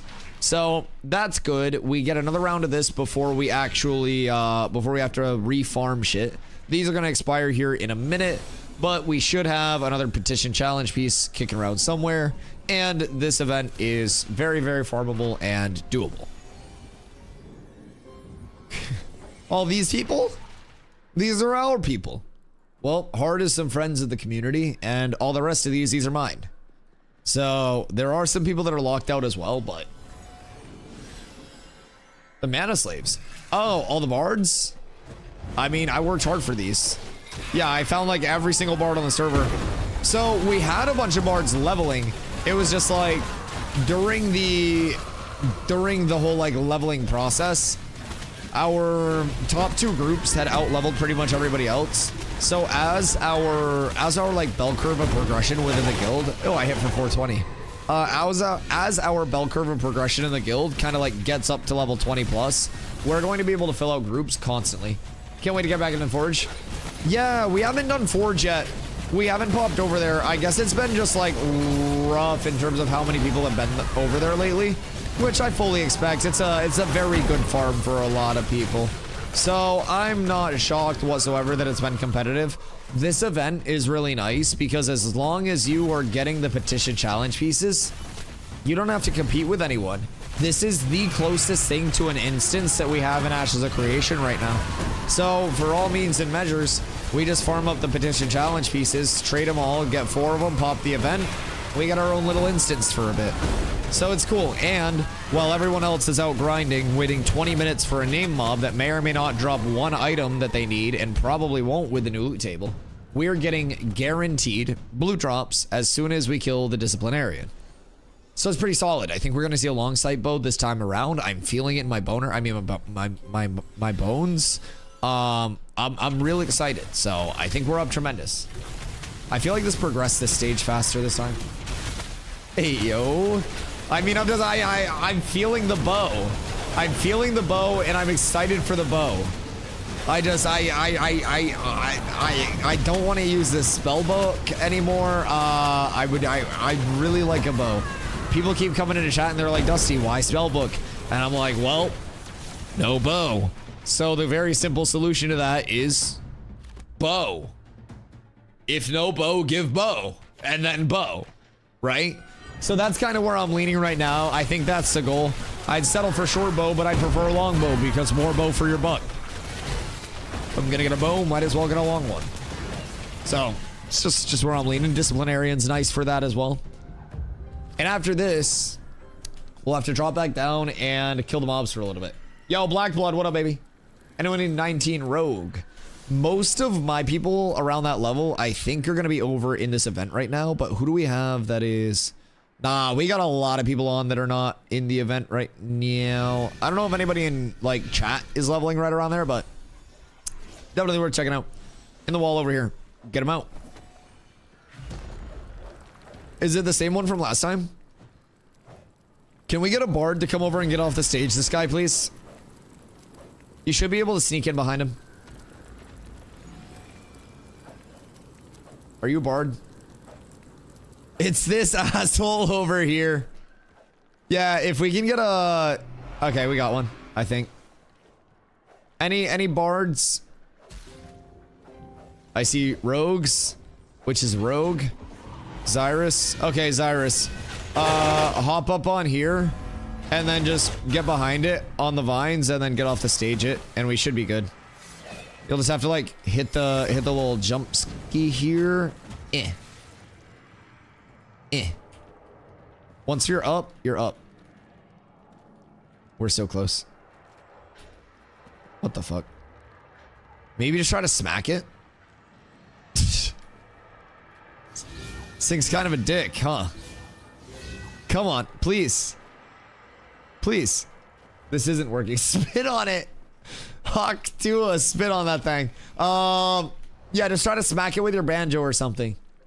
That'll probably work. Uppies? Oh yeah, uppies would also be a good call for that. I think more are spawning though. I don't think we need to worry about that one. I don't think you need to kill every single one of them. Charlie! I know you're gonna come join us over here. I know it's gonna happen. Stumps, what are you getting up to tonight? Grapple, there's no LOS to it. Unfortunately. If there was, I would have grappled it long ago. 2 days of just being in the north. Are you grinding anything in particular? More granite grindstone, made it gold already. Damn, so what are you doing for that? Just granite harvesting, refining into grindstone, and then selling? Like vendoring? Is there any use for grindstone player to player? Like, is there any potential that you could make money selling it this early as like a crafting matter region? Perchance? 250 batch makes 2 gold. God damn! Is there a prereq quest for the starter equipment surplus person in Samia Hope? I don't know the Samia's Hope side. What we've gathered, I think, about the surplus stuff is that you're gonna want to do, like, the loop that I've been telling new players is Lionhold, and then do your mount, get Darlata for Safe Fast Sure, and then come over to Second Sword Outpost. I think Second Sword is where you'll just pick them up, like, super fluidly.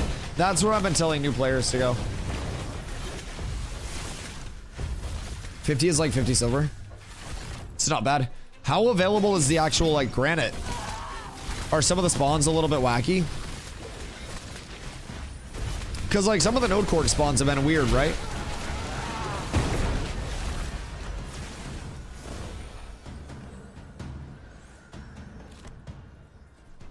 Oh no, one run came home with 200. You have bags, right? Did they just drop it? There'll be quests in Second Sword Outpost that you can pick up. This damage change is horrible. You know what's crazy? I haven't really had like that negative of an experience with it today. I died once today. No. I'm also like peak alpha sigma gamer, howling at the moon, true wolf. Woo, levels of tanking. And like not everybody can emulate this, but there have been some mobs that hit hard as fuck, I will say. You just got to be a little cautious. But some mobs are overtuned. I've heard some people saying fire starters are in a very bad spot again. Like, not very bad, but very impressive. I think that, again, I've been saying this quite a bit today, but if you look at it from a standpoint of like, this is how efficient it used to be versus how efficient it is now, this sucks. Like, I think that's probably going to set most people up for disappointment in terms of the raw output of it. But what I do think it's important to do is look at it just from like, okay, does this feel like an MMO should? Am I pulling 30 things with no punishment whatsoever? Or do I actually have to think out these large elite pulls? Because previously for me, it wasn't much thinking at all. I was pulling pretty much everything. I was laughing, I was yapping, I wasn't even looking at my screen. And now even during these pulls, I'm a bit more locked in. Like, I've actually got to pay attention a bit. So it's, I think that it's definitely a good start to the change. Now, keep in mind, some things were also buggy, and they did address it in the Discord as well. But, Mr. Perry over on YouTube, what damage change? So, basically, people were noticing Thanos mobs spawning in right after servers had restarted, right? Yo, Red Bubs, thank you for the follow, I appreciate you. And with those Thanos mobs spawning in, they were hitting extremely hard. Like, very, very hard. And everybody thought that the Thanos mobs were bugged. Lo and behold, the other mobs that weren't Thanos mobs were bugged. So they accidentally applied diminishing return on power to mobs, and that wasn't intended. So a lot of mobs were hitting way less than like intended after the Fresh Start launch. So as a result, the mobs that were harder difficulty that were spawning in were in most instances the intended mobs. Some of them were like OD, but basically Steven said that they took a pass at it and they went through and confirmed that as of right now, numbers are working as they're intended to. This is actually, I want to say this was Roche that posted this, that said they took the pass at it. But basically confirmed that numbers were working as intended, and it was supposed to be a difficult process to kill elites. It wasn't intended to just be like elites are super easy. So this is the first step in feeling like actual elite progression. They did say as well though, that like in Steven's announcement, that players had kind of like out progressed the actual like, what was that, Victor? That players had progressed in some instances, also partially due to the artisanship service bug or something like that, faster than originally anticipated. So with that, they were going to be tuning down the mob damage just a wee bit to accommodate for the player power curve. And as the player power curve does adjust, they'll be ramping it back up to its intended spot. Now, I think they should just rip the band-aid off and be like, get used to it, bozos, because new players coming in aren't just going to have the power curve like all figured out. Like, I think it should be hard. Agreed? Yeah, I think the best way to do it is just say this is how it's supposed to be. If any mobs feel Insano style in terms of being very bad, then, you know, figure it out, let us know. But mobs are supposed to be hard, elites are supposed to be group-oriented gameplay that's not auto-checkout gameplay. Most groups are down to running 1 cleric and 2 bards. So personally, I would love to see more double cleric incentivization. I remember when I was first leveling, before I had gear and stuff, a lot of groups, pretty much every group, was trying to find 2 clerics. And now, once people have kind of like figured everything out, you'll notice we have 3 clerics in this entire raid. And it's going pretty smooth. So I think that more need for those supports will be really solid. There are a lot of clerics right now that just can't find groups. And that also is probably, people have been saying like, oh my god, I noticed so many clerics like just out and about. Part of that's because a lot of groups are going to be running 1 cleric. But 2 clerics is still standard for randoms. Yeah, 2 clerics is your safety group. It's absolutely your safety group. But even like, I don't know. I feel like a lot of confident groups will just go 1 cleric, 2 bards at this point. Because your bard can switch and spot heal off the damage buff. Like, you can literally do whatever you need. If one dies, we still got res. Yeah. I prefer 2 clerics so I can be lazy. See, Carla likes 1 cleric because 2 clerics is boring for her. So she doesn't have to do anything. Yo, Zero, hope you're having a fantastic night. I hope you're having a beautiful one. Monsters did need a damage buff. Yes. So, especially like elite mobs that were 2 and 3 stars, there was not much differentiation between them. So in Steel Bloom, we were doing rather large pulls. Now, I'm sure that's going to be much harder to do pulls of that size now. But why is there another group down here? What's going on there? Basically, like, you'll still be able to do like large-ish pulls and like chain pulls, AoE pulls, but it's not going to be like I'm pulling 30 things and just walking around them in a circle and not dying. Because that's previously what I would do. I would just stagger all of the mob attack timers so they couldn't cleave me at once, and then we'd be fine. Okay, Disciplinarian, where are you? Oh, more knights. Wonderful. So it seems like we got a little bit more of this phase get reflected. Absolute elbozo, you just embarrass yourself in front of everyone. I'm trying to build my tank so I can do 1 cleric, 1 bard. Pray for me. I still think 2 bards is probably just more optimal than 1 bard. But I mean, it all breaks down to preference. Like, if you drop that 1 bard and you go fucking 5 DPS, you may get more optimization out of it. But I feel like 2 bards, especially with like the secondary support that second bard brings in, the flexibility, I feel like it's solid. But like, I have done a lot of 1 cleric, 1 bard, especially recently. We've had a lot of our bards a bit earlier in the leveling progression than I am. So we've been getting used to it, not having the maddening and stuff like that. It is what it is. It's a little bit of a damage loss, but we're chilling. Almost got 3 processing up to 10. Goddamn. Server needs to catch up. The Stompington is moving too fast. So if we have any of our gatherers and refiners that are in chat right now, please do me a favor and start setting aside Western Larch when you can farm it, copper fragments, and I believe it's basalt. Because for our gathering tools, we're going to want to look at the apprentice, and we need large timber, copper fragments, and basalt. Large timber, copper fragments, and basalt. So we need to try to do targeted larch in all of those sets, and keep in mind we cannot trade those weapons, those gathering tools. So what we'll do is we'll get sets together for people. We'll give them their sets, and we'll run over, and everybody will make theirs, and then we'll send everybody on Willow routes. Because Willow is going to be worth so fucking much. I don't know what's going on, but someone needs a ban. Why? Who needs ban? Although the RuneScape animations? What do you mean, like the RuneScape animations?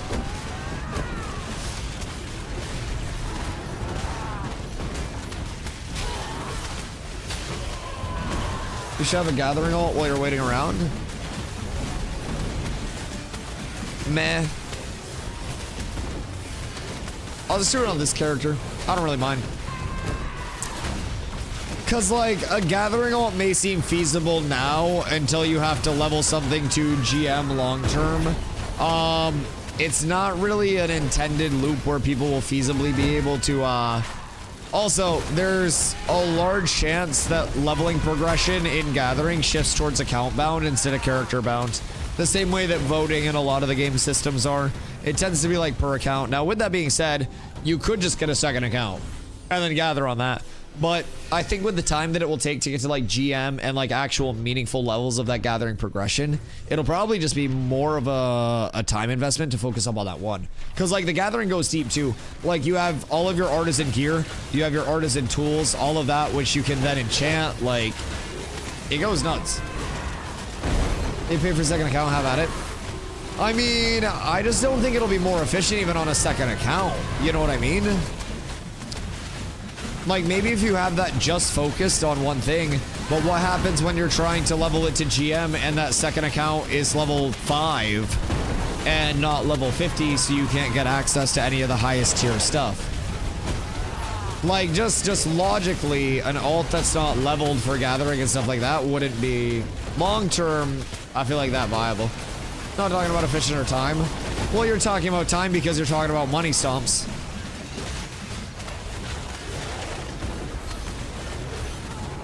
It might be my alt account. This one is your alt account. I mean, you can have 2 different accounts.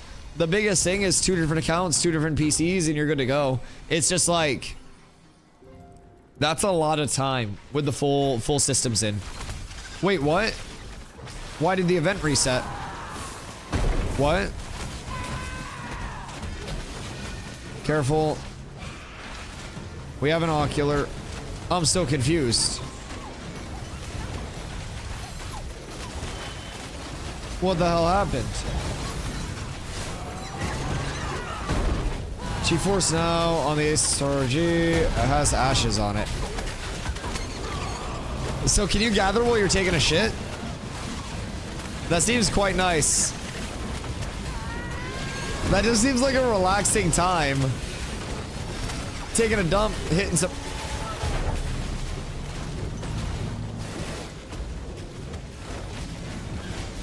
Did I just see 5647?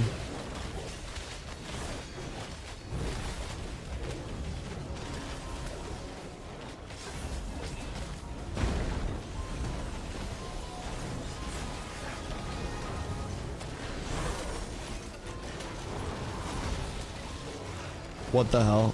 Where is this? Intimora.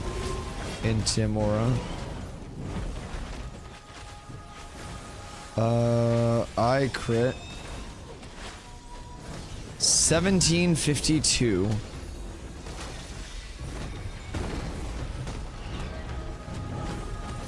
A heal. A heal. How far up did I scroll? Oh, yes. Oh, yes. 5647. Reasonable. What the fuck? Oh my god, that hurts a lot.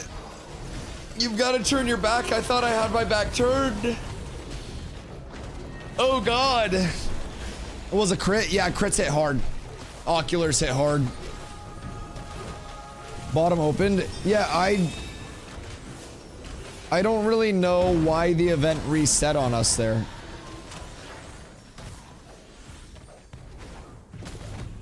I would say get out if you guys can. Personally, you have like 5 people there that didn't die to the ocular after it shot at me.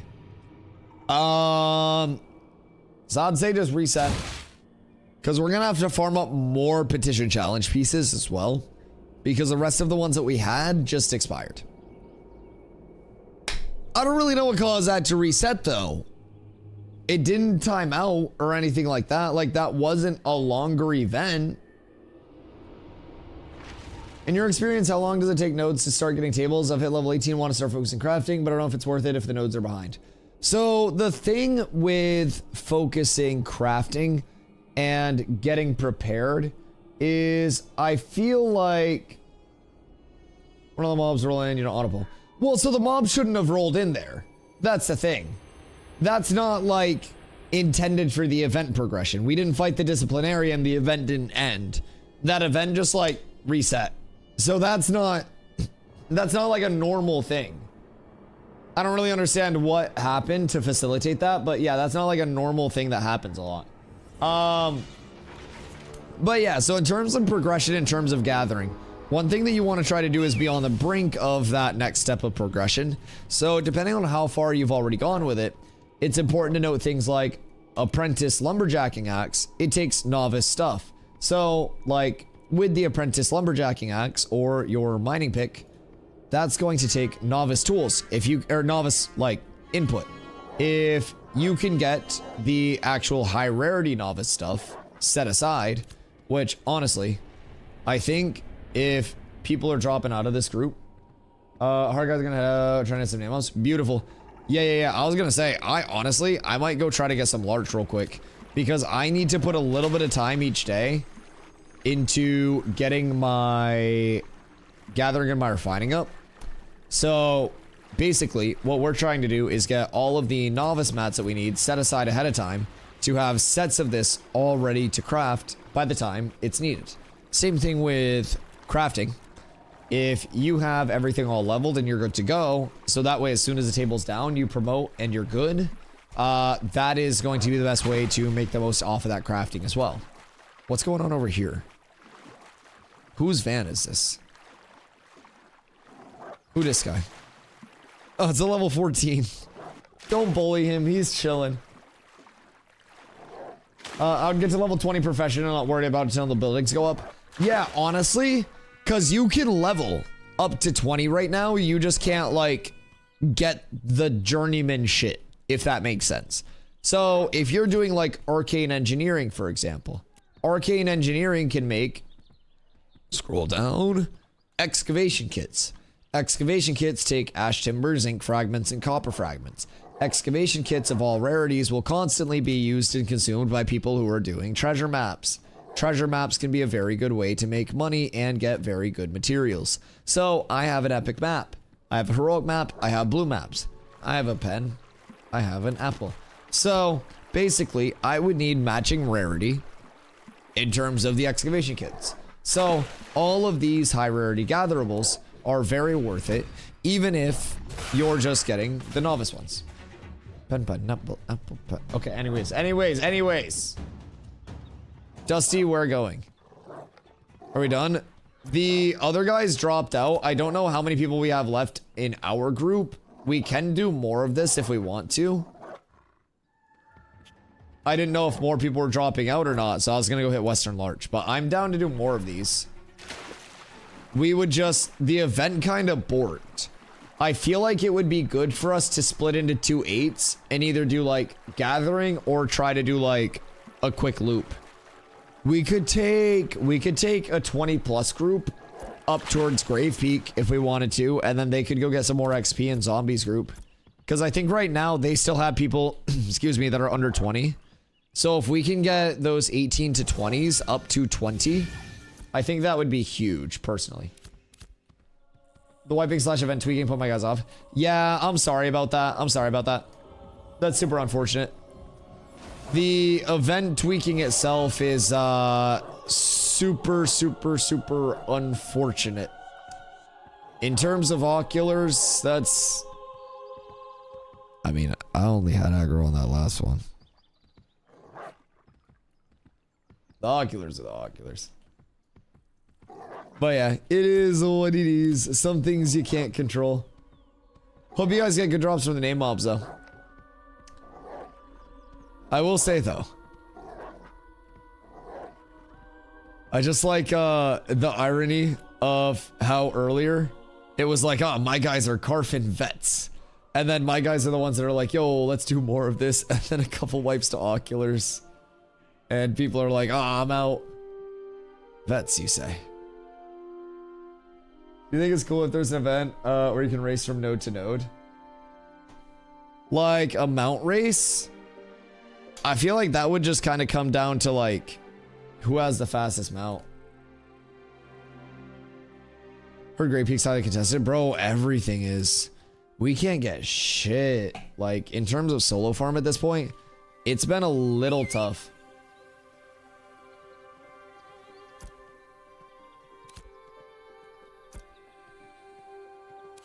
I want to get Ox pull on him. Yeah, I mean, hey, the first ocular was because of a lightning enchant, and the second ocular was because of the event tweaking. So, I mean, we can try to assign blame wherever, but I don't think that's the first or the last time that you guys will probably wipe there. Those are two pretty happenstance things, brother. I don't know, if your guys want to hold that against people, then that's fine, but if you actually look at the root cause of what each of those wipes were, it's a very minimal thing, brother. I think that's more of happenstance, but that's fine.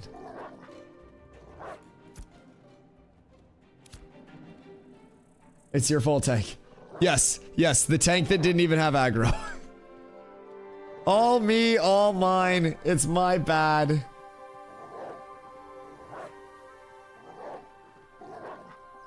Yeah, just some unfortunate happenstance with the actual event, but that's okay. Off to large. Yeah, large seems to be a very large demand. So sorry. So sorry. But that's gonna be a big importance. Alright, so zombies group going to XP farm some more? Or trying to? What kind of large do you want? I mean, the highest rarity large that we can get for everybody's axe is going to be a big thing. So like the higher rarity, Western or Eastern? Eastern Hemlock and Western Larch. Whoops, wait, no, I don't want to flag. But yeah, we need Western Larch. Head Grave Peak. Yeah, if we have a high level group, we can go check out Grave Peak. Because Grave Peak will have a lot of different spots where people can post up throughout. So everything will probably be contested up there, but there are also a few spots that I don't think people would necessarily think of. Yo, what about their wish? In terms of staying focused, biggest tip for someone getting into the alpha a little late. The good thing right now is this server just came up like 6 days ago now. So this is very much like a fresh start. And I think it's the perfect time for new players to get into it because you play now until August 4th. And then you're going to have the August 4th servers where a lot of systems will have their completed revamps. So by that time, it's going to be a lot more smooth, a lot more fluid. And I think like getting in now, learning everything, familiarizing yourself, and going into it not with like the, oh man, I'm gonna lose my progression, and more of the sense of, I'm gonna go in super casual, and I'm gonna figure out my gameplay loop, right? It's very non-linear, so sometimes you have to do a little bit of digging to actually figure out what you're going to be doing. We have a lot of people who are leveling right now, getting into PvP for the first time. We also have people who are basically getting into gathering, refining, and crafting loops. And they are figuring out which craft, which thing they want to focus. So all of those small decisions from players kind of like culminate in what their role or their place in the total economy will be. So even in our community, we have a couple of guilds that are very, very, very, very PvP focused. And then we are going to have a bunch of casual guilds as well that are just kind of like messing around, figuring everything out, and going from there. So it's part of the exciting thing. Just started enjoying the challenge again. Just can't decide rogue or mage. It's all if you want to be melee or ranged. That's the biggest thing. Do you want to be shinging or spell casting? It's criminal that those are listed for 9, by the way. Clank! Keep coming across a lot of quests completely bugged, uncompletable, or can't progress. So I was just thinking of mob farming as a tank and crafting. That is going to be a very, very sure way to go about it. Elderwish, thank you for the follow, by the way. Questing is in the middle of a complete revamp right now, and that revamp is intended to be in place and completed by the time the August 4th servers do start up. So take some solace knowing that, like, they are actively working on that entire process, and it's something that feedback does go into. So hopefully by the time August 4th hits with those new servers that open up, it'll be in a lot better of a spot. They did for this patch add a 30% XP output to quests just to kind of try to like bridge the gap a little bit more, because everything was extremely mob grind skewed, and honestly still probably will be as things move forward. Mob grinding is meant to be like the most efficient way to go about things. We are right now messing with a lot of changes, seeing a lot of changes. So basically today they dropped some mob damage changes where some mobs are hitting like absolute fucking trucks.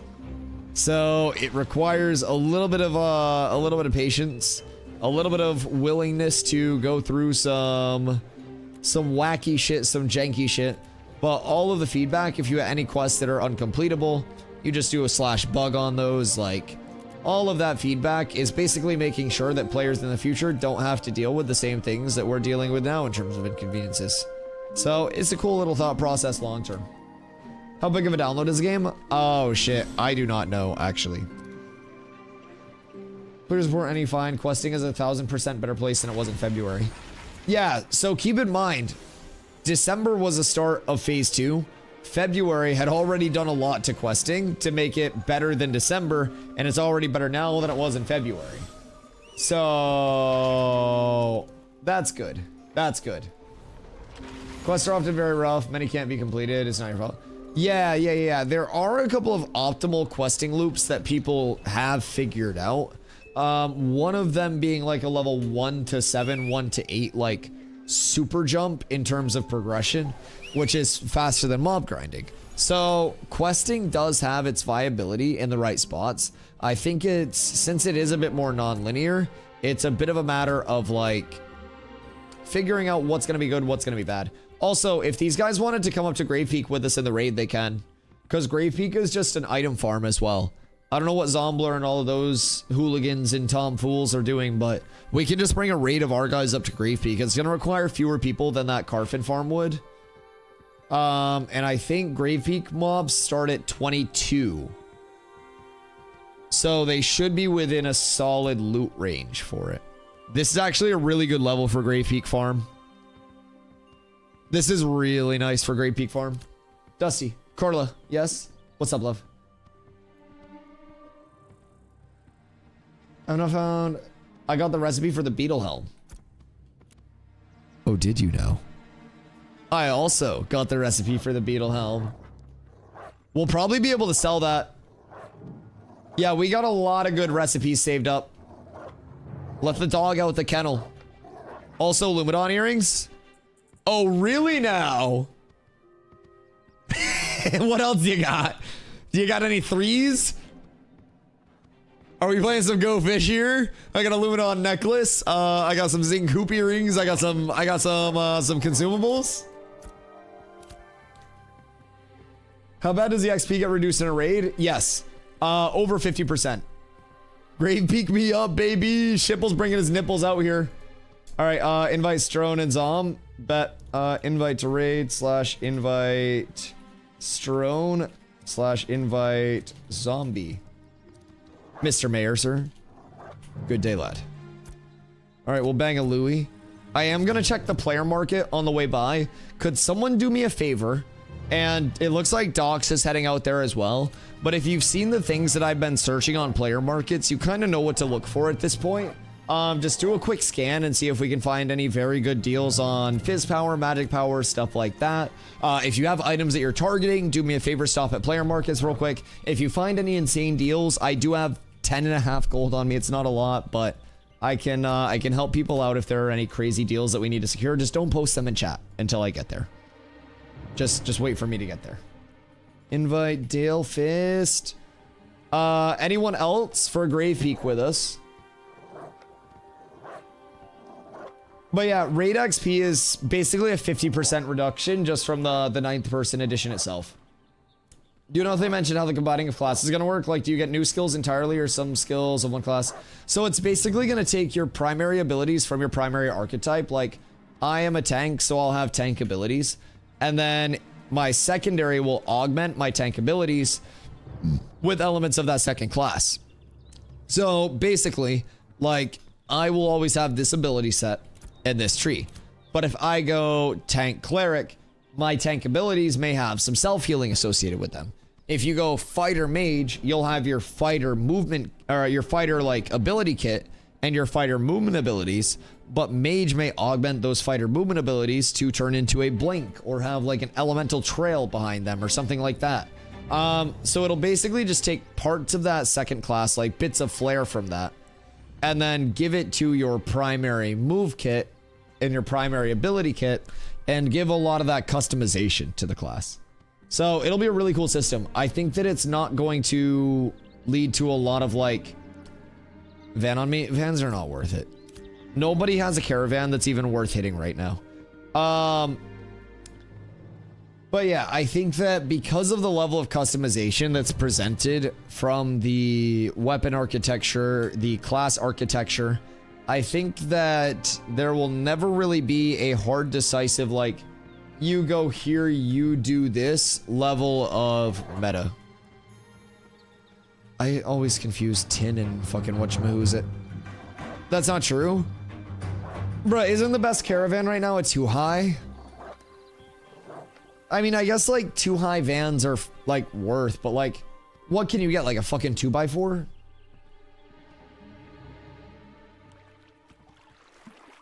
Because at Big Hemlock chassis gives height. So yeah. Still gonna drop this. I mean, I don't think caravans will ever really be dropping bis until later on when people are running true stackers and juicers. But honestly, a lot of the expensive caravans are gonna be in a caravan train. If someone's running like a solo expensive caravan, then they're ballsy right now. But I don't think from a raid perspective, if we were to pull up with everybody that we had, like kill a van, take the van, run the van back to a town and complete it, I don't think that'd be profitable. Well, races get their own language. Dunir already has their own language. I think it's like Dunanese or something, but Duneholdian or some shit. But yeah, Thogli always comes in yapping that shit. What's caravan train? Yeah, wait. You say you saw a caravan train, Boyle? Because if you see a caravan train, I like a caravan train. That's worthwhile. Dunanese nuts. I don't necessarily know if it'll be like WoW where you can like select what your, you know, what your language output is or anything like that, but it'd be kind of quirky. Although people would just slur in different languages. What? What you need? Oh, thank you. Is that what you have? Or is that a donation? Do you need shit? You need more space? Buy more space. What if you just bought more? Let's go first. Little Ashen Haunt search. It's Ashen Cloak. The thing with Ashen Haunt stuff is you never know when somebody is going to have shoulders and not know that they have shoulders. You know what I mean? That's going to be a large thing to constantly look out for with this. And if somebody does post them for super cheap, we snatch those. Greaves not worth, cloak not worth, none of that's worth. Bracers not worth, these pants not worth. Page 2. They're hard to find. A lot of people are going to be buying those up as soon as they can. Look at Bone Ring. Recipe. Bone Earring. I have Ashen Haunt shoulders. What would they be worth? Oh, Jesus. Ashen Haunt shoulders are the 3rd highest physical power shoulders that are accessible in the game. So their value will go down pretty quickly. Earlier today, there were some on the market for 4 gold, 40 silver that got snatched up before I could get my glint. People have been listing them exorbitantly high at like fucking 30, 40 gold plus.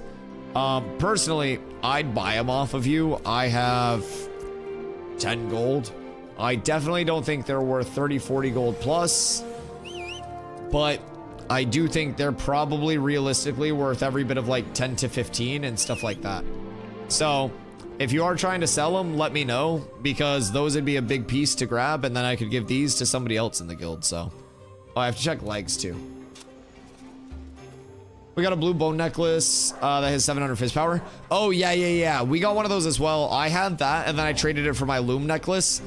Crit is insane scaling for damage dealers in ashes right now. So I've been prioing that a little bit. Griffin legs, no. But yeah, it's a little bit of a mixture on a lot of things. Bearhead bracers. Legs. Polished in helmet's ass. Pants? Maybe there are some pants. Perchance. Healing chainmail, no. That's Fizz Crit Mitt. River Stalker, no. That's all level 0. Copper sword. No. Max. I'm not buying shit from him. I will not support that business. Necklaces, 262 power and bow. The pants are limited. We could go to the tropics and try to do, what is it, fucking Brine Daddy or something? The Brine Father? He drops high HP pants that are a part of my targeted tank set. Well, if it's not 48 gold, that's not gonna fucking sell. Like, people are just listing shit so exorbitantly high right now. Like, some shit's listed for incredibly cheap. Like, your 4th bis will be a few silver. Your 3rd bis will be 100 gold. Fizz crit mitt, not too worried about that.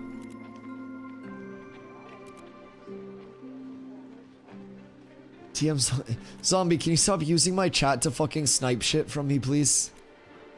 I don't think that's the whole point of why they were asking me about the shoulders.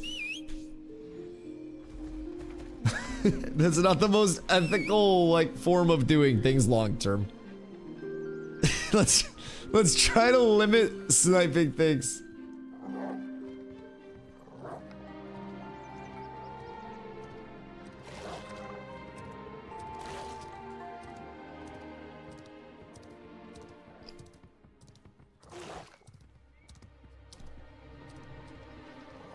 He said to list them. What? No, I think the point is that somebody had asked me about the shoulders and we were discussing the pricing, and since the question was asked here and the pricing was being discussed here, hopping in and just being like, yo, I'ma buy these while they're also an upgrade for the person that's being asked is a little unethical. I feel like that's kind of like taking advantage of the whole, like, sitting here, you know? It's not the full marketplace, you know what I mean? I don't think you meant any harm by it or anything, but it's just a matter of, like, if people start sniping things from me, like, just gotta whisper it. Yeah, like, if people start sniping things from me that are posted in my chat, then that's kind of a bad slope. If it's on a stream, he gets first dibs. Yeah, like, I feel like if something's being offered to me and then trying to snipe it is, like, less than ideal. And I know it's not that deep of a thing, but that's just something to keep in mind. Go to video sword recipe. They're not bringing to you. Correct, but it was like a conversation that was asked, like he was asking the worth here and the conversation was evolving, right? So that's, wow. Hello, Owen. I think you may just be missing it. It's not a huge deal. But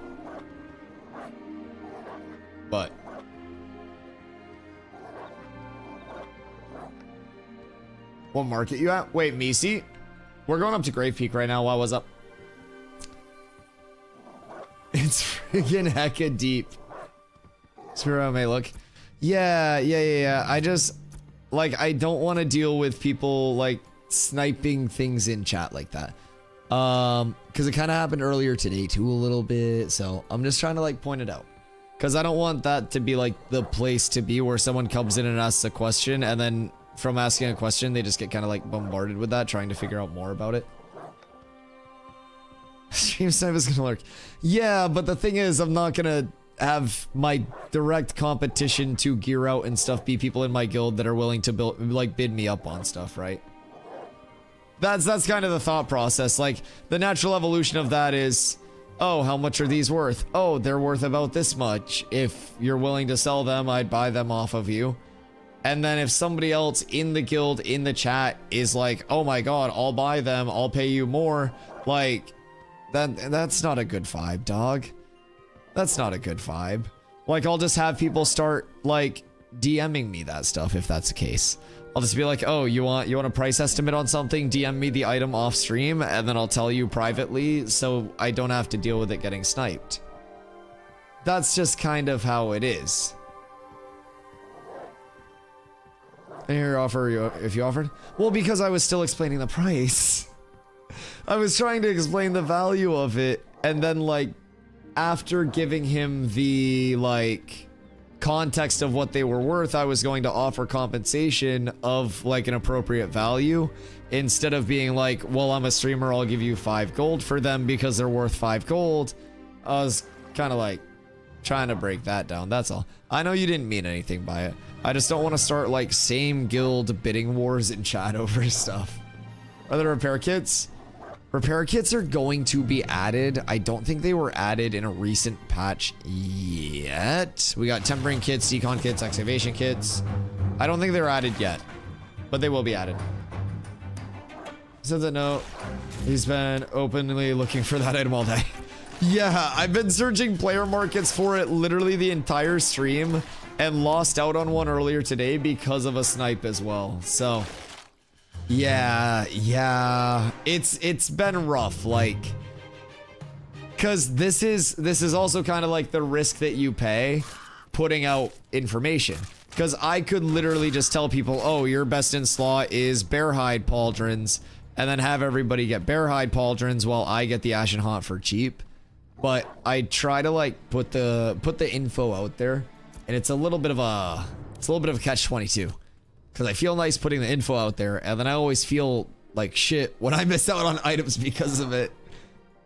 It's like you make a build guide, and then everything in that build guide spikes. So a lot of people that make their build guides won't release their build guides until after they're done gearing, so they can avoid a lot of that. Gatekeep it? Well, I'm not gonna like gatekeep it. It's just in order to like make a build guide and be able to tell people and show people stuff, I kind of have to like have the stuff. So like, it's not like a long-term gatekeep, but it's more of like, I need to be able to gear out without everybody in the Ashes community knowing exactly which pieces I'm targeting and running the market on that.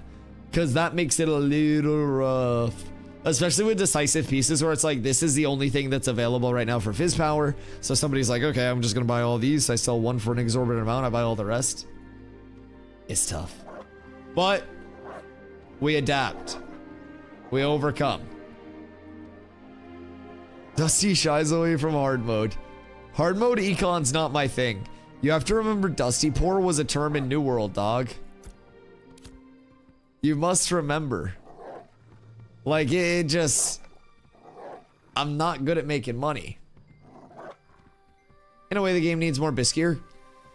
So I think it's not really a matter of like the game needs more Biskier. It does, but it's also going to get more as biomes expand, loot tables expand. Like every biome does bring in a lot more viability and stuff. I'm just gonna go up to Halcyon.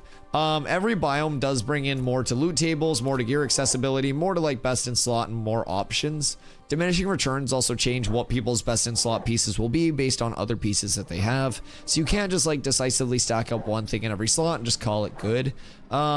I think that like what's happening right now with those pieces is those are the accessible pieces. Other pieces like hardened chitin armor bracers are going to be very limited by, unless you exploit through the gate, that pocket dungeon being closed.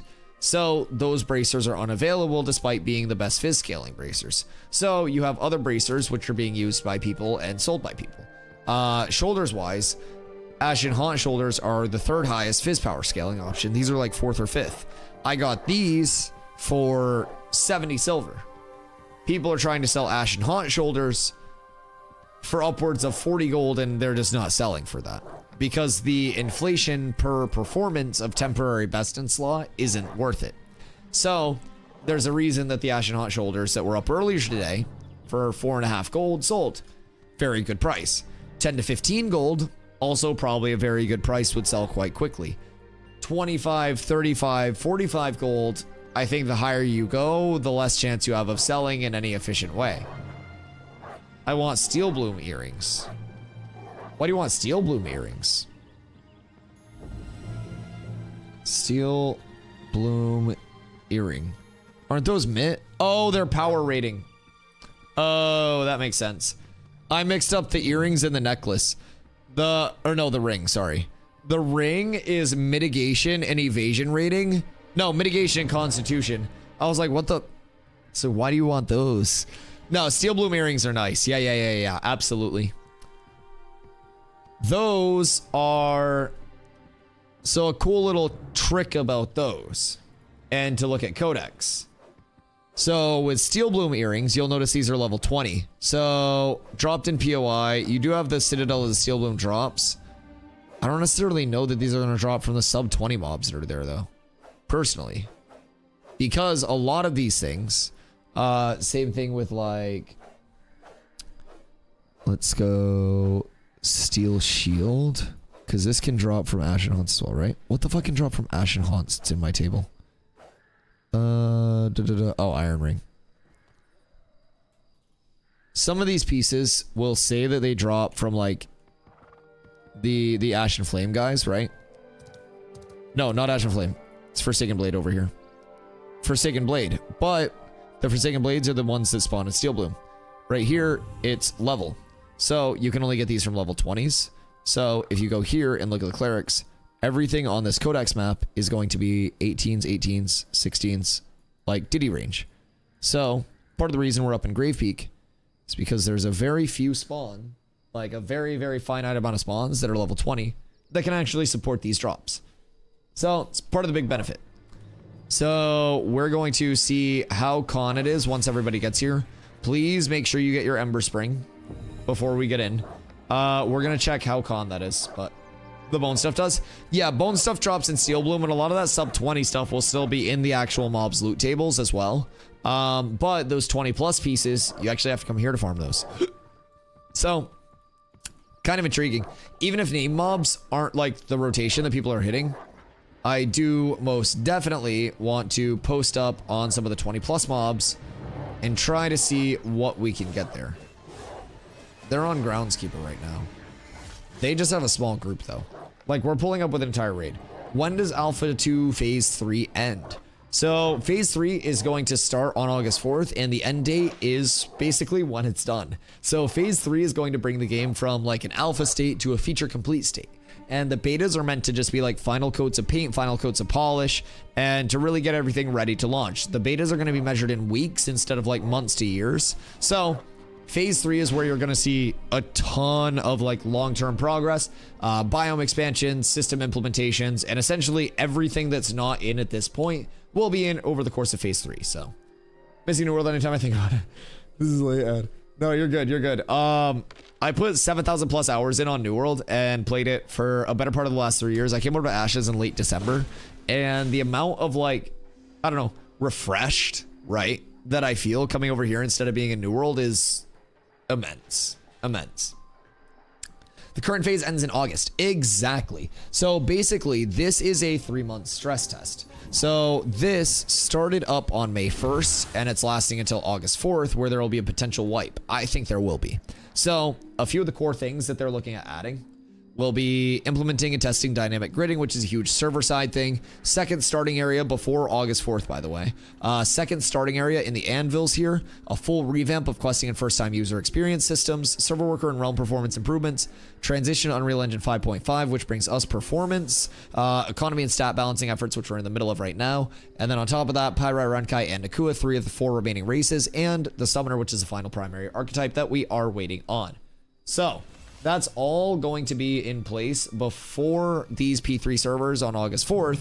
And since the P3 servers are meant to be a long-term server, they want that long-term economy ready.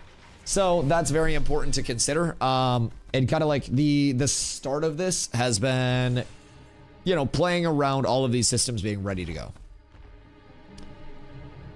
New gaming environment can definitely do that. New World just has a special place in my heart. Oh, me too. I grew a lot of my community in New World. I for a long time streamed to 5 or fewer viewers, and New World was what allowed me to start full-time streaming and gave me a lot of confidence to make this transition over here, which has progressed my channel further than I could have ever imagined. So, you know, I think that this is just the start for Ashes. Ooh, Forsaken Blade Cleric. These are the ones we want. Yep. You found the mobs. Were these contested? These are the mobs that we want. The level 20 mobs can drop so much. Someone in Global just said looking for a furry guild. Godchi, you in here? I know who's looking for a furry guild. God, she gonna join us eventually. You can only hold out for so long. Mob guard kind of shocked right now. You just gotta be careful. I don't think you can AoE pull 42 mobs like I was doing a couple days ago. Patch tomorrow to tune it down a little bit, but all right, let us work our way up. Do we have everybody here? Wait, Rogues is still AFK. Do we have everybody here for the most part? I think we have pretty much everyone. So let's scoot our way up. Follow me through here. We're going to sneak through this little left side. I'll grab the mushroom. And then up here in this little choke point area, there will be some of those Forsaken Blade mobs that we need. So this is a very good uncontested farm. So we could basically split a couple of groups up. Although it's probably better with how hard mobs are hitting to just like farm it all together. Kill the fire starter first, please. They hit hard. This isn't good.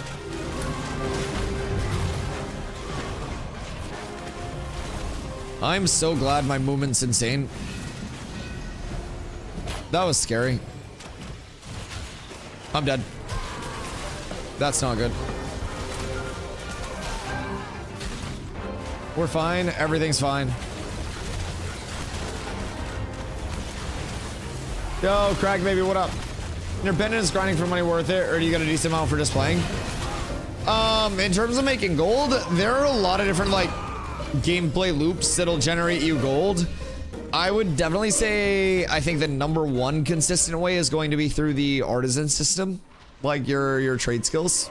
Crafting, especially if you're ahead of the curve on craftables, is going to be a massive way to make sure that you're capitalizing on potential gold earned. No healers. Where are our healers? Try not to get cooked by these mobs. I'm trying to see if the bird's up. No bird. So there's a bird here, Korax. Korax drops a very, very, very, very, very, very, very, very, very, very, very, very, very good fizz chest. It's worth farming if you're in the area. It's quite strong. We have no heals here. Oh, wait. Where's the goon? Where are our healers? Oh, the goon's still on our way over. Oh my god. Oh my god. What character are you, tank? Yes, I play a tank. Yes, indeedly. You ever play Throne of Liberty? No. TNL is pay to win, and I can't do pay to win games because I'm much too poor. Any other professions overwhelmingly profitable?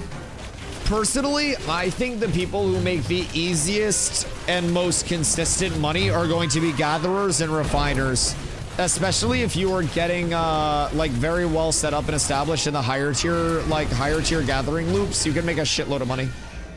This game is not pay to win. There will be no pay to win, no pay for convenience, no pay for progression, or anything else that gains power through money in Ashes of Creation.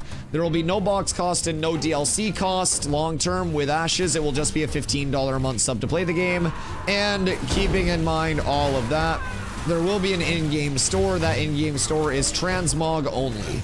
Dyes, skins, nothing that actually gives you, as a player, power, progression, anything. So you don't have to worry about any of the pay to win that is plaguing pretty much every MMO right now. It's really encouraging. Zombie dead.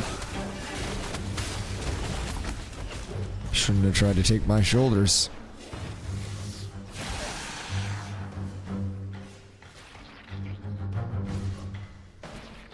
Please tell me the weaving station's bugged and I'm not this stupid. Which weaving station?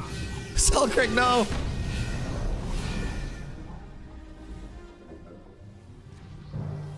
Where are you at with it, Elder?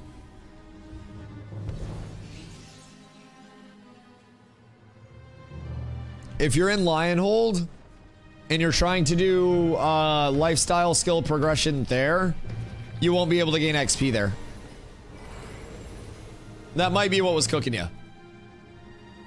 You play NA or EU? I play NA. Right now, there is only one server up globally. It's an NA East server, and this is for stress testing. Most EU players did actually play NA before this, just because the NA servers are constantly popping, a lot more people on them. And Intrepid's like netcode, their infrastructure that the game runs upon, is real fucking smooth. It feels silky, boys. I won't lie. So just keep that in mind. Also, if you're looking from the outside in and you're considering popping in, keep in mind you do get a 90-day period after your playtest purchase from the day of your purchase where you can get a full refund on your entire product. So it's not like an hours restriction. You're not limited in any way. You can play as much as you want during that 90 days. And if you don't like it, you get your money back. If you do like it, you're with us the entire time that the game is in development. You can provide direct feedback to the gameplay loops that you want to see succeed the most in Ashes. And when Ashes does launch, you'll be able to know that you helped contribute to everything that players are enjoying. It's a really good feeling for me. We find a lot of bugs. We get a lot of things changed. And just earlier today, the creative director of Intrepid, Steven, popped by stream and was like, hey, Dusty, how's everyone feeling about the mob damage changes? And we gave direct feedback to the person who is in charge of it all. It is an incredibly cool feeling knowing that the community has that much, like, you know, not necessarily like power, but input, right? Oh God, I'm dead to this. A lot of development processes, that's rough. A lot of development processes have been very, very, very, like, far separated from the actual community part of everything. So I love that it's just hand in hand. How many of you players all have lag? You will not notice much lag.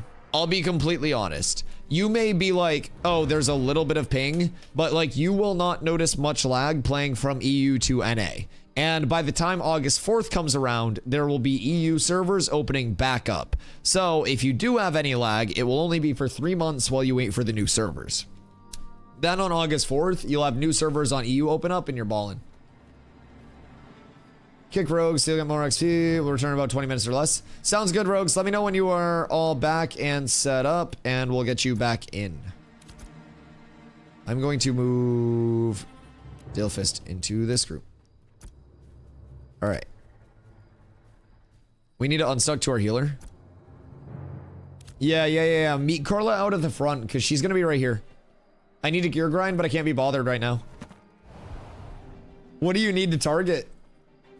Use that time to learn your start. I absolutely agree. I think that new players coming in, a lot of people are like, oh, this stupid 3-month wipe. I won't be able to keep my character, right? But I'm thinking of it as 3 months. I'm gonna learn as much as I can, baby. Got any more space for a Bissington Bard in your raid, Mr. Streamer? I think for you, Mr. Wood, I could probably make it happen. Big dog. If I enter the game, can I be part of your guild? Absolutely. Our guild Discord, you can get through doing !guild in the chat. And you'll be able to join up there and just post in public. That'll get your roles and you'll be able to set up there. Want a cleric, big dog? Brother, all of these offers. Anyone else want to come through? Little Grave Peak farming? We'll get a raid down, hopefully get some drops. Anybody's welcome. Even if you're one of the guilds that have fought us. Actually, no, I want to keep drops in guild. Fuck you. Sorry. Want a little back and forth. Zinc over there. This is Revidium. So Revidium is kind of like some weird looking shit. You know what I mean? But Revidium is real nice for 20 crafts. It's Captain Streamer to you. Put some respect on the name. I'm a 16 mage. Can I join? You are a god-awful player. And you're also a couple levels low to be over here. You wouldn't see many drops. This is also going to be really bad for XP. So you wouldn't really benefit too much. If you can get to like 18 plus, that's when you'll start to get like some benefit from this. I would say try to target for the most part 20 plus before you get into raids, because raids will just nuke your XP.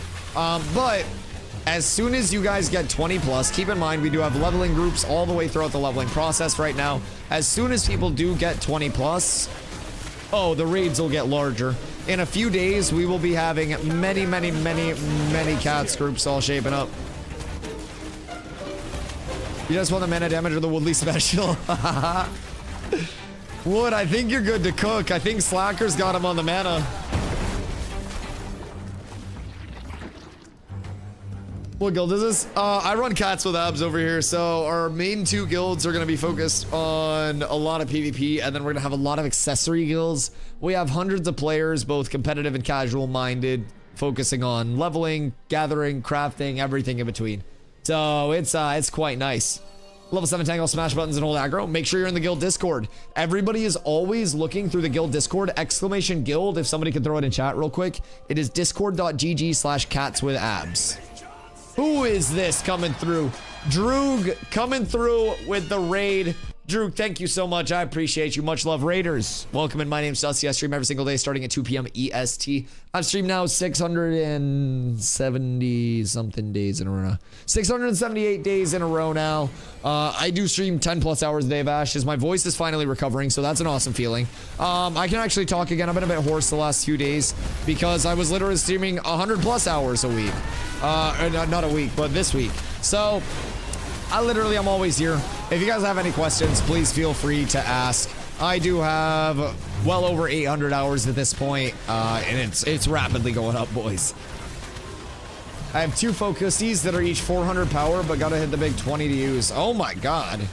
Can you put a focus in each, your melee and your ranged? I feel like you can only have 1 focusy on at a time, right? Sounded like modern day Miley Cyrus when your voice went out. I think that sounded like JoJo Siwa. Personally. 2, you have 2 on? Okay, word. I think energy focuses might be limited then. 1 in melee, 1 in range. Well, yeah, that's what I meant. I feel like as a tank, I wasn't able to do 2 energy focuses before. I'll have to look at that. Miley got that sexy rasp. So did I for the last couple of days. Yo, Drew, hope the stream was good, big dog. Get a good drop? No. Unfortunately not. Alright, we have our last couple coming up here. You need 2 one-hand mains? Well, yeah, I had, what the fuck did I have in my offhand, in my ranged? Oh, it was an energy wand test. Ask any questions. Yes, Fupo. Yes, Fupo. What can I do for you? You have to drag equip them for range, right-click defaults to melee. That makes sense. That makes sense. Swear if I ask anything, I get an ad. If I wasn't poor. The poor tax pays my bills. Please. Hold on, I'll be right back while Wood gets up here. I will be right back. One on board is so dumb. Ha! It got nerfed like 6 times. That shit used to be even dumber.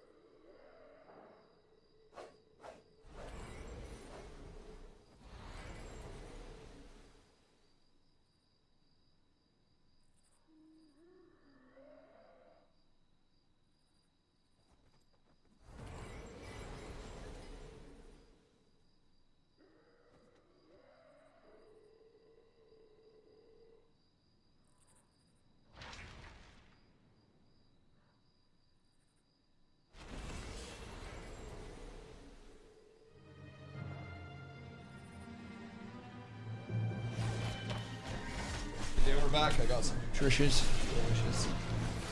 Bong rips. Bow on a mage is dumb too. Why bow on mage dumb?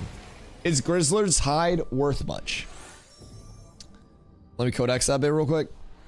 Grizzler hide. Oh, that's used for the Grizzlerhide sleeves, right?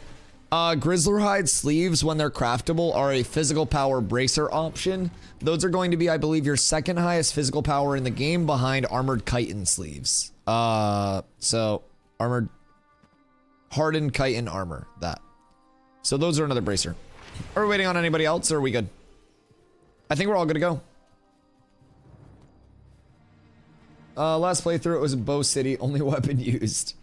Bows are really good. I mean, longbows are the longest range in the game.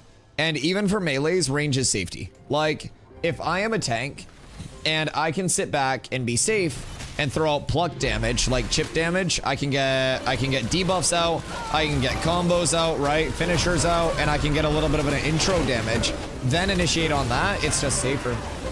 What is the solution to the time-dependent Schrödinger equation for a multi-particle system with nonlinear interactions in a relativistic quantum field? How would this relate to the Varimatic system? So, time is relative, and I believe with Schrödinger's time equation... I'm not good at math. I'm not very smart. Who did that? I was gonna solve it, but not anymore. That's fucking rude. That's rude. If you guys don't believe in me, why would I fucking solve it for you? I was literally just gonna solve it, but no, now I'm not gonna tell you. Literally not gonna fucking tell you anymore. Why would I tell you if you're being mean to me? No, Fubo, I'll DM you off stream. I'll DM you off stream. I'll DM you off stream. I'll let you know.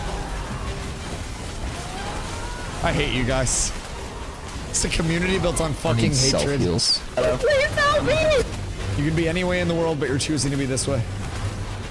You're fucking cooked. Ni hao, ni hao, ni hao, ni hao. Just use a calculator is insane. So through Schrödinger's time equation, time both is and isn't moving as the time is in the box with the cat. So basically, you can't put time in a box.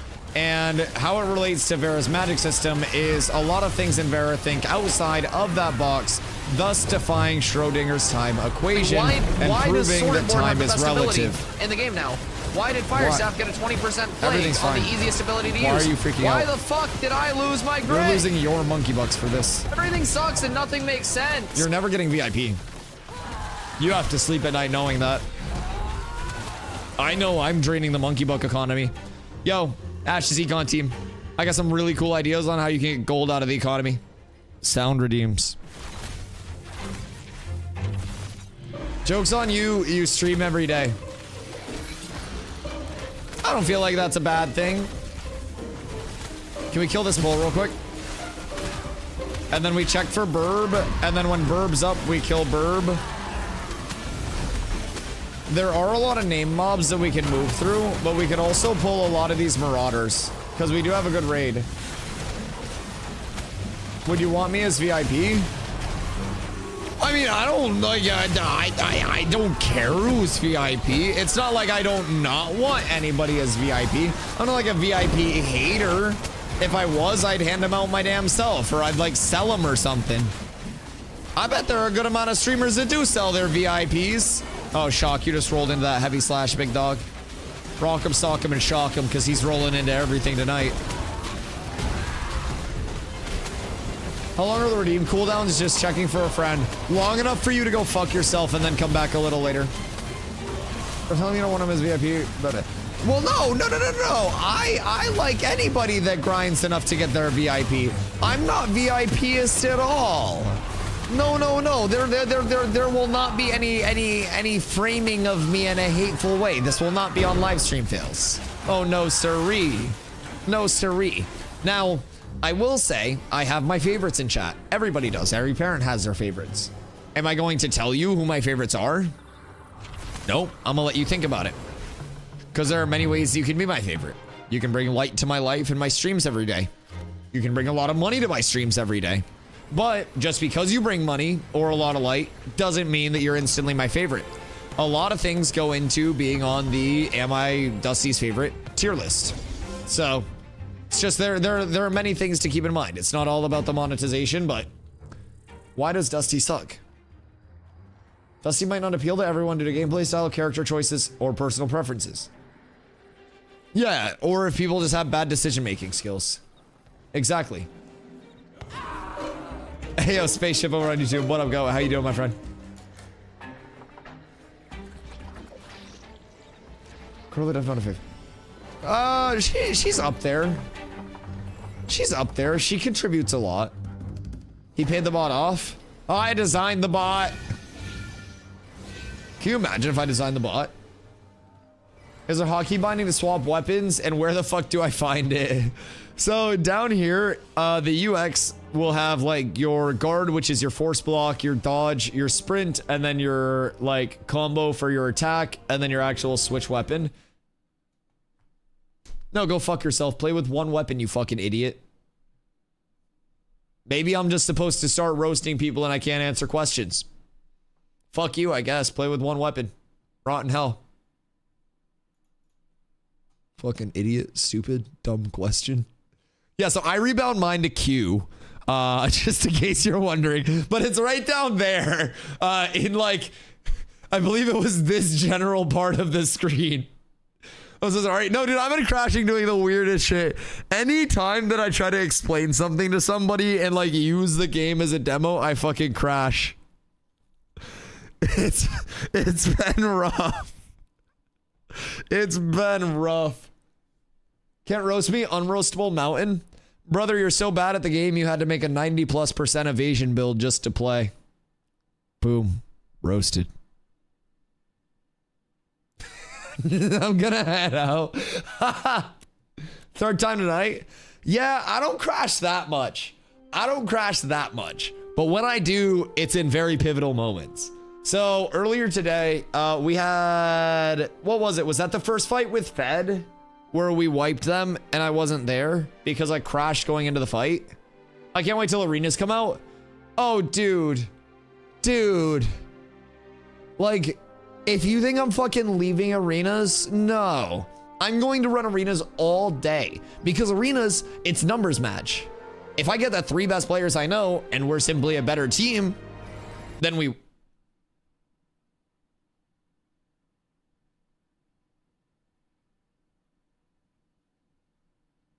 I guess I won't do arenas. Well, I think it's probably time to go ahead and redo this.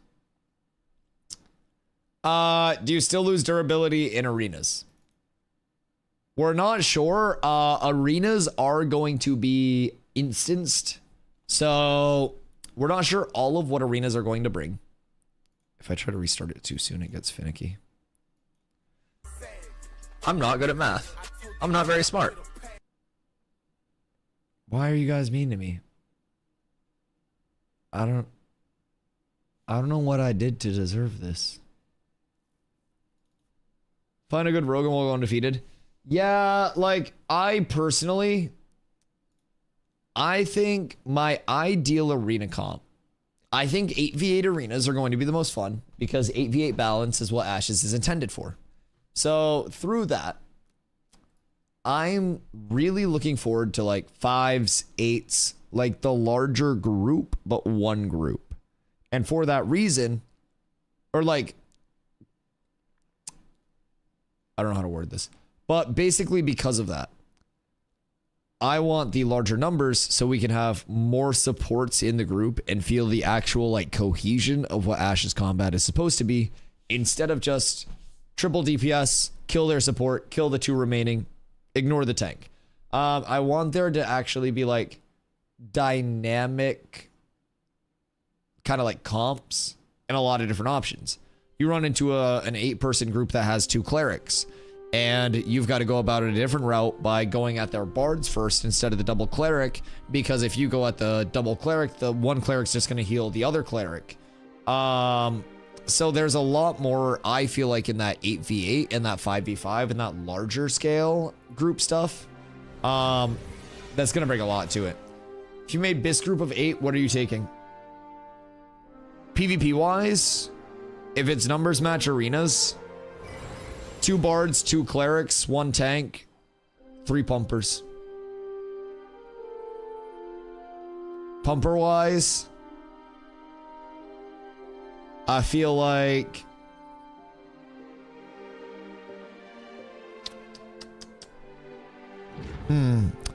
I feel like a rogue would pair really well, and then probably 2 ranged. Probably like rogue double ranged.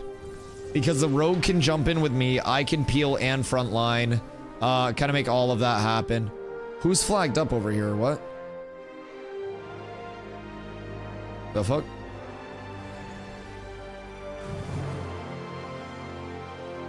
What's going on over here? Does Polar Lad need help? Are they bullying him?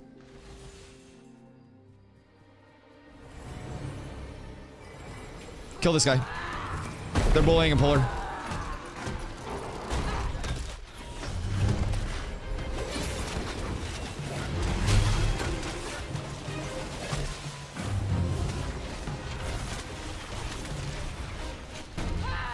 What up, dude?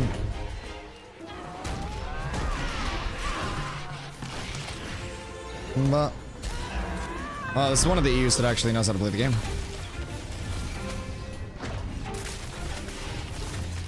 Very evasive.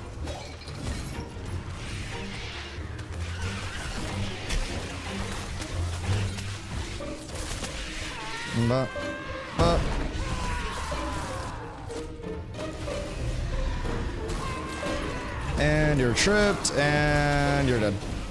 I don't know why they were bullying our polar friend, but it's kind of rude of them. I don't know why there are 2 of them out here bullying 1 person, but it seems a little fucked. Also, mobs hit so hard. Everything hits so unbelievably hard. That's fine. I'll die to help somebody that's getting bullied by EU. I'm fine with that. They get bullied so much in even numbers, they gotta bully 1-up numbers. Yeah, I don't even know what that dude was doing out here. Like, the polar guy was just here by himself. And they're just, like, chain sleeping him. PvP easy, group of crows, nah. Honestly, I'm pretty sure we took, like, 98% of our damage from the crows there. It is what it is. I think they were just, like, chain fucking marionetting the dude from Polar. So, at least he got out of it. Double barge schmovie as fuck, though. It's one of the advantages there.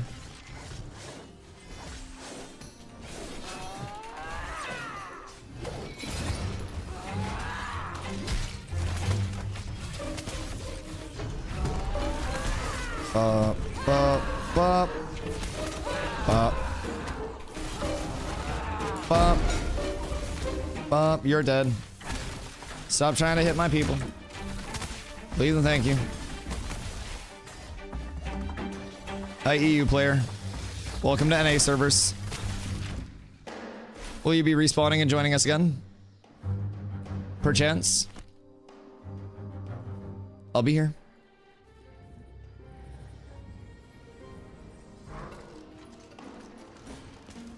Good day, sir.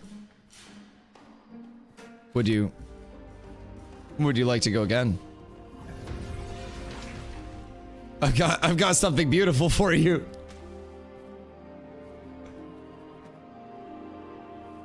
I don't even know what the dude in Polar did, but we're not fighting just for us now. We're fighting for America. That was defending our fellow countrymen from the atrocities of Europeans everywhere. This is mob for the headpiece for the mages. Which one? Oh god.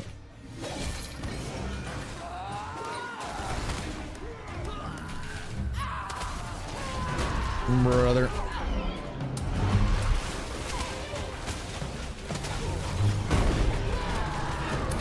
Alright.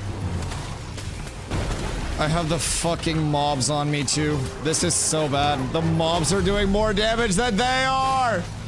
Please stop the mobs from hitting so hard. I have the dog on me just eating my ass. Dude, they aren't even hitting me. Mobs are just hitting for 2,000. Why? Why? Why do mobs hit so hard? Okay, it might be a little OD. I'm not gonna lie. Like, you can't PvP in an area anymore because the mobs do more damage than the players do. Oh, that's not good. Like, PvPing in any area with mobs nearby feels pretty bad right now. Where are they? Like, everybody probably just died to the mobs. There's a fucking... Yeah, he died to the mobs too. Everybody just died to the mobs, dog. Like, nobody can play the game. No, that sucks so much.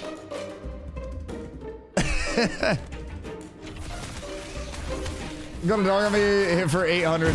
Yup, I had like 2 mobs and a dog. I don't think we can fight in here. No, I agree.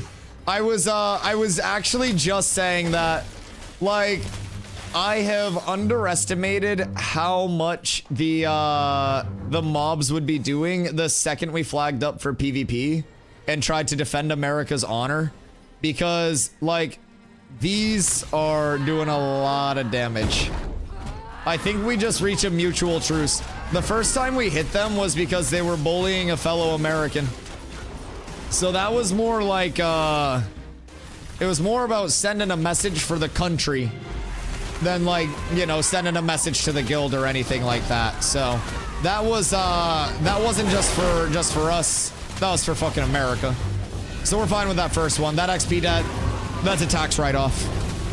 You're good there. You don't have to worry about that, love. But just know you did a good thing today. Some poor lad from Polar was basically getting perma double slept by both of them, and we helped him. And he'll remember that. He'll say the cats came to my rescue. And when Fepsi sounds the beacon, we'll be there. We'll always be there. We should get drops as a reward. Like some very nice drops. Very, very good drops. Very expensive drops. I don't know how fast these are gonna respawn, but like these being the 20+ loot table is insane. Poppy. My golly.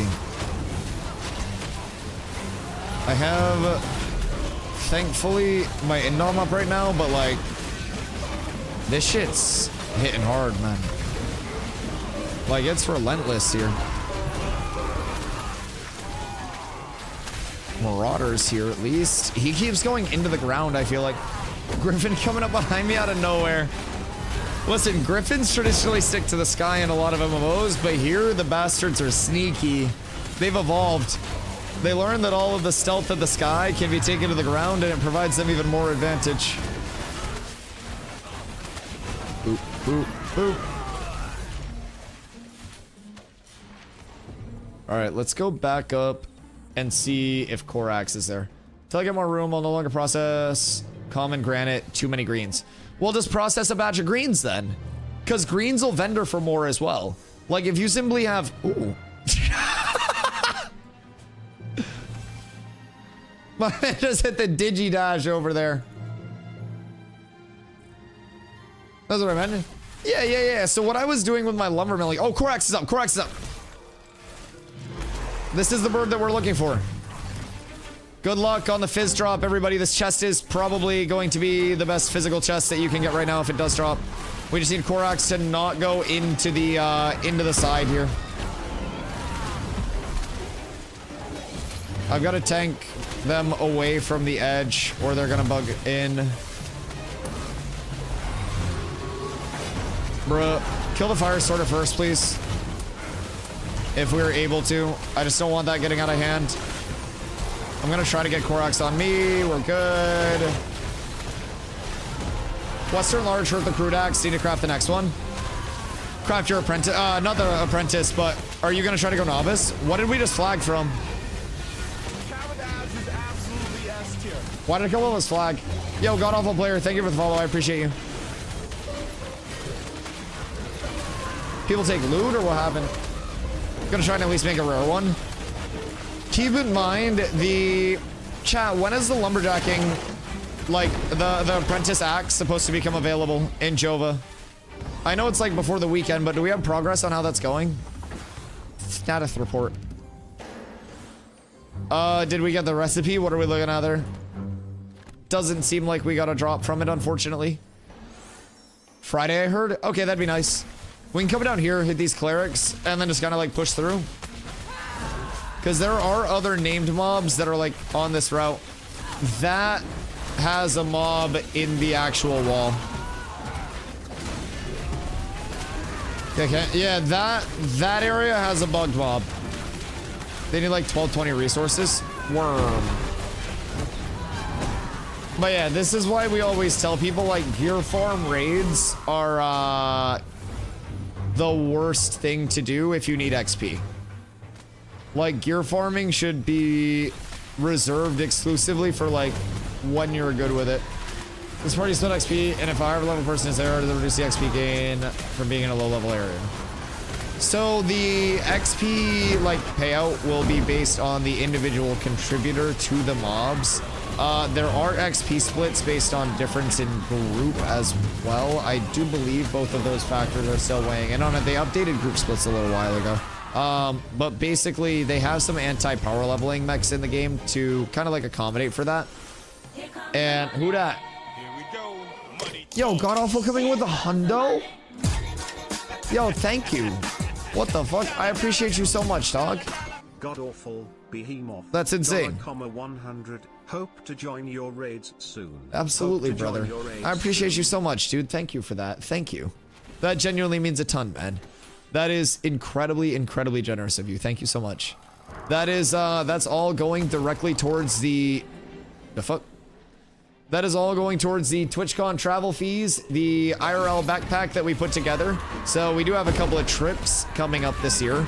I have never been a large traveler myself because I grew up very poor. So basically, I never had a reason to travel or the means to do so. So last year I flew for the first time to go out to TwitchCon. And I live in Maine, so it was a 6-hour nonstop flight across the country. And with it being my first time ever flying, it was W killing EU. Pepsi on top. So with it being my first time ever traveling, it was an amazing experience. Like TwitchCon itself was crazy. The traveling itself was just so fun. So this year, Carlo, my love, got me a couple of, well, technically a Christmas present and then a birthday present. So for Christmas, the present was, guys, just skip these mobs, by the way. Come over here if you can. If you guys are able to get down to me here, I would say get down to me here because this is Corvus. So this is another another named mob that I'm gonna pull. So stay there. I'm gonna pull Corvus real quick. And then we're gonna go back here. And we don't need to pull anything other than Mr. Corvus. There we go. Nice and smooth. So basically, TwitchCon last year, first time ever traveling. This year, coming up at the end of this month, actually, I'm going to Vegas for the first time ever, back to the West Coast. When I was at TwitchCon last year, I forgot to get In-N-Out Burger. I forgot to get Mexican food. I didn't get sushi out there. So like I threw. I was so busy. I didn't really know what to do with my hands, and I fucked up. So Vegas, we have a lot of big things planned, and Kendrick Lamar concert.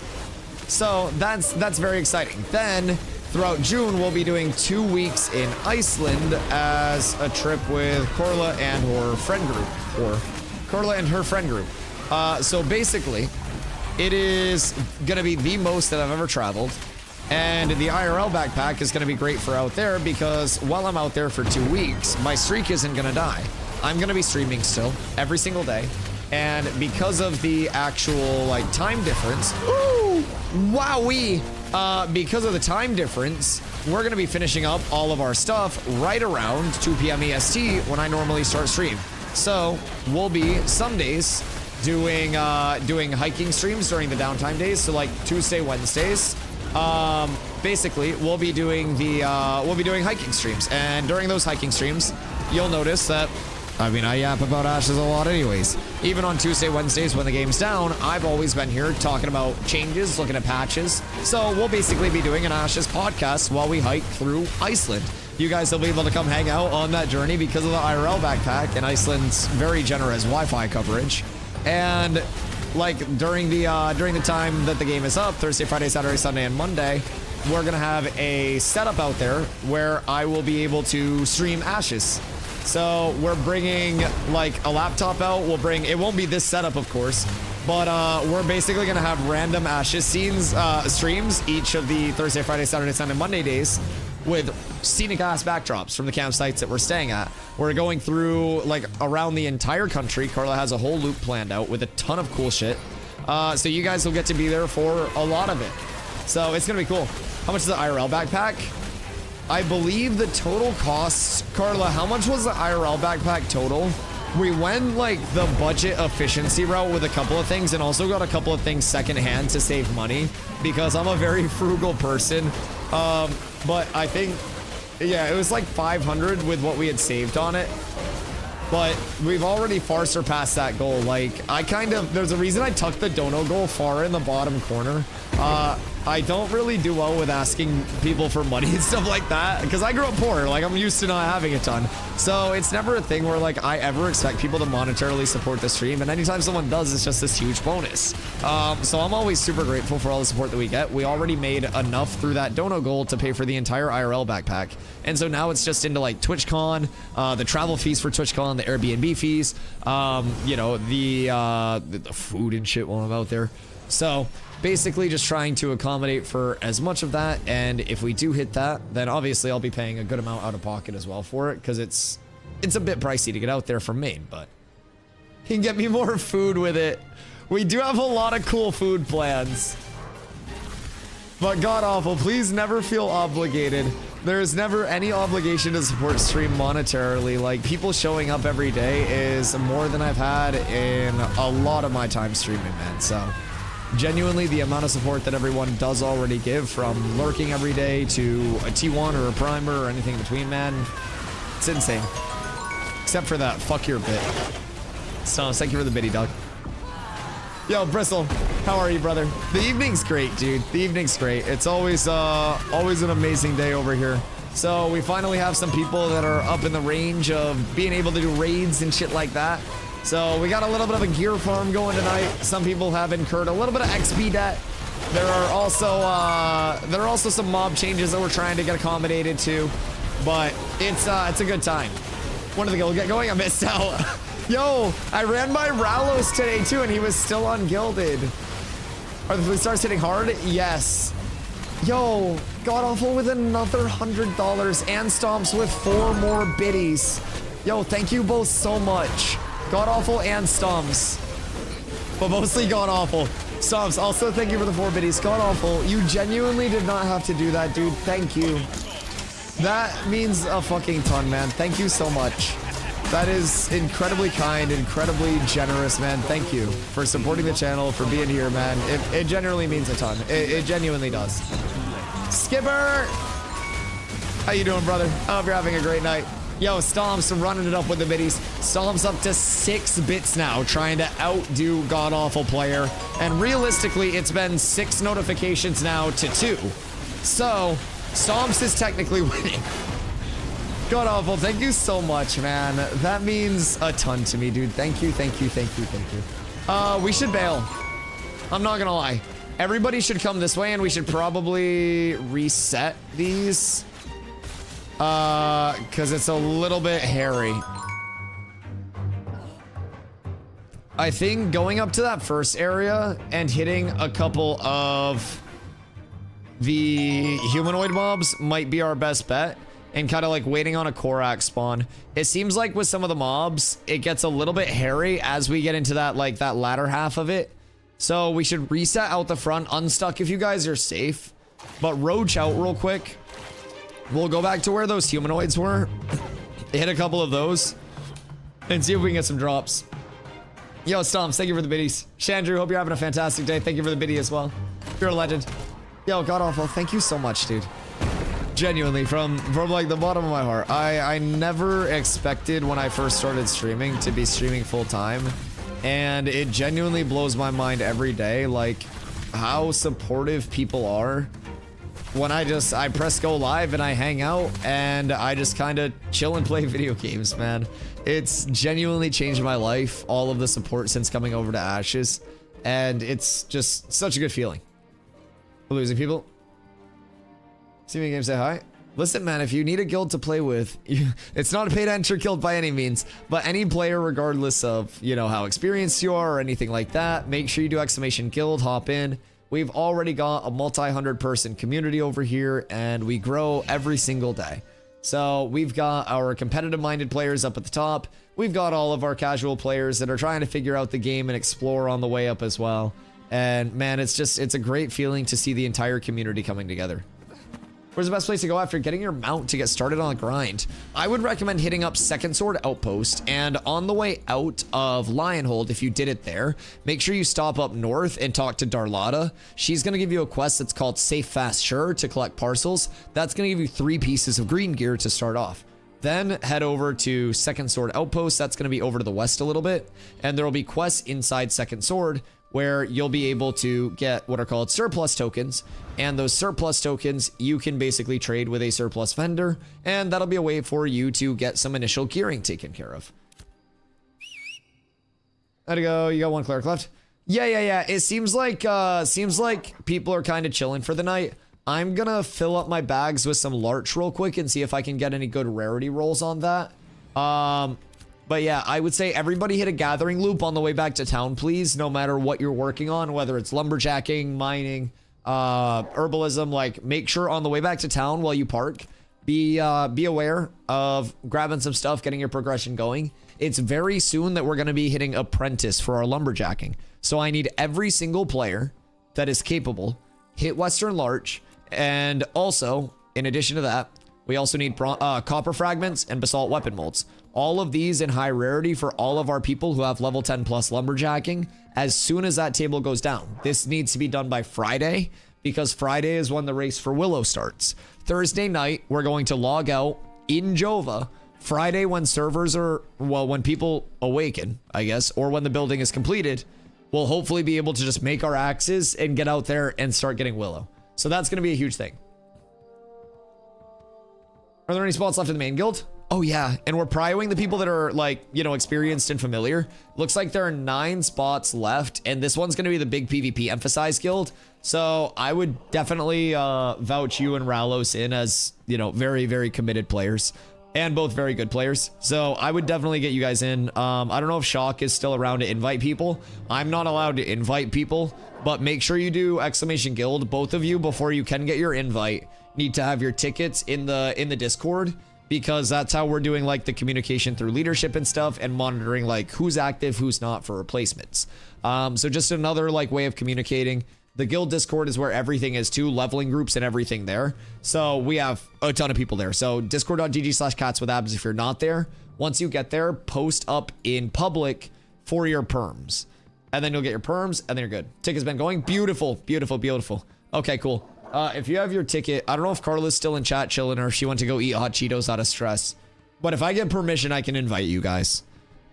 Because Ralos is another very good tank that can, like, help get groups up, especially with mobs hitting harder.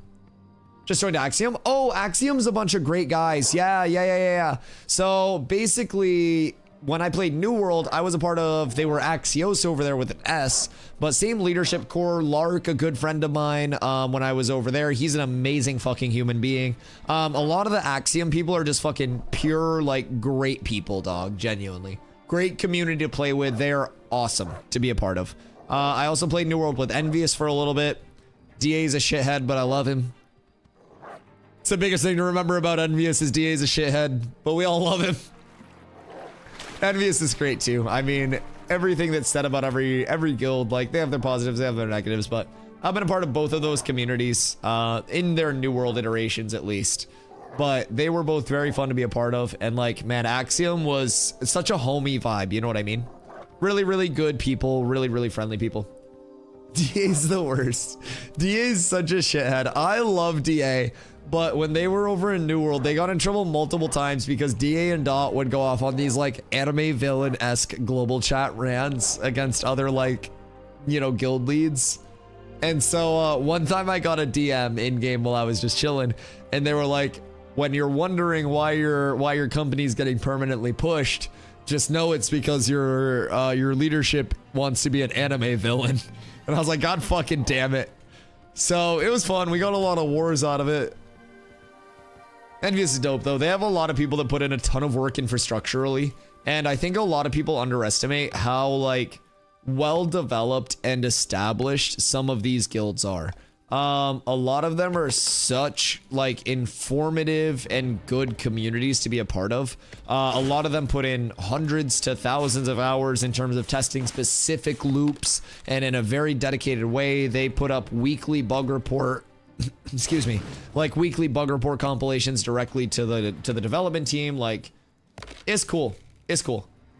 Envious never shares any information with anybody, let's be real here.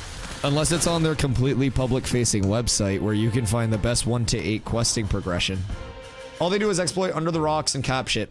Okay, well, let's not let one bad egg tank ruin it for an entire company. We know that Grapply's out of fucking control, and if there's a rock, he's gonna be in it. But like, we can't let his short-sightedness like just reflect on all of you. I won't let that happen. Like, Grapply, yes, scumbag. I love you, Grapply, if you're out there. I love you. Grapply got us 2 days of uptime, baby. Grapply's my hero. We got Tuesday, Wednesday uptime 1 week because Grapply fell into a rock. It was awesome. Everybody accused Envious of exploiting the node siege test and shit like that. And all that happened was Grapply fell into a rock and was trying to get out near where the actual like cap point was. That wasn't even why it was getting capped. What's their website? I believe it's guildcontrol.gg. See, is that right? W Grapply. Yeah, Grapply got turned into a villain so we all could play the game more. I can't remember, is it the donation button? They go to the IRL backpack and Twitch Kunkle. Yes. Yes, that is for that entire goal. All donations until that goal is filled are going completely towards that. That goal is also factoring in me putting in some of my own money because obviously I don't just want to make chat pay for literally everything that I do. Even though, in essence, me putting in my own money is also technically me putting in your guys' money. Streaming's a weird thing. Streaming's a weird thing. It's like, I'm essentially a homeless person with a roof over my head and a camera. I'll be completely honest. No pocket change. You'll never hit me. Thank you for the 10 biddies. It's not gonna happen, Nin. It's not gonna happen. I'm too fast, too established. I've been doing this too long. Seen people like you before, the hate watchers, the griefers, trying to have a comeuppance. Soon you're gonna start plugging your Twitch in my channel. I've seen it before and I'll see it again. I'm prepared. And I also think I just strained something in my neck dodging that pocket change. Please stop. I don't want to do this anymore. Slacker. The 5 gifties while I'm getting gang stalked by a skeleton knight. Brother, I appreciate you. Thank you, thank you, thank you for the love, dog. Genuinely. I appreciate that. Chat, congrats to all of the gifty recipients. It's been quiet with that nodie lately. It's good to hear it. It's good to hear it. I appreciate you, Slacker. Thank you, man. Okay, thank you for not gang stalking me anymore. I just want to I want to collect some larch in peace. You know what I mean? It's not even a matter of like, I'm trying to do anything too fancy. I just want to vibe. I just want to kind of like exist. Luminon earring, 20 gold a piece. Yo, unironically, what if I sold him this Luminon earring for like 30 gold for a gray Luminon earring? Like, would that be bad? Not seeing your goal. Wait. Did you get flagged for something? Hold on. What the fuck? Here comes the money. Here we go. Money talk. Bristle? What the fuck? Bristlebane _ $, 928. Bruh. Enjoy. Thank you. What the actual fuck? Thank you. You're absolutely insane. I have no idea what I do to deserve that, but thank you. Genuinely. I have no idea why people show up every single day and just listen to me fucking yap. But thank you, dude. It genuinely means so much. You do not understand. Cat with abs is absolutely S tier. Yo, nah, thank you for the follow. Holy shit. Thank you. What the fuck? I just gotta keep hitting trees. We can't get distracted from the trees. Bristle's just trying to get all of the Western Larch to himself. I know that this is a long-term play. He's trying to get me distracted. He's trying to get me emotional, and he's trying to move in on my Western Larch. And I gotta keep getting the Western Larch. We can't stop getting the Western Larch. He wants the tools for himself, and I'm gonna get them. Bristle, thank you, dude. Absolutely insane.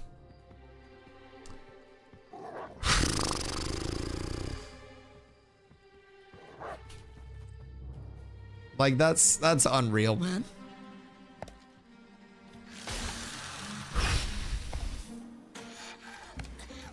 What's the new goal? I don't like having dono goals up, because when people give me money, I cry. Like, I don't like having dono goals up because I cry when people give me a lot of money, dog. Like, I grew up very poor. Like, not knowing if we were gonna eat every night levels of poor. Like...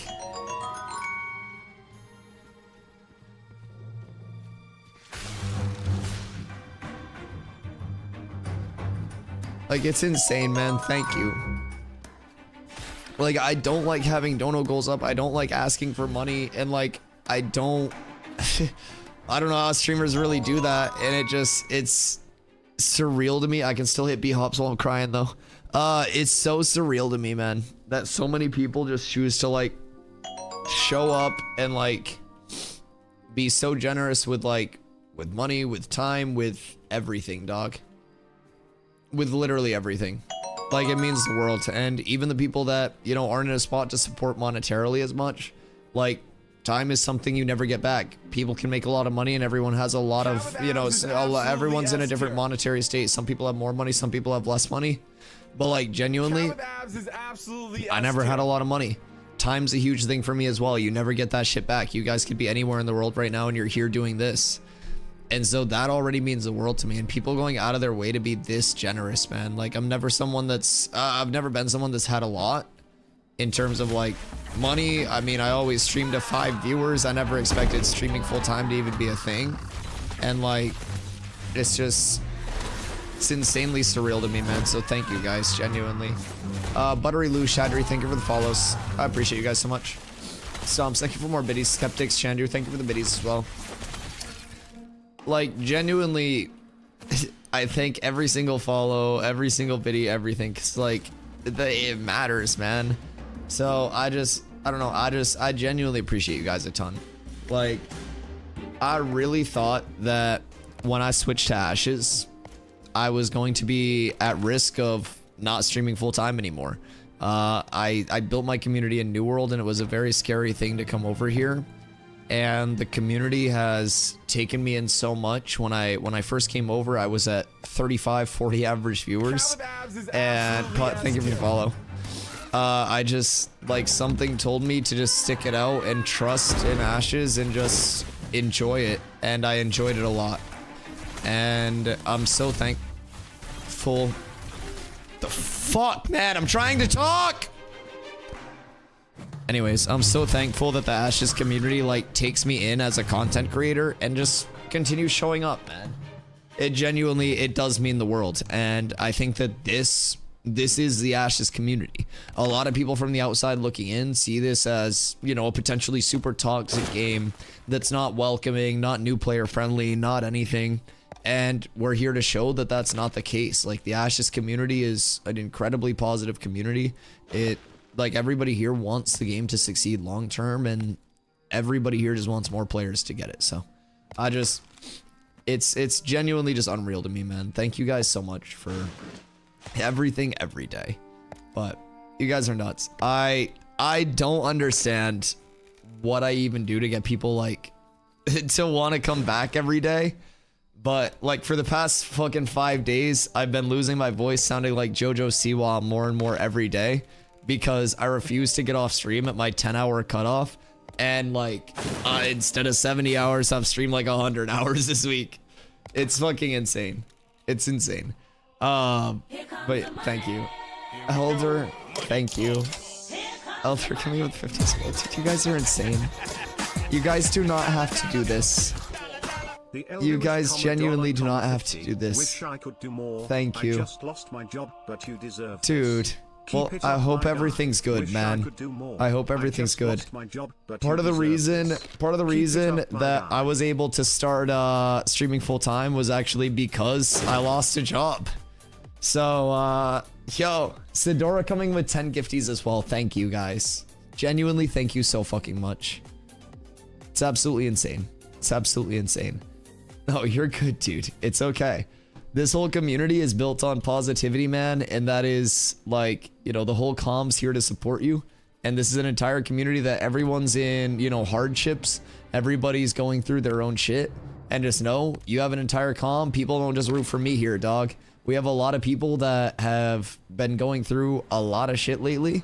And the entire community's here. My boy Sir Alwyn, who's lurking in chat, he started up a new job relatively recently. And before that, he was coming in and he'd be like, yo, I had another interview. This shit sucked. Like, and the entire time, dog, we're all hyped for him. So that's the whole community, dog. We're all here rooting for you as well, as much as everybody roots for me. Sidora, thank you for the 10 as well.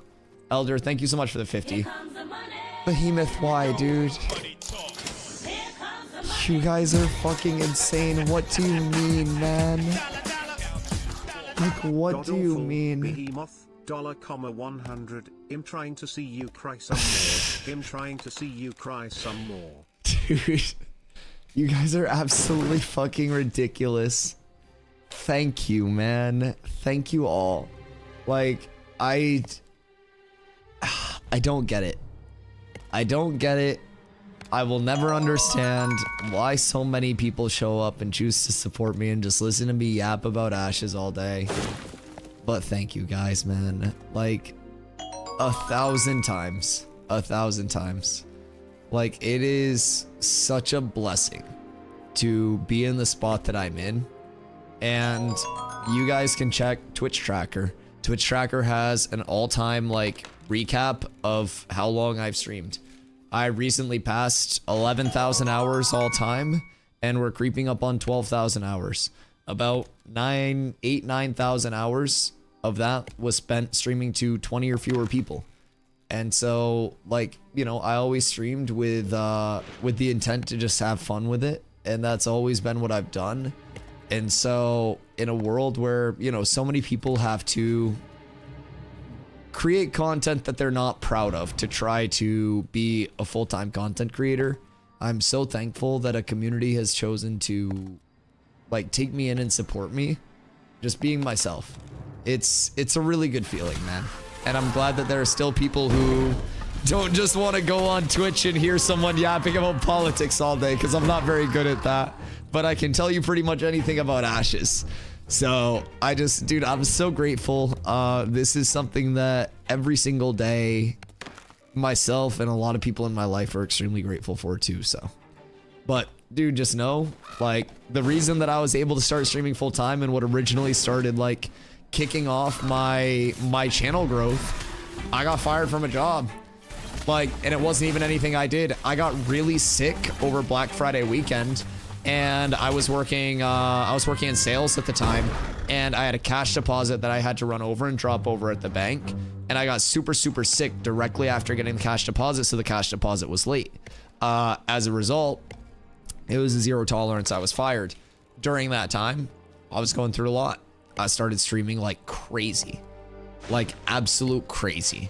The entire time I was applying for jobs, and I would apply for jobs in the morning, and I would get on stream at night. And legitimately, dog, like, I started streaming just 60 plus hours a week, like, every week. And more people started to show up. And over time, more and more people were like, yo, you might want to stop applying for jobs and just start doing this. And it's been insane to see it continue to work out. So, want to hear something crappy? I was telling my mother last night, I threw away a bag that had 6K cash. Bruh. Oh my fucking god. Yeah, that's awful. Holy shit. Ellie's trash system has it now, but I'm blessed and you'll be too. Thank you, brother. I appreciate that. I appreciate that so much. Yo, Elder coming in as well with the T1. Thank you, dude. Thank you guys so much. It's like, it's people's generosity, man. So I feel like that's the biggest thing as a content creator, like just having a community that, again, people are so generous with their time, people that are able to support in the way that they can. And we have some people that are able to give subs, people that choose to donate, like everything, right? Nin, oh, I'm sorry. I'll give you a sub, Nin. I need to, wait, Nin, you're already, wait. Nin, you're already subbed. What do you mean? You're already subbed. How can we gift you a sub if you're already subbed?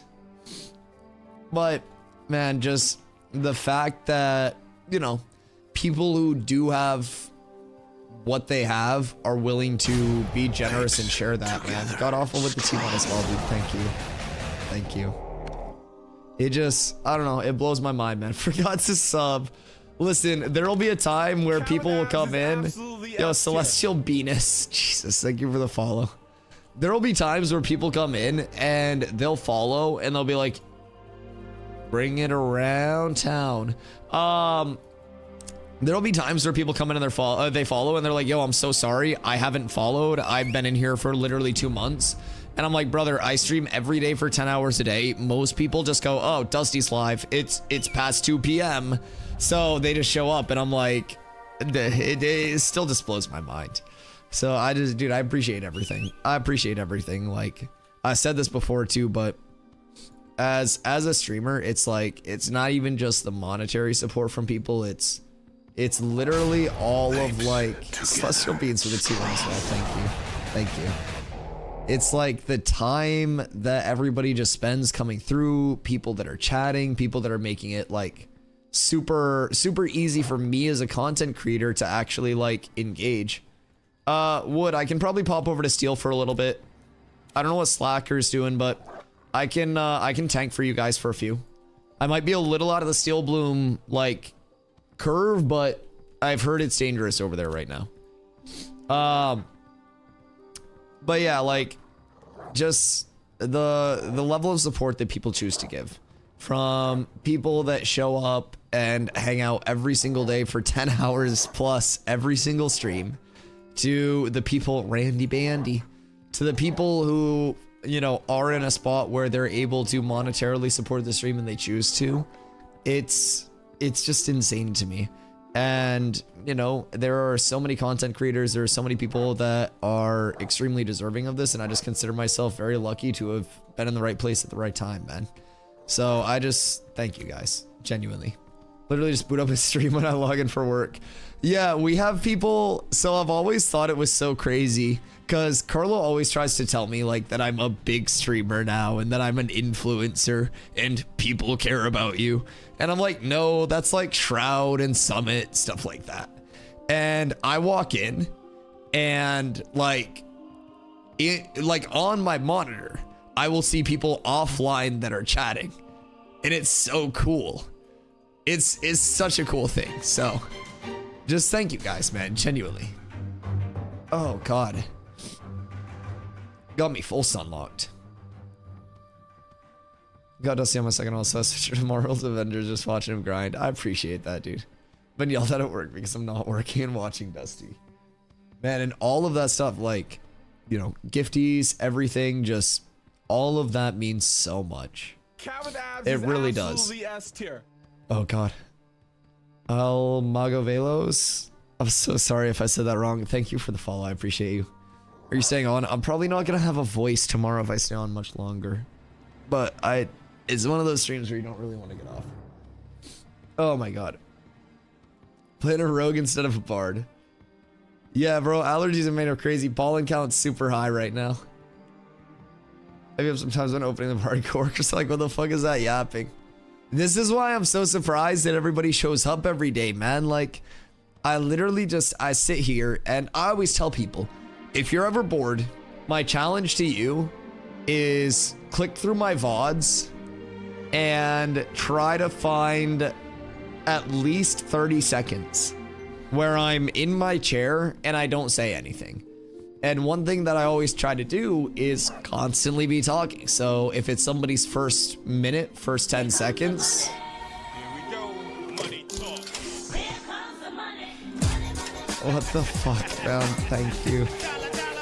Thank you, Behemoth. Behemoth. It's insane. 100. Cry you motherfucker. Cry you motherfucker. You guys are absolutely insane, dude. Thank you. I genuinely... Jesus Christ.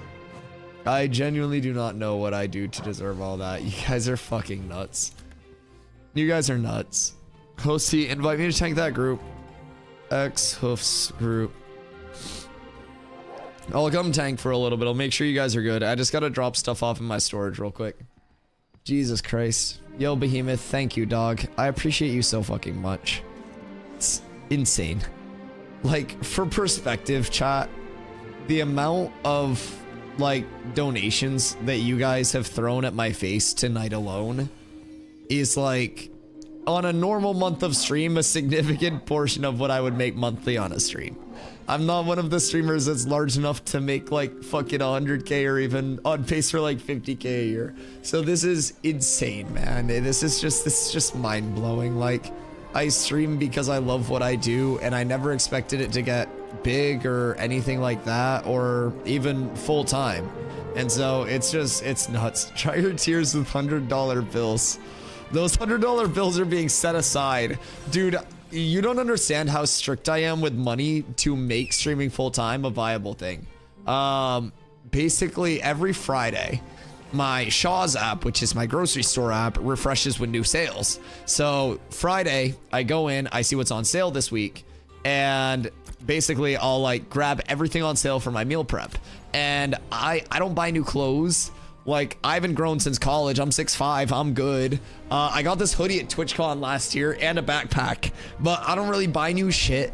I don't spend money. My car's paid off this month. So that was the first brand new car I ever got. I got a 0.9% interest rate on that bitch. But I drive a Civic. Like, I try to minimize my spending. My goal for every single month is $2,000 or less a month for my spending total. Rent, bills, everything. And that's kind of like my little challenge. So every month that I have extra, all of the extra gets put aside in terms of like, if everybody just decides to stop watching my stream. Like, say one day I just fuck up and say, and like everybody just leaves, right? You know, it'd be bad. So I have to plan ahead for those things. Wait, what? What do you say? Nothing. Nothing. I have a Lamborghini. So funny enough, you're part of my analogy for the skin shop then.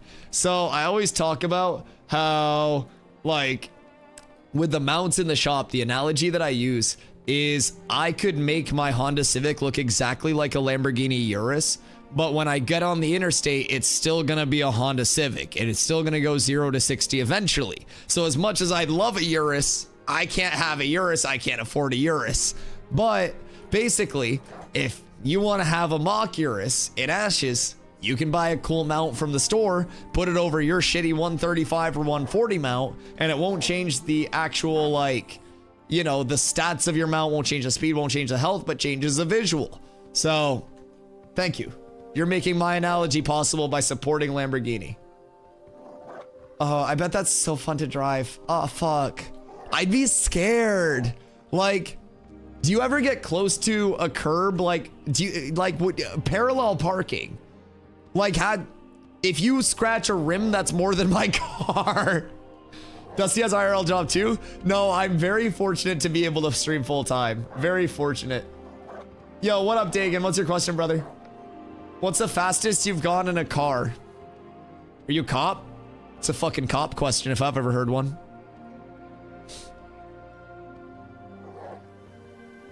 You sound like a cop.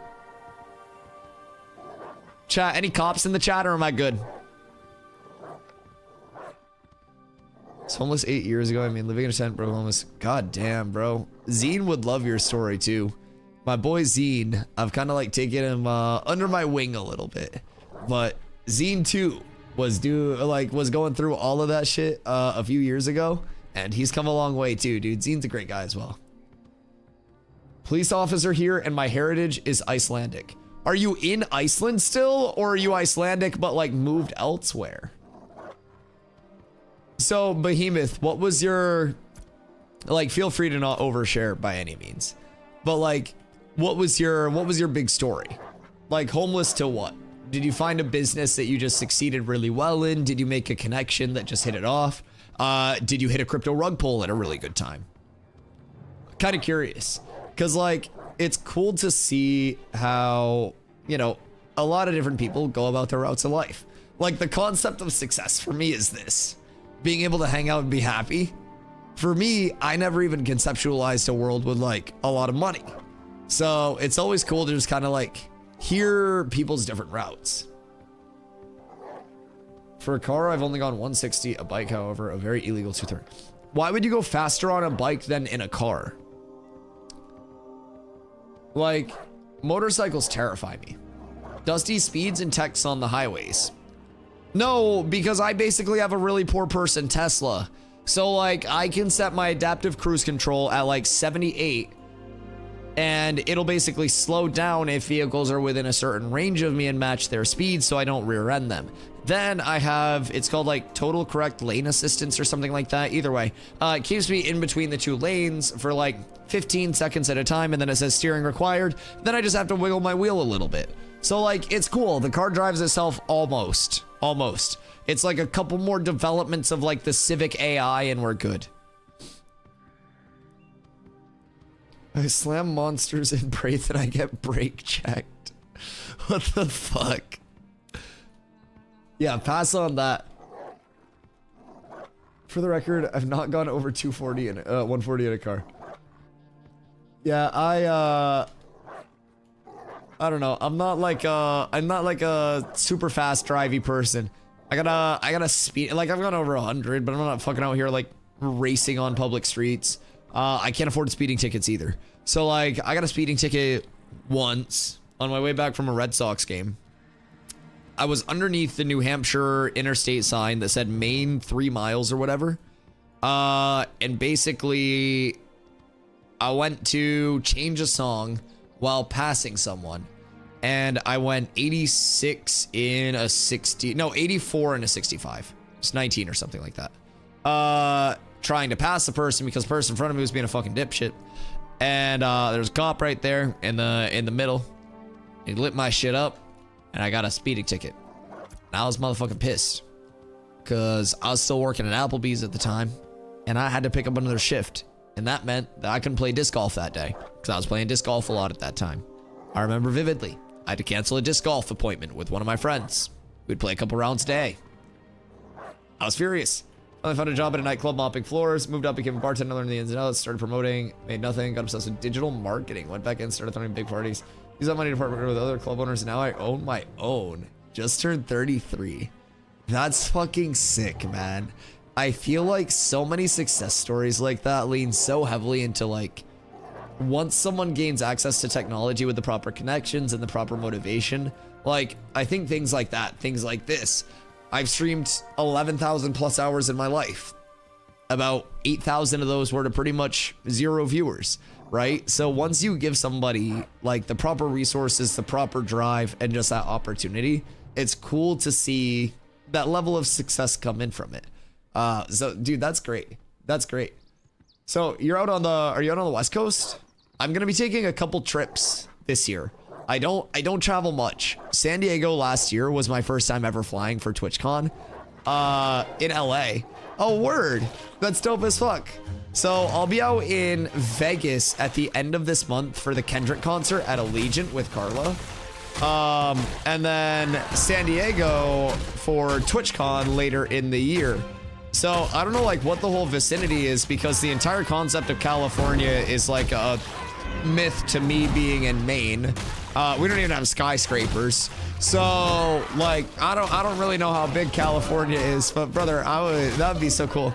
I know TwitchCon, we're gonna have like a large group of people hopefully going out, so.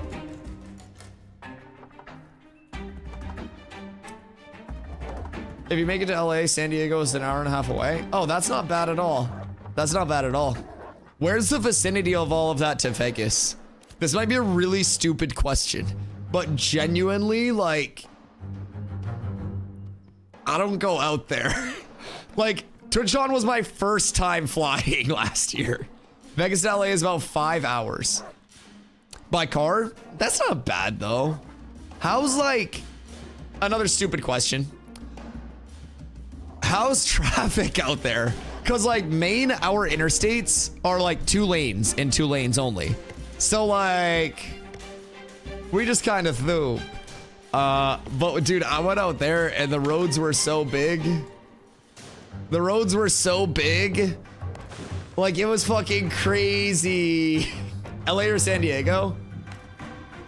Behemoth is in LA. I'm gonna be in San Diego for TwitchCon. I've never been to LA before. I've only been to San Diego once. That was last TwitchCon. I've only flown once. So everything West Coast is new to me. First time in Vegas, second time in San Diego. I'm going to Iceland too. It's crazy to say that I'm taking 3 trips this year, man. Intrepid's in San Diego? I know. And I believe last year a few employees went on their own. So I don't think that they will get the sheriff to hook it up. Can we please just start calling Steven the sheriff? Oh my god. Can't wait to meet your tall ass at TwitchCon. Nin, are you confirmed going? We need to get like a TwitchCon channel in the Discord so people are able to kind of like be like, oh, I'm looking for a roommate, and people can start planning their Airbnbs. Cause I don't know like what our Airbnb is. I think with Zine and Mars coming, we're filled up in hours. But I think that would be a good resource for people that did want to come for the Ashes community. But my hope is that like if we get enough people, like Crick said earlier, he's definitely pulling back up again. If we get enough people from the Ashes Calm, like I wonder if we could genuinely convince like Intrepid to show up, like show up. It would be really cool, like a full Ashes community meetup. I've already heard so much confirmation from people that they will be going. Thogli and Dunehold said he'll be going, like just a bunch of different communities. So it'll be cool, man. I really look forward to doing a ton of Ashes shit. Like this community is the entire reason that I'm here right now. So I can't wait, man. TwitchCon's gonna be a fucking blast. Don't worry, he's not using chat's money, he's using my money. Yes.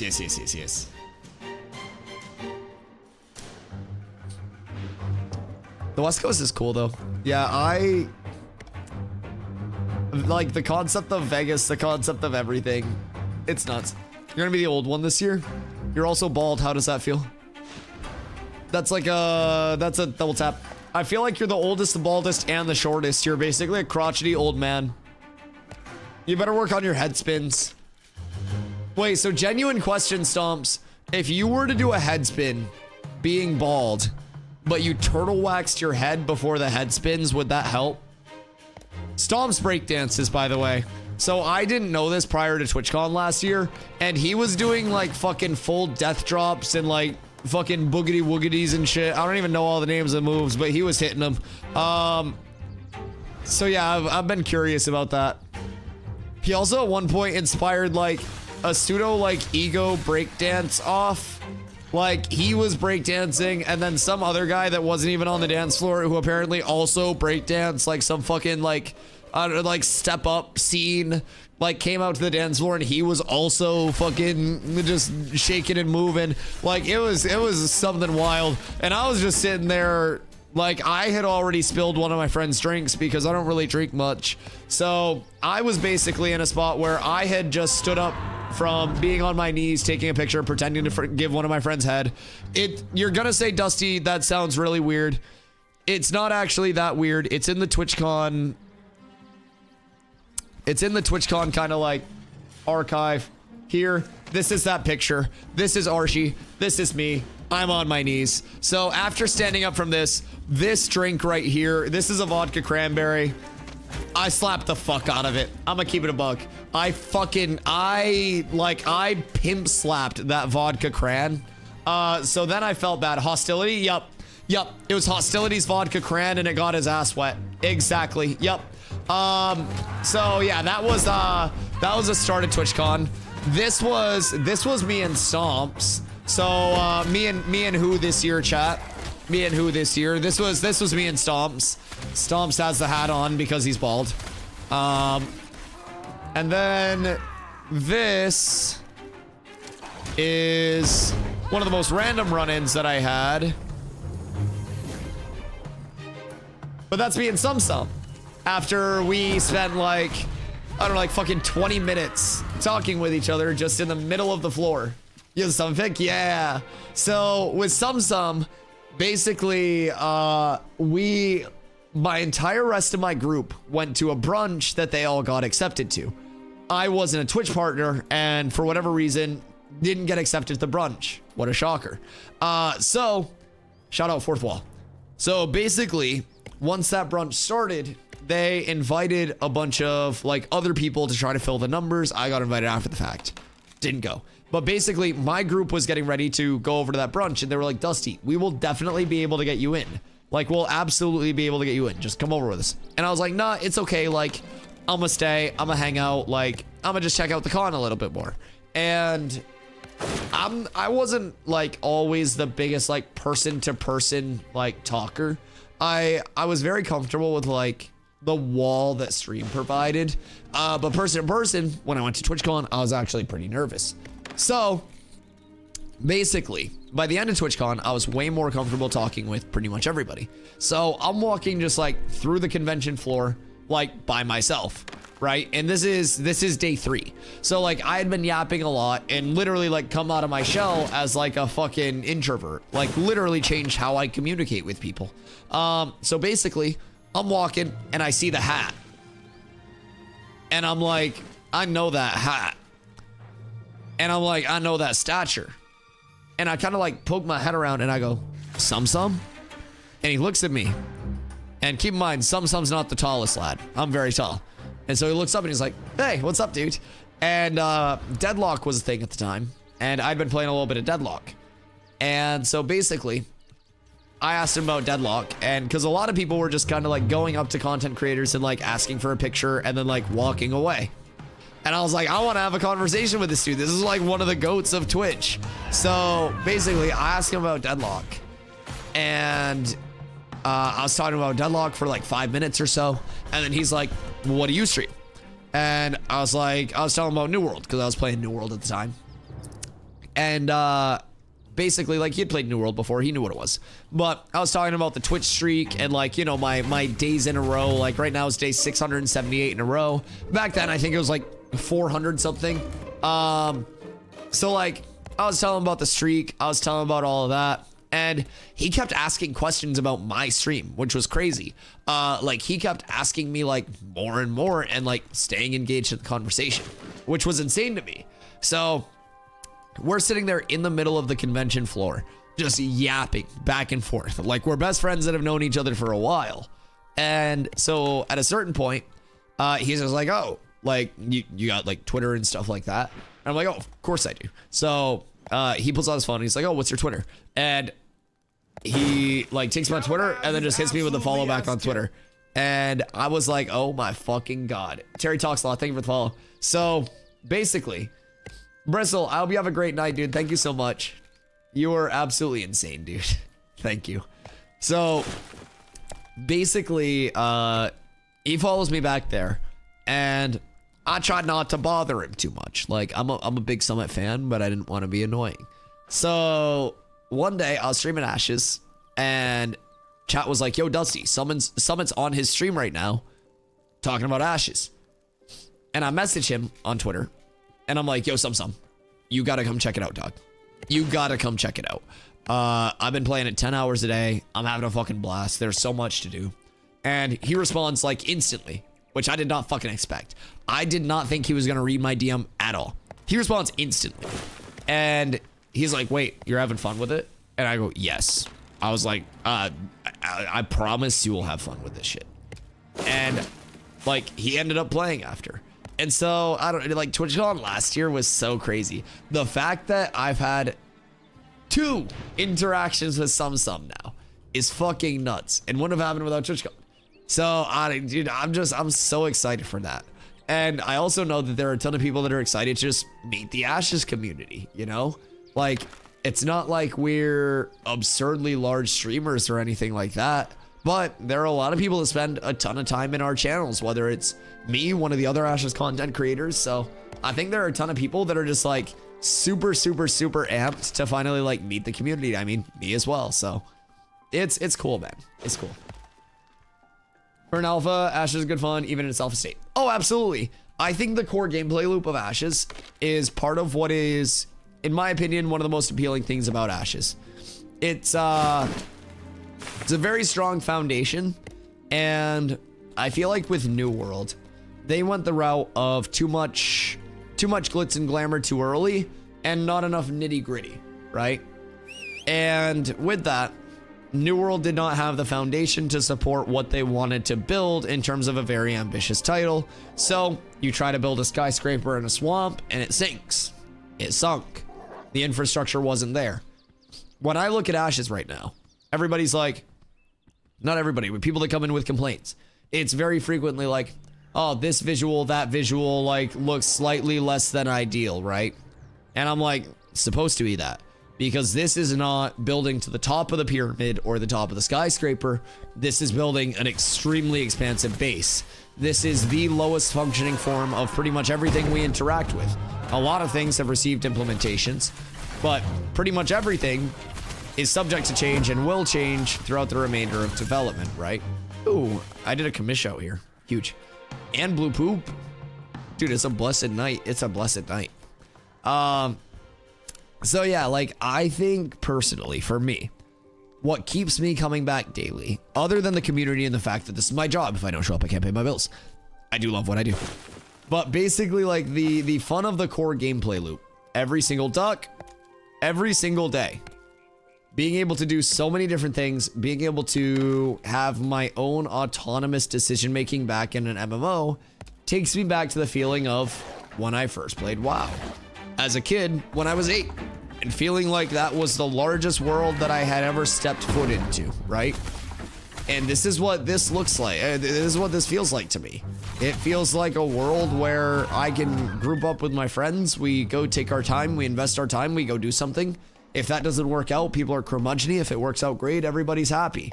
There's so much to Ashes that I think makes it engaging and makes it amazing for a community game. So I love it. Can't believe Ashes Alpha 2 doesn't look like WoW after being developed for 20 years.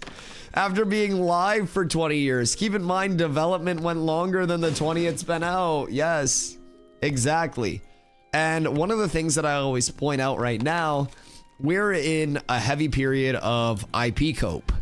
And what I mean by IP cope is Dune game.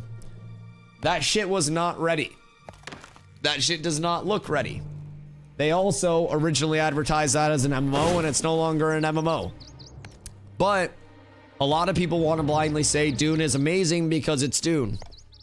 And they'll be willing to overlook a lot of things in the gameplay loop because it's Dune. IP cope.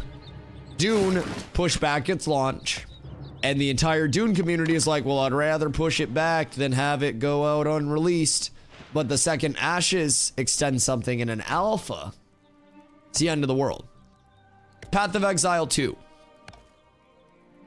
6-month early access, $30. Except that 6 months isn't quite 6 months. That $30 comes with no refund period whatsoever. You're fucked if you don't like it. Guess what a lot of people didn't like in the Path of Exile 2 scene? Well, Path of Exile 2. So then we go into monetization of accessibility during playtesting. Ashes is very transparent. It's going to be a long playtesting phase. You probably have 2.5 years until launch, maybe even more. You also get a 90-day refund on your purchase if you don't like it. It's safe. It makes sense. It's for the gamers. So, let's talk about the greatest of all. The Riot MMO. I bet there's still one of you out there that would be willing to say the Riot MMO is probably going to be really good when it comes out. The Riot MMO has been axed and canceled after going dark and a lot of their team being transferred off of it. Development is ceased on it right now. There's no progress being made. Yet people will still sit here and say, I can't wait for the Riot MMO. Do you think this launches before the Riot MMO? This is playable in public right now. And people are still comparing it to games that publicly said they were going dark and transferred their team off and then stop development. It's insane. Hello, Captain Godchi. Have you seen the clip yet? You disappeared, so I didn't end up watching it. We went up to Grave Peak and got kind of fucked on by some of the mobs up there. But we killed a European that was bullying. Actually, we killed multiple Europeans that were bullying an American. He was helpless. He was from Polar. So basically, we defended an American. And then a lot of people threw a lot of money at me and made me cry. And then we're here chopping large now. So you didn't miss much. You didn't miss much, but the TwitchCon dono goal is good. What, True Patriot? Yeah, it was 2 EU bards and a couple other people, I think, a few of them that were just sitting there kind of like chain CCing one guy from Polar. And as a fellow American, I couldn't deal with that. I couldn't. With a large team like Riot, they will not be fun without Polar. I mean, that game's not launching. It's literally not launching. Oh my god. Okay, sorry. Yes. Let me... I just pulled it up. Let me, real quick, go blow my nose because I'm stuffy as shit because everybody made me cry. And then I'll watch this before the end of stream. So we do have a little bit of naval PvP action from the Black Maiden crew. So we'll watch that in just a sec. I'll be right back, guys.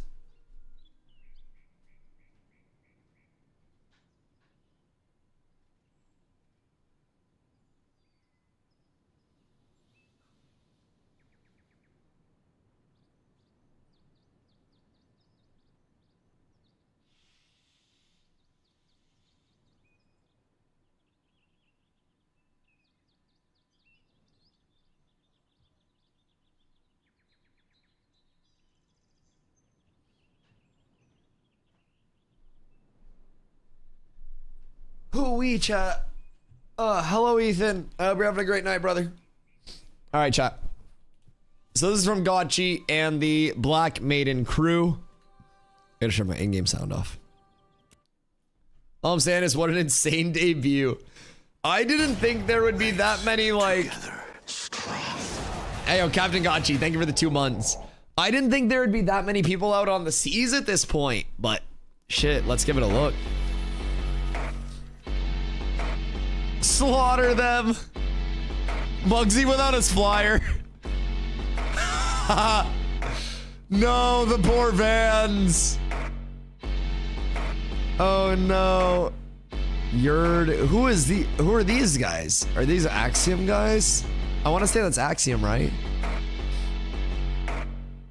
Oh my god, they have so many water vans. What the fuck? Are you gonna hit the block? What's going through Grapply's mind right now?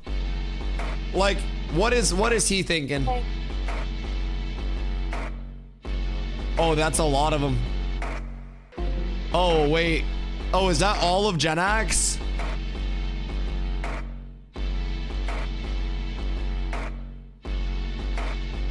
Oh, yeah, they can't get on. Oh, Captain Godchi just left half of him in the dust. Oh, no, they got split. Wait. Godchi baited them. Oh no, look at how split they are. Godchi let some of them on the boat and then just baited them. Are you gonna swing back and pick the rest up? Oh my god. The maneuvering from Captain Godchi's insane. Left them in the water. That's insane. Muggsy, get up. Muggsy's always trying to swim and You have the best captain in the goddamn seas. Calm down. You have the best captain in the seas. Talk your shit, Godchi. Talk your shit. Someone get on this other can. Talk your shit. The Abisek, yeah, the Abisek is legit. Wait, that's a 500k caravan. That's purple. That's purple. Actually, yeah, there's a purple one. Oh really? Oh really? Oh, there's like 5 of them. Can we AoE them though? Yes, stop here. We AoE them. I'm rude. I'm massive rude. Oh, that's a big vines. Yup. Dude, that is one of my favorite things to initiate with. Look at Kaiser up there too. Good fucking positioning. I love aggressive mages. Oh, Ranger Vines makes me so happy, dude. As an initiate, oh my god. Oh my god. Bro, You can't get armor. No. How do they have 500? That's a carriage. Focus on kill the ones coming towards us right now. They're dying The instantly. slight correction to the carriage versus armor. Yeah, no, In the middle of slaughtering them is so funny. Nope. Actually, that's gonna be the carriage. She's a driver. She's a driver. Who the fuck is this calm in the middle of all of this? She's dead. Nice. Come back on. Oh. Man's just like crunching numbers during the fight. Oh yeah. Wait, so you get double ranger vine, double ranger reigns? Oh, bro, I'll show you a ranger vines that will actually make you nut in a second after this. I'll find a clip from the node siege testing. Is game update speed being ungodly slow a normal thing? Turn on chat. Who can do a walkthrough real quick for parallel operations in the browser or in the launcher?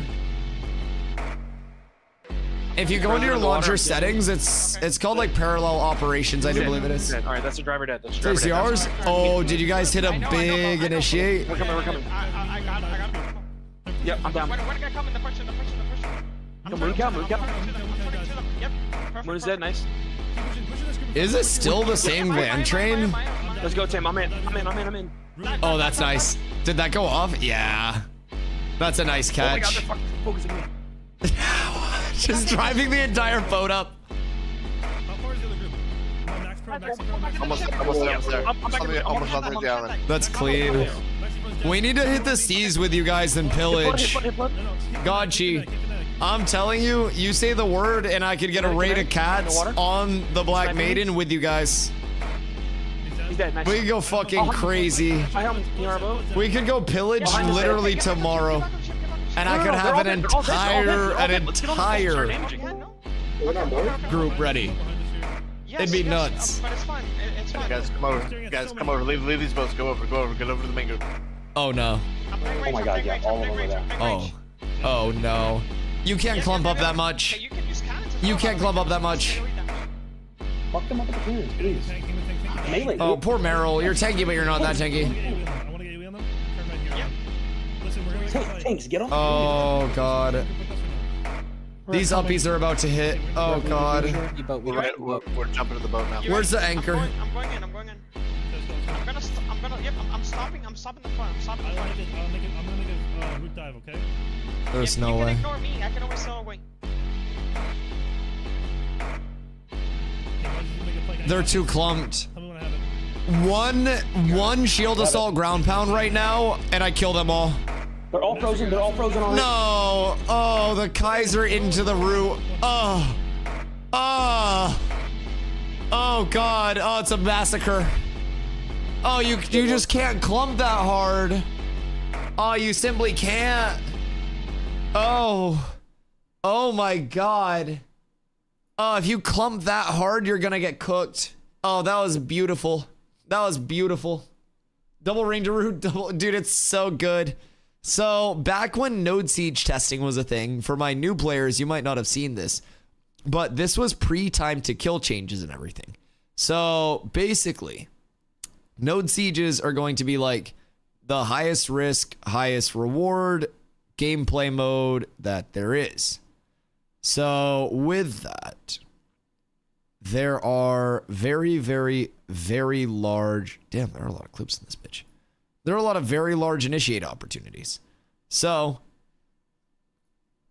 as a tank, I like to try to find these initiate opportunities and make something happen. So basically, here we have our gate, and our group was like salivating for this. Literally whenever. Yeah, I was gonna say this looks so good. On the line. Tell me when and I'll go. Tell me when and I will send my life and go. Can we on just this. go? We should just go. We should just go into them. Give me a second. Go. I'm in. Get in. Oh, This is the most devious vines into a wall in human history of Ashes of Creation. This is fucking disgusting. It's so gross. And everybody there dies because of that. Me included. Me included, but everybody there dies because of that. Post TTK changes. Just go. Post TTK changes. I lived that, and we live to tell the tale. But dude, Ashes initiates are fucking like cinema. cinema. It's one of my favorite things about playing a tank and being able to like work the actual frontline part of it. It's fucking nuts. It's nuts. And honestly, being an initiator has always been my favorite thing. In Dota, I liked being an initiator and setting up the fights. In New World, I played a bruiser.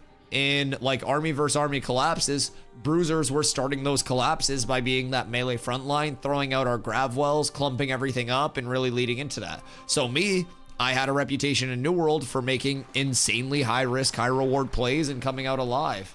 So like there's so much fun with initiating. I think a good initiator, if you have the best initiator in the game or one of the best initiators in the game, you automatically win 90% of fights, because starting a fight off with an advantage from picking out the right target to calling that target to calming when that target's trip needs burst, any of that, calling out the next target like an initiator and like a shot caller. If you have that in one, it's dangerous. So that's what I've always tried to do. And it's very hard for a lot of people to be able to, it's a very simple thing, I think, because I do it all the time anyways, but be able to like talk while they play and kind of like, you know, yap about what they're thinking and shit. So basically like, I think initiating is, dude, the best, genuinely the best. I would rather initiate and die and watch 30 enemies die than live and kill 10 enemies. You know what I mean? I want blood even if mine's gotta get spilled. Dude, I want Node Siege test. Like, we still have the Sunhaven Node Siege test that we were rightfully owed, by the way. Never forget. Never forget. Always remember. We're supposed to get 3. Now, I'm not good at math, but even I can count. We did Winstead and we did Miraleth. It's 1 less than 3 because this is 3. Now, where was this one? Well, this was Sunhaven.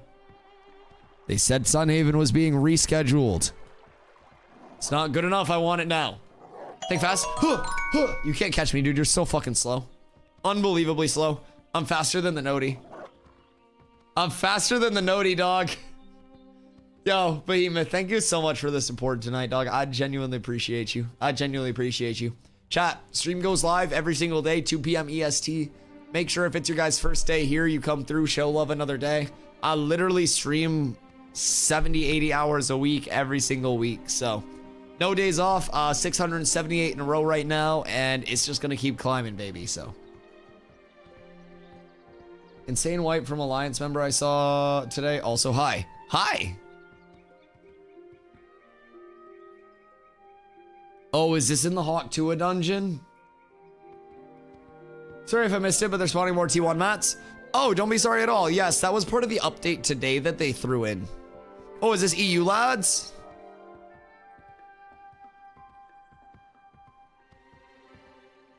Uh-oh. Uh-oh.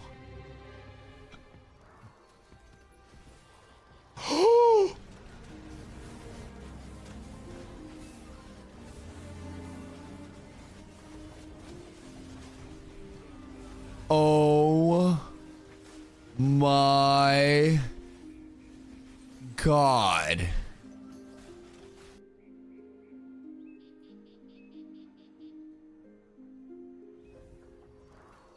Oh my God.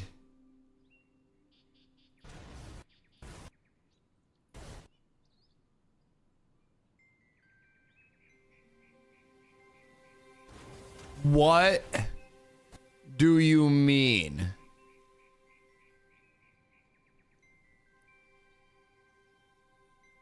Could they have used chaos in the air for more damage?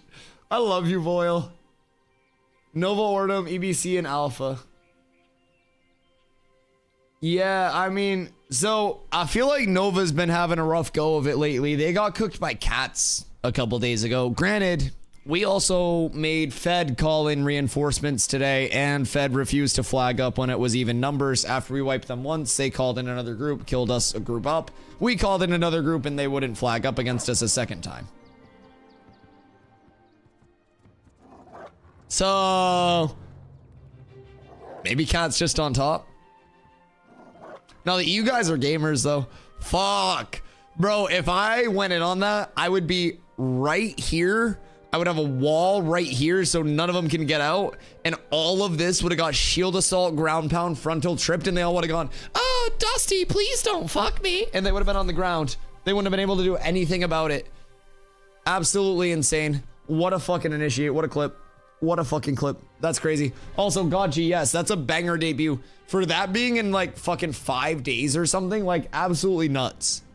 Absolutely nuts. You need to get the cats on your ship soon. Cats with pirate hats is going to be one of the finest naval guilds that there is.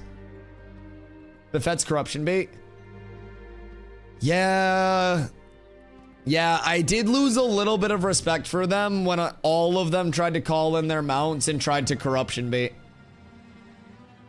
I hate that. We did Firebrand and the guild Violence ironically didn't flag. I've noticed, like, I don't know if Violence was a guild from somewhere else, but I've noticed a lot of the guilds that claim to be very competitive PvP guilds, when it's an even numbers match scenario, simply don't want smoke. It's almost like they only feel strength when they're in the middle of a Zerg being carried by raw numbers. And a lot of these guilds, the second it's an 8v8, they just die. Violence? Oh, actual Violence? Was that the Pirates PvPers that left? So another PvPer. Yuki, thank you for the follow. I appreciate you. So another PvP guild that's afraid to actually PvP. Like, I don't understand it. Like, we are flagging up on everybody that we see in every single farm spot that contests us, and we're winning every fight unless you call in extra groups. The only fight we've lost was when Fed called in an extra group and jumped us with 2 groups instead of 1, and then they wouldn't flag up when it was 2 versus 2. Like, I don't know, personally. And I said at the start of P2, there were a very low number of players that were actually playing pre-P2. Competitive guilds in P2 are not necessarily going to be competitive guilds past that. Very important to remember that. Very important to remember that. As knowledge expands, as communities expand, you're going to see a lot more comp guilds shape up. I can think of a few already. Not a bad logging run. Not a lot of actual value from it. But we can start some large timber just for the actual refine. And just to keep that running. Wonder if a few nights ago convinced me to buy the alpha. Having a good time so far. I love to hear that you're having a good time. That is the most important thing. You know Dusty. What? Save large for fuel. Yeah, but I can just go chop more large. When am I gonna need this much fucking large? I'm just gonna start 100. Yeah, it's not like I'm gonna burn it all. I can just go chop more large. I'll just do a fucking overnight hundo on it. And then we use our large to burn our large. See? Now I have less large. I know cool large was 25. Yes, Western large is going to be the best fuel value in the game for like early wood. Please, for the love of God, never use coal for fuel. If you use coal for fuel, I will break into your house and beat the shit out of you with a pillow sack full of bars of soap in the middle of the night. Don't do it. Coal's expensive. It's very fucking expensive. I have heroic coal. That's gonna be worth a lot. Yeah, that's gonna be worth a good amount. Wildly behind the curve, but Cats of Pirate Hat sounds like the golden ticket to a good time. Yo, behind the curve, with the curve, or anything else, we're here for you. Make sure that you guys, if you do want to join the community, exclamation guild. Every player is welcome, from PvP oriented players to PvE players to first time players that don't know how much they'll be able to play. You don't have to play a certain number of hours. You don't have to be a certain level by a certain time. Our main guilds are going to be very sweaty for those that want to push the competitive edge of Ashes, but we have our accessory guilds. Accessory guilds will be the supportive guilds. Those will be our gatherers, refiners, crafters that are more interested in taking it casually, our levelers that just want to check it out, maybe dabble in some PvP, and all of the players that contribute to the mass of a population, whether it's a full MMO population, whether it's a community population. Every guild needs a lot of people and a lot of muscle behind a lot of people.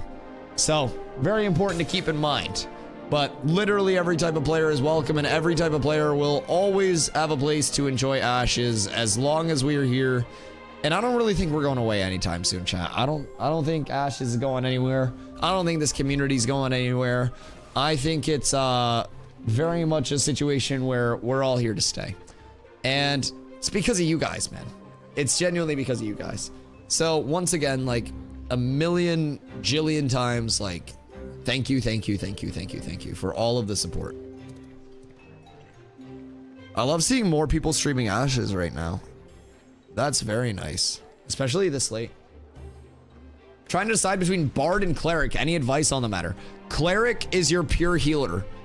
Bard is an Omni buffer. So Bard, higher actions per minute, a few more things to keep track of, and a lot of the time you're going to be in that true support role. Cleric, heal. Cleric is mechanically the easier one. Yes, Cleric is more beginner friendly. In my opinion, like, if you want true heals, if you want to be that main healer, Cleric primary archetype. If you want to be like the Swiss Army knife, the Omni buffer, I would say Bard. And keep in mind, secondary archetypes will allow you to take a certain archetype's primary kit and augment that with elements of the secondary archetype. So even if you go Bard now and say when secondaries are added after August, you want to go Bard Cleric, you'll be able to have the Bard kit with a little bit more healing to it. So we need a lot of Bards too. Bards are invaluable. One of the coolest things about Bards, in my opinion, is that Bard has a mana battery build. So with mana battery, you're doing like mana sustain, and you have Saga, which is a huge mana gain ability for your party as long as they're left clicking. So guaranteed 1 Bard per group. Most groups run 2 Bards right now. So it's real nice. Bard is integral. Bard also has a few different builds. So you'll typically have your mana battery Bard sustaining your group's mana, allowing you to make a lot of those sustained pulls. And then you'll also have a Bard that is on menacing, that is going more the route of like damage buff. Then you have Uppies. As GP said, Uppies are dope. Uppies is a low grav spell on a long cooldown, so it gives your group an anti-grav. So it's really cool for initiates. I like higher APM. Oh, higher APM, you'll like Bard.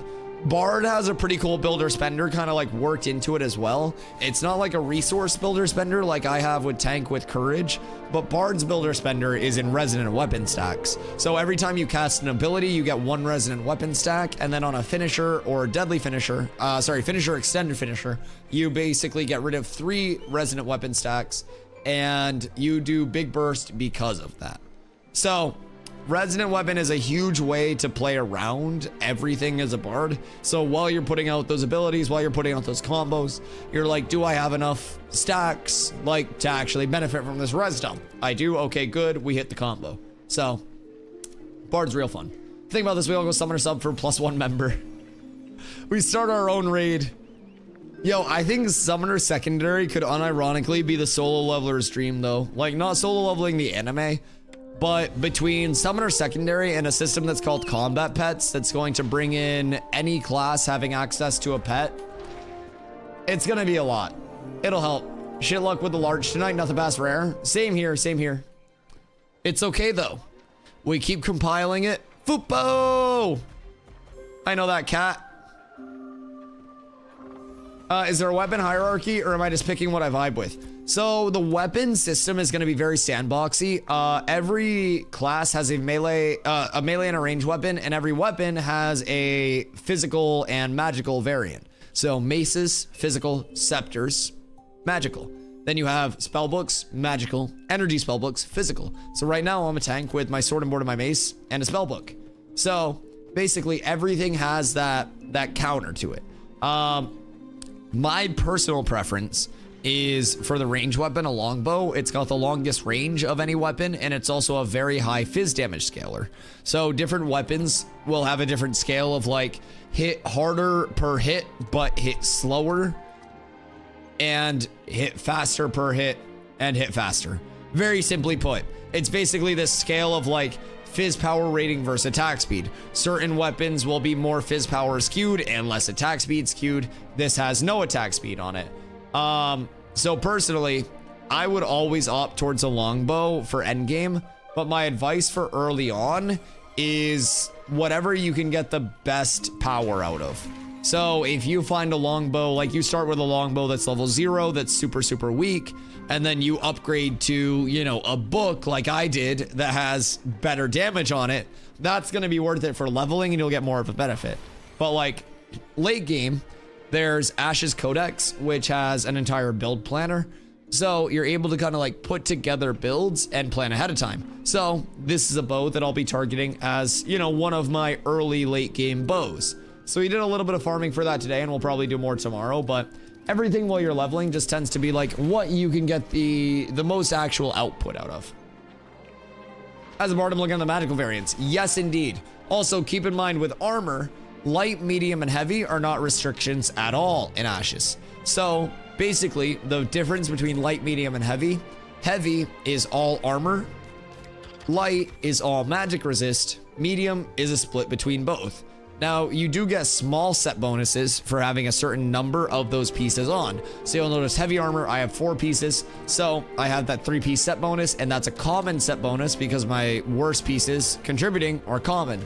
Over here with medium, I have 3 pieces of medium, and it's an uncommon set bonus. So set bonuses also will be impacted by rarity. So it goes pretty deep, but a lot of these bonuses are small accessory bonuses. So I wouldn't worry too much about like, I need to be full light, full medium, full heavy. Fupo gets a little bit of money and he just starts fucking hitting people. I swear, Foop. He's a rich cat now. He's an aristocat. We gotta get Fupo in one of the cat guilds. We must. It's only appropriate. Fupo is truly a cat with abs. Fupo, I've seen that shop every time I've come over here too. Let's do one more marketplace check real quick. Ash and Han. And then let's go rare. Breastplate, bracers, cloak. A used breastplate. He didn't even fucking repair it. The hell? Can't be in a player guild? Then make your own cat with abs guild. Just name it cat with ab. What do you mean? I think that's pretty simple, Foop. It's a very straightforward process. Bear-eyed cloak, bear-eyed pants, bear-eyed cloak, river stalker pants, bronze shield, howling wolf helm. Howling wolf helm's gonna be S, fizz accuracy. Cheeks. And then we go polished tin. Ain't shit here. Steel bloom rings, but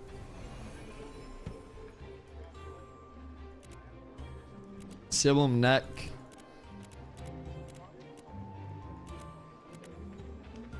Bone neck. Steel bloom earring is what Carla wants, right? People will be paying out the ass for bone necklaces. Oh my god. Let's see.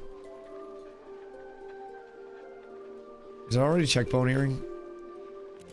I don't think I did. Essential conductor. That's gonna be the Carfin wand. No bone earrings. What haven't I checked?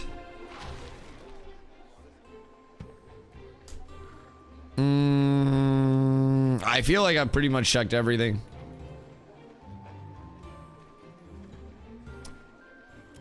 Unless there's like a random iron pauldron or anything.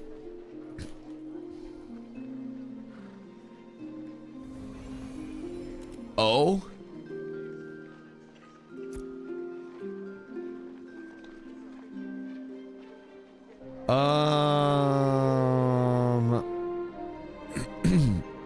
I might buy that recipe. Just so we have it. Is test server? Yes. This is an alpha. So everything will constantly be in testing. I kind of want to buy that so we have it, but there's no need on it yet. Excuse me. But there will probably be more of a price on it when there's more of a need on it. No iron helm.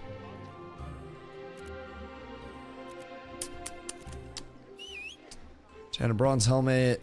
Cheeks. Ayla chainmails, more max mana. River stalkers, nothing too crazy. Cats with cookies. That would unironically be so good for Foop. I would love that.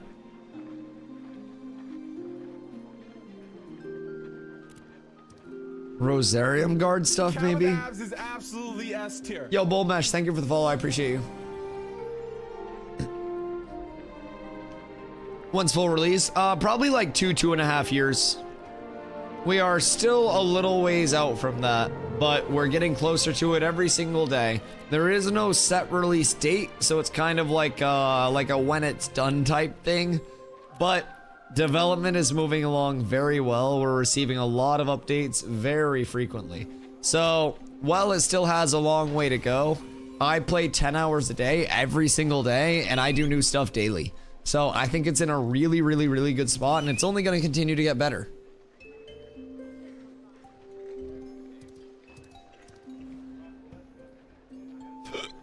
Oh my god, sorry.